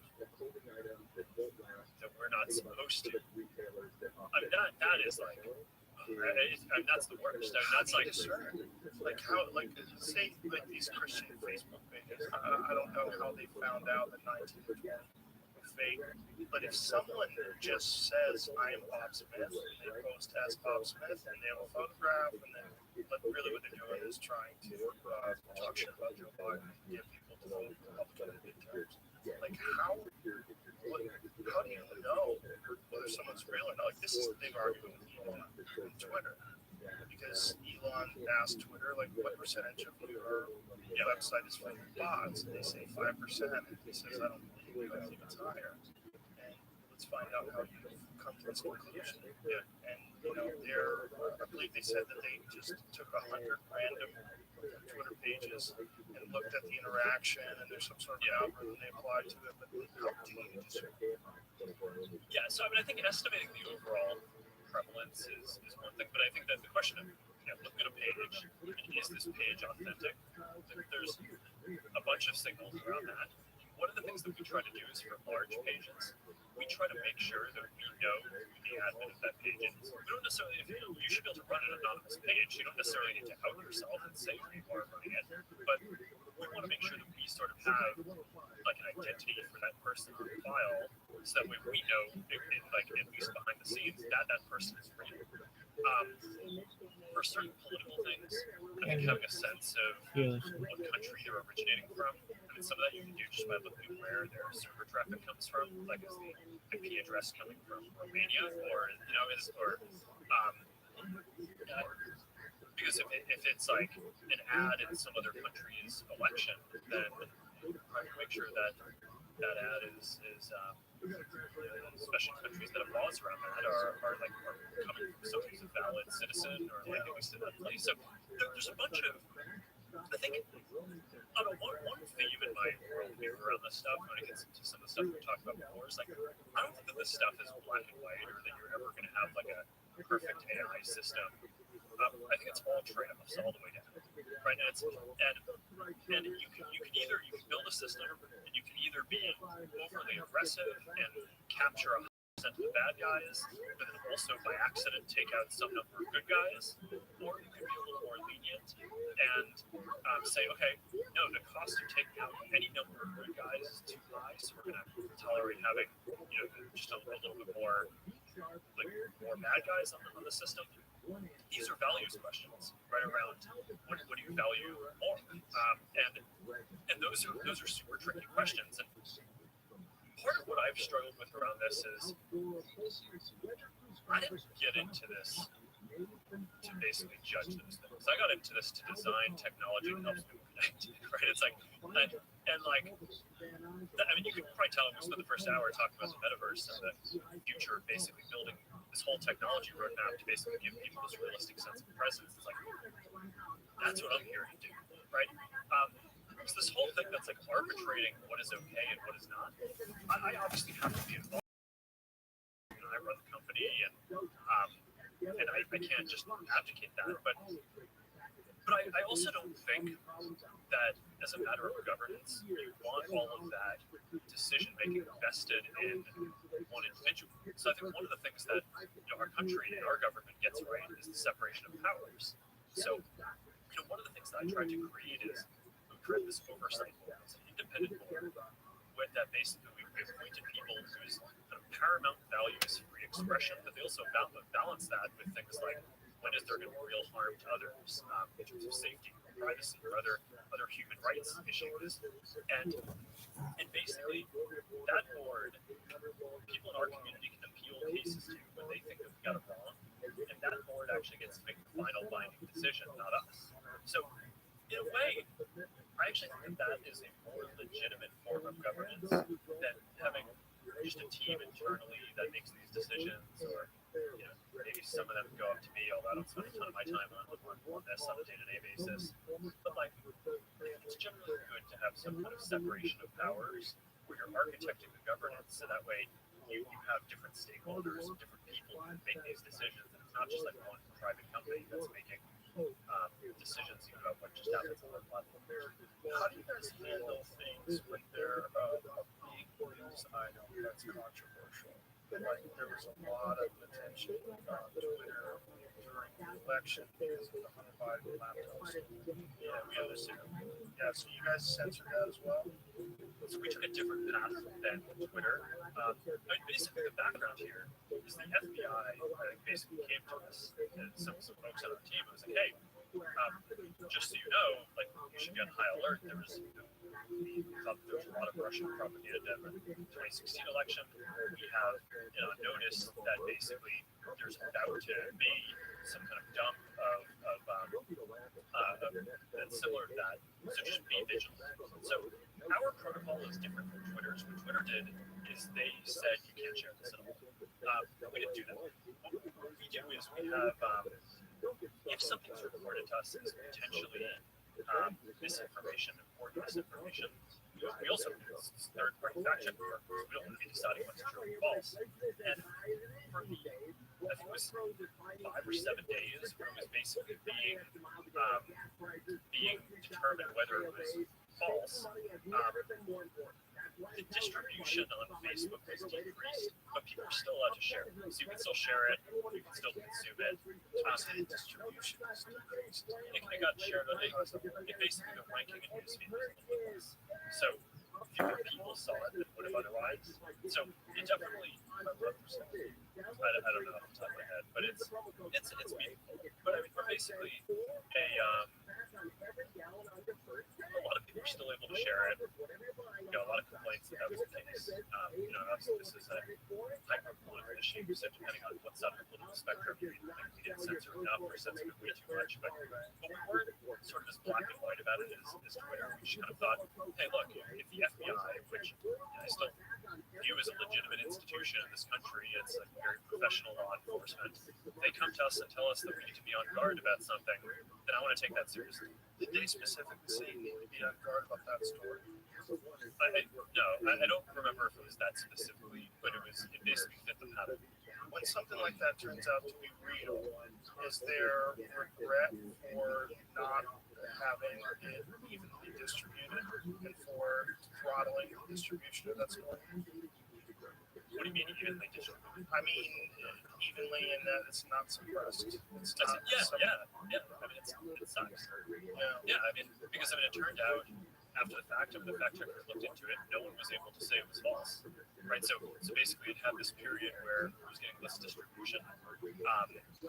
So yeah, I mean, I think I think it sucks though. I think in the same way that probably having to go through like a criminal trial but being proven innocent in the end sucks. Like it still sucks to have like that you had to go through a criminal trial, but in the end you're free. So it's. I don't know if the answer would have been don't do anything or don't have any process. I think the process was pretty reasonable. We still let people share it, but obviously you don't want situations like that. But certainly much more reasonable than Twitter stance, and it's probably also the case of armchair quarterback, right? Or at least Monday morning quarterback, I should say. Because in the moment you had reason to believe, based on the FBI talking to you, that it wasn't real. And that there was going to be some propaganda. So what do you do? Yeah. And then if you just let it get out there, and what if it changes the election and turns out to be bullshit? That's a real problem. And I would imagine that those kind of decisions are the most difficult. The decisions of like what is allowed and what is not allowed. Yeah. I mean, what would you do in that situation? I don't know what I would do. I would have to like really thoroughly. Well, first of all, you're dealing with the New York Post, which is one of the oldest newspapers in the country. So I would say I would want to talk to someone from the New York Post, and I would say, how did you come up with this data? Like, where are you getting the information from? How do you know whether or not this is correct? And then you have to make a decision because they might have got. It's hard because everybody wants to look at it after the fact. Now that we know that the laptop was real and it was a legitimate story and that there is potential corruption involved with him, we think, that should not have been restricted. That should not have been banned from sharing on Twitter. Right. I think everybody agrees with that. Even Twitter agrees with that. But the thing is, then they didn't think that. In the beginning, beginning they thought it was fake. So what do? Like if something comes along and the Republicans cook up some scheme to make it look like Joe Biden's a terrible person, and they only do it so that they can win the election, but it's really just propaganda. What are you supposed to do with that? You're supposed to not allow that to be distributed. So if they think that's the case, it makes sense to me that they would try to stop it. But I just don't think that they looked at it hard enough. When the New York Post is talking about it, they're pretty smart about what they release and what they don't release. If they're going over some data from a laptop, and you can talk to a person. But then again, like this is just one story, one individual story. How many of these pop up every day? And especially in regards to polarizing issues like climate change or COVID or foreign policy or Ukraine. Anytime there's like a really controversial issue where some people think that it's imperative to take a very specific stance, and you can't have the other stance. Like those moments on social media, those trouble a lot of people because they don't know why certain things get censored or certain things get removed. Yeah, I agree. And it's like to be in your spot. That was one of the things that I really wanted to talk about. Is like to be in your spot must be insanely difficult to have. No matter what decision you make, you can have a giant chunk of people that are upset at you. And there might be a right way to handle it, but I don't know. So I think the right way is to establish principles for governance that try to be balanced and not have the decision making too centralized. Because I think that it's hard for people to accept that like some team in Meta or that I personally am making all these decisions. And I think people should be skeptical about any so much concentration on that. So that's why a lot of the innovation that I've tried to push forward in governance is around things like establishing this oversight. So that way you have people who are luminaries around expression from all over the world, but also in the U.S. Folks like Michael McConnell, who's a Stanford professor, who's like who is a great which Republican president appointed him, but I mean he was I think going to be considered for the Supreme Court at some point. I mean he's a very prominent and kind of celebrated free expression advocate, and he helped me set the thing up. And I think like setting up forms of governance around that are independent of us, that basically get the final say on a bunch of these decisions. That's a step in the right direction. I mean, in the Hunter Biden case that you talked about before, I don't want our company to decide what's misinformation and what's not. So work with third parties and basically let different organizations do that. Now, I mean, then you have the question of are those organizations biased or not, and that's a very difficult question. But at least we're not the ones who are basically sitting here deciding. We're not the Ministry of Truth for the world that's deciding whether everything is true or not. So I'd say this is not a solved problem. Controversies aren't going away. I think that it is interesting that the U.S. Is actually more polarized than most other countries. So I think sitting in the U.S., it's easy to extrapolate and say, hey, it probably feels this way around the whole world. And from the social science research that I've seen, that's not actually the case. There's a bunch of countries where social media is just as prominent, but polarization is either flat or is declined slightly. So there's something kind of different happening in the U.S. But for better or worse, I mean, it does seem like the next several years do seem like they're set up to be quite polarized. So I tend to agree with you. There are going to be a bunch of different decisions like this that come up because of the scale of what we do. Almost every major world event has some angle that's like the Facebook or Instagram or WhatsApp angle about how the services are used in it. So yeah, I think just establishing as much as possible independent governance, so that way. I'll obviously have to be involved. Our teams, Nick Clegg, who I appointed to be the president for all the policy issues for the company, and who's the deputy prime minister of the UK, successful politician. there, and kind of very well versed in kind of government and all those political issues. We'll have to do some part of this, but I think also kind of getting to more and more independent governance is going to be an important part of it. Why do you think the United States is more polarized? Like, what do you think is happening that's possible? I think that's, I'll speculate, but I think that there are people who've studied and thought about this a lot more. I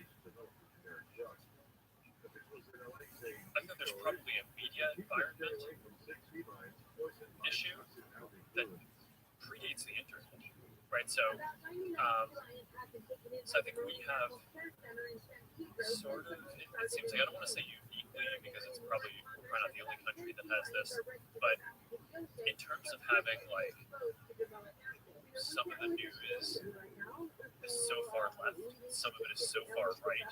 I think there's all this talk about filter bubbles on the internet, but I think even predating this, like going back to like the 70s or 80s, Fox News and all these other cable, these kind of prominent media organizations were established. I think that has had a long-term effect, and people have studied that. But there might also be something about just the way that our governance is set up, where we have two parties, where we have these primaries that basically make it so that it's almost like you're not promoting people who are trying to be kind of the centrist. You're basically promoting people who are the extreme of their party. So I think there are really sensible reforms like open primaries, right? That I think would probably have a pretty big impact on the political culture in the country. And some of these other countries that are a little bit more parliamentary, by definition, just allow there to be more candidates on more parts of the spectrum. But I want to be careful about not talking too far out of school, because I'm not a political scientist, but I've obviously spent a little bit of time thinking about this, because I think a lot of people want to point to social media as the primary cause of this, and I just think when you look at the fact that polarization has been rising in the U.S. since before the internet, that just makes it seem like it's very unlikely that social media is kind of the primary. And then if you look at the fact that there are all these other countries around the world where social media is used just as much, yet the polarization is flat or just not growing that quickly, and sometimes they go down, kind of suggests that that really is not the primary thing that's going on. So I don't know. I mean, it's a really tough set of questions. I think you're dead on the primary idea.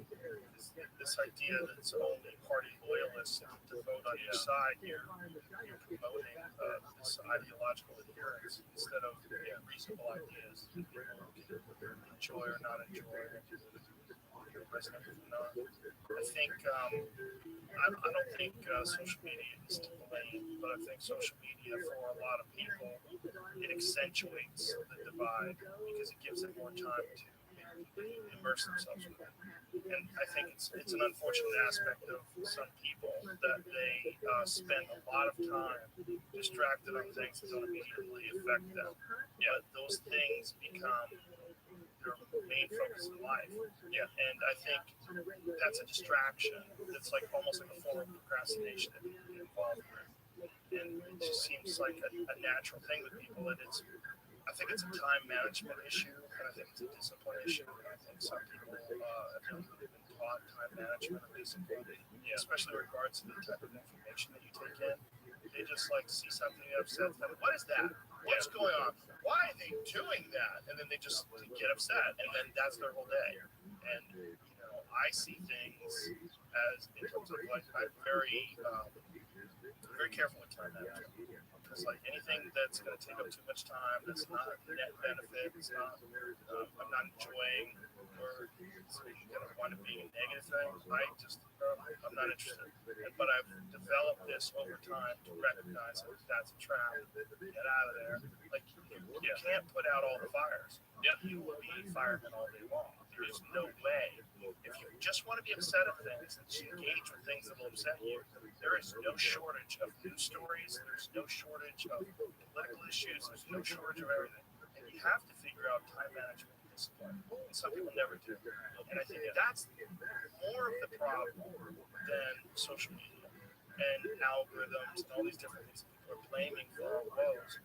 More of the problem is a lack of education, like explaining to people that if you're awake for 1 hour, during that hour, it is your choice what to think and focus on. 24 hours, it's the same thing, you're just spreading it out. You decide what to do. Now, if you want to spend all of your time going back and forth on Roe v. Wade on Twitter, good luck. Go do that. You're not going to change the landscape. That's what voting's for. You're not going to change people's opinions. Like if you want to make interesting videos and post them on Facebook, okay. If you want to like talk about things and have a perspective, and you think it's like really well informed and it's compelling, go ahead and make that. But if you get sucked into that world of just looking for things to complain about, that's really you. You don't have to do that. No one's forcing you to do that. Yeah, I think your point around what do people have control over is really important. Because I think the people who are happy and productive, I think, tend to focus on things that they have some agency. Yeah. And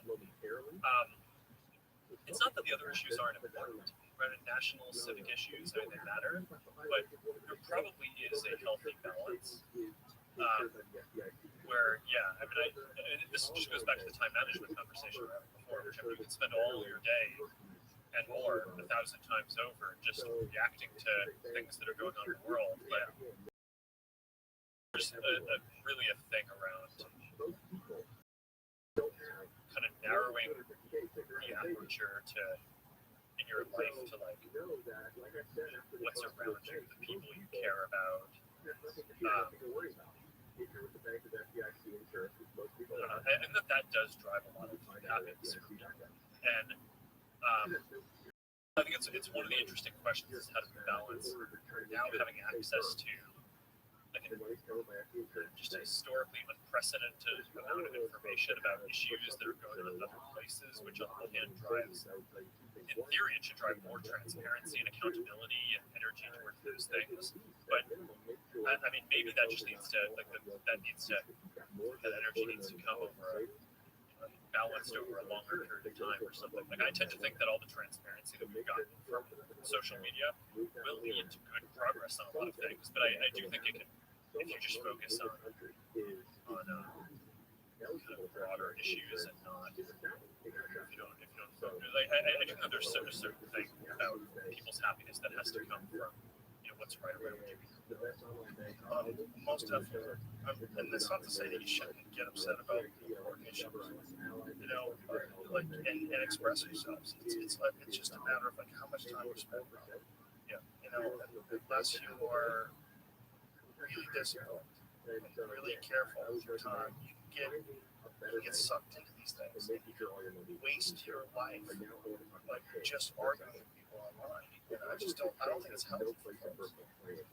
For entertainers and comedians in particular, it's really bad. Like I see so many comedians that get so much anxiety, like reading comments and going back and forth with people who are like talking shit to them on Twitter. Yeah. And I always tell them, like, don't do that. Like it's bad. Yeah, and I struggle with this too. Yeah. Well, I mean, on the one hand, some of this is it's free product feedback, right? So I mean, so like. Actually, this is like one of the hard things about it. You don't want to be so closed that you're not listening to criticism because then you're not going to grow. Right? But I think finding people and outlets that will provide criticism, but from a place of actually trying to help you grow rather than tear you down, is very rare. I struggle with this. I do sometimes feel like I need to. I do want to try to understand all of the different perspectives that people have, but the thing that's tough is that a lot of those people aren't necessarily trying to help us build something better, right? So, and there is just a lot of negativity that like gets to you, right? And I think there's a question of balance where at what point are you kind of better off? So you want to push forward and do things you believe in, but you don't want to put on blinders and not consider alternative viewpoints, but then you could spend all your time looking at critique that's not necessarily trying to be constructive, and that's just going to be super negative for your mental health. So yeah, I mean, I think probably a lot of the happiest in my most productive people are at least think they're. I don't think you're about. I don't think you should want to close out all the stuff. But These all made mistakes in the financial realm and in other realms of our life. We've said things we regret. We have not lived up to our own ideals. You know yourself at all. If you're self-aware in the slightest, you know this to be true. If nothing good comes from making ourselves feel like total crap about those things that we've done before. In fact, I think shame often leads to keeping secrets from our partner. Actually, the survey reveals just that. Things under the rug. We hurt our finances and our relationships at the same time. So here's what I would say. Just gotta open up the lines of communication. If you're feeling like the worst person in the world because of the financial mistakes that you've made, you've got to talk to somebody about it. And it doesn't have to be some sort of professional. You don't have to pay someone $150 an hour to unload secrets. It's okay to talk about your debt with a trusted friend or a loved one, your spouse, your partner. And even if they don't have killer advice, it releases this pressure release now. So it releases what you're feeling inside. And you can untap and truly let the steam of shame kind of come out. And it's okay to have that little guilt nagging a little bit to get something back. But because you made those financial mistakes, it doesn't mean you are that. It doesn't reflect on you as a necessarily person now. Right? I think that those feelings of guilt can actually guide us into action, where shame is the opposite.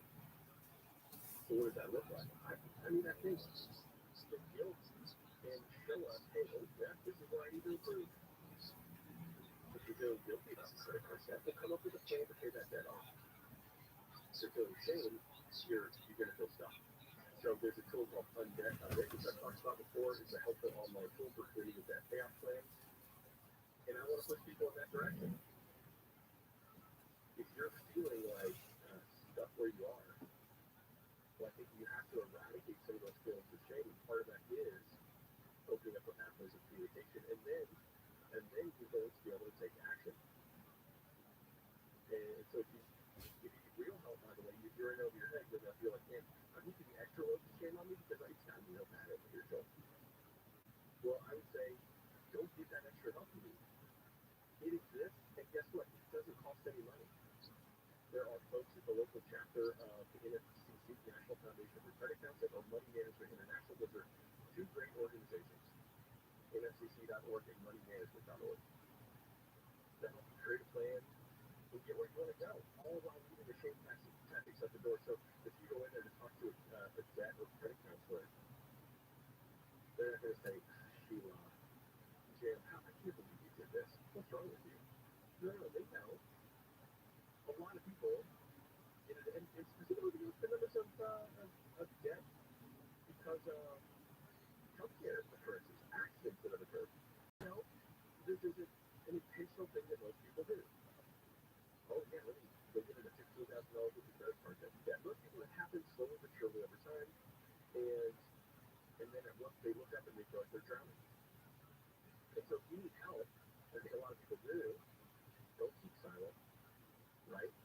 The less vulnerable we are, the more isolated I think we become. And we can't help other people. We can't help ourselves if we stay silent on the issue. If we let those things that are plaguing us weigh us down. You've got to free yourself of that shame by talking about it. And I just believe that shame shuts our mouths. And it prevents us from being able to make a difference in the lives of those around us. So if we let ourselves get weighed down that much, not only are you not going to take care of your own problem, you're not going to inspire others or, be a light to people around you. Like, hey, guess what? I did it, you can do it too. We just have to have more money conversations in general in this country. We've made it a taboo for far too long. And the truth is, the more we do that, the more we relegate financial discussions to the sidelines. Oh, money's bad. Money's the root of evil, blah, blah, blah, blah, blah. Not true. The more we do that, though, the more we all wallow in ignorance and shame. And that's not good. Our coming up, new stats show that people are canceling their vacations because they don't have enough money to take the trip. I still want you to go, but I've got some thoughts on how to pull it off. This is How to Money, How to Build Arthur. Listen to the KFI 24-hour news. I'm Sandy Wells live for KFI 24-hour news. A driver has been rescued from a car upside down. homeless vans that found living in underground utility vaults in downtown Los Angeles.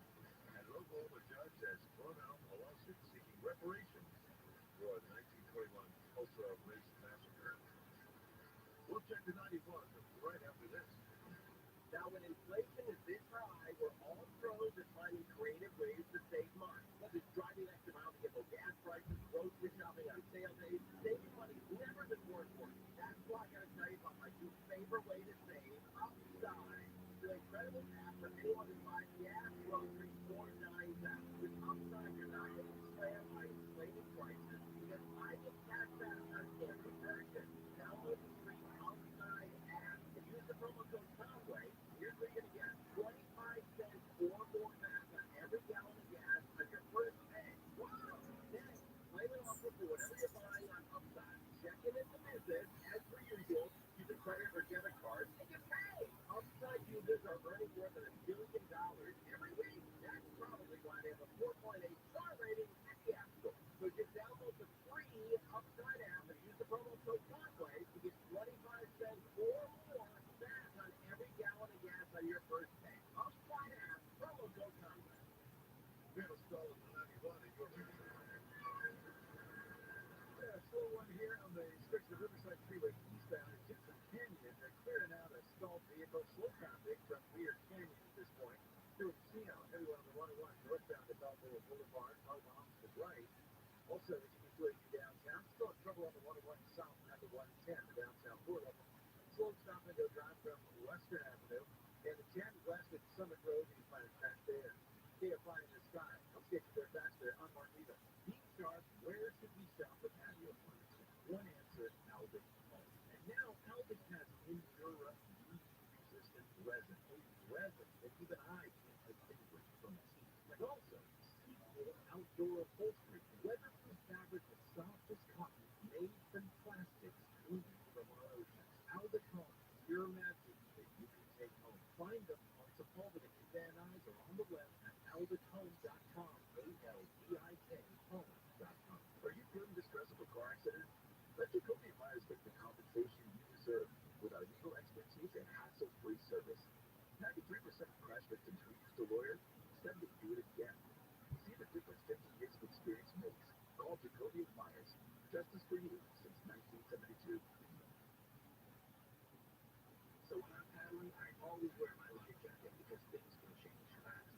You should do the same. Associate the people that you're with. Save the ones you love. A message from California State Parks Division of Boating and Waterways. Tired of your car's transmission acting up on road trips? Trust the experts at AMCO. Don't be the laughing stock of your next family vacation. Let AMCO get you back on the road in no time. Experienced technicians and famous AA warranty will be cruising down the highway with confidence. Don't get stuck on the side of the road. Visit AMCO today. The transmission experts. Drive with confidence. Drive with AMCO. That's AA MCO. OCD. Magical Sunset, a luxury resort like no other. Discover TRILLIONAIRE, located along the coast of the Palos Verdes Peninsula in Southern California. Book your getaway to TRILLIONAIRE now at TRILLIONAIRE.com or call 310-265-2800. That's 310-265-2800. TRILLIONAIRE.com. Joe Walker Johnson called welcoming you back to the City Center Convenience Mart. She's looking at the cigarettes, but she just grabs the gum off the counter. Stand Up to Cancer and Rally want you to reduce your risk for cancer. Go to takeahealthystand.org. It's the Markers Report. Today, Kip Cronin, Chief Brand Officer for Moderna, tells us about the advantages of the suite of audio production affords their growing technology. At Moderna, we have a mindset saying that we pivot fearlessly. And I think with audio, you can pivot fearlessly. You can go where the news is and bringing in content that perhaps you didn't have a few weeks earlier. It's less 6 months in advance or 3 months in advance when you do TVC. You're able to create really nimble content, which I think in this day and age, and particularly at Moderna, where we have new information coming out on a regular basis, being able to feed that information to the audio format makes being nimble and pivoting easy. As the number one audio company, iHeartMedia gives marketers access to every audience, live conversations, trusted insights and data you need to bring, not just a media event. iHeartMedia is your access method. If you're a marketer, go to iHeartResults.com. Welcome to the good stuff. I'm Jacob Schmidt, the third generation countdown marine. And I'm his co-host and wife, Ashley Schiff. We believe everyone has a story to tell, not only about the peaks, but the valleys they've been through to get them to where they are today. We're joined by some amazing guests who share the lessons they've learned that shape who they are and what they're doing to pay it forward and give back. Listen to the good stuff on the iHeartRadio app or wherever you get your podcasts. KFI has your inflation compensation with $1,000 every weekday from 9 a.m. to 6 p.m. Looking for the keyword? Then head over to KFIAM640.com/cash. No texting, just winning. Powered by Sweet James Active and Attorneys. If you're running an accident, winning is everything. Call the winning attorneys at Sweet James. 1-800-9-MILLION. That's 1-800-9-MILLION or SweetJames.com. Listen to win $1,000 every hour, weekdays from 9 a.m. to 6 p.m. Claim your inflation compensation on KFI AM 640 or stimulating jobs. Well, that happens. The report card for the first 6 months on Wall Street and a look ahead at the next 6 months for Wall Street and the macro economy. Macro with Jason Middleton this afternoon at 2 on KFI AM 640 and on demand anytime on the iHeartRadio app. KFI AM 640 live everywhere on the iHeartRadio app. How to money? I am your host, Phil Northard, and there's this new survey. Man, it's sad to see this. Half of folks are postponing or canceling their summer vacations this year, largely because the culprit they're pointing at is inflation.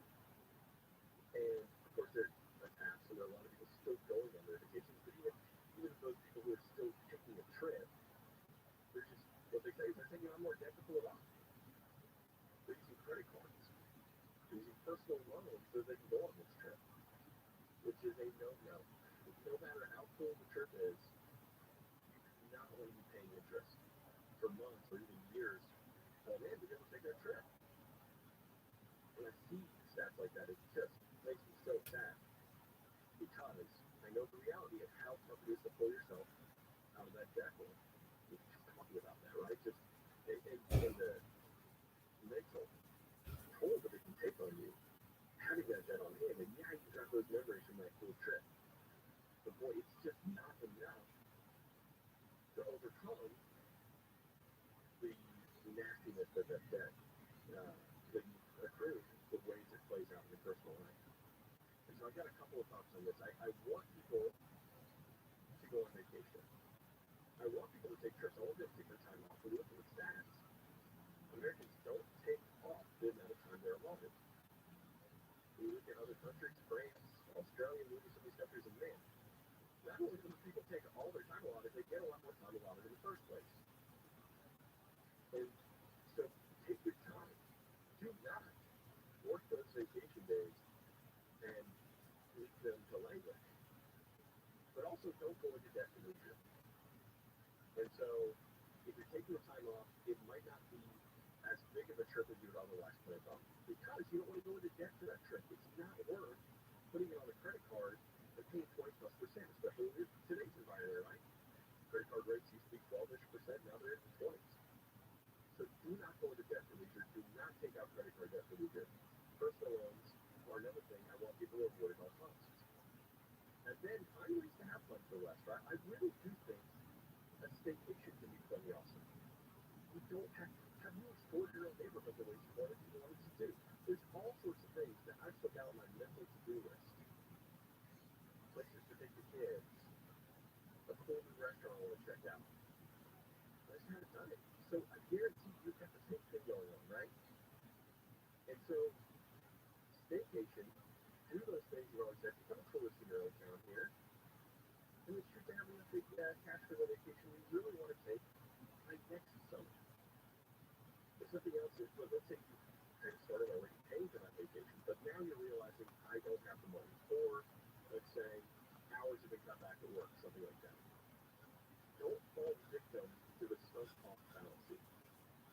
Because if you put down a 10 or 15% deposit on something, where you feel so cramped financially, so you know it's unwise to keep planning and paying for that trip, let that money go. I know it's painful, but it's even more painful to throw good money at your back. And that's the sunk cost fallacy. It's like, well, I paid a little bit, but in reality, if you have to fork over a whole lot more, and you don't have that money, putting yourself even more. Are you done? I really do think vacations are important, but I don't think they're Could have been a important deep play. That's the one we shot at already. That is it. I think I got 103 with the board. Here's the board. So far, some shit, but yeah, multiple shit. So anyone knows how to get back shot inside, which goes out. Definitely gracious. Back shot on the so good for your mental health. It's so good for your career. If you take the time off, you're going to be better when you come back.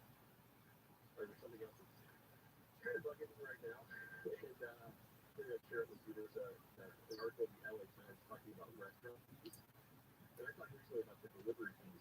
I really, really hate how Uber Eats and Grubhub, they themselves middlemen, essentially. They insert themselves into the food buying process, promising convenience, but what they really end up doing is it's us. I think it'd be smart to carve out a good amount of your day to be able to focus on what you want to push forward, like things in your life that matter. I think that's just really important to be a grounded person. I think it's also important to establish an ethic where you communicate with people online the same way you communicate with them directly. And I think that is not something that a lot of people do. People, they talk to people on Twitter like it's not a real feeling. I don't have real feelings. Yeah, you're just trying to say the most biting, mean, and cutting thing that you can. Yeah, that's unfortunate. I don't do that. I used to engage in it. Like I used to argue back and forth, and I realized like, what am I doing? Like this is not good. I always feel like shit. I never feel good. Even if I win the argument, it doesn't feel good. It's all you're filled with anxiety, and then a new fire starts up in the comments. You know, like someone else will jump in, and then you got a new opponent. Like that's a massive resource problem. Like it's a giant issue, and whether or not you want to focus on important things in life, or whether you want to like win these little forgettable battles between people on Twitter or Facebook. It's not necessary. It's just for allocation of resources. It's terrible.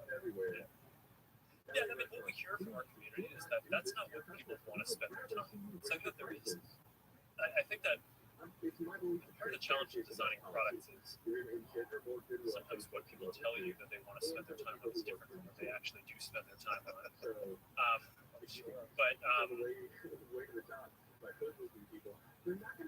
But I think a lot of the time, even if people's revealed preferences of what they actually spend their time on are different,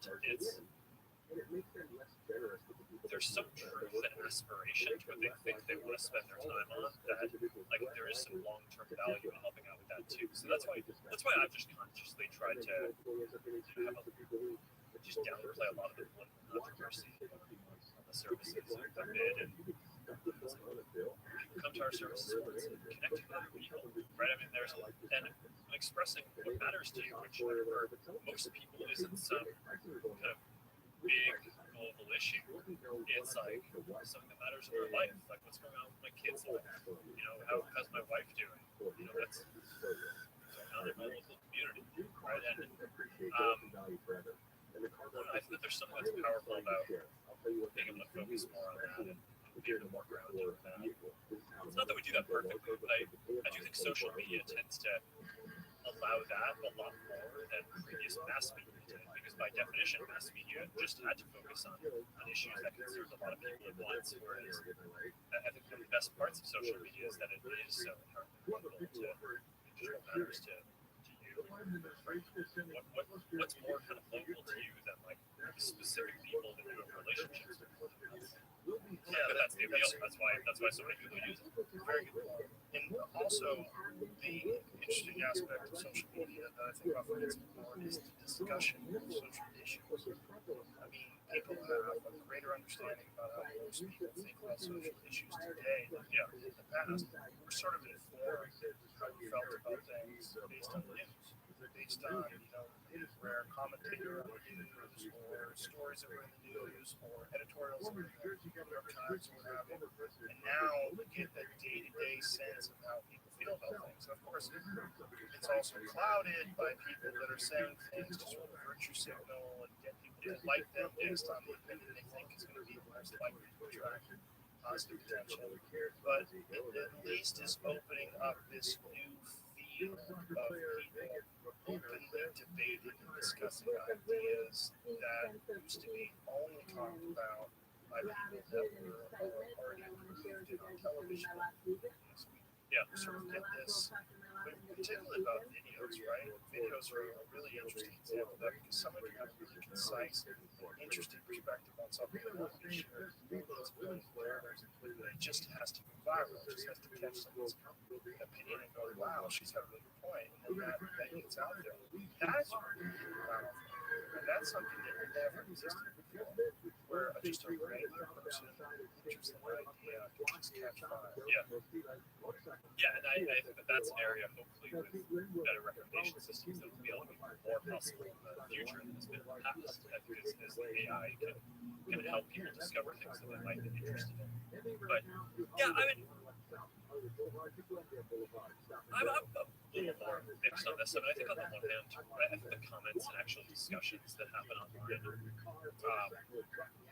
are not as good as they could be. I mean, I think like live interactions, like we're having now, that's equally an interesting discussion for people who are watching. But I think if you look at the common threads that can talk about, I think that experience probably needs a significant amount of innovation before it's good. But I do think being able to see different people's opinions and maybe more like the original posts and the comments back and forth. Because like when I see a friend has some opinion on something, like I know where that person's coming from, right? In terms of their values and their life story, and that just means a lot more to me than like I don't know, the New York Times telling me that something's good or bad.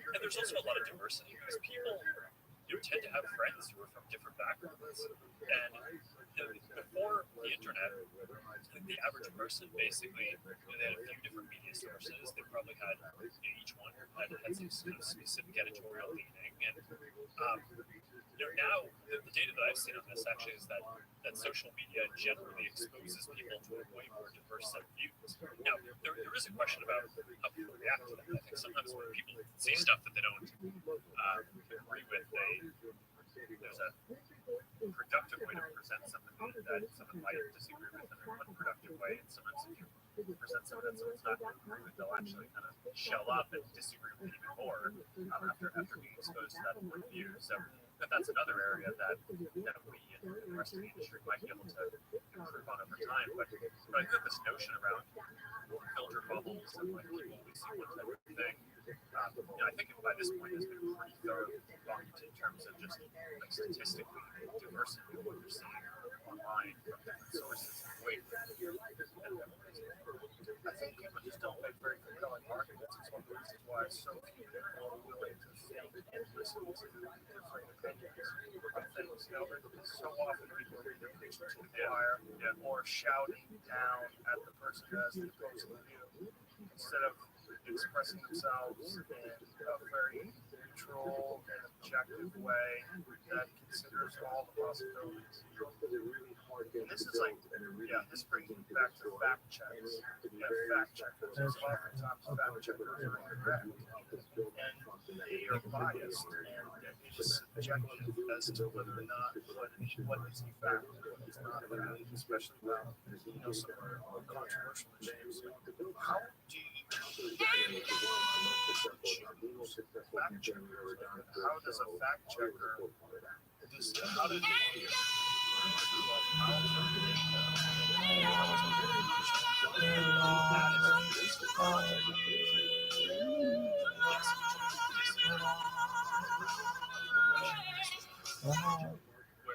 these organizations are supposed to basically they get accredited, and they're generally quite good, professional about how they do this. And so I mean that's another thing is not only did we not want to be deciding what is true or false, we also didn't want to be in the business of deciding which fact checkers are professional or not. So we basically outsourced that to this accreditation. It's widely respected. So as sort of the best that there is, even though it's not without flaws, like you're saying. But what we tried to do was basically we give the fact checkers the basic guidelines to not focus on things that could be opinion, right? So there are things online that are like obviously, I don't know, just like obviously kind of wrong memes or like crazy conspiracy theories or something like that. And I think that's a pretty categorically different set of things than like, is there some shade of to which some political candidate said something that was slightly false, and like, can we use that as an excuse to like dig, right? So I think when the program is working the way it's supposed to,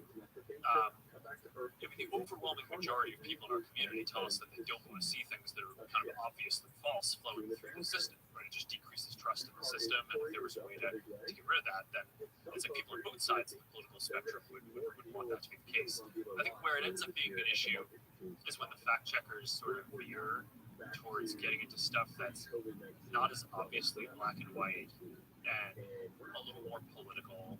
I mean, a lot of the stuff that's blatantly wrong isn't necessarily political. It's just like stupid shit. And it's so I think those are the areas that I've seen that become the most controversial. How do you make decisions when, like, I can understand wanting to stop the spread of misinformation, but there's certain things that are so dumb where I feel like they should be allowed to be spread, like flat Earth. Like if someone has a flat Earth theory, God, I want to listen because it's so dumb. I want to know how does someone start to form these ideas, because there's a thriving community. I don't know if you ever Google hashtag space is fake. You should. There's a large group of humans out there that believe that we live in some sort of a dome and that there's like essentially the light bulbs hung in the sky. It's so dumb. But I mean, like, what do you do about that? Like, if I was running Facebook, I would let that stay. I would like leave that in there. That's so dumb. So one important nuance on this though is we don't block misinformation. We basically just have a label that goes on it that says the fact checker says this is false, and show it a little bit less in the ranking inducement. But don't you stop a person's ability to share something that has that tag? Well, what if someone is a person that is known to spread certain misinformation? Don't you make it so you can't tag that person? It depends on what the stuff is. We can go super deep on all the nuances. There's misinformation that could lead to harm, right? So misinformation that veers on things that lead to violence or health safety that we treat in one way, and then there's just misinformation, like stuff that's wrong that people say reduces trust in the system when they see it, but that we have no reason to believe is going to lead to any like physical safety issue for people, and that we just treat differently. And that it's like, yeah, we'll put a label on it. We'll we have the choice to either show your cousins giving birth photo or that, we'll kind of show the other content above it. But fundamentally, we're not going to prevent you from sharing it or prevent people from seeing it. You know, when Jack Dorsey and I had a conversation about this, one of the things he said that he was in favor of and was trying to promote the idea of two versions of Twitter. He wanted to have a moderated Twitter, and then he wanted to have a Wild West Twitter. Like he wanted to have something where it's like 4chan or something, just like let people do whatever they want and just open up those barn doors, and as soon as you go in there, it's chaos. Like, what do you think about that? Do you think that there's an important function of content moderation that to set a tone? I mean, you can kind of see it. Yeah, I mean, I think that the tough thing is there's like most of the categories of harmful content are things that I think almost everyone would agree. Right? So it's like you don't want foreign nations interfering. It's like bot networks. You don't want terrorism. You don't want child pornography. You don't want like blatant intellectual property violations. You don't want people promoting violence. Okay, so you go through all this stuff. I think that's most of that stuff I actually think is not that controversial. Right? It's like people want it gone, and they expect us to, as a technology company that operates at scale, to be able to do this reasonably. So then I think that there are a couple of issues. One is sometimes those systems get that stuff wrong. We say that something is bad when it wasn't, or we miss something that is bad. So I think that there's that type of issue, which is like you just make an operational mistake, which is important, but it is kind of one type of issue. Then I think you get into the types. There are a couple of types of issues, and I think misinformation is probably the biggest one, where there is actually just not widespread agreement at all about how to handle it. I think that a large percent of the population, the vast majority, says that they don't want to see misinformation, but then people disagree on what misinformation is, right? So people don't want to see what they think is misinformation, but honestly, even more than that, they don't want other people to be kind of to see what they think is misinformation. So that's pretty difficult because then different people have different views, and I think that maybe you could have a policy like what Jack was talking about for that type of content. I mean, I don't think you're going to have a Wild West version of social media where you're just allowing terrorism free for all. I mean, that's crazy. The Taliban is on Twitter, which is really wild because Donald Trump is there. Yeah, tougher. I'm not super deep on Twitter's policies, so tough for me to comment on that. But Twitter has pornography. They have hardcore pornography. Just accidentally stumble onto someone you follow's page. Yeah, so that's something that just is for going back to your point around just for the community feel. Pornography is a thing that we don't allow, and I think it's somewhat controversial because I mean it's like you could make a pretty good argument. I think that like this isn't doing physical harm to people. I mean I know that there's arguments on both sides of that, so I don't know if I want to go super deep on that. But I'd say our reason for not wanting pornography is more for the feeling of the community than kind of the sense of harm. Well, and obviously child pornography is different. That's obviously real harm. But I think that's one category of content where it's kind of more of an editorial moderation decision. I don't think it's a political decision. It's more of like we want the feel of the service to be about people connecting with their friends and family, and not necessarily coming across that kind of content. But yeah, I mean that's sort of I think how the whole thing breaks down. There's most of the stuff that I think gets taken down. Actually, most people would agree needs to get taken down. And then I think there's mistakes, and then there's stuff like how do you handle misinformation, which I think society as a whole doesn't agree on. So my basic approach to that is give people choice and try so basically don't take it down, but basically let people share the stuff, but also flag if an accredited fact checker said it might be false, and also get us we shouldn't be the ones deciding what's true or false, so kind of try to set up this independent governance to do that. I think it's a pretty well balanced system. It's not perfect. We'll need to keep on iterating on it and make it better over time, but those are the basic principles for kind of how I think about it.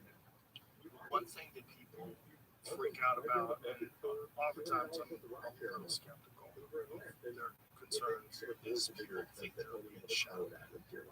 So people think that we're being shadow banned. Like, is shadow banning a real thing? What does that mean? Well, I mean, there's no policy that is shadow banning, so I think it's sort of a slang term, but that maybe refers to some of the emotions that we're talking about, right? So if someone posts something that gets marked as false by by a fact checker, then it'll get somewhat less shown. Just that post or all of the posts. I think that there's, if you do it once, then it's that, and then I think if there's like some history within a page, or that there's kind of different rules for pages and groups and different things, then there can be some kind of broader policy that applies. But when I look into this stuff, because I mean, a lot of my friends, people I know, just send me examples, because unfortunately there are a lot of mistakes. I mean, I think part of the issue is that, okay, there's 3.5 billion people using these services, and if we make, a mistake 0.1% of the time, that's like still millions of mistakes, right? So it's like, so there's all these cases, and that sucks, right? It's like, so there are all these cases where is something we should have taken down, or we enforce something we weren't supposed to. But I'd say, as it relates to kind of concerns about shadow banning, a lot of the time when I look into stuff, people attribute some motive, or like, this is like Meta has some stupid policy in place to block this, or they're banning this thing. And a lot of the time, it was either just a mistake, so nothing was supposed to happen, but like there was some bug in the system, like, or some system didn't work the way it was supposed to, which is a real issue, but it's not an ideological issue. And a lot of the time also, when people are worried about stuff like shadow banning, it actually, like, maybe their post just wasn't as good or something, and it just didn't get the distribution that they wanted it to.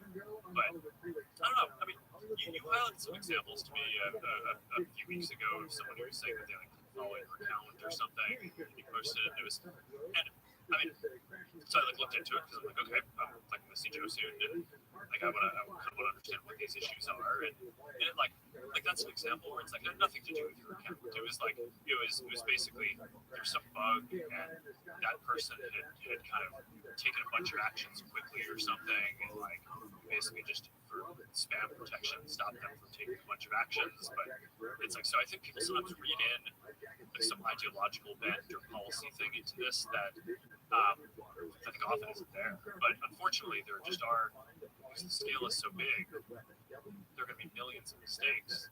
You're going to be able to find almost any pattern that you want in that much data. So I haven't figured out how to crack that nut of kind of communicating. It's also an interesting problem because there's people don't really know what's going on behind the scenes. So there's this like sort of in their eyes a lack of transparency. It's like how does this all work? So they assume there's nefarious intentions that someone's censoring them. Yeah, I mean, how did you have any? I mean, I'm curious how you think about this if you're in my position. I thought about it. I would imagine it would be incredibly overwhelming. And I'd probably be on Xanax. I don't know. Or you just work out more. I just work out more. Yeah, I wouldn't think so. Just dealing more with it. But the amount of foreign countries that you're dealing with too, you have Facebook. How many micros? Well, I don't even know. I mean, we just rolled out an AI tool that allows us to translate posts to all these languages where it's like just, it's like hundreds of, I think it's more than 100 languages. Well, I'd love to use that on Instagram, like especially because I follow a lot of jiu-jitsu guys that say something in Portuguese. Yeah. Click the translation. Yeah, that's there. Just go. Yeah, no, it is there. It's really cool. Yeah, I love that.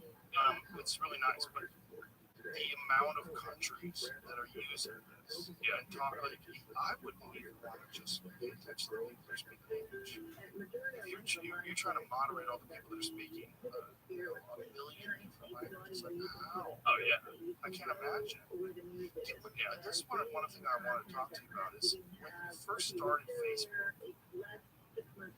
you clearly could have never imagined that it would become what it is now.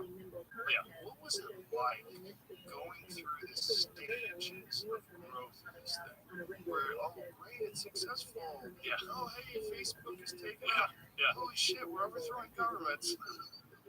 Like, what is happening? What is this thing now? Yeah, what has that been like for you to assume this position and to have this position evolve and spread, and for you yourself to become this worldwide figurehead and, you know, become this insanely successful person who is involved in this social media platform that is so massive. It's just so beyond it now with WhatsApp and you have Instagram, you have Oculus, you have all this going on. Yeah. Am I freaking you out just thinking about it? No, I spent a lot. Yeah, it's like breathe you. I spent a lot of time thinking about this. I mean, it's like, it's like, why us? Like, what happened that we were the ones who built this? Like, we made this. Where's MySpace? Where'd it go? So, you know, here's my reflection on this, and I'm curious for your view on it if you think this is just crazy. But like, when I was getting started, I remember the night that I launched the original Facebook website at my college, right? It was just a website for my college to basically, it was literally a Facebook, right? It's like Harvard didn't have a paper Facebook, and I was like, this is stupid. Let's just make a version where people can input their own stuff because people like expressing stuff about themselves and people are really interested in learning about other people. So let's go do that, and we can help people connect around that. So I launched it, and I went to go get pizza with my friends. And that night, we were talking about how it was really cool that we got this out of Harvard and people were going to use it at Harvard, but someday someone was going to do this for the world. And it was not even like a possibility for me that was going to be us. It was like completely obvious that it was going to be someone else, right? It was like we're just college kids. Like who are we to do this, right? It's you have like Google and Microsoft, Yahoo at the time, these like great technology companies that have thousands of engineers, and like all these servers and all this resources. So it's like it just wasn't even a question. It wasn't even a hope that I had that we were doing. But then okay, so we just kind of kept going, right? So I launched it at Harvard, and then what year was that? 2004, and a bunch of students from other schools started writing in, and as soon as I optimized the code and basically I could make it so that I could run this in more colleges at the same time, I started launching at more colleges, and launched it at 2 more colleges at a time, like every week, and it just kind of kept on going, and I think a lot of people just kind of wrote it off, right? It was this thing that a lot of people in colleges loved, but okay, that's kind of a kid thing. It's not going to be a global thing. I was like, no, someday someone's going to do this. It's going to be a global thing. But Google and Microsoft and all these companies could never really get motivated to do it because there was probably a bunch of internal bureaucracy or forces that were naysaying against why this is a valuable thing. So then, then the people who were in college started graduating, and I kept on using it. So then it was okay, so clearly it isn't just a college thing. We started in 2007. We opened it up beyond college so that anyone could sign up, and people of all different ages started signing up. And then the meme shifted from this as a college thing to this is a fact, right? Because people, you mentioned MySpace, and there's this whole string of social apps like this. There's Friendster and there's MySpace, and the whole thing was there's one after another. So it's no, there's not going to be one for 20 years, right? That lasts for 20 years or 30 years. It's this is a fad. And probably inside Google or Microsoft, there were probably people who thought that this would be a cool thing to do and go build this, but probably a bunch of bureaucracy and people naysaying on it. So we just kept on going, and then the next meme was, it's never going to be a good business. Okay, okay, so there's 100 million people using it. They've been going for 5 years. It's not a fad. Maybe people keep on using it, but I mean, there's only one good internet ads business, and it's Google. So it's the chance that someone can.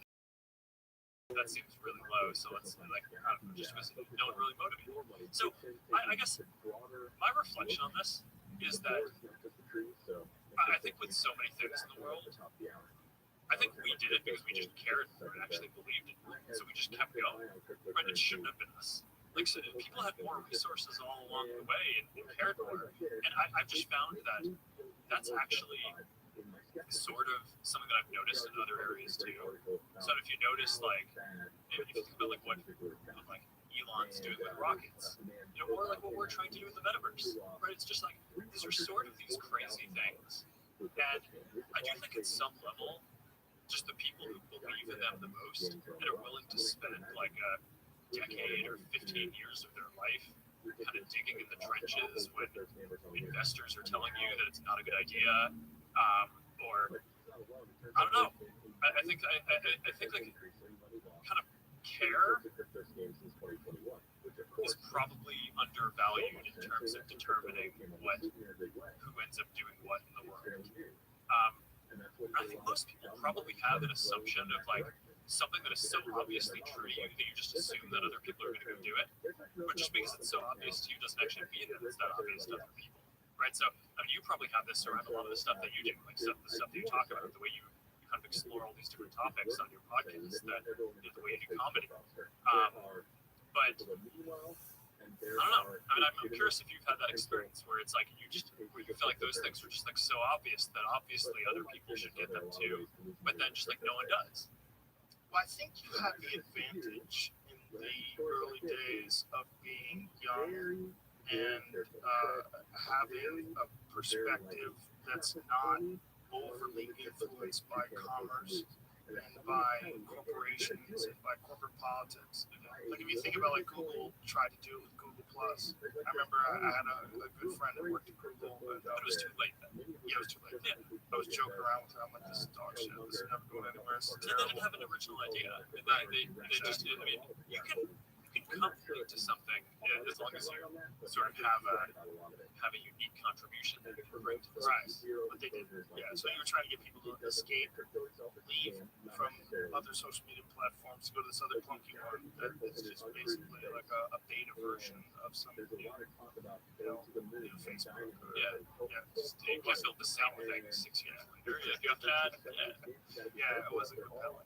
Well, it is interesting though, because it's like when a product like yours achieves escape velocity, it gets to this point where it's just so big, and it's like you have to have Instagram, you have to have Facebook. Everybody uses it. It's just one of those things.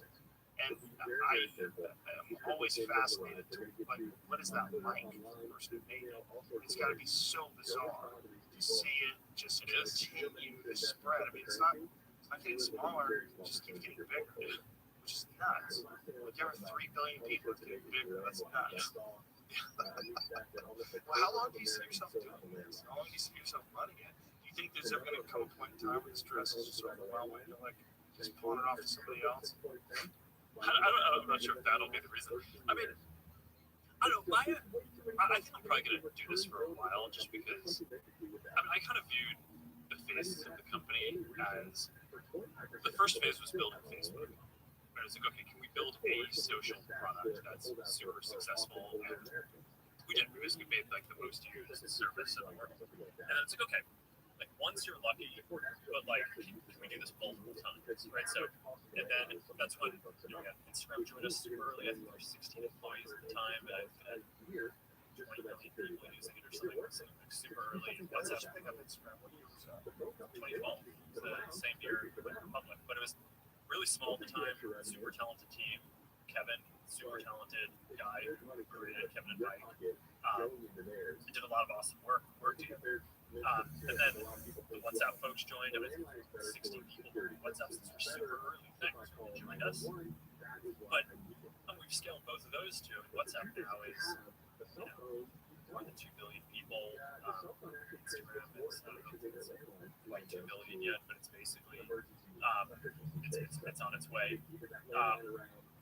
So, and then Messenger, we kind of grew from scratch, and that has more than 1 billion people too. So it's like, okay, so now for the second phase of the company, it's like, went from building one great social experience to now building 4. So it's like, all right, that's pretty good. We can do this, we can keep on evolving these things. And as you say, they keep on growing. Businesses around them are good. We're just empowering a lot of entrepreneurs around the world. So really happy about all that stuff. There's a lot more to do.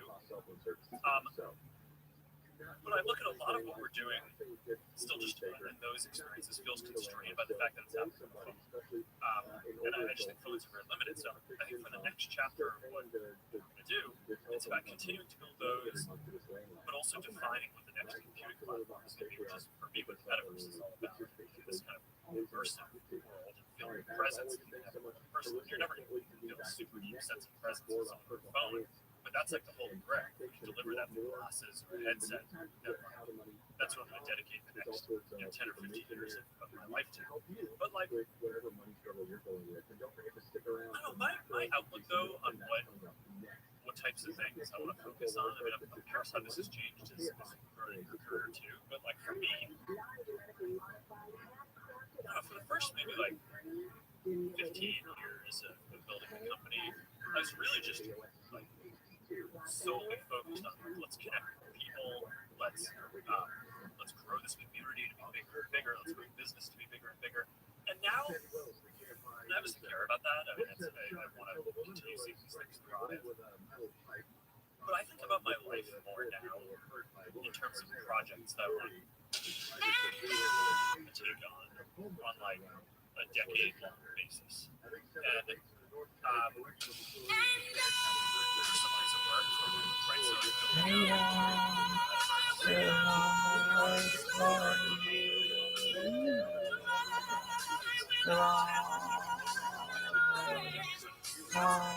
something I just want to dedicate myself to. A lot of stuff on the philanthropy side where I just like it's really cool getting a chance to work with my wife or so on this and just like open up a whole new side of our relationship where like it's like we're Hey Siri, where's the closest McDonald's?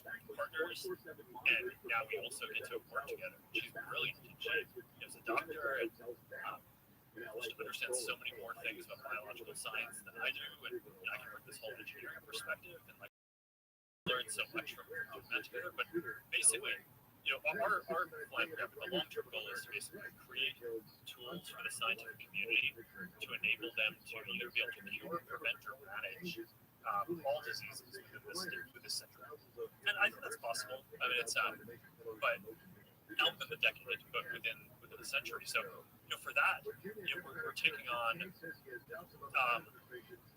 bunch of kind of 10-year projects to just sort of be able to observe different things about human biology working that haven't been seen before. So, like one example is we're working on this imaging institute, imaging project, where we want to be able to when you have like microscopes to you can see stuff, but it's like pretty hard to see things that are going on like inside your body, right? As you blocked by the other tissue that's in the way. But now, through a combination of different techniques, you can use this cryo-EM technique where you can like take certain tissue out of a person, and it still will be, you know, there are techniques where some of the tissue will still be alive for some period of time, even though it's obviously going to die because it's been removed from you. And you can look at that under a really powerful microscope. And then you can use AI techniques over time to be able to kind of extrapolate from what we've seen in very high resolution tissue from the body to now being able to, okay, either there's like optical and physical limits on what you can see with a microscope in a body, you can use all this data that's been generated in AI to effectively be able to see different cells interacting. Like, no one has ever seen a synapse, you know, neuron like fire and what it looks like in the synapse of a brain before, like in a living organism. But I kind of think my engineering perspective on this is like, how are you going to debug a system or help solve it if you can't like step through the code, right? Like one line at a time and like see everything that's happening. Right? If you want to really understand what's going on in the brain, you need to see that, right? So I mean, that's the kind of project that we're doing on the philanthropy side. So that's pretty cool too, right? But it's like a different kind of thing. So over time, I sort of broadened out. It's not just for the first 10 years or so, the company was so all-consuming that I really couldn't do much else. I wasn't that well grounded in person. I think having a family changes that. I think it sort of forces you to become a little more balanced. But now I'd say there's like projects at work, there's projects in philanthropy. There's also just personal stuff that I just really enjoy, like building up our ranch to be self-sustaining, like 100%, like off the grid, and being able to grow all the stuff that we want there and raise our own cattle. I think that's a good, cool, fun project too, right? So at this point, I sort of define meaning in my life by getting to work with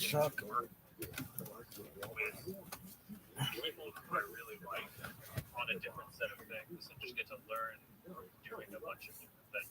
But I'm curious how that's kind of shifted in your life as you grow too. Well, I think what you're dealing with is you have so much success that you're comfortable enough for you to not think about just success and to only think about growing the business. Instead, you're thinking about projects that are fascinating to you, which is the ultimate form of success, right? You actually focus on the things that really interest you, whether it's in philanthropy or whether it's in like personal projects, hobbies, or just business ideas. You might not even think are like the most financially viable. They're just fascinating.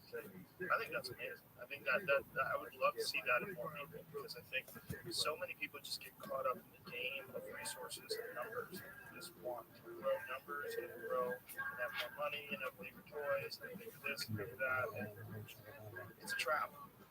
You know, and I think sometimes people are caught in that trap when they're ahead of the game. They're winning the game, they won the game, and yet they're still like sucked into it. And they never really branch off and find things that are fulfilling to them. It's really unfortunate because that's the trap of the businessman.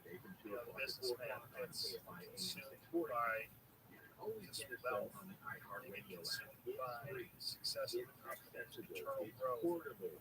It's a real trap. I have a similar perspective in that I don't think about my show in terms of how it grows or how it does well. I just do what I like to do. And I think as much about marching and jiu-jitsu and playing your street and automobiles. I think about a lot of things. I don't just think about podcasts. And when I do the podcast, the very fortunate thing I have is that it's who I talk to is entirely based on whether or not someone's willing to talk to them or whether or not I'm interested in talking to them. So that's all it is. There's no external pressure. So it never feels like a job. It always like, oh, Mark Zuckerberg. I'd love to talk to Mark. He seems like an interesting guy. I don't like to be a sip of water though. Honestly,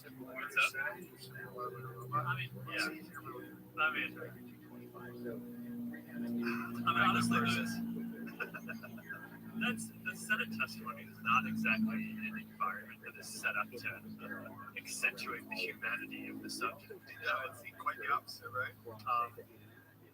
I don't know. If you're up there for 6 or 7 hours, you're gonna make some face that's worth making a move out of. Right, and then they're just gonna only concentrate on that. But you know, so I'm just fortunate that I can do this and just and the appeal of the show. I think if I think about it, I don't think about 4 hours. But if I thought about it, the appeal of the show is that I'm actually interested in what the guest has to say. It's because those are the people I've chosen. Whether it's I'm talking to a scientist or a philosopher or an athlete or anybody, I'm interested. I'm genuinely curious. If I wasn't, I wouldn't do it. And so because of that, I think it translates to direct competitor to Twitter, resonates. Yeah, I mean, there's a paradox. I'm not sure if it's a paradox, but I think there actually is a feedback loop between those things that we're guessing. Right? It's like you're saying that you don't care as much about the viewership or the listenership of the show, but to some degree, because you're following your curiosity, you're probably increasing more interesting show the more you get to watch. I bet that for me, if I were solely focused on just kind of just trying to crank on the business, it would probably incrementally grow. But I think the way that people deliver these discontinuous entrepreneurial results is by investing in things that other people don't believe in yet and having conviction around things like that. So I mean, I'm not focused on the metaverse primarily because I think there's some near-term business opportunity that actually lose a lot of money for a long time on some massive breadth of things that we're working on that we talked about before. But I think that if we do good work on this, I think we should be positioning ourselves quite well for the future. I do care about winning for all of our employees and our shareholders and stuff like that too. And that obviously matters because we have all these awesome people actually. Yeah, I mean, it's a brilliant gamble, but it's also a very well-informed game. Like what you're doing is, and you're not just gambling, you're innovating. So it's a really cool place. But what you're saying, what you're talking about is authentic focus and interest. And I think today, in this world where there's so much bullshit, it's so hard to know what is real and what's not real. We don't value authenticity. A place called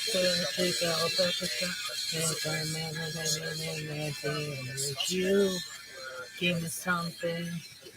Feel. Like, put down,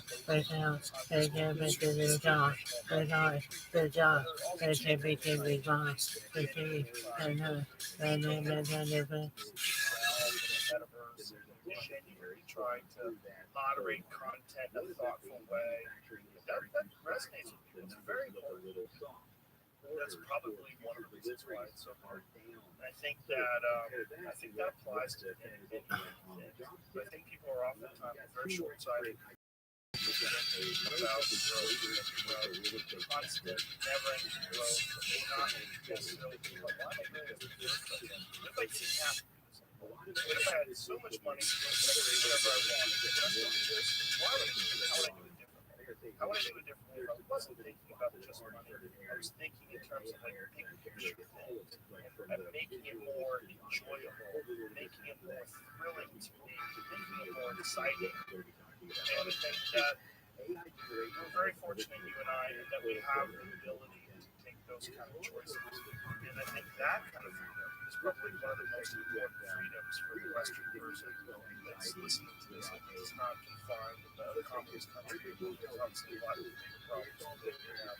But like you're in a position to make your choice. Like what would be the best choice to make? The best choice to make is to actually follow your interest. It's actually fascinating. And for you, the fact that you're really interested in like health and philanthropy and those things as well as also interested in the metaverse, interested in AR and VR and all these different modalities, all these different ways to express it, and how enriching it is to people's lives. It's fucking cool. First of all, we've got to Let's try it. But you're 16, man. I mean, you're awesome. It's pretty dope. And you're wrapping up. Thank you for coming. Really cool to meet you. Yeah. I want you bad. I want you down, Yeah, that's great. Great to get a chance to. inside. Let's do it. I want you right down. I'm the first friend. Let's do it. All right. Thank you. Where the streets have no name.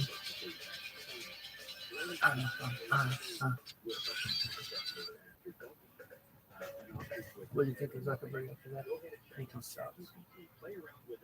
Really? Hello, I am esteemed documentary maker Louis Yeah. Theroux. I have no shame, so I just Is there said any that. person in the world you hate more than him? Well, let's not be scared of it. Let's embrace it. Let's take down the anxiety level. Finally, let's look at the digital detox, right? do you really think he sucks? I think that he sucks. The Rogan podcast by night, all day. Well, hi to Joe Rogan. Thank you for having me. My pleasure. Thank you for having me, sir. I appreciate it. My pleasure. That was fun going over the club. It was amazing. It's going to be great. It's going to be great. I'm excited about it. 195 new mentions. Jesus Christ. Yeah. He's been, what would you say, 30 or something? Yeah, I mean, you guys have been around the same time. Yeah, he was a little bit before me, but he's got the third one. So he's been to every configuration of a comedy venue. Yeah. So you probably. So you guys, hearing you guys talk about this place and that place, you now have all the benefit of all that knowledge to make your spot amazing. And we're doing it from scratch, right? So we can just adjust, change, do things. Yeah. Get really good notes. You have the money, you have the time, you have everything that would make it perfect. What about Cap City's going to open too? They're open already. Talent just did it. Would you like? Do you think you would like threaten them, or should you like do a bomb threat or something? No, there should be like some kind of war. No. All right.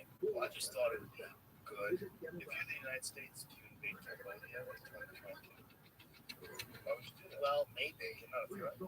That's a good point. You're not a threat. Okay. So I like it. We're in a war already. It's not a war. We're kind of in a little, it's a little war. It's not either war. It's the opposite. It's a cold. It's a unity. It's unity. We're going to put it together. Okay. I like that. Texas doesn't want to fight you guys. There's a lot of states Texas does want to fight. Texas might want to fight California. Texas and California should fight. First, they want to fight Texas. California grows your own food. They don't have benefit. Texas has the guns. They've got some good produce. They waste all the water on almonds. It's a lot of almonds, but almond milk is good. It's not. You don't like it? Gross. It's only good with sugar. Almond milk with no sugar. I get the one that's like sweet. I get like cookie dough flavored almond milk. Oh yeah, no. I don't do unsweetened almond milk. I do like chemical sweetener. Or who makes this song? I had a teacher, Mr. Hill, you like this song? Look at it right now. Right. Tell me how many grams of sugar. Oh, it's crazy. It's like, holy shit, it's 19. Yeah. Well, I've been having some early, but in the end, they have like non-homogenized. I have climbed highest mountains.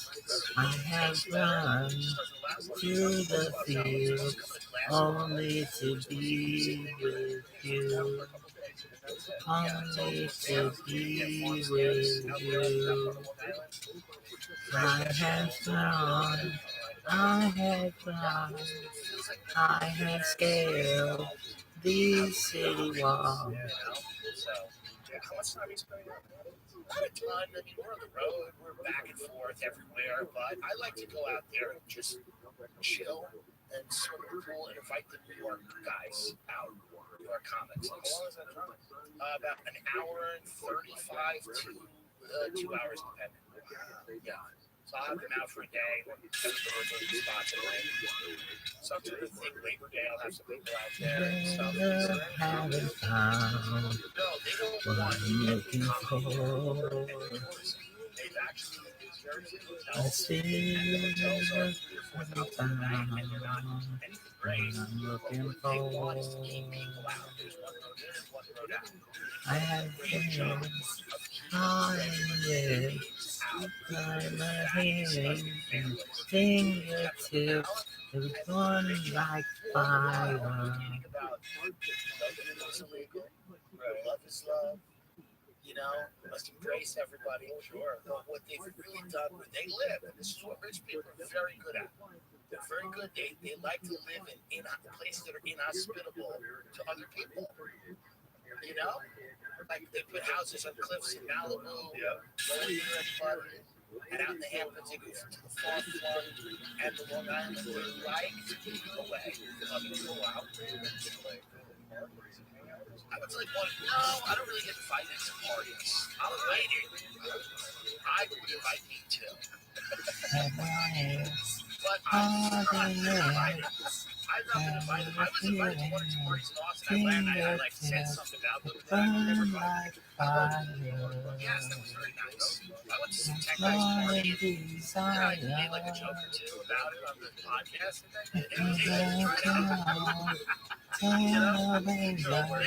So Baz landed back to his party. And the guy Yo, made dog. like a dirty look. And I told him, I told him, I'm like, don't go. We're on this list by mistake. He doesn't want us coming back. He just didn't edit the list. Don't show up.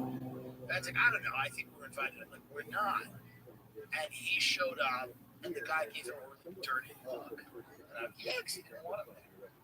Give him a dirty look. That's right, because Ben is responsible. You know, Ben writes my whole show. He writes all the everything that I say. It seems like it's off the top of my head. Is written by Ben Avery. Ben Avery is good on Twitter, I think. And so anybody that's upset anything I say, I'm an actor. And Ben is really the problem. This is for all the people who missed the fucking cake, or didn't get into a college, or dropped the pass. Get yourself together. You got stuck in a moment, and you can't get out of it. No. Look at you now. You're stuck in a moment, and you can't get out of it. Entire summer, They pretty much it's a orange restaurant. They stay in their home, and then they have like a private beach that is like behind their house. You have Seinfeld out there, Stern, Alec Baldwin, my friend, who's there to relax. And by the way, congrats to Alec Baldwin. That just got ruled an accident. It did? It did. When? Recently. I thought they said that he had no pull the trigger. He did. Accidentally. But he lied. He said he didn't pull the trigger. People get nervous. Taron Butler from Taron Tactical. Yeah. Medical investigator was Baldwin said shooting an accident. Well, of course, he's not trying to kill that man. Right. I understand why they said, but that doesn't mean he wasn't negligent. Just because it was an accident. What did the guy from Taron Tactical say? It's impossible that gun to shoot. He showed me the gun. I had a video of it. I was like, I don't want to start trouble. Right. He says, but in the video, he has the gun, not the actual gun, but the same model gun. Yeah. And he's showing how the action on this works. He's like, it's not possible for the hammer to go forward and just accidentally fire. And he like cocks it back and shows how it works. Oh my goodness. This is so familiar. Alec probably had the gun in his hand. It's alright. It's alright. Alright. She moves in mysterious ways. It's alright. It's alright. Alright. She moves in mysterious ways. All their best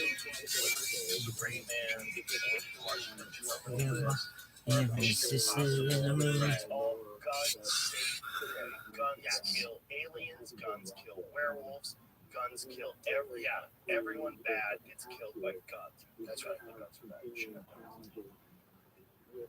This episode is brought to you by AG1. The supplement industry has gone crazy. And with so many powders and pills and vitamins, it's hard to know what's what.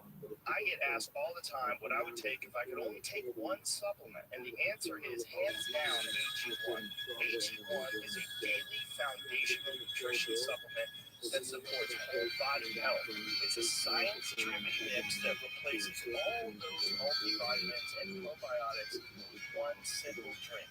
It's not some whole regimen that's overwhelming and confusing. Just a scoop in a glass of cold water every day and you're set. It couldn't be easier to start feeling better.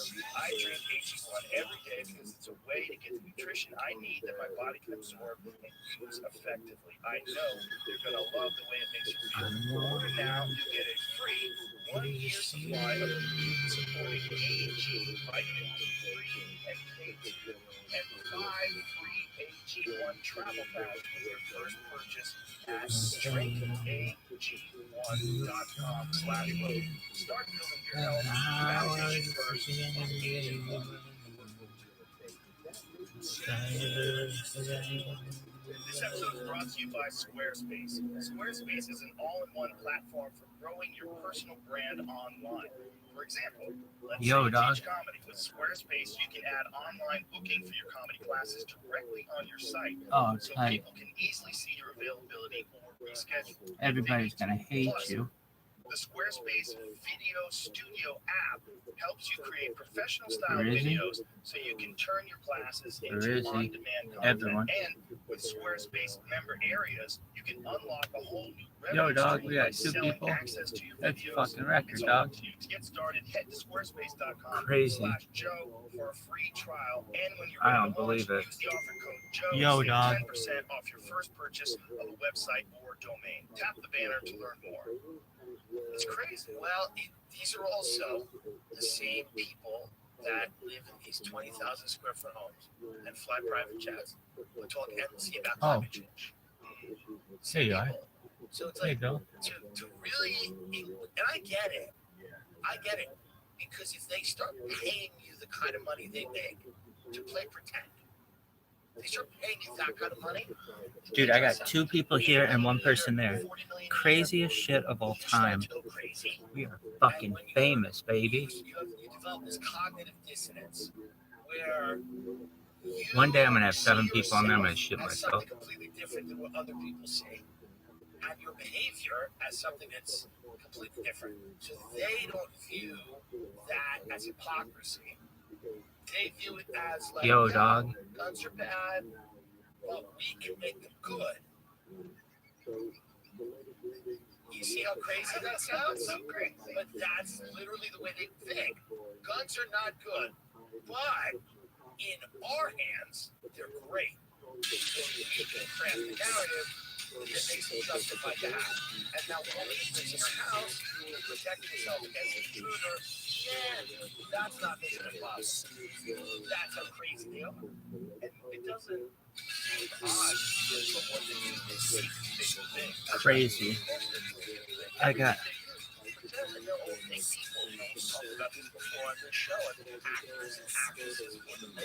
Feel like I can fly so high. Elevation. I'm so ready for self-control. Excavation. I'm flying like the sky. You make me feel like I can fly so high. Elevation. Ooh. Ooh.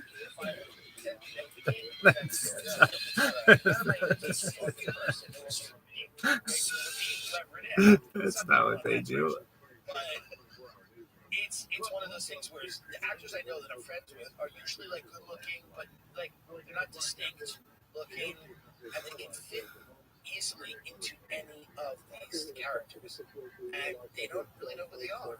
So if somebody tells them like 6-year-old shit, okay, So high. Elevation. There you go. Feel like I can fly so high. Elevation. Woo. Woo. Woo.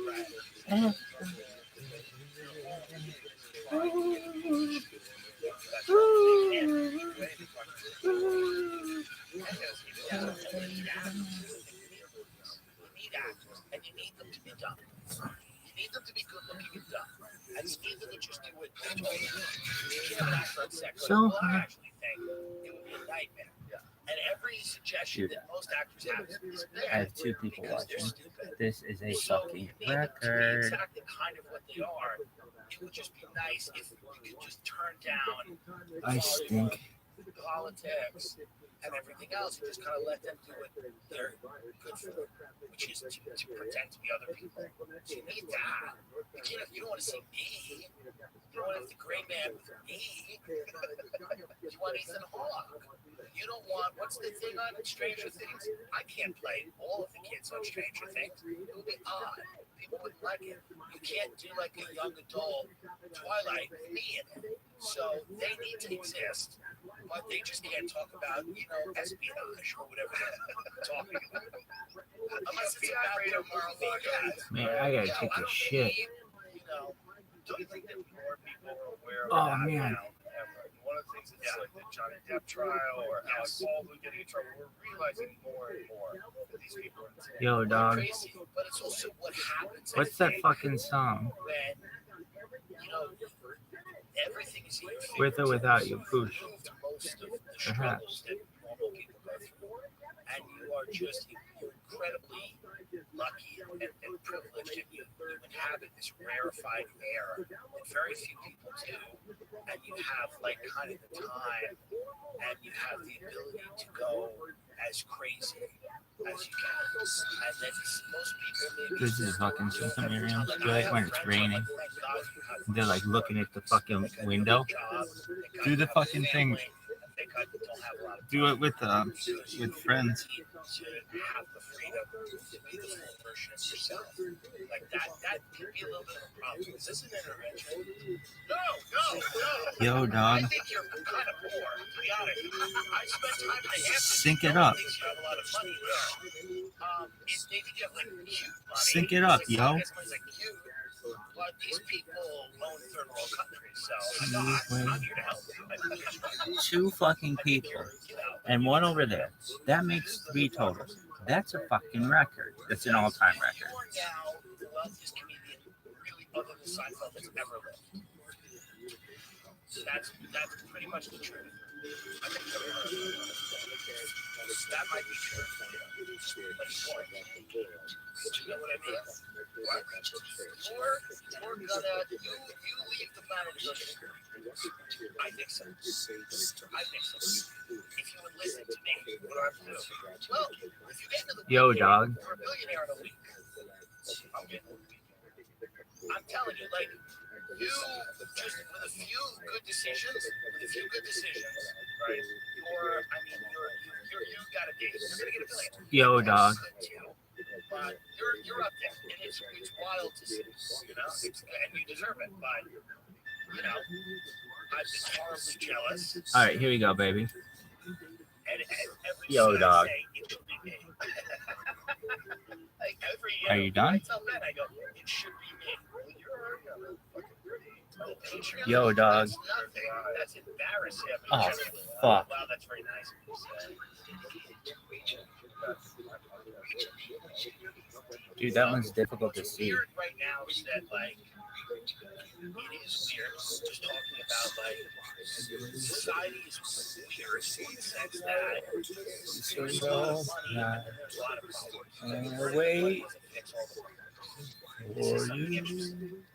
Throw money at things and it's not fixed, right? Sometimes it creates Sleight of hand, and then you're in a very twist interesting place of where you go, well, that's $100 million. You should be able to just I'll wait.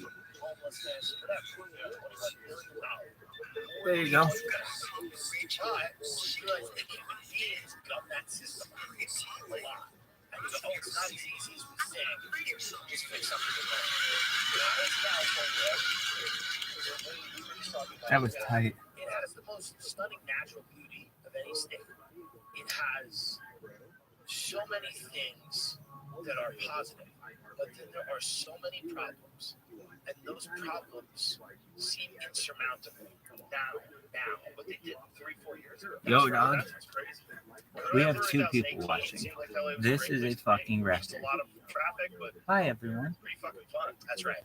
In Yo, New dog. York, there in the early 90s, a rock cat was stabbed in the back in Central Park. One of the people who does the Radio City Christmas show. He was on the cover of the New York Post, the Times, all those places. And it was this watershed moment where people in New York City were like, fuck, we have a problem.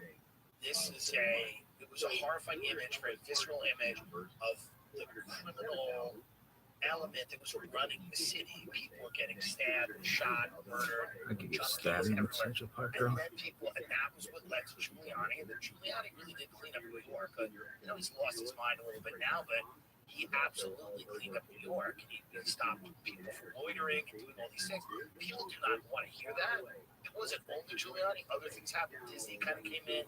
Times Square, there was a lot of corporate pressure as well to make things safe, but you don't have a figure like that in California. Rick Caruso potentially, I mean, he's running, but the problem is you have an LA City Council where they're crazy, and they can kind of stop what the mayor from doing. And you need to outlaw camping. You need to figure out another way. You cannot have people live on the street.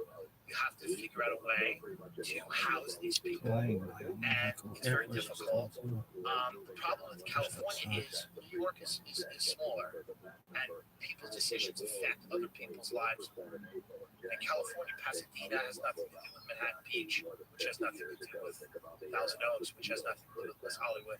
Everybody's kind of in their own little spot, and if they're not immediately affected by it, they just go, no. So New York, you do have that idea of this is an organism, it's a city, we're all on the subway, we're all affected. So people, I think, are more likely to invest themselves in having certain outcomes in New York. Don't you think it's Rabbi, please join me. BC. The 90s, when you go back to the 90s when Giuliani took over New York, I there was no social media. So that's right. These rigid ideologies that people have carved into their skin. Yes, I think there was no social media. VC. And I think people, For some reason, we're not as coarsened as they are now. With the idea, people become very cynical now, which I get. I'm one of them. And they tend to look at all political solutions as inherently fallible, that they won't work because politicians have proven again and again to fail all the time. And you just end up being very cynical about it. Even guys have good ideas and say the right thing, and you go, yeah, but you're a politician. So, but your nature as a human being is to tell me something I would like to hear. And then we see the big, even Trump, who came in and said, I want to do this, that, and the other thing. There are all these forces that keep Trump from doing these things, whether you agree with them or not. It's not as easy. You can't just wave a wand and make things happen. There's this corrupt system that has gone on forever. And the answer to that is, who knows? You don't want to put a dictator in. You don't want a guy with absolute power. But you also look at the system we have now is this weird, closed doors, behind the scenes, where everybody's out for himself. And you go, how do you get anything done? How does Check it out, dog. get done? We have Congress people engaging in insider trading or out there. Yo, dog, can you hear me? Nancy Pelosi and Osmond, I would guess. Yo, dog. If I had to guess, I would say they are taking information and weaponizing it. I am talking. How is that not? Can you turn that? Can you hear me? I just don't understand how that's not. Yo, dog. I really can't imagine. Just if they ask Nancy Pelosi. See, you can't. Can you hear me? Yeah. Push the microphone down. This is part of the reason why somebody like her might want to stay in office forever. Yo, dog. Is because if she gets out, they might start. We have 2 people watching us. Right? So that is a fucking record. Why is this old? Because she's an old dinosaur. She's a pterodactyl. Yo, dog. And you go, why is she in there? And you go, well, part of her being in Can you there hear might me? be to insulate herself from people looking into things. Going, Hello. Yellow. Can you hear me? No one can hear me. They put out, they decided to do something with chips. Where's the volume on this? Do something with semiconductor chips in the United States. Ask him. Can you hear me? Right before they pass this, he goes and spends $5 million. And those are the Democrats. Those are supposed to be the people Can anyone hear me? working class, which is like funny. They sold it right before too, which is very weird. What do you mean? When he sold it when it was down, when they bought more, he bought it, and then like a week, it seems like a week or two after, it started making a note of it. I'm asking. They said like this was at a loss. Oh, he probably had coverage. Wow. He sold it to avoid any misinformation. Click on that. That was an awkward dinner. Yeah, she's like, get it out, dump it. Can you imagine her just going, dump it, dump it? What did you do? Dump it. I don't think anyone can hear you. Oh my God. That's amazing that he would blow $5 million at a loss. Wow. Wow, he sold millions worth of stocks. Chipmaker NVIDIA at a loss the day before the Senate passed a multi-billion-dollar bill aimed in part at boosting U.S. chip manufacturing. It said NVIDIA shares surging. The decision Pelosi's office says to avoid further misinformation about the couple's investments. Oh my God, that is amazing. What kind of fucking misinformation would it be when we actually have information? That's what's wild. It's not they just call things misinformation. Yo, dog. Yeah, it's actual real information. So this is the problem, It's like, how do you, Ask the when question. a country has reached this point where these are the actors, and they're bad actors, and we know that, and this is only what we know about. Yeah. The next inevitable step, which again I don't think is good, is a dictatorship. Is somebody who comes in and executes all these people and goes, I'm now which is not good, but that does seem to be the next. Yo, dog. See if you can hear on there. They're going to do that through a method where it doesn't look like the social credit score system that's attached to centralized digital currency. That's right. See, Maxine Waters the other day talked about a digital currency. That's right. Compete with China. They can delete you. They want to delete. They've always wanted to delete you. Like I used to, a couple of weeks ago, I was getting 100,000 views on an Instagram story. Now I'm getting 30. I don't know what happened, but they just shut something off. They could just shut things off. You notice this weird things that they do, and you notice it on YouTube. So they want to be able, eventually, they want to fuck with your money.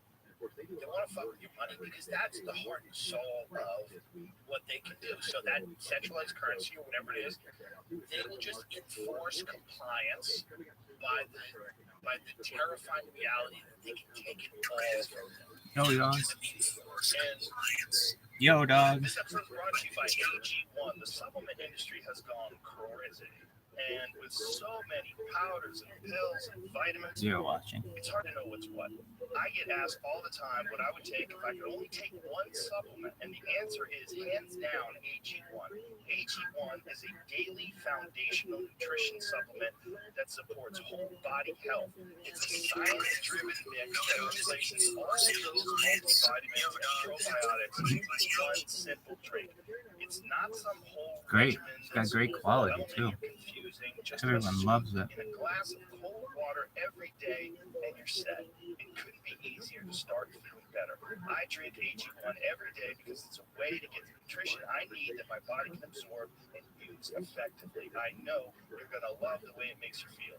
Order now, you'll get a free 1-year supply of immune-supporting AG, vitamin D3, and K2, and 5 free AG1 travel packs with your first purchase at drinkag1.com/Rogan. Start building your health foundation first with AG1. This episode is brought to you by BetterHelp.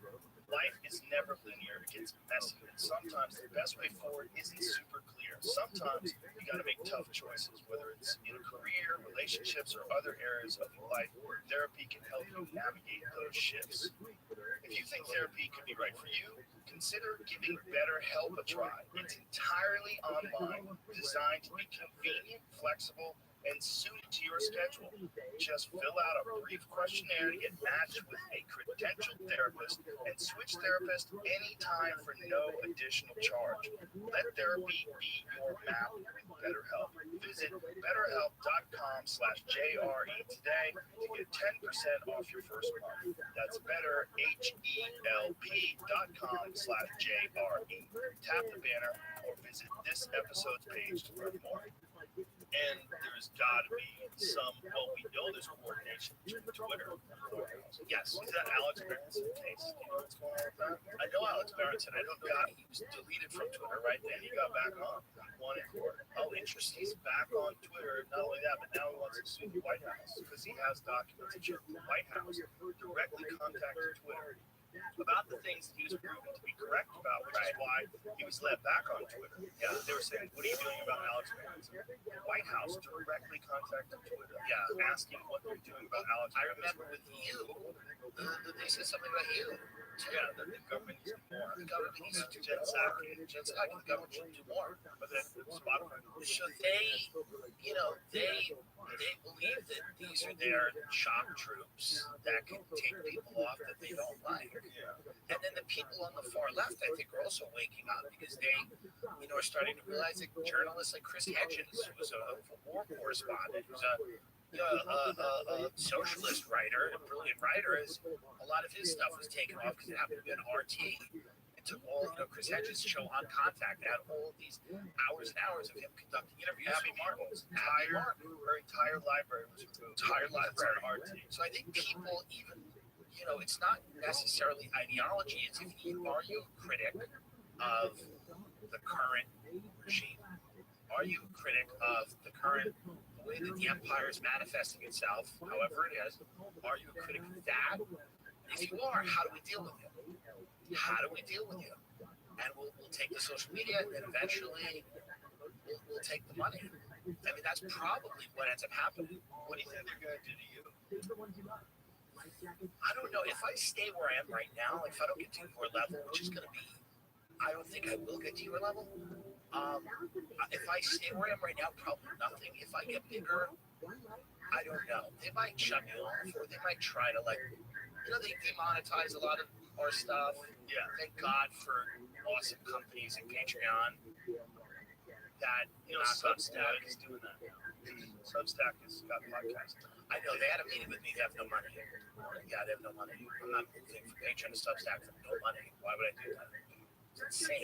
That a meeting with me and they're like, yeah, we want you to come over because you like it. I'm like, are you on crack? I know you had one of them here, and they're nice enough people. Great guy. Yeah, great.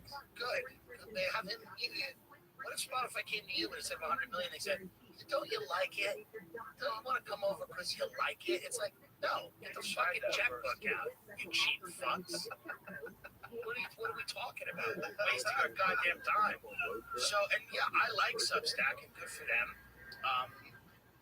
But yeah, I don't know. I mean, every day I try to make good moves with money because I go, we're all living at the whims of an algorithm we don't understand. Yeah. And we have no idea who the fuck these people are. Good for Netflix. I just put a special out on Netflix. It's called The new materials. Well, thank you. Netflix is called The Jews Started AIDS. Is that real? Yeah, it's a special. It's called The Jews Is that Started a true AIDS. fact? And it is. And Netflix has not given me any notes on it. They actually said thank you for doing this. No. Ted Sarandos called me personally and said, thanks. No, it's a joke, but the new special I put out, we say retard and dyke and faggot, jokes about the vaccine, and they didn't give us any notes, and they just said, oh, you're a big idiot, and you're a comedian, and you can say whatever you want. So that's good. That's a nice thing. And no one really online got too mad about it. One guy wrote, because I made fun of fast food workers, he's like, they don't own the companies. And I'm like, thanks. Thanks, guy. But, but nobody was that mad. I think everyone's, we're getting to the point now where things are, people just trying to have fun again. We just have that conversation. Yes. Where it's like, you can see, he's saying the green grass is coming through the snow. Yes, all the cool kids now are unwoke. And some of them are going back to Christianity because it's the only way to be rebellious. Because, everybody's blue-haired, non-binary, talking about piss orgies. And that's like, it's the cover of Newsweek. So you have to be like a Catholic, Opus Dei, sing the rosary to be a fucking problem. Yeah. Like, you used to be able to just dye your hair and get a tattoo and a nose ring. Now that's like, oh, what are you running for Congress? So now the other side of it is a lot of people are kind of going, there's elements of that are good, and there's elements of that are not great probably, but, that's what young kids are doing now, because they're like, fuck this shit. Like, they've realized that how empty this current world is that we've created spiritually for people, because it is empty. It's just very empty. It's about money and profit, and everything has no history or tradition, or everything's so disorienting, things happen so quickly that the pace of change is like making people go, what the fuck? And people need to situate themselves in the universe, and they don't know how to do it. And they're going, dude, this rock is spinning, I don't know what's going on. And every day there's a new edict about what you can say, what's real and what's not. And people are going back to things that root them. And one of them is religion. I think religion has a lot of positives. I think there's some negatives. But I think religion has positives for sure. It's definitely a good moral scaffolding for a lot of people. You need something to ground you, make you humble, make you realize that you are living for a finite amount of time on earth. You should treat people with respect. There's a code is good to have a moral code. I'm not saying what yours should be or not, but just the constant stuffing money down your throat, having tons of meaningless sex, constantly obsessing over material things. These are probably ultimately spiritually empty things. Definitely. Yeah. Yeah. I'm starting a church. That's the only way to get out of this. We need a new church, and me and Caitlyn Jenner are starting a church. It's for progressive rich people that are also racist. It's important to have a religion that recognizes, as a gay person who doesn't really, gays are fine, and Caitlyn doesn't really like trans people. So we are the figureheads of the church, and we are ministering mainly to rich heterosexuals. Do you get heat from the gay population? Do the gay people get upset? No, they don't really care that much. I mean, they would if they knew more about me, but they're in their own world. Everyone's in their own world now. So if you're in my little podcast world, you know that. If you're if you watch SNL, it's a different world. We're in a different planet. If you watch SNL every week, like put it on and go, hey! Like if you're in this world, if you don't know who I am, and you would hate me if you knew about me, but you don't even know who I am. So everybody's kind of doing their own thing. And if you listen to me every week, or if you watch me and Christine and Tom on the live stream, watch people like crush penises with stilettos, whatever those sick fucks are watching, I mean, then yeah, it's just different worlds. What they're doing over there It's at brilliant. Mom's house is fucking wild. It's wild. It's wild. No one's ever done it before. To have a pay-per-view completely uncensored. I mean, it's like the worst of Live Leak. Yes. Worst of. It feels very old school internet. Yeah. People really pull up videos. It's cringe. It's crazy. It's fun. But they're also really funny. Yeah. And really good podcasters. Every other thing they probably tried to do something like this, or back in the day, you didn't have funny people that were like, they're able to actually put it in the context of a show, and it's great. No one's ever done it like that. I mean, right. We had websites before. Like, do you remember the Style Project? Yes. Style Project was fucking awesome. Yes. That was the place where you'd go to see the most fucked up shit, disturbing, fucked up parts of the world. And you'd find them on the internet and open people's eyes to it. But now, to have a show like that, comedians and guests, like, Oh, yeah. that was great 3 or 4 times. Your stomach, you try to, the first couple of videos you watch, you try to go, Breakfast at Wimbledon be big. I'm going to be tough. And then, like, you get to a point where it's like your body has these reactions independent of your mind. Yeah. Like your stomach you start to feel something, you go, ooh, in my stomach. Like they played a video last night of a woman's stiletto heel, like crushing a guy's penis through a hole in the floor. And it was really tough.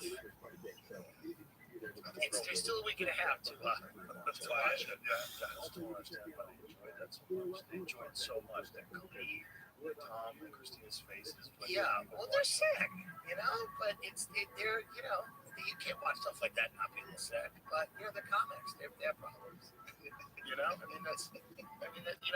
But it's a great show. It's a fun show. No, it's great. I'm glad they're out.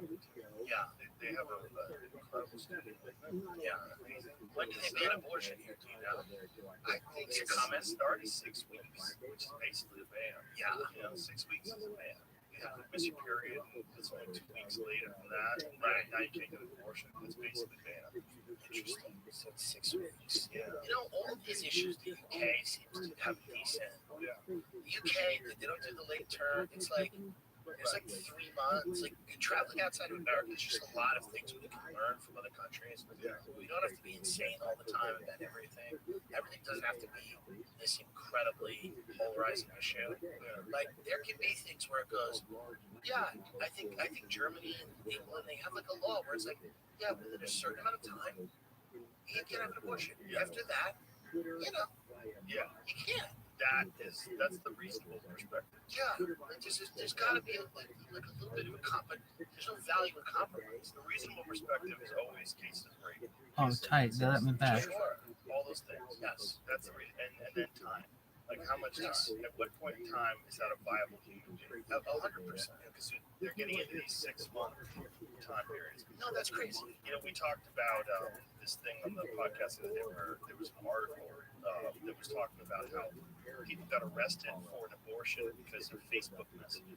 That's crazy. So then we looked into it. It was fake. It's way worse than that. Oh wow! It was a young girl, and her mother got her the abortion pill online. She took the pill, had a stillborn baby, and then they buried it. And apparently, there was thermal damage to the baby, which indicates they tried to burn it. And then they apparently did they rebury it? Is that what happened? And what state was this? I'm not sure what state, but when people What up, baby? the article was 2 fucking people. Crazy numbers. Facebook message. You're like, oh my god, this is Big Brother. But then you look at the actual story, and it's way more horrific. It's like, I mean, it was 6 months into the pregnancy. She takes these pills, Right. still God. has, the abortion that buries the baby and apparently burned it, which is, that's not good. It's not good. Yeah, this is not, I mean, you feel like you did something wrong and you're trying to cover it up. It's, Gotta take a piss. yeah, well, these are the issues that there's, that's not good. There has to be some type of, But at a certain points, like when are you allowed to take that pill? Are you allowed to take the abortion pill? well, 6 months, that's a fully functioning, that's a baby that can be born and have a life outside of the womb. And they do all the time. Yeah, so that to me seems crazy, and I feel like to most people that seems crazy. I don't think anybody, this is the thing, it's like the vast majority of people that aren't on Twitter and that aren't participating, that are not making money off being inflammatory or whatever, they have, like, if you go to should somebody have an abortion 6 months? They go, no. They go, no. If you go to this, go, hey, should somebody who's 6 years old be able to permanently alter their gender? They go, no. This is the vast majority. The issue we have is that none of those people have any representation in the government, and really they're losing it in the media. The only media that supports that sort of reasonable perspective is right-wing media, and they go all the way to And they go all the way to the right, where they go, no abortions, ban gay marriage, this, that, and the other thing, no contraception. Right. And so the reasonable people that are in the middle, which Kansas just voted to keep abortion. And Kansas is not a blue state. But Kansas, there's a lot of people. So the reality is that, like, it's not very sexy, and you don't make a lot of money with a reasonable compromise. Nobody wants to do that. Nobody gets rich online talking about that. You get rich going, I'm right, everyone else is wrong. All of my opponents and enemies should be destroyed, and I should be the king. You go, yay, money. And most people don't know the actual laws. That's right. There was some actress who went to France, and she was talking about how great it is to have croissants and women's rights. But they don't realize that even in France, they have a limit on late-term abortion. Of course. They have, I think it's 24 weeks in France. This is what I mean. There are actual societies that have made peace with these issues. Yeah. They don't continue to plague them. But it does require a degree of rational, compromise where, America's an amazing place. When you leave it for a little bit, you realize how dysfunctional it is, how big it is, how large, how amazingly massive and vast it is, and how hard it is to get anyone on the same page about anything. Because people in Louisiana, we're just talking about LA, and people in, the Hollywood Hills and people in fucking downtown LA have nothing to do with each other. And now imagine people in the backwoods of Louisiana and the forest of Portland, Oregon. I mean, this is such a massive country. So many people can get on the same page about anything. So you're going to have these states that are going to have fights, and then they're going to make laws, and certain people move here, and certain people move there.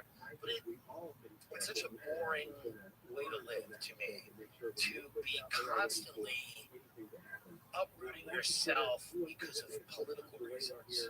To me, it's just you become this person two people. That's that crazy. you don't even know who you are anymore. You're like, well, I'm a reaction to that. And I understand why people do it. To find kids, I don't want them living in a fucking hellscape of LA or whatever. You know what I mean? I get it. Some people need to live somewhere where they have safety for their family. But it just feels like the lack of uniform standards in this country hurt it a little bit. The idea that everybody is so all over the place hurts it a little bit. There should be certain things we're able to come together. Yeah, but then do you think that it's a good thing to have states' rights where you have different law? I mean, that's the great thing about that is places that have like legalized marijuana. Sure. There's places that have things that are outside the norm. Yeah, I think states' rights are good, but I don't think I don't necessarily say it's a one size fits all, but if you look at how profoundly dysfunctional the country is and how it just seems like infighting and everybody's at war all the time about all these things, I feel like some of these fights are things that, for the strength of our overall union, should be decided And that should be it. Like, you know, I mean, if we're going to be a strong country that has a unified front in the face of other countries, I think we have to figure certain things out. I don't think you can have 50 places doing everything completely differently. That seems long, because then why be a country? And I'm not saying you shouldn't have different regional things, but what is, I'm trying to find the reason we're a country right now, other than, you know what I mean?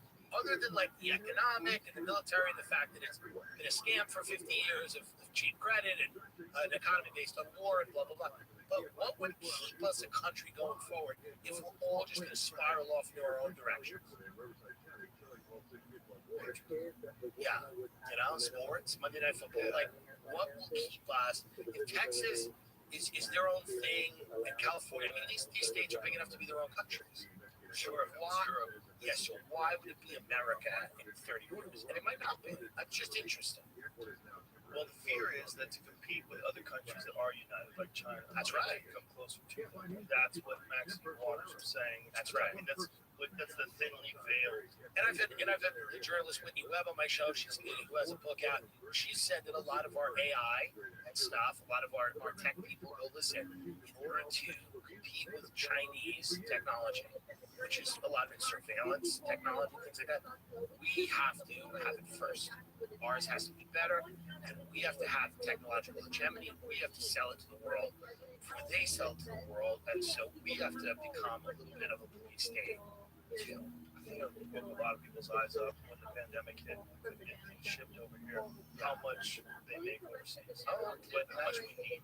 90% of antibiotics are like made in China, something crazy. Yeah, it's crazy. It's crazy. Well, all of our electronics, there is something highly ironic about tweeting about woke politics on a phone that's made by slaves. It's worse. It's really like the height of because that's the number one distribution method is through phone. Yeah, and or any kind of electronics. It's really the only distribution method for that information. It seems tough to beat China, and I don't know that it'll happen. It does seem like they're a tough. It's going to be tough. When they're connected, the government, the military is inexorably connected to business. They cannot operate without the consent and the approval of the Chinese government. It's a tough country to beat. I, of course, believe in China. I believe in one China. I don't recognize Taiwan. I never have since a boy. So I speak fluent Mandarin. Ever since I was a young child on the island, my parents said, we do not recognize Taiwan in this house. And they call it Chinese like that. They go, we believe in one China. And they explained it to me. We had a thing on the wall. So that's where I'm at. But Biden, you, and the rest of the cucks can go over there to Taiwan and do whatever the fuck you want. But no, here's the other thing. It's like, I read a little bit about that. I'm like, yeah, of course China thinks Taiwan's part of that. Now, I'm not trying to start problems, but it's like, I'm not fighting these wars. I'm not going to Ukraine. I'm not going to Taiwan. So figure it out. We've got 1 million fucking nuclear weapons, and we're surrounded by oceans. We should be fine. Enough already. Truly. But not my stance. Because they have supersonic weapons now. Yeah, but so do we. We have everything they have. Do we? Of course we do. Do we 100% have supersonic? We absolutely have everything they have. What are we not as evil? Are we not as smart? Have we not been breeding sociopaths forever? We invented it. We blew everyone up. They've never even used. They have supersonic weapons. We're the only ones who've used the fucking weapons. We're the only ones who really use nukes. So I'm pretty sure that whatever some monster thought of, we also have. We've also got a lot of shit. What do we have? Well, we won't even know. We don't know what we have. I think they said they tested it, right? They said that. Yes, but we also wouldn't know what the fuck we have. We don't know what we have. That's the problem. Who knows what we have? But we got to get on the same page here. You know what I mean? Like, we need to just fucking cut the bullshit. Stop. Just have fucking rules. Stop with it. You can be trans when you're 17, but not fully. You have to do a summer of like fake trans, and then 18. As soon as if we can draft you into war, you can go chop yourself. But you're going to war. You know what I mean? Trans people get free operations, but they do 2 years in the military. Boom, done. Done. It's over. Roe v. Wade, you have to have your children, but you have to give babies, we have to have them. They go right into like some, we conscript them into some thing. They go buy Bitcoin or whatever. You have to have your baby. We take it. Property of the state. Fine. Be more responsible. There's ways to do it. We can solve all these problems. Here's the thing with the cops. You can't defund them. They have to be there, but you should be able to slap them occasionally. Citizens should be able to slap the police, and the police can't do anything back. So there's got to be ways and rules to fix it. Because otherwise, we're just going to have all these problems forever, you know? But what kind of, like, in all seriousness, Yes. what kind of rules can be established that would unite people? Well, Is it a rule thing, or is it a leader thing? Like, if we had a leader that united you need a leader. You need somebody who can say, listen, everybody is all things inside of them, right? Whether they know it or not. Like, everybody is a psychopathic Texas gun nut, and everybody is a fat blue-haired dyke in Portland. We all have those two things in us. We all have a crazy meat in the woods proud boy and an Antifa fat bitch in us, and we have to make sure that the fusion of those two things is what makes us great. You know, we all have those two things. All of us get mad at corporations and want to burn them down, but we don't go into the Portland Center and throw eggs at Starbucks because we're sane. And then all of us get mad when, like, I don't know, like somebody, whatever, like at a fast food place, someone of a different race doesn't get our order right. We all get mad, but we don't go into the woods with a burning cross because we have things to do. So what we have to realize is that we're Americans. You know, we're deeply selfish monsters that have been bred to destroy all life on Earth. We have to not lose sight of that message. We're here to fuck things up for everyone else, not each other. And that's what we had in the 80s and the 90s. We had a commitment to apathy while our leaders ran around pillaging the earth. And we made great movies and great art. It was fine. Yes, people got killed, but people always get killed. But now we're at war with each other, where we should just be enjoying the spoils of the end of the empire. Truly. We should be enjoying people. So many people got killed, murdered, tortured, maimed for us to have all the nice things we have. Do you know how insane it is to not enjoy it? Do you know how crazy it is to not enjoy a McMansion, a flat screen TV, a McFlurry? You know how much blood is in the street for those things? And people act like they don't even matter. And they're fighting about all this bullshit. It's crazy. Anyway, that's the truth. That's the real truth. Nobody wants to hear it, but that is the truth. We have a lot of these things are nice, but some of them are ill-gotten gains. Fine. You know, not everybody picking tomatoes is happy about it. But if you ever had a good, like a nice Jersey thick beefsteak tomato, it's good. Imagine having one and then fighting with someone about something. It's stupid. If there's a hell, we're all going. And if there's not, we get reincarnated when we're Beatles or something. But just enjoy it. And nobody wants to enjoy it. And that's what makes me upset. Is that we used to have a country built on enjoyment. Built on fat, stupid people enjoying the work of a small group of demons. And now we can't even enjoy them. Can't even have fun. You know what I think unites us? Yeah, aliens. That's interesting. See, this is your thing. And no one cares about aliens, but they should. Yeah, I think some people do. I think that's what unites us.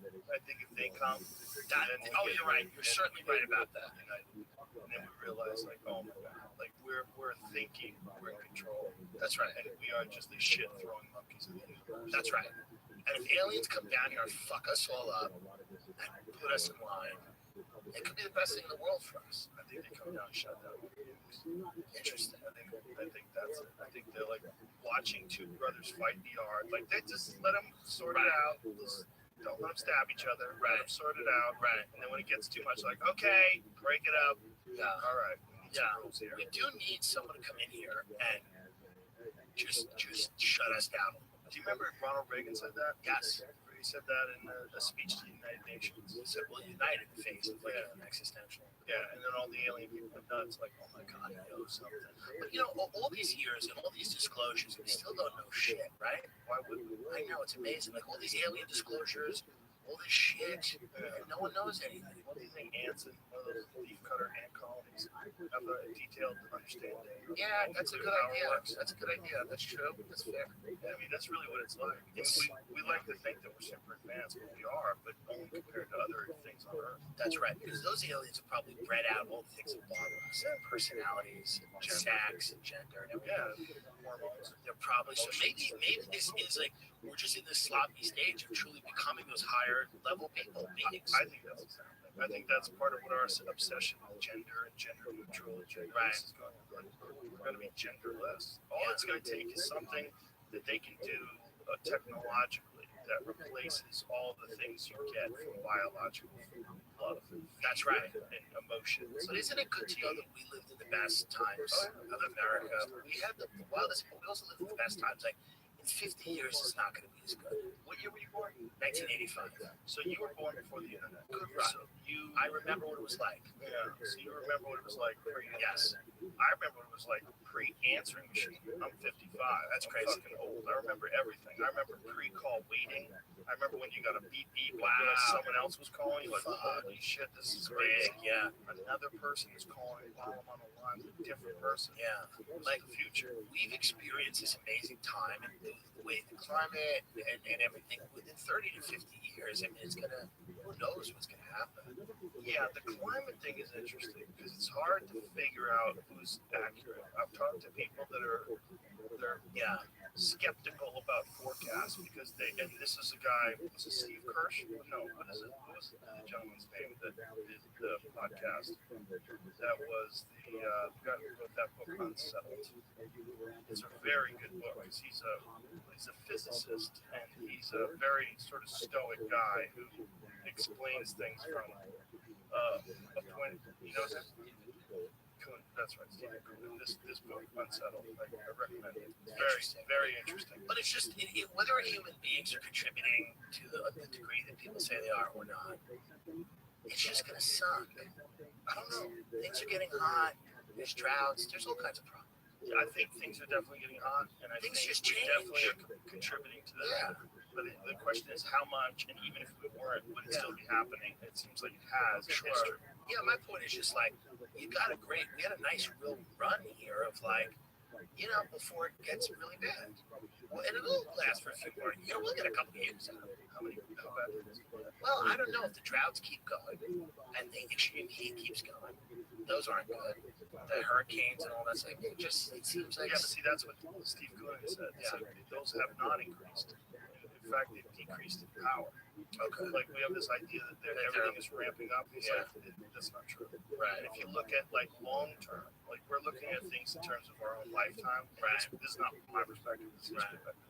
If you look at a long-term model, like 1,000 years, you have this dip that goes up and down, regardless of, we don't zoom out enough. That's great. This episode is brought to you by AG1. The supplement industry has gone crazy, and with so many powders and pills and vitamins, it's hard to know what's what. I get asked all the time what I would take if I could only take one supplement, and the answer is hands down AG1. AG1 is a daily foundational nutrition supplement that supports whole body health. It's a science-driven mix that replaces all those multivitamins and probiotics with one simple drink. It's not some whole regimen that's overwhelming or confusing, just a scoop in a glass of cold water every day and you're set. It couldn't be easier to start feeling better. I drink AG1 every day because it's a way to get the nutrition I need that my body can absorb and use effectively. I know you're going to love the way it makes you feel. Order now, you'll get a free 1-year supply of immune-supporting AG vitamin D3 and K2 and 5 free AG1 travel packs with your first purchase at drinkag1.com/Rogan. Start building your health foundation first with AG1. This episode is brought to you by BetterHelp. Life is never linear. It gets messy, and sometimes the best way forward isn't super clear. Sometimes you got to make tough choices, whether it's in a career, relationships, or other areas of your life. Therapy can help you navigate those shifts. If you think therapy could be right for you, consider giving BetterHelp a try. It's entirely online, designed to be convenient, flexible, and suited to your schedule. Just fill out a brief questionnaire to get matched with a credentialed therapist and switch therapist anytime for no additional charge. Let therapy be your map with BetterHelp. Visit betterhelp.com/JRE today to get 10% off your first month. That's betterhelp.com/JRE. Tap the banner or visit this episode's page to learn more. It's very possible. It's probably true. It just does seem like with more and more people, even if the climate stays relatively consistent, just the amount of people, things are just going to get worse. Well, the amount of people is interesting, but in places where it's urbanized, the birth rate is dropping. Right. That's what Elon's worried about. That's his excuse for having 90 kids. Interesting. He thinks people need to have more. Right. Which is interesting. And I'm not even an anti-people person. I just mean, like, there is an inevitability to things becoming unmanageable. It does seem like that. It just seems like that. I don't know if that's true or not, but it feels like it does. Well, It feels like it is. Everyone's living in their own realities, and everybody, it just feels like we're heading towards problems. when you get big numbers, things become harder to manage, right? And that's one of the reasons why Austin cleaned up its homeless population. So Right. Because we only have 1 million people. There was only Right. 2,000 homeless people. Not a lot. So they took them, they put them in shelters, they put That's them right. in hotels, they did a good job. They took the tents away. That's It's right. one of the few cities where you go, we don't see any tents. You see one or two, they There's always no clean them up. tents. They clean them There's up. no tents here anymore. It was bad for a There's while. still some vagrants. Oh, yeah, there's still There's basics. still some We vagrants. can't keep people from wandering around the street, and they definitely need more mental health care, and they definitely need more people to take care of these folks and help them out. But that's the problem. Beverly Hills does a great job of it. They do. Beverly Hills does a great job. Yeah. Well, they also, they have a lot of fucking money. Well, listen, And it goes other places. if Jamal Khashoggi had to get it so that I can enjoy a nice walk to get coffee in the morning, it is what it is. It's just, They fucking arrested that woman who's a PhD student for retweeting and following stop activists. tweeting! Stop tweeting! What is wrong with you? How many times have I told these people get off Twitter? Yeah. It's nice. I live in a nice part of Beverly Hills where, and I go back and forth. I live here too, but I have this lovely. The Kingdom of South runs Beverly Hills, and it's a great culture. And all the men smoke, and all the women are very quiet. And you never have to turn around to a Saudi woman and go, "Keep it down." They're very quiet, and it's nice, and it's really nice. So I like it, and I'm a fan of the regime. I'm a fan of the regime. I don't know Jamal Khashoggi. Was Jamal Khashoggi helping me, or no? It's just a really nice, beautiful. Beverly Hills is gorgeous, and they don't tolerate shit. And a lot of it's because it's mainly like Persian Jews and Saudis. Really, what it is. And a lot of those golf posters. Yeah, live golf. Everyone's like, yeah, we're living, and we're gonna be golfing. Live golf. Fuck the PGA. Big fan of live golf.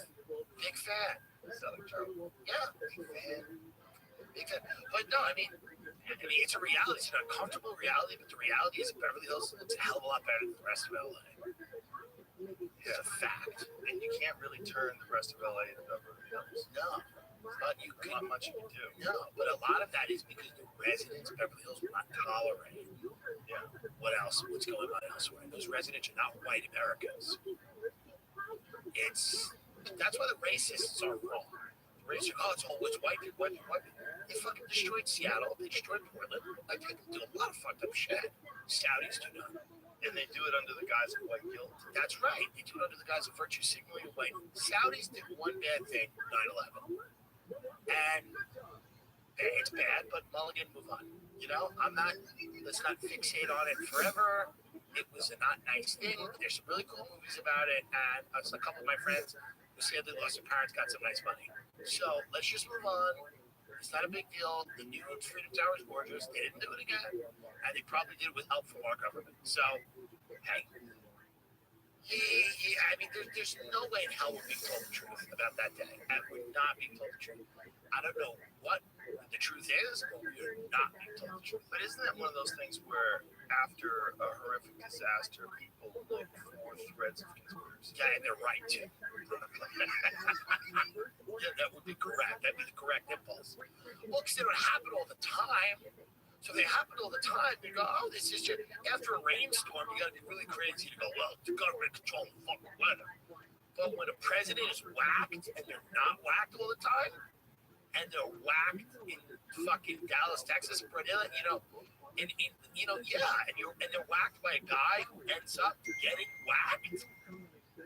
That makes you go, oh, that's interesting. And a guy who travels back and forth freely from the Soviet Union. You know, when all the American air defenses are outsmarted by a ragtag group of guys who couldn't pass a fucking flight test, does that make you give it a second look? When a plane going into the Pentagon, there's not one video of that plane going into the Pentagon that's ever been released when there's 90 cameras on the fucking Pentagon. It's not one. Except one little weird thing where you go, look at that ball of light explode. Which is, You don't think there was a plane in the Pentagon? I have no idea what. There's 90 cameras on the Pentagon. Release one.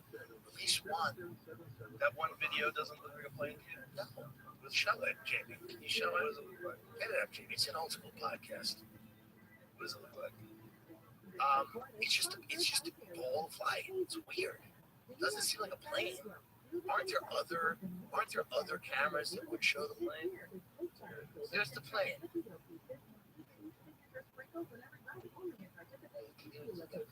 Play it again. Welcome to the good stuff. I'm Jacob Schiff, a third generation found that word. And I'm the host and wife, Ashley Schiff. We believe everyone has a story to tell. It's instantaneous. To me, it's again. It's from the very beginning. You don't see it at all. It's weird that that's the only video of this thing. It's this 9/11. There's a million. That looks like a plane. You can't tell what kind of plane. You don't know how big it is. All you see is white. Unless That looks like a fucking plane. they analyze this actually brilliantly in a documentary called 9/11: The New Pearl Harbor, and they actually talk about this exact video that was released and the frame rate and everything like that. But it is impossible to know if that thing that you're seeing, Look how big it is. It looks like a plane. what you're seeing is a streak of white. Right. It does look. But look at that right there. Tell me that doesn't look like a plane. I have no idea what the hell it is. But doesn't it look like a plane? I have no idea what Okay, kind of if I said to you, do you think that is a house? I wouldn't say it's a house. It's not a flying house. Not a flying house. It's the shape of a plane, right? It's more likely a plane than a house. It is a shape like a plane, which has the same shape as a missile, which has the same shape as a lot of things. It is cylindrical and white. Yeah, but is that the same shape as a missile? It's like way bigger than a missile. Oh, for sure. Look how big that is. That's as big as a plane. Are you telling me why is there only one video of this when the Pentagon is one of the most surveilled places on Earth? This looks like it's from Right. There's no other videos of this thing. The FBI confiscated like 80 or 90 of those videos. It looks like it hit the ground as it's hitting the building. One more time. That looks like a plane. Does that look like a 757? Is that what it was supposed to be? Yeah, massive 757. But it's our perspective, though. Yeah, it looks like a video of 757. If you look at the perspective, that's a big ass building. And look how small that plane is. Yeah, But it's small compared to the building. But if you had a plane out there with its wings, you would think, yeah, that's about the size of a plane in relationship to that massive building. okay. And there should be some. I would just imagine there'd be other angles on Right, but this. a lack of proof is not proof. A lack of proof could be a question.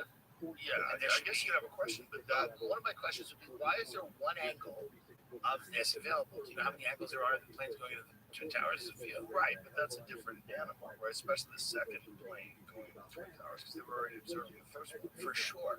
But there's got to be more cameras around the Pentagon than just this one parking garage. That was my question.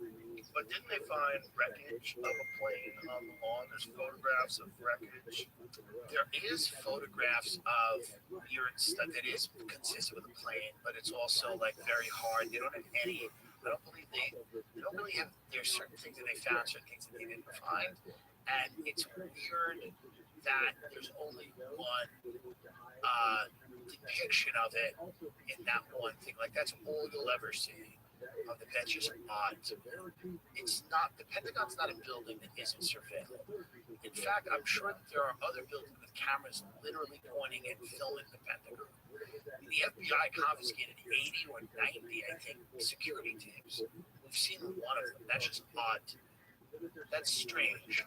I'm not saying I know the answer. This is where other people will say, well, you don't know the answer. I don't know the answer. I'm just curious. The thing about it is it looks like the trajectory that a plane can take. If a plane's getting low and a plane is trying to slam into a building versus a missile.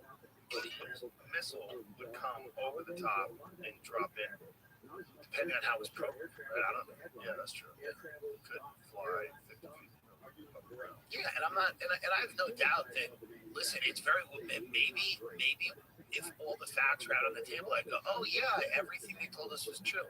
But we already know that they lied about the Saudi thing. We knew that. They literally withheld, pages out of the 9/11 Commission report. The people that had the 9/11 Commission report were like it's set up to fail. The two people that ran it, Lee Hamilton, and like these are people that were literally like, yeah, we don't have all the info. The president and the vice president appeared together to testify.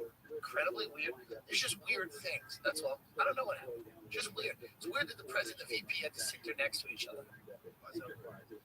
Why would, when you're trying to get to the bottom of something and try to figure out why it shouldn't happen again, and you try to treat every person's account as their own personal account of the day, why would two officials have to sit next to each other? It's very strange. Everybody else was interviewed individually. I bet that was Dick Cheney. It probably was. Yeah, it's just like, yeah, sit down and we'll, but what does that tell you? I mean, these are weird things. These are odd. I'm just saying they're odd. I don't know what happened. I'll never know. I'll go to my grave not knowing what happened, like everyone else. But, maybe it happened exactly the way they said, exactly. Where people 30,000 feet up were calling people with cell phones. It didn't work. It don't work now 1,000 feet up. Isn't it odd that, look, I don't know what Trump did. Yeah. What kind of. Well, he just said we never got the bottom of 9/11. Yeah. That's what Did he just say? That's Donald Trump just said that, yes. What did they say? They said, well, lift off. What about the Saudis? 9/11. He goes, we don't know what the hell happened. That's a quote. Jamie King got. Trump literally was asked about lift off, asked about the Saudis, and Trump goes, yeah, we don't know what happened. That's Trump. The president. He probably stole the fucking 9/11 documents. He's got them in fucking Mar-a-Lago, and he's going to tell everyone the truth at the Labor Day fucking Mar-a-Lago barbecue. And now the feds are trying to fuck him. What I was going to say is, isn't it crazy that they're breaking into his place and making this gigantic deal about it? And maybe they deserve to. Maybe it's righteous. But yet no one's clamoring to release Ghislaine Maxwell's list of clients. No one wants that. The FBI is a criminal organization. It doesn't mean that the Trump organization isn't a criminal organization. That is too. But these are criminal organizations. The feds, the CIA, all of them. They're fucking criminals. Their job is to break the law. Their job is to wire to, do what you hear.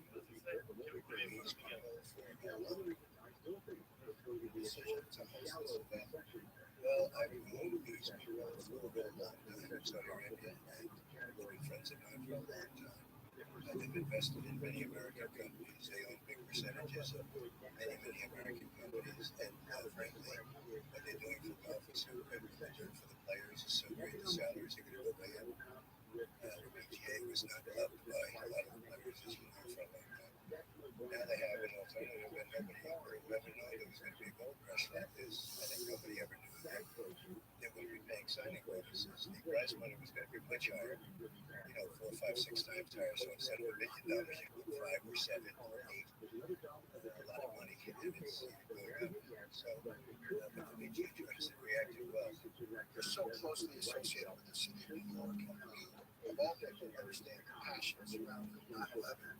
What do you say to those family members who protested earlier this weekend? You do so again on Friday. Nobody's got to the bottom of 9/11, unfortunately, and they should have, as to the maniacs that did that horrible thing to our city, to our country, to the world. He's right about that. He's right again. There are a lot of really great people that are out here today, and we're going to have a lot of fun. We're going to celebrate. Money's going to charity. A lot of money's going to charity.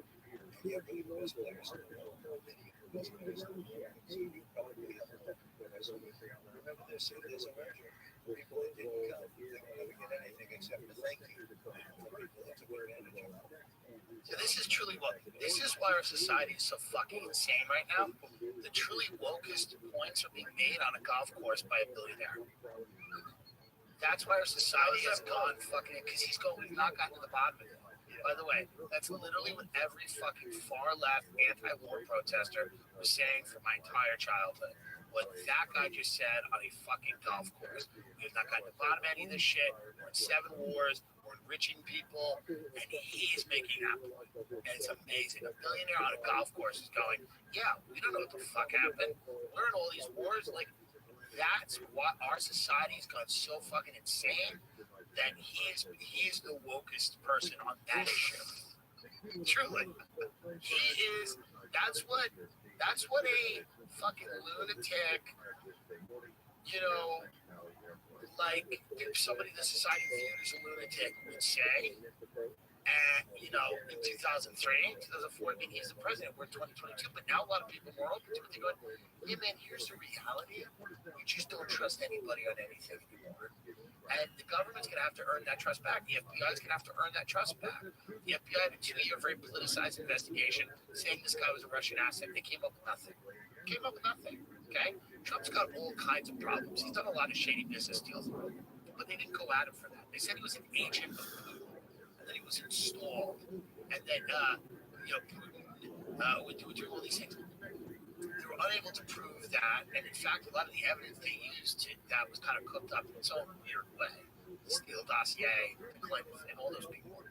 Not to say Trump's not dirty. I'm sure he's fucking dirty. He's a real estate billionaire in New York. What are you nuts? Of course he is. But the FBI is going to have to earn it.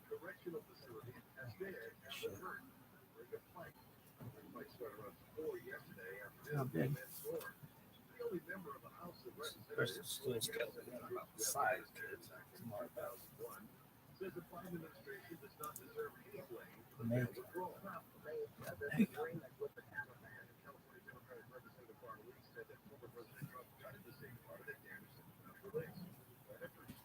She says she voted against overly broad authorization to go to Afghanistan in the first place because there was no military solution. And a report from the State Department last month placed blame on both Biden and Trump administrations for not being prepared for worst-case scenarios. We've got a crash of a 101 in Echo Park. Hollywood Freeway, the northbound side. This is going to be a busy one as you approach the one direction. Matter of fact, expected on the 101 through Echo Park on that southbound side. Baldwin Park to 10, westbound 605, got a wreck here, stop and go from Monday Avenue. You're going to find it pretty busy as you make your way through down. 101 southbound Receipt Boulevard, they got the off-ramp there blocked off, and it's still as you approach. KFI, the sky helps get there faster. I'm Martina. I'm an ass and 1,000 times. You plan on becoming the largest injury law firm in the world, and the answer is no. When I started, there were just 2 of us. Today, Oregon has almost 800 lawyers alone. No injury firm in the country has anywhere close to that. We set out to be focused on our clients and to have a commitment to trying cases and winning. And when you have those results in trial, you're able to settle most of your cases quickly and fairly. Reputation matters. We grew like this because we work hard and so many former clients refer families and friends. And what I believe is the main reason is we deliver for our clients a lot. Hard work and client satisfaction was our plan. It worked. Hope is not a plan. Morgan & Morgan, America's largest injury law firm. Visit morganpeople.com for an offer near you. This is Jared Carrabis. Here's what's trending from the iHeart Sports Network presented by DraftKings. Max Verstappen won the British Grand Prix today, taking his 6th consecutive victory. Rounds 1 and 2 of the MLB draft kicks off tonight in Seattle as All-Star Week is underway. The Sparks are in Phoenix to tip off against the Mercury this afternoon with hopes to snap their 4-game losing streak. And Spurs head coach Greg Popovich has agreed to a 5-year contract worth $80 million to stay with the team. Popovich led San Antonio to 5 NBA championships. I'm Andy Betts. Baseball is back with me, Jared Carrabis, breaking down the sport of baseball and discussing my picks all season long. Download and listen to the newest episode from my show, Baseball in Bed with DraftKings Bully, in season every Monday and Thursday, available wherever you listen to podcasts. Southwest weather been shared by sunny, clear skies for the rest of the afternoon and mostly clear tonight. Then some low clouds and fog moving in during the overnight hours, lows around 60. For tomorrow, sunny after 21 tons of hardwood office highs in the 70s to mid-80s. In Metro LA, mid-80s to lower 90s in the valleys, mid-70s in the beaches, and up to 99 in the I-80, 100 in the Antelope Valley. The top temperature tomorrow is we head into a heat wave by the end of the week. Now it's 76 in Anaheim. It's 70 Costa Mesa. We leave local live for the KFI 24-hour news. I'm Sandy Wells. If you're hurt in a car accident, you call the attorneys at Sweet James. If you're hurt in a trucking accident, call Sweet James. And if you're hurt in a motorcycle accident, same thing.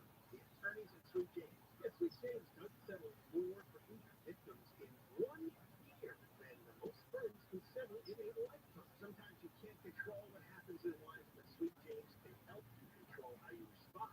Shift the power away from the great insurance companies and back in your hands. When you're hurt in an accident, nothing can prepare you for what may come next. You may not be ready, but they are. The attorneys at Sweet James are going to help you connect to the top medical care available, give you the most amount of money possible, and deliver the justice you deserve in your time of need. And pay nothing until they win. So if you're hurt in an accident, the results matter to you. If you call the attorneys at Sweet James, you pay nothing until they win. 1-800-9-MILLION.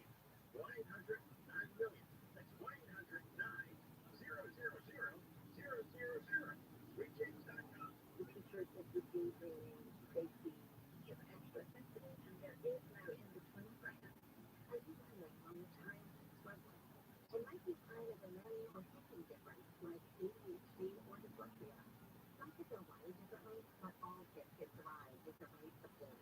Talk with your pediatrician to find answers and explore solutions. The American Academy of Pediatrics and Understood.org are here to help. Visit understood.org/iHeart for tools and resources. Are you still tired? Or are you actually just grab a walk with friends to help fight this feel to help you?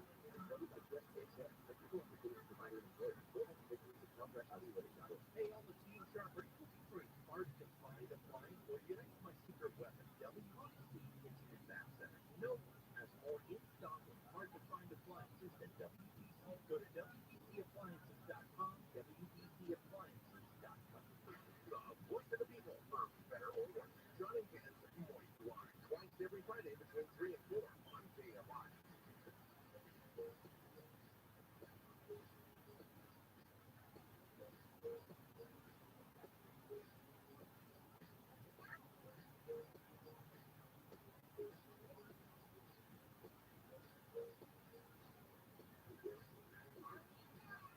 Hello, everybody. Welcome back. This is Macro. My name is Jason Middleton. Macroeconomics, that's the name and the game of this show. Monthly budgets kind of stuff. We look at interest rates. We look at loans. We look at mortgages. We also look at unemployment and participation rates, wages going up, labor strike as well. There's a lot of worker actions happening around the country with several unions. And full transparency, I am a member of SAG-AFTRA, and our potential strike date has been pushed out to July the 12th. Just putting that on the table just in case you won't hear me next week. One other thing we like to cover here on Macro every week is we try to do at least one segment just to give a quick whip around when it comes to real and clear headlines and developments around artificial intelligence. We do not engage in clickbait. We don't dig that kind of thing because there's enough noise in everybody's life already. So we're trying to find a little bit of a signal about it. Now this week I have 3 different AI topics that we can get through pretty quickly, and all of them are relevant to everything we do every day. And I'm going to start at the top of the funnel, and that is with the overall just adoption of artificial intelligence by companies specifically. It's going to take a little bit longer than we thought. Now, if you think about it, tablet computers, 4G, mobile internet, all that, that's all kind of artificial intelligence. And if you want to say, hey, you know, your automated assistant whose voice I don't want to use that may start with an S or an A, innovative firms that embrace all this new tech and everything, okay, that's fine. But as we get deeper and deeper into it, the likelihood of it being adopted en masse very quickly, and I mean within the next 12 calendar months from today, I don't think that's going to necessarily happen. And a lot of research out of Europe is showing that as well. And a lot of earnings reports are also showing that, because the job right now for leaders and managers and executives at corporations is to signal that they are aware that artificial intelligence exists and to tell everybody that they are also aware that it's moving very quickly and it could have a lot of inefficiencies as well as disruptions built into it. Ergo, they have to buy themselves themselves some time to get shareholders to understand it takes a minute in order to adopt all this new tech into their lives and into their business models. Now, again, the disruption is there could be people that get displaced and workers who get displaced, executives that get displaced, frankly. Also, there's an opportunity. We don't know what exactly is going to happen when it comes to job creation. Historically speaking, and like over the last 2,000 years, major technological innovations have not led to a net loss of employment or necessarily a net loss of macro disruption in an economy. And especially as an economy as wide and deep as the American economy, I just don't see that happening this time around either. So we're going to put links in the show notes that are going to discuss the adoption of AI, why it may not be coming as quickly as we think when it comes to at least the labor force and as far as our day-to-day life goes. Now, there are obviously examples of where it is going to be adopted, but I'm speaking across sectors, across a big economy like the United States economy. And speaking of having open AI accessible, now at the very consumer level-ish, but now let me explain. You know the App Store, the Apple App Store specifically. So the iPhone was invented, and it starts to get widespread adoption. And now it's all over the world. Well, one of the ecosystems that went around that hardware was the software world of an app store. You go in, you punch in a couple of keywords, you come out with an app that you want to have on your phone, either to entertain you, to inform you, or to help you be more efficient. Well, that app store for Apple generated $1.1 trillion in revenue in 2022 for that company. Now, this headline that I'm about to give you makes triple sense. OpenAI, which is the creator of the widely popular chatbot ChatGPT that has been integrated into Bing, the search engine, and then if you think about it, also we have the Bard thing on the other side with Google. Well, OpenAI is reportedly going to open its own app store, and enterprise customers are probably going to be more tailored to what's going to be built there first. What I mean is everything from large business to small business is going to put an app in there, and then developers are going to try to attract those customers into their apps. Now, to get to $1.1 trillion a year in annual revenue for your app store, that takes a little bit of time. Yo, Don. Good job, Rogan. Experience. Train by day, Joe Rogan, Podcast by night. all Okay.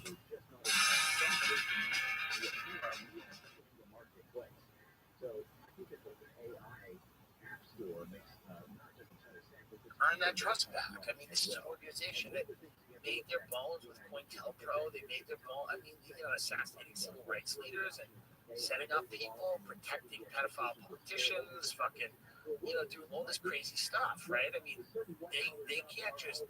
We're You think supposed she's to younger just or say the older? FBI is I crazy. think she's slightly No, younger that's than him. crazy. It's absurd to me. But to others, doesn't mean Trump's wrong. But if he took like a Bill of Rights on the way out, who gives a fuck? Even better. Yeah, he grabbed a Bill of Rights or something on the way out. Listen, the guy knows value. He knows money. Listen, he didn't make a lot of money. He had to cut some side deals while he was in there. He didn't make a lot of money. We don't pay the president a lot because it's really not an important job. Right, because the salary's fake. What is it, $500,000 a year? It's embarrassing. That shows you how much the job is not really important. So he wanted to take some party gift on the way out. So what? He grabbed the fucking Articles of Confederation, or who cares? He grabbed something good. I hope he got something good. I hope he's got something real good. I hope he got a couple of fucking letters from John Adams, some of the UFO shit. I hope he's got some Kennedy stuff. I hope he's got a whole file. I know he's got something good. If they're freaking out like this, he's got something good. I hope. They might be. Well, I think what he did was if it is against law, somebody made a point, like if that room is locked and it is safe and it's secured by Secret Service agents, isn't that a secure place for those documents? The problem is it's not the correct. They asked him to, and they had a video that showed those documents going in and out of that room after they told them to lock it up. They said, So he told them to lock it up. yeah. I don't know what he did. What do you mean they told him to lock it up? What do you mean by that? Like, what? How'd they say? I believe what I was reading was that they like probably told them where it was going to be held. They're like, okay, if you go in there, make sure follow these steps. And they're like, okay, we'll follow those steps. And so then they got a video I read that showed, which I'm reading this stuff, so I don't know exactly. Maybe he did something really egregious. Apparently the video showed the documents leaving that room for a period of time before they were then put back in that room. So he had an understanding with them that he's allowed to possess them as long as they're in a secure location. I had read that they'd been there to look for documents back in January. Did you see if you can find that article? He might have done something egregious. Well, that's the kind of guy he is. He's the kind of guy he is. We don't know. But I also know this. After Bush got out, there was this idea that he was going to be prosecuted for war crimes. You know, that was a justifiable prosecution. But people said, you know, the lieutenant of the country should probably leave it alone. I don't know. If this is egregious, then it's one thing. But if it's not, then let it, you know, Let's say they should prosecute for war crimes. But the far left and people on the left were going, he, you know, flouted the Geneva Convention. Like, there's no argument that what Bush did was tantamount to war crimes. We shipped detainees to countries where we knew they were going to get tortured. We tortured them ourselves. We could have absolutely tried it for war crimes in The Hague. Absolutely. Did you see that interview with Roger Waters? No. On CNN? You gotta watch this. Okay. You gotta watch this. Yeah. Roger Waters throws it all in his face. Yeah. Because he's talking about war criminals. He shows a photo of Biden. Right. And they're like why are you showing like your last thing was all anti-Trump in this last show? Right. Like Trump, like with a pig's body, like there's a bunch of like wild anti-Trump shit. Yeah. And in this, he talks about war criminals and shows photos of war criminals. One of them is Biden. Yeah, sure. CNN was pushing back against it with Roger Waters. Pull that video up because it's fucking wild. Yeah, Biden supported all that stuff too. Roger Waters is very well versed, Yes. and really understands like what's going on. It's interesting to watch him being, I forget who the journalist was, but you know, play the video. It's pretty interesting. Yeah, this is it. Go ahead. Go ahead. Politics, he's amping them up to 11. Last time out, he preached against Donald Trump and in favor of Palestine. This tour, twice delayed by COVID and ominously titled "This Is Not a Drill," includes references to police murdering black men, semi-automatic weapons, and abortion, and giant video screens in the shape of a cross. Waters guitarist Jonathan Wilson has explained why Waters' tour differs from those of fellow older classic rockers. Quote, "Even the Stones or members of the Beatles, it's more of a trip down memory lane than it is a current show. The activism, that's sort of the key to the whole thing." As a longtime fan of Waters' music who doesn't always agree with his messaging, I wanted to ask him about his mix of performing and preaching. Things got a bit animated. So here's the quote, as I understand it, begins the show.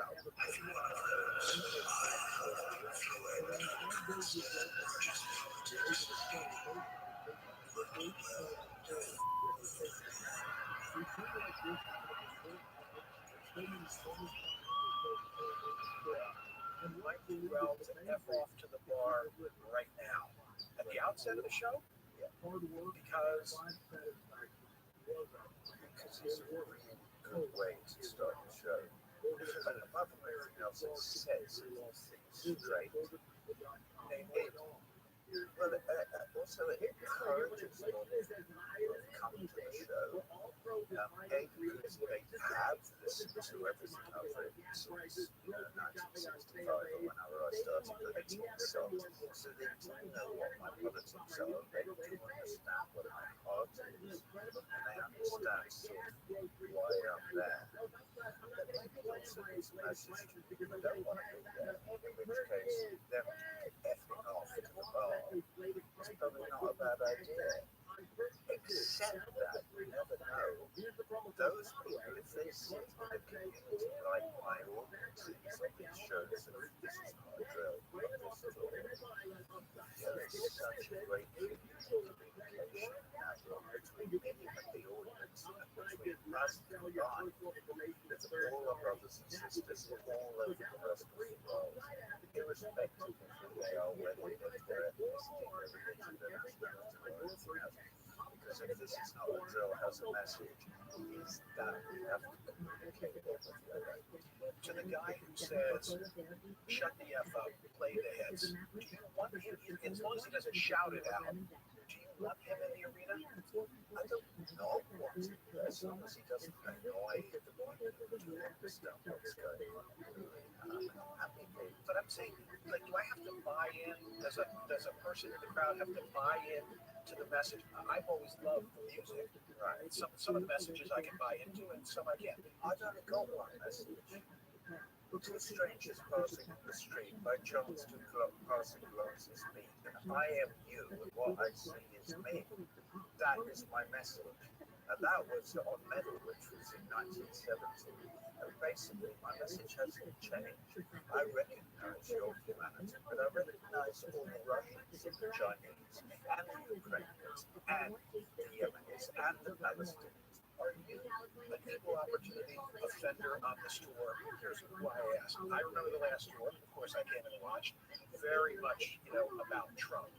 And in the current show, you've got a montage of war criminals, according to you, and a picture apparently of President Biden on the screen, and it says, just getting started. What's that all about? President Joe Biden? Yeah, well, it's fueling the foreign Ukraine for a start. That's a huge crime. Why won't the United States of America encourage Zelensky, the president, to negotiate, obviating the need for this horrific, horrendous war, but that's killing? We don't know that one. But you went to the party that got invaded. Come on, you got it reversed. Well, that's it. Any war, when did it start? What you need to do is look at the history, and you can say, well, it started on this day. You can say it started in 2008. Okay? It's basically, this war is basically about the action and reaction of NATO pushing right up to the Russian border, which they promised they would do when Gorbachev negotiated the withdrawal of the USSR from the whole of Eastern Europe. When you say this, then I have to say, what about our role as liberators? You of all people, you have no role as liberators. World War II is broken. It's World War II. Isolation, and that's sad. I would argue that go with the guys and that pushed us in. But thank God the United States got in, right? You lost your father in World War II. Thank God the United States. Thank God the Russians already won the bloody war by then. Don't forget, 23 million Russians died, protecting you and me. You're the Nazi. And you would think the Russians would have learned their lesson from the war and wouldn't have invaded. Well, with all your women, I would suggest to you, Michael, that you go away and read a bit more and then try to figure out what the United States would do if the Chinese were putting nuclear-armed missiles into Mexico and Canada. The Chinese are too busy encircling Taiwan as we speak. They're not encircling Taiwan. Taiwan is part of China. Accepted by the whole of the international community since 1948. And if you don't know that, you're not reading enough. Go and read about it. This is like, well, really good. I mean, no, you're believing your propaganda. You're defining Taiwan. You can't have a conversation about human rights. You can't have a conversation about Taiwan without Roger, if you're having a conversation about human rights, at the top of the list of offenders are the Chinese. Why is it always the Western world? Why is the Chinese anyway around killing million people in fact, as far as I can recall, hang on a minute, who are the Chinese invaded? Their own products. Absolutely not. You should go away and read. Hey, my problem is I still want to try reading your minor notes, okay? Thank you for doing this. I appreciate it. I just don't understand why he would laugh. Why he's laughing. He's laughing like Kamala Harris laughing. It's like one of those tribal smart. She's not the brightest bulb, right? I mean, this is the CNN does not hire smart people. So it's not, and Roger Waters is right about a lot of that. There's things obviously there's blind spots there, and China's certainly not nice to work with people. But we've got to a point where we've lost a moral authority. America's lost it. It's still the best country to live if you are an ambitious, relatively healthy person. And it's still heads and shoulders above a lot of places, but it's no longer, it does not have the moral authority that it once did. And when it wades into these things like Russia, Ukraine, or China, there's a lot more baggage that we have now as a country than we did. And Iraq, and Afghanistan, and the legalization of torture, and all of these, they're not looked at as moral paradigm. It's not. So Roger Waters is 100% right. That's wild. That's wild. No day is the same, and I get to meet a lot of awesome people every single day. The real point was China invading other countries. This is not something they do. No, we have been for a very long time, pushing this narrative that we are liberators, that we were there to help. And I think the last round of conflicts we engaged in, the last round of wars, Afghanistan and Iraq, one, we left completely disgraced. Afghanistan and Iraq, it seems, I don't know what the hell's going on now, but it doesn't seem to be worth it. People look back at it and think, it wasn't worth it. A lot of people died. Soldiers from our country died. A million people, or hundreds of thousands of people in Iraq died. And yes, Saddam Hussein was a bad guy, but did it make us safer from terrorism to overthrow Saddam Hussein? Seems to have done potentially the opposite. Terrorists were kicked out of Iraq. Saddam Hussein was not, fostering people in that country that would be a threat to him, challenge his power. So, it's tough. It's tough because obviously we don't want to turn the world over to China and Russia and things like that. But we don't really have the authority we used to have. We definitely don't have this moral high ground that we see in you guys, or this consensus that we're the liberators of the world. There's a large swath of the population that doesn't want they want peace through negotiation and not peace through military intervention. That's Tulsi Gabbard's position. That's right. And she's demonized for it like no other. It is really fantastic. When you go abroad, people's feeling in America now, they're just kind of over us. They just don't care. They don't hate us anymore. They're just over it. Okay, you're America. We get it. So they can't try to make it, but again, we haven't made a good, funny movie in a minute. We haven't done it. The only funny is comedy right now, stand-up. Stand-up podcasts, There's some mild comedies. There's some new young funny guys. Oh, there's a lot of great comics. A lot of great podcasts. Stand-up comedy and podcast it's holding raw, wild comedy down. Yeah. Because movies like Superbad, Tropic Thunder, you're not making those now. Jamie Foxx was just talking about a film that he made in 2016 that got shelved. And in it, Robert Downey Jr. plays Mexico. Right. See, if we were making funny stuff, I think that would be a way to get the world to love us again. That was always our superpower. Was that we could make cool shit, funny stuff, and great music, and that they want to make comedy without any criticism. They want to make comedy without comedy. It's a problem. But I do think that eventually, we've learned how to do everything on our own. We've learned how to do talk shows on our own.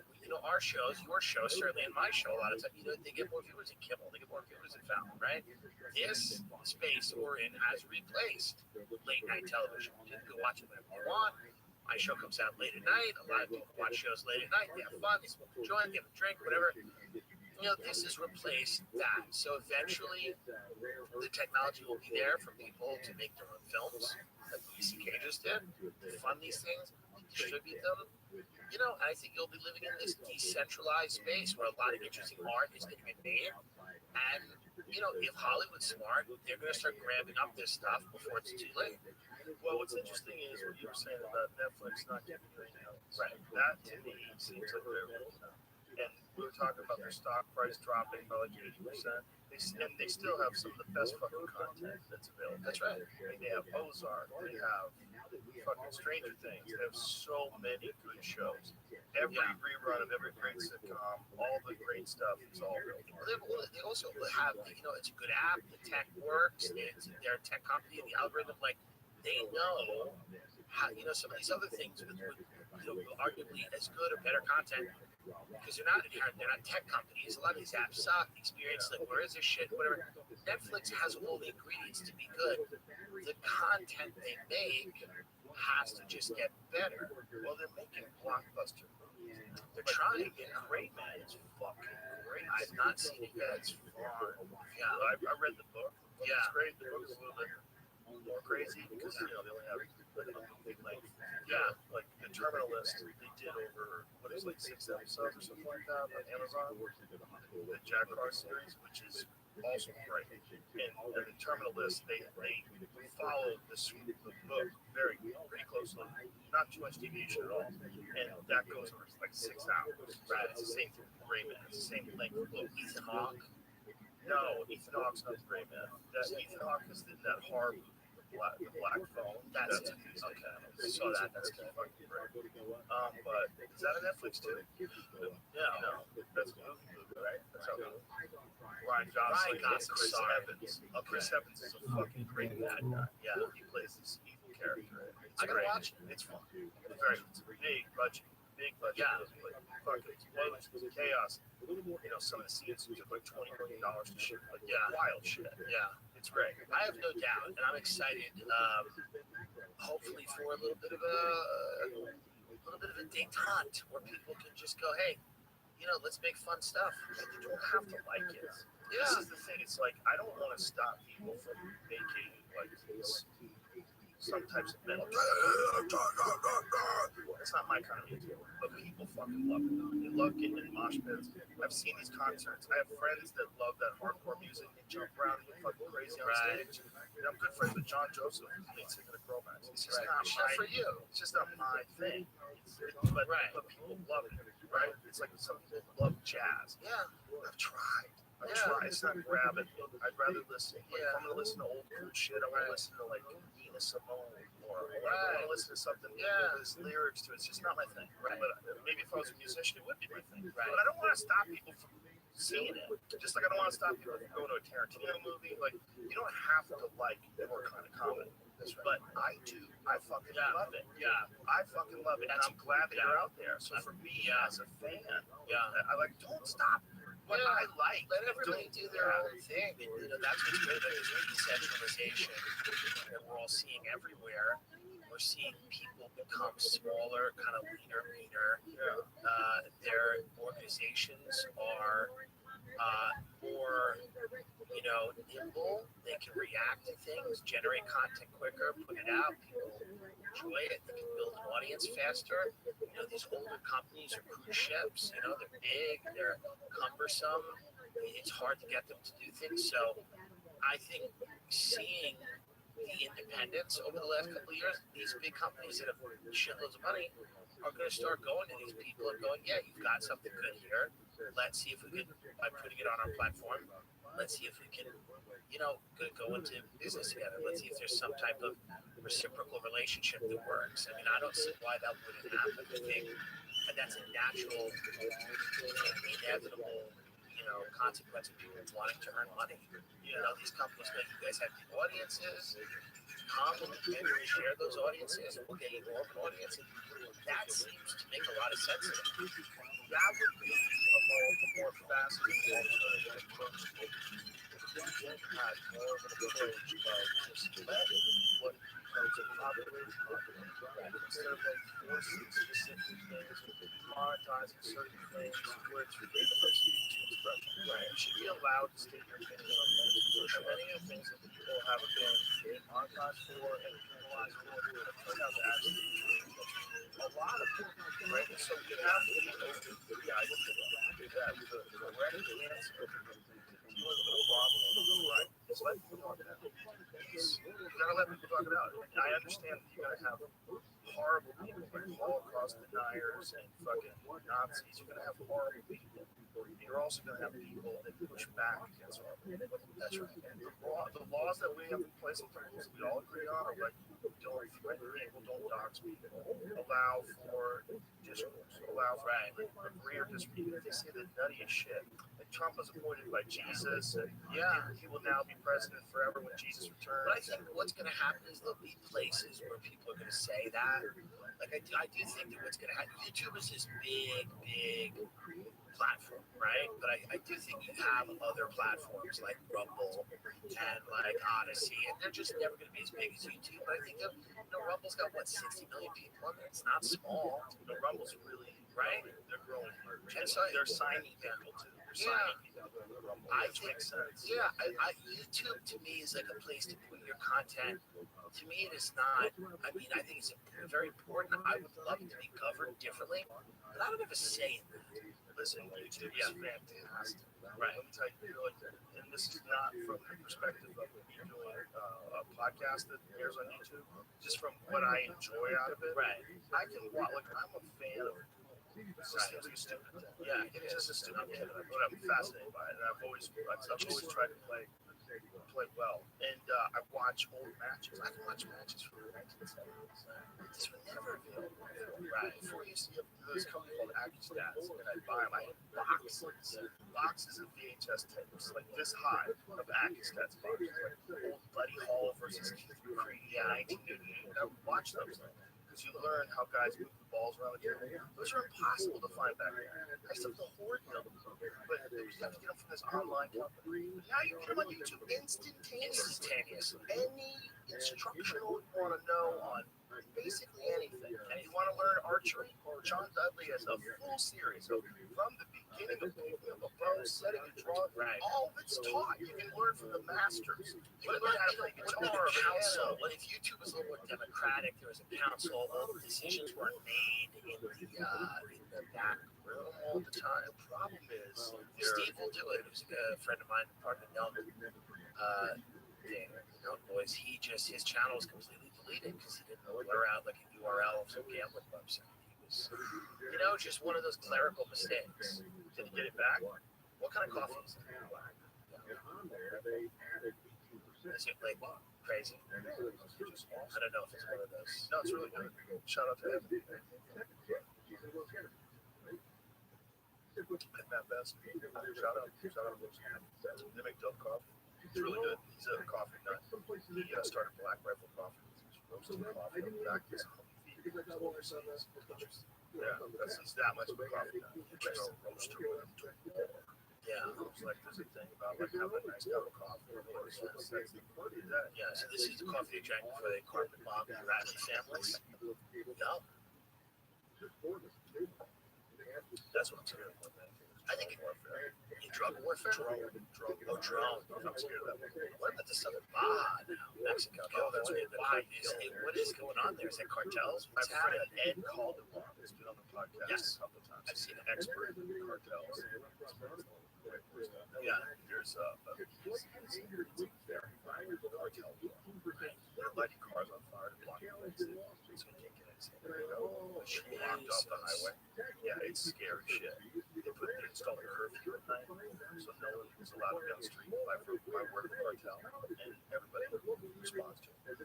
So do we need them to come in and fix LA? Can we just bring the cartel in? This is what happens when you have no. Yeah. It sounds like there's more rules in downtown LA. We could use a curfew. Bring in the cartel. Why not? That's like you could say like it was better when the mob ran Vegas, unless they killed you. Yeah. Look at what's going on there. Yeah. It's wild. Yeah, they're lighting buses on fire. Now, what is this about? What is the general problem? That's a good question. That I don't know the answer to. There's some sort of dispute territory. But here's the thing: it's like these people have insane sums of money. They're making insane sums of money. They have incredible resources at their disposal. Like, you don't understand what you're talking about when someone doesn't pay taxes, right? And they're selling cocaine, right? And they're getting it through the United States every day. They're making fucking billions and billions of dollars. That's crazy. And a lot of them, are very smart when it comes to business. They understand what they're doing. And they control territory. That's right. It's like one cartel will have like one swath of territory. It continues to be. Right. This is all funded by the drug war. All right. This is like us eating poison funds in, right? While we're dying, right? Like this was literally funded by this desire that other people have to control what you can and can't do with your body because of existing laws, not because of like rational, logical thinking about other intelligent human beings, their perspectives, and whether or not they can handle this, whether or not this is beneficial to them. No, they just decide sweepingly that they can control. That's wild. It's wild. It's amazing how the turf wars, where it's like one cartel is like, we have the right to provide product in this area. Yeah. Like one cartel goes, we have Whitney Cummings' house, you know? And then they get in a fight about who can put it's I am for real. Never meant to make your daughter cry. I apologize for dreaming down. Sorry, Miss Jackson. I am for real. They're still selling opiates. Yeah, there's no reason they're selling heroin. Our narco state is on our southern border. It's really there's no reason for that unless we have some handle. It's because we made it illegal. So the only way you can make money is selling the stuff that people want, like cocaine, is you got to get it illegally in here. Right. But there's a massive business. Right. You're pretending it doesn't exist. Yeah. You're gonna fucking stop it by arresting a few people here and there. No way. How much money? This is fucking tunnels. These guys did it. They go through. They have electricity and then shit. This is a city. These people are well funded. They're well funded, and they're funded by our stupid fucking laws. Do you think it'll ever get to a point where we legalize everything? The problem is we're so coddled. If everything became legal tomorrow, people would die. For sure. For sure, we would lose folks. It would be a problem. Listen, they're not innocuous. When you're talking about giving people heroin and giving people cocaine, I think you should be able to do whatever the fuck you want if you're an informed, consenting adult. That's my stance on it. Anything you want to do. There's so much fentanyl. But that said, if that shit just becomes legal everywhere, you just go to 7-Eleven and buy meth, people are going to die. That's right. It's going to happen. That's right. Because you're going to have more access to it. You probably have way more addicts. Right. They're going to have to learn how to use things. It's like there's an argument that they make about kids in Europe, like in Italy, when you're young, you drink wine. So they let kids drink wine, and they don't become alcoholics. It's not even nearly the rate that we have in America. Because they don't make it this horrible forbidden fruit that one day I'm going to get my hand on that carrot and dangle that drink. 21. It's your first drink. And Just so precious, so precious, so clean. Ain't no man in that sexy. I'm just so precious, so precious, so clean. There's nobody knows me. I'm just so precious. That people can't wait to get to. So it becomes a giant part of their life. Let's get drunk. We can get drunk. It's the weekend. We can get drunk. That's right. Yeah, it's fun to get drunk. That's right. It's great. It's a good product. Yeah. They figured out something that actually does make things more silly. Right. But, I mean, if that was illegal, you would have organized crime. And that's what they fucking had. We know it. That's how the mob emerged. That's right. That's where they got all their money. That's right. They were selling alcohol. The fucking NASCAR drivers. Such a bad system. That's what NASCAR is. Yeah. NASCAR was, they developed that to were moonshiners. Yeah. They're trying to get the fuck away from cops. It's amazing. They souped up their cars. That's fucking amazing. That's the origin of NASCAR. That's crazy. It's one of the most American things of all time. Ever.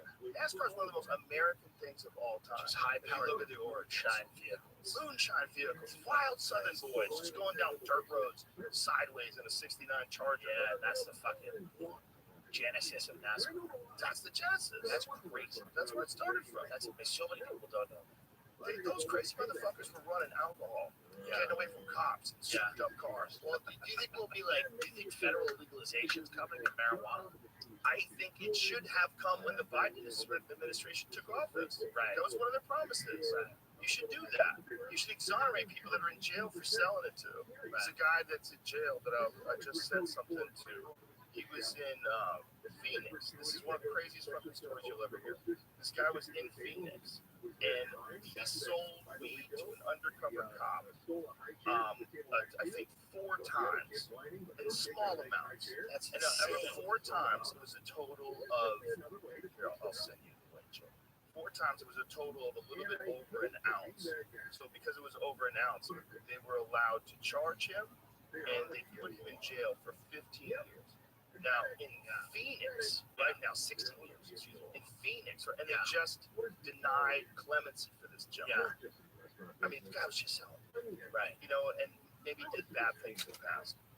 But whatever he did was not worthy of this. While there's legal weed right now in Phoenix, people are making millions. Just because someone did something in the past they already did their time for, it doesn't mean a small thing like selling weed. This is a kid. Lock someone in a fucking cage. I don't know how old he is. Let's say a South Phoenix kid. How old is he? 21. That's crazy. So 21, you're gonna give him 15 years for undercover cop. This is fucked up. 4 times. Shit's a trap, man. It's fucked. Well, first of all, yes, he was selling weed. Yes, he was selling weed. But who fucking cares? There's so many crimes being committed. This is the most mild of crimes. You guys selling weed, that should not be something you should arrest someone for. But don't break the law. Okay. When you have no more robbers, no more murderers, and no more rapists, and no more fucking carjackers, when all that stuff is complete zero, then we'll focus. Focus on weed. It's never fair to me.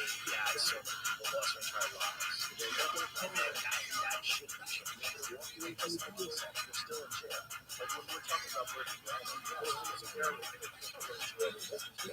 it's crazy. We have thousands of people in America in jail for the same fucking thing. Thousands of them. People get her out. Negotiation. But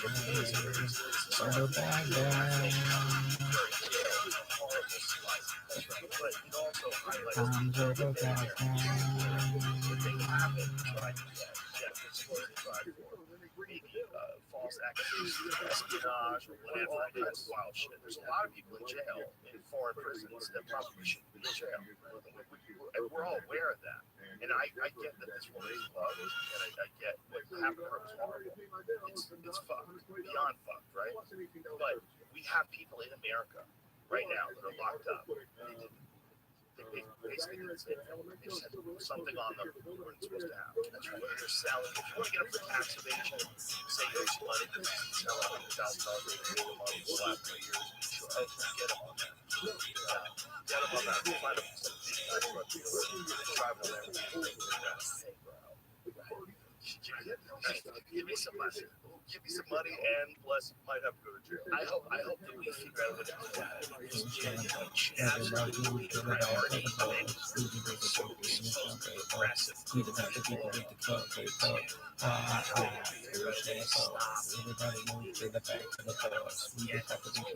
Out of jail, have their lives restored. And stop people from going into jail. Non-violent drug offenses. And also not giving a person a chance to grow. You know, you're putting them in a situation where you stomp all of their, like, this one decision that they make at 21 years old is defining their entire life. It's just sell weed. How heartless is that? Yeah, it's heartless. Stop. It's heartless. I knew kids got caught with a lot of stuff and had the money to get big time lawyers, and then they didn't get their sentences. Right. And so it is, you know, it's uneven. And, you know, there's like this, the history of crime, the history of doing things. Yeah, I'm sure he does, but if he did his time for that, like you can't just automatically retroactively attach something that's innocuous, like selling weed today with, you know, assault from 10 years ago or whatever it was. You can't do that. You can't do that. No. You can't do that because if he did time for that, then he did time for that. Yeah. Well, I mean, does he have a history? Yeah, but it should attach itself to this new crime. Yeah. I think he's on probation. Fuck up numbers. It's still bad. I think that probation alone puts him in jail for 5 years. Probation violence. Well, we need a happy medium. You can't have no cops, but you also can't have like a draconian police state. You gotta have that. That's what we talk about. It's that compromise, that rational attitude. There also has to be some compassion. That's right. That's not a violent crime. It's not a big deal. There's got to be compassion. Especially, I think, people that are younger and have their entire lives ahead of them. And if they're not violent and they're not killing people or hurting people, and they make a mistake like that, to doom them is crazy. Oh, listen, man, when I was 21, I was a fucking idiot. I would have sold it to a cop for sure, 100%. Don't you forget, it's my life. It never ends. Bad stuff in my car. I used to have 8 balls of cocaine in the car. It's like, but thank God, none of that. But it's just luck. It's the luck of the draw. It's a lot of it's luck of the draw. I know guys that I knew that I used to hang out with. They got popped for DWs. They got popped for drugs. They did time in jail. It's crazy. It's crazy. Young, but they did it when he was young. Fuck. And he's got to live with that for the rest of his life. I know a girl that of course not. A friend of mine just, he used to date a girl. She got 3 DWIs in Chicago, 10 years in jail. 3 on your third stripe there. They don't fuck around. They're in for 10 years. It shouldn't be that your card is reporting. Right. But nobody wants to give up to that. Nobody wants to give it. You have somebody blowing the dick. I'm here on me, and I don't let me out of my fight. Oh, I'm just a girl. I'm sorry that he's let me out. You should have an app that says, because if you're really drunk and you think you can handle it, It's a problem. That's a fucking problem. Yeah. And there's a lot of people that make those decisions, and you make one bad decision, and your entire life is now irreversibly changed. Especially when you're my friend high school. You did the wrong thing. I got in a car accident. I was not high. I got in a car accident when I was young, and my secretary, the secretary of my company was in the car. She ended up being okay, but it was a bad, head-on collision. And it was like, you imagine that, this is, you can get in an accident so, so the reality is you up the ante, you're on drugs, you're drinking. I mean, you can get in a life-changing event fucking sober. So you do something like that and you get in a car, I mean, thank God. It's bananas, B-A-N-A-N-A-N-A shit. It's bananas, B-A-N-A-N-A-W shit. It's bananas, B-A-N-A-N-A-S shit. but they're still, it's such a wild agreement. Yes. Your lane, I stay my lane. So one thing I miss about New York City, there's a lot of things I miss about New York City, but there is such a nice, someone like you're way too famous for it. But when you don't have to drive, and you just walk around all day, and you look at your phone and you're like, I've done fucking 11,000 steps, and I didn't even realize it. Yeah. And you're like, I walk all day. There's something nice about that as a lifestyle. It's way better for you. It's a lifestyle you buy. I don't have to sit in traffic. I can walk around. There's something nice about it. Not fucking having a car that you can use when you want. But you go the majority of the time I'm on foot. And that was my favorite thing. I'm putting on my track and stop the song. You be like that girl. Ain't no holler back, girl. Ain't no holler back, girl. Few times you've been around that track and stop the song. You be like that girl. Ain't no holler back, girl. See the way these people drive? Even here in Austin, you just anywhere. Late at night,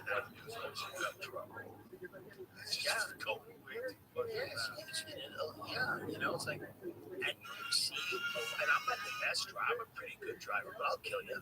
You know what I mean? There's people that I'm in Facebook groups about the kind of guy off Whataburger and all that shit. And I won't even mean to kill you, but I'll kill you, and I won't even mean it. I won't even mean it. I'll be on my phone, and I'll just kill you. So it's so I travel a lot better.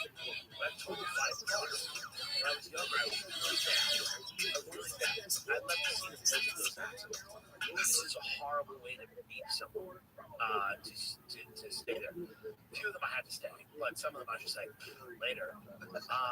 One woman got out of the car, so she kept yelling, and I tried to run up. Girls say, boys say, hey baby, hey baby, hey. Baby, baby. I'm the kind of girl that's going to be honest and say, I'll never secret. Yeah, because right now the self-driving thing, it's very highly criticized. It's not really there yet. Right. You can just turn your car and take it over and avoids all the traffic, stops at the red light, lets pedestrians cross in front of you, knows when a car is changing lanes or not changing lanes. Right. It's not perfect. Yeah, that's right. And people do things now where they have side Tesla and people are on autopilot and they're like,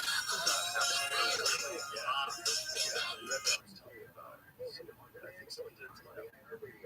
And realize, like, oh my god, the car just reacts. Because he will, if he's on the highway, just put it on the road. Recreate and embrace my own world. And I could be your favorite girl forever, perfectly together. But tell me, darling, wouldn't that be sweet? But the Tesla's a really impressive. Oh, it's way more impressive than anything else that I've ever driven. It doesn't make any sense. It's completely silent inside. It's very nice. It's very smooth. It's great for bumps and shit. And it's great for us. It's essentially it's a great center of gravity because the batteries are down low. It's just a marvel. Yeah, it's a marvel. When I drove it today, I was like, Jesus Christ, this thing. Just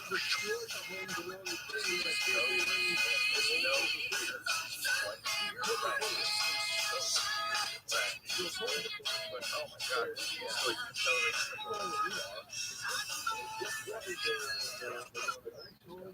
yeah, it's great. It's got a lot of nanny things in it. It recognizes things. I hate that. Like if you're turning down a road, there's a tree in front of you. Like go off when you're not gonna hit the tree. What I like about my car is on Sunday morning, when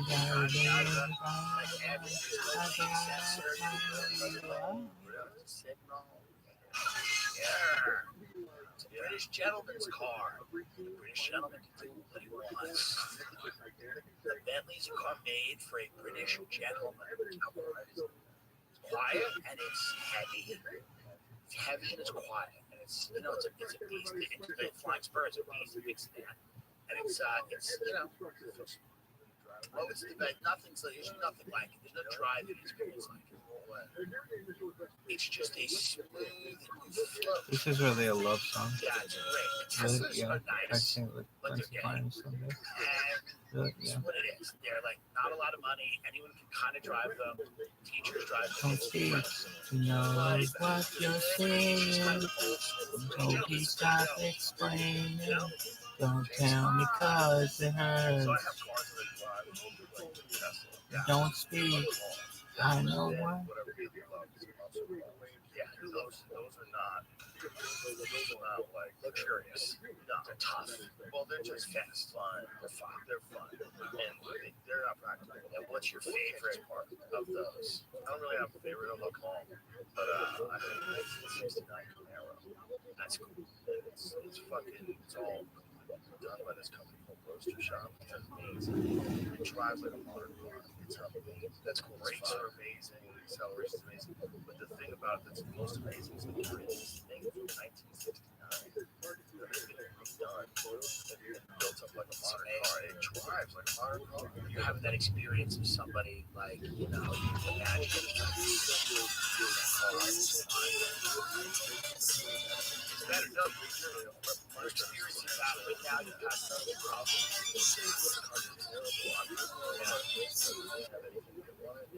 They're worth so much money. Right. You get like an old Barracuda, like a Barracuda, they're going for $1 million. Right. $1 million for a party. And I feel like I was so I just keep on dancing. I'm not getting into the watching these races. You run me up the show, so I'm gonna keep on dancing. It's scary. It's crazy. See the cigarette butts? Oh, dude, they're nuts. And they go flying through the air. I'm like, yes, all of that. Austin has a lot of regular people. A lot of us. All of your friends are regular people. You're a regular working class guy around regular people. live a very simple life, and these are simple. That's the thing. It's like that's what I like about Austin. There's a lot of good, salt of the earth people here who are like talking about NFTs, or these are the people that you would grow up with. They crashed because of all the stock market crashes. Well, yeah, I mean they've crashed, man, but and they're still being bought though. the people that are into them now seem a little frantic. Like the jig's up a little bit. People are not. That is a great hustle though, man. They got people to buy pictures. It was a great hustle. For billions. It'll come back in another form that makes more sense. It won't be pets.com. It'll come back in a way where it's like Amazon, where it comes back and you go, oh, I get it now. But at the moment, it's silly. And at the moment, I think people are like, let me say something though. Underneath it all. There's levels to it where it makes sense to create digital art. Yes. And that's like people. That people guy does. He's literally putting together a giant gallery. So if he actually has like physical art, right? Yeah, he made that thing too, and then he'll sell that. Yeah, you can have an NFT of that. That's like you get like a whole thing that goes with it. It's a different sort of. They're buying art. There'll be a way to where it'll 10 years from now we'll look back and we'll go, oh, that's what it was supposed to be. Like everything else, in the late 90s, there was this crazy rush to the internet, but before. There was the infrastructure there, and there were these wild companies. Obviously, Pets.com is the one that everyone talks about, but there was, a lot of these companies, including Amazon, lost like 90% of their value, right? And some of them died, and then Amazon came back to be, one of the biggest companies in the world, if not the biggest. So I think eventually what happens is years from now, we will see how all this technology is applied, and it'll make a lot more sense then. But as of right now, it's a big mess. It's a big mess. There's a lot of criminals, there's a lot of opportunists, a lot of fucking desperate people. It's a soup of humanity out there trying to figure out what the applications are. I wonder if they'll ever get to a point where, televisions, like super high definition televisions are everywhere. And if someone could have a digital piece of art that's so astounding, and you could only see it on like a digital television, and so you would get one, it would be like, oh my God, it's got I think also, and you can replicate. Yes, but people, it's like replicating a Frank Frazetta painting. That's right. Like I have a print of a Frank Frazetta painting, but it's not an actual Frank Frazetta painting. Right. That's worth $1 million or more. Right. Right. But to have like an original digital art might be representative to people. Or to just be in a club, right? Because that's essentially a lot of what that is. It's like an NFT, it gains you admission into some kind of club, and it's a flex. Certain live streams you can get into, maybe there's certain events you can get into, live events. Like the idea basically is that you have something that has a value to you and the people that want it. Just like everything else in the world. Just like art. It's like a Ferrari has a value to a guy that can afford a Ferrari but also wants a Ferrari. He's got to want it. And then to him, a Ferrari has more value than anything else in the world. And he'll pay $1 million for it. But to somebody else, maybe that has $1 million, the guy don't fucking want a Ferrari. So it's really that's really what it comes down to. It's like these things will have a lot of value to the people that they're holders, and then other people as well. But then a lot of people go, yeah, fuck that, I don't want that.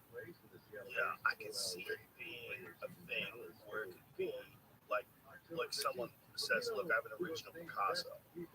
I could see it being a thing like that, where it's like images on a screen, like maybe it's a number, right? Maybe the art is based around a number. Oh, I've got a number one. Oh my God, is that the number one? Yes. And if you had a number one in your house, people are like, bitch, you don't have number one. That's right. Tim Dillon has number one. That's in the registry. Yeah. Or they go, I'm a member of the JRE, whatever. Yeah. That entitles me to whatever. I get something because I'm a member of this club and I want to be in it. This NFT gives me this preferred status in this thing that I really like and enjoy. There's a way to do that. Some kind of fan club. I'm thinking Tim Dillon Nation. Yeah, that won't get shut down by the feds. That's if you have a right-wing radio show someday, it's got to be Tim Dillon Nation. Dillon Nation? Yeah. Tim Dillon Nation. I could make a lot of money if I went that route. I just, I think it'll, a few years from now, I will. just move to Florida and go completely insane. The thing is, when you move to Florida, you got to lose it completely. Yeah. And all the friends I had that lived there, they're all like, they're all so happy, but they're on the beach screaming about the FBI. So how happy can you be? But when you move to Florida, you just got to let it go. You just got to let it fly. Yeah, well, Florida has a long history of chaos. Long history of chaos. I mean, from the Cubans coming into the prisoners being released by Castro. Oh, yeah. All the Scarface stuff. Oh, yeah. Coke days. My good buddy, Steve Graham. Yeah. He's a good friend of mine. He's an ophthalmologist. He did his residency in Miami in the 80s. Wow. So he was working in the hospitals when people were just coming in with gunshot wounds and cocaine everywhere. He said he was, wow, it's got to be insane. He's got some crazy fucking stories. He was in the heart of all the chaos. And he's working in the emergency room. Yeah. I mean, that state is one of those states where it just has that ethos of crazy is tolerated and encouraged. Well, they had more banks per capita than Miami than anywhere else. That's he was built What is up. this song? Oh, what is this song? That's not right. Right. This is something I just cruise and struggle with.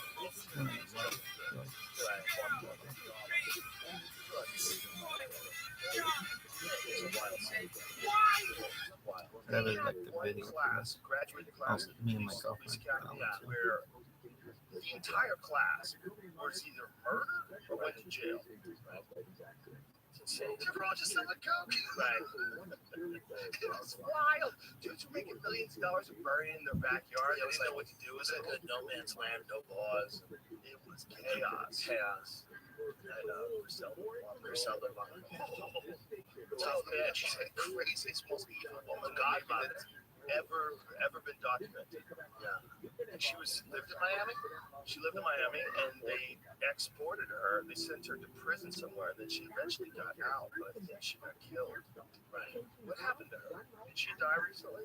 Do you remember? I think they covered that in Cocaine Cowboys too. Yeah, but that was terrifying. She was no joke. Yeah. So scary. But it's good to have a passion. Like she had something that She's gonna kill she wanted to do. Which, no one gets to that level that isn't into it. She's murdered. Yeah, Jennifer Lopez was slated to play her in a movie. Is that still happening? And everybody's like, oh, she's way too hot. Yeah, you can't have like Jennifer Lopez do it. That's gonna take everyone out of it. Well, it's also like this one which wasn't the best movie. No, it wasn't even anything like that. No, she was a tough bitch. It's a different thing. It's a different thing. That's crazy. Completely different. Yeah. No, it's a bad idea to have J-Lo. It's like Ryan Gosling playing Andy Dick. Not a good move. It's not. Doesn't fit. No. But I would like to see that movie just with someone else in it. Yeah. Some really good actress that no one knows. Yeah. That would be the way to go with that. Oh, okay, that's not they the made one. her. No, you're not wrong. But they were titled the same thing. Oh, she's hot as fuck too. She's too hot. This woman looks like Marty Lane. That's what I'm talking about. Right. That look at the real I need to be doing this. That's the real one. No, I need to be in this. We can get Bobby Lee for that part. I need to be doing this. Yeah, no, she's not a good woman, which is why it's so crazy. You know what it is? So funny. It's like that is the thing with Hollywood again with movies. Nobody's gonna watch it if she's gross. That's true. That's the thing that Hollywood will say. They're like, we need a hot murderer because no one will. It's very interesting. They'll be like, yeah, no one will watch it unless there's some eye candy, somebody you can look at. It would have to be the real film. Are there big female movie stars that are not attractive at all? Yeah, for sure. Yeah. You get like some big women, a few big women. It's rare that they like. Well, Charlize Theron did it to herself. That woman's a beast. That was directed by my friend Patty Jenkins. That's one of the best movies. It's a fucking phenomenal movie. And Charlize Theron killed it, dude. She killed it. Man, that lady, she looked like her, man. It's like she assumed her mannerisms. I mean, it's a phenomenal performance. I mean, think about what she did to her body. Right. To be like a top of the food chain, gorgeous woman. yourself into this horrible place, and then look at what she looked like when she won the Academy Award for it. I mean, that is fucking wild. And then she gets herself back into shape. That's incredible. I mean, people don't know how fucking hard that is to do. And to do that for a movie, and to nail like one of the only documented female serial killers. She killed it. She killed it. She killed it. This is outfit. Yes. J-Lo, she gained fucking 100 pounds. Become Griselda Blanco. Well, she's never do that. Yeah. She will take on Columbia for you. No way, man. Look how hot she is. Get out of here. That's crazy. It's crazy. That doesn't make sense. Historically, that's not accurate. It's like having a Chinese guy put Castro. That's right. There's no reason for this. Why are you doing this? Those are two very different things. Yeah. What she is smoking hot. Fucking dying. Yeah, you can't have that. As Griselda Blanco. I mean, I don't know. Maybe she'll kill it. Maybe it'll be great, but who knows? It's not the same. It's Hollywood. They'll figure it out. Part of the story was there's a guy who, you see, there's this one dude who's got his arm around her. That was her boyfriend, and she had found out that he was fucking around her. That was like part of the story. What did she do to him? What she did, when she found out he was fucking around her. I'm sure it wasn't good. I don't remember what she did. Yeah, I don't remember if she took it back or killed the girls. Yeah, I don't remember what she did. She's a scary lady. I gotta rewatch that Cooking Cowboys. It's always good to rewatch that. It's fantastic. She's supposed to kill the oh, Jesus Christ, bro. She killed 3 of her husbands. Oh, that lady's so evil. You can't just have it. She's killing her. Survival.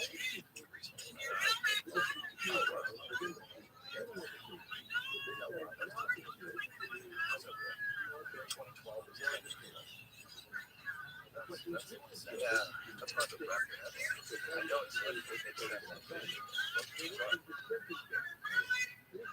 it's interesting. She rose to the top and just stayed there.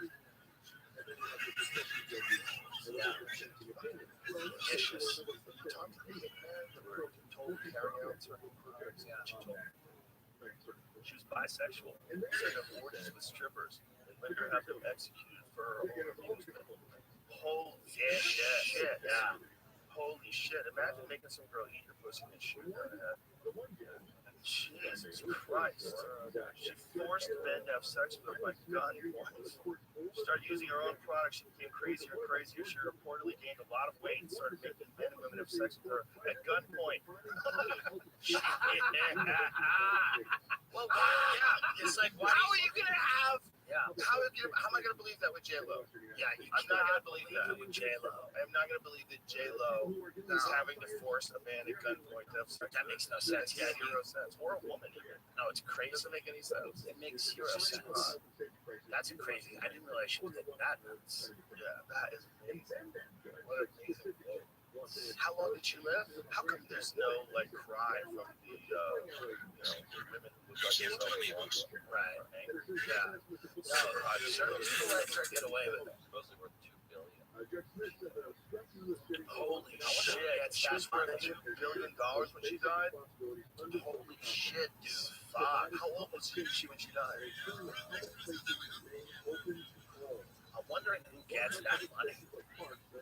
If anyone. How old is she? 70? 68? 69? Hell of a run. What else do you want? Lots of exes like a couple of dead strippers in his driveway. You know? All fucking people at gunpoint. I mean, that's an incredible run for Universal. No, of course. It's incredible. She did it. She made it to the finish line. She did it big. She's actually kind of a hero in a weird way of thinking about it. Because the way that how many women occupied that position, right? Women of color, fat women. Yeah, this is huge. It's a big deal. A big deal. She certainly, when it comes to evil people, doesn't Brooks got away with it. She fucking did it right. She did it right. If you want to talk about it that way, ruthless. Yeah, it's crazy that someone can do that. Rise that far. She got jailed too. All the details on this, and she's trying to uncover it. But Blanca caught a lucky break. She was only convicted on 3 counts of murder. The DEA suspected that she was involved in over 40. The Miami-Dade District Attorney's Office became embroiled in a scandal involving 3 secretaries in the office of one of Blanca's top lieutenants. So instead of handing her a death sentence, the prosecutor handed in his resignation. Blanca cut a deal to serve 3 concurrent 20-year sentences. After serving her sentence, she was deported back to Colombia in 2004, where she spent the rest of her days.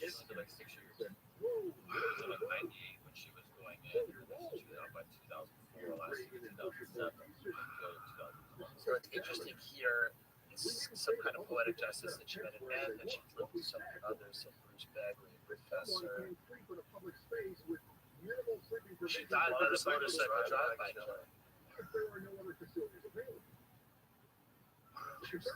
But a person like that, when they find it, probably just oh, yeah. Well, what else did she have to know? But she had to know it was cops. She knew it was to kill so many fucking people. She must have so the last thought in her head was like, oh, that thing. I invented that. I invented that. So chickens come home to roost. It's a great strategy. Yeah.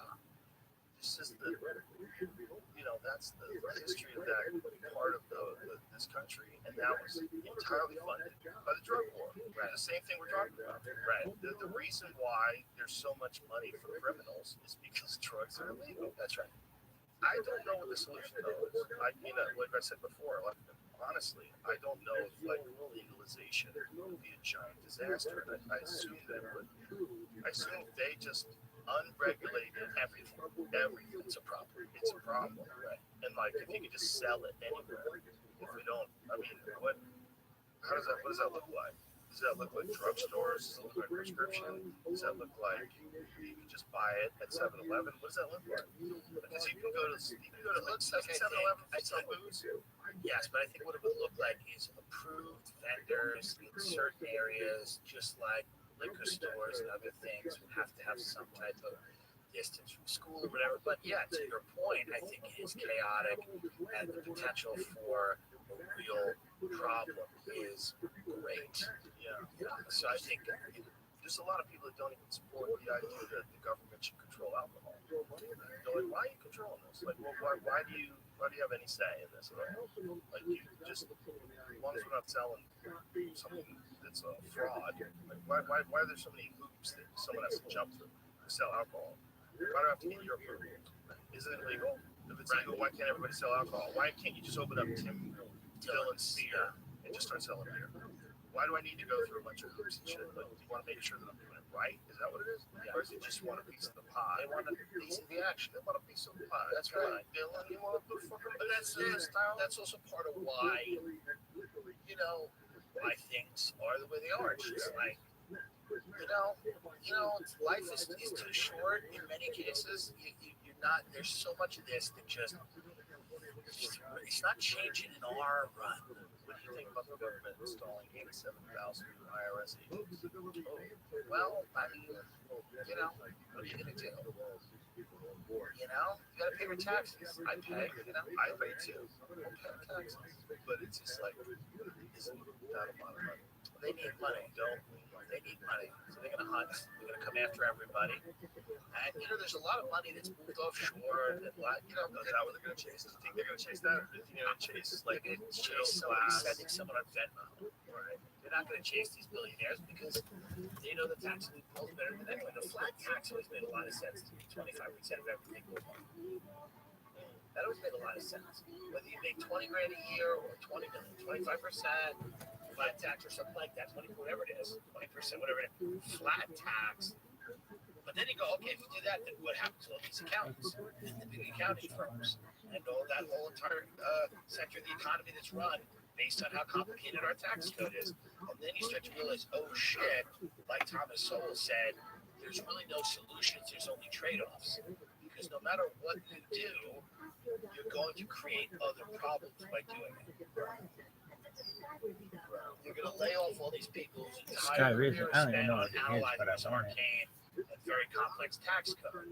They're not going to have a job. Now, that Yeah, doesn't mean man, that the that's ads don't a lot. justify the means or that it isn't a greater benefit, but like, you know, all these things become kind of a racket. Just a racket. And if you come in and get rid of the racket, people are going to go, hey, man, what the fuck? That's why the entertainment business, you know, it's like a racket. Like, you know, why are there like little movie sets? There's like 30 people standing around doing nothing. It's a racket. All of those people have jobs that are supposedly necessary. But now you can take a phone and film something and have some more people see it than a television show that they put millions and millions of dollars into. But it's just a racket. If they just did a 25% flat tax, how much money would they lose? Well, 25% seems like a lot. Maybe you include, okay, like sales tax. There's so many different taxes, right? So if someone's just like right, but if someone's just spending, if the only tax you have, the only tax you have is 25%. That's it. Well, no, there'd be sales, there'd be other taxes. How do you know your income? Why are sales taxes a thing? Explain that. If the corporation is paying taxes on the money that they make, and you're paying taxes on the money that you spend, why is there an additional tax whenever you want to use your money? That was fucking racket. And it's a lot of money. It's not a small amount of money. Oh, no, What is sales tax? this is criminal. It's criminal activity. It's a racket. What's sales tax here in Texas? 8%? Texas at least doesn't have state tax. 6.2 depends on exactly what it is. 6.25. So Texas is good. It doesn't have a state income. So what's the worst state in terms of state income tax? Or New York and California are both very bad. I meant sales tax. I'm sorry. I don't know. Do you know, Jim? It depends on what it is. Right now, I'm looking at that. Get knocked down, but I get up again. You're never gonna keep me down. I get knocked down, but I get up again. You're never gonna keep me down. I get knocked down, but I get up again. You're never gonna keep me down. I get knocked down, but I get up again. You're never gonna keep me down. Pissing the night away. Pissing the night away. Because you're Michigan, takes a lot of it. Why is there a tax in the exchange? I think that Portland, it looks like, doesn't have one. Oregon. Oh, okay. So it's a count. Oregon doesn't have it, so we're So going to two Portland. places don't have sales tax. Let's move to Portland. Is that why you want me? It's Montana? Montana doesn't have sales tax? Do you think you'll do a big ranch eventually?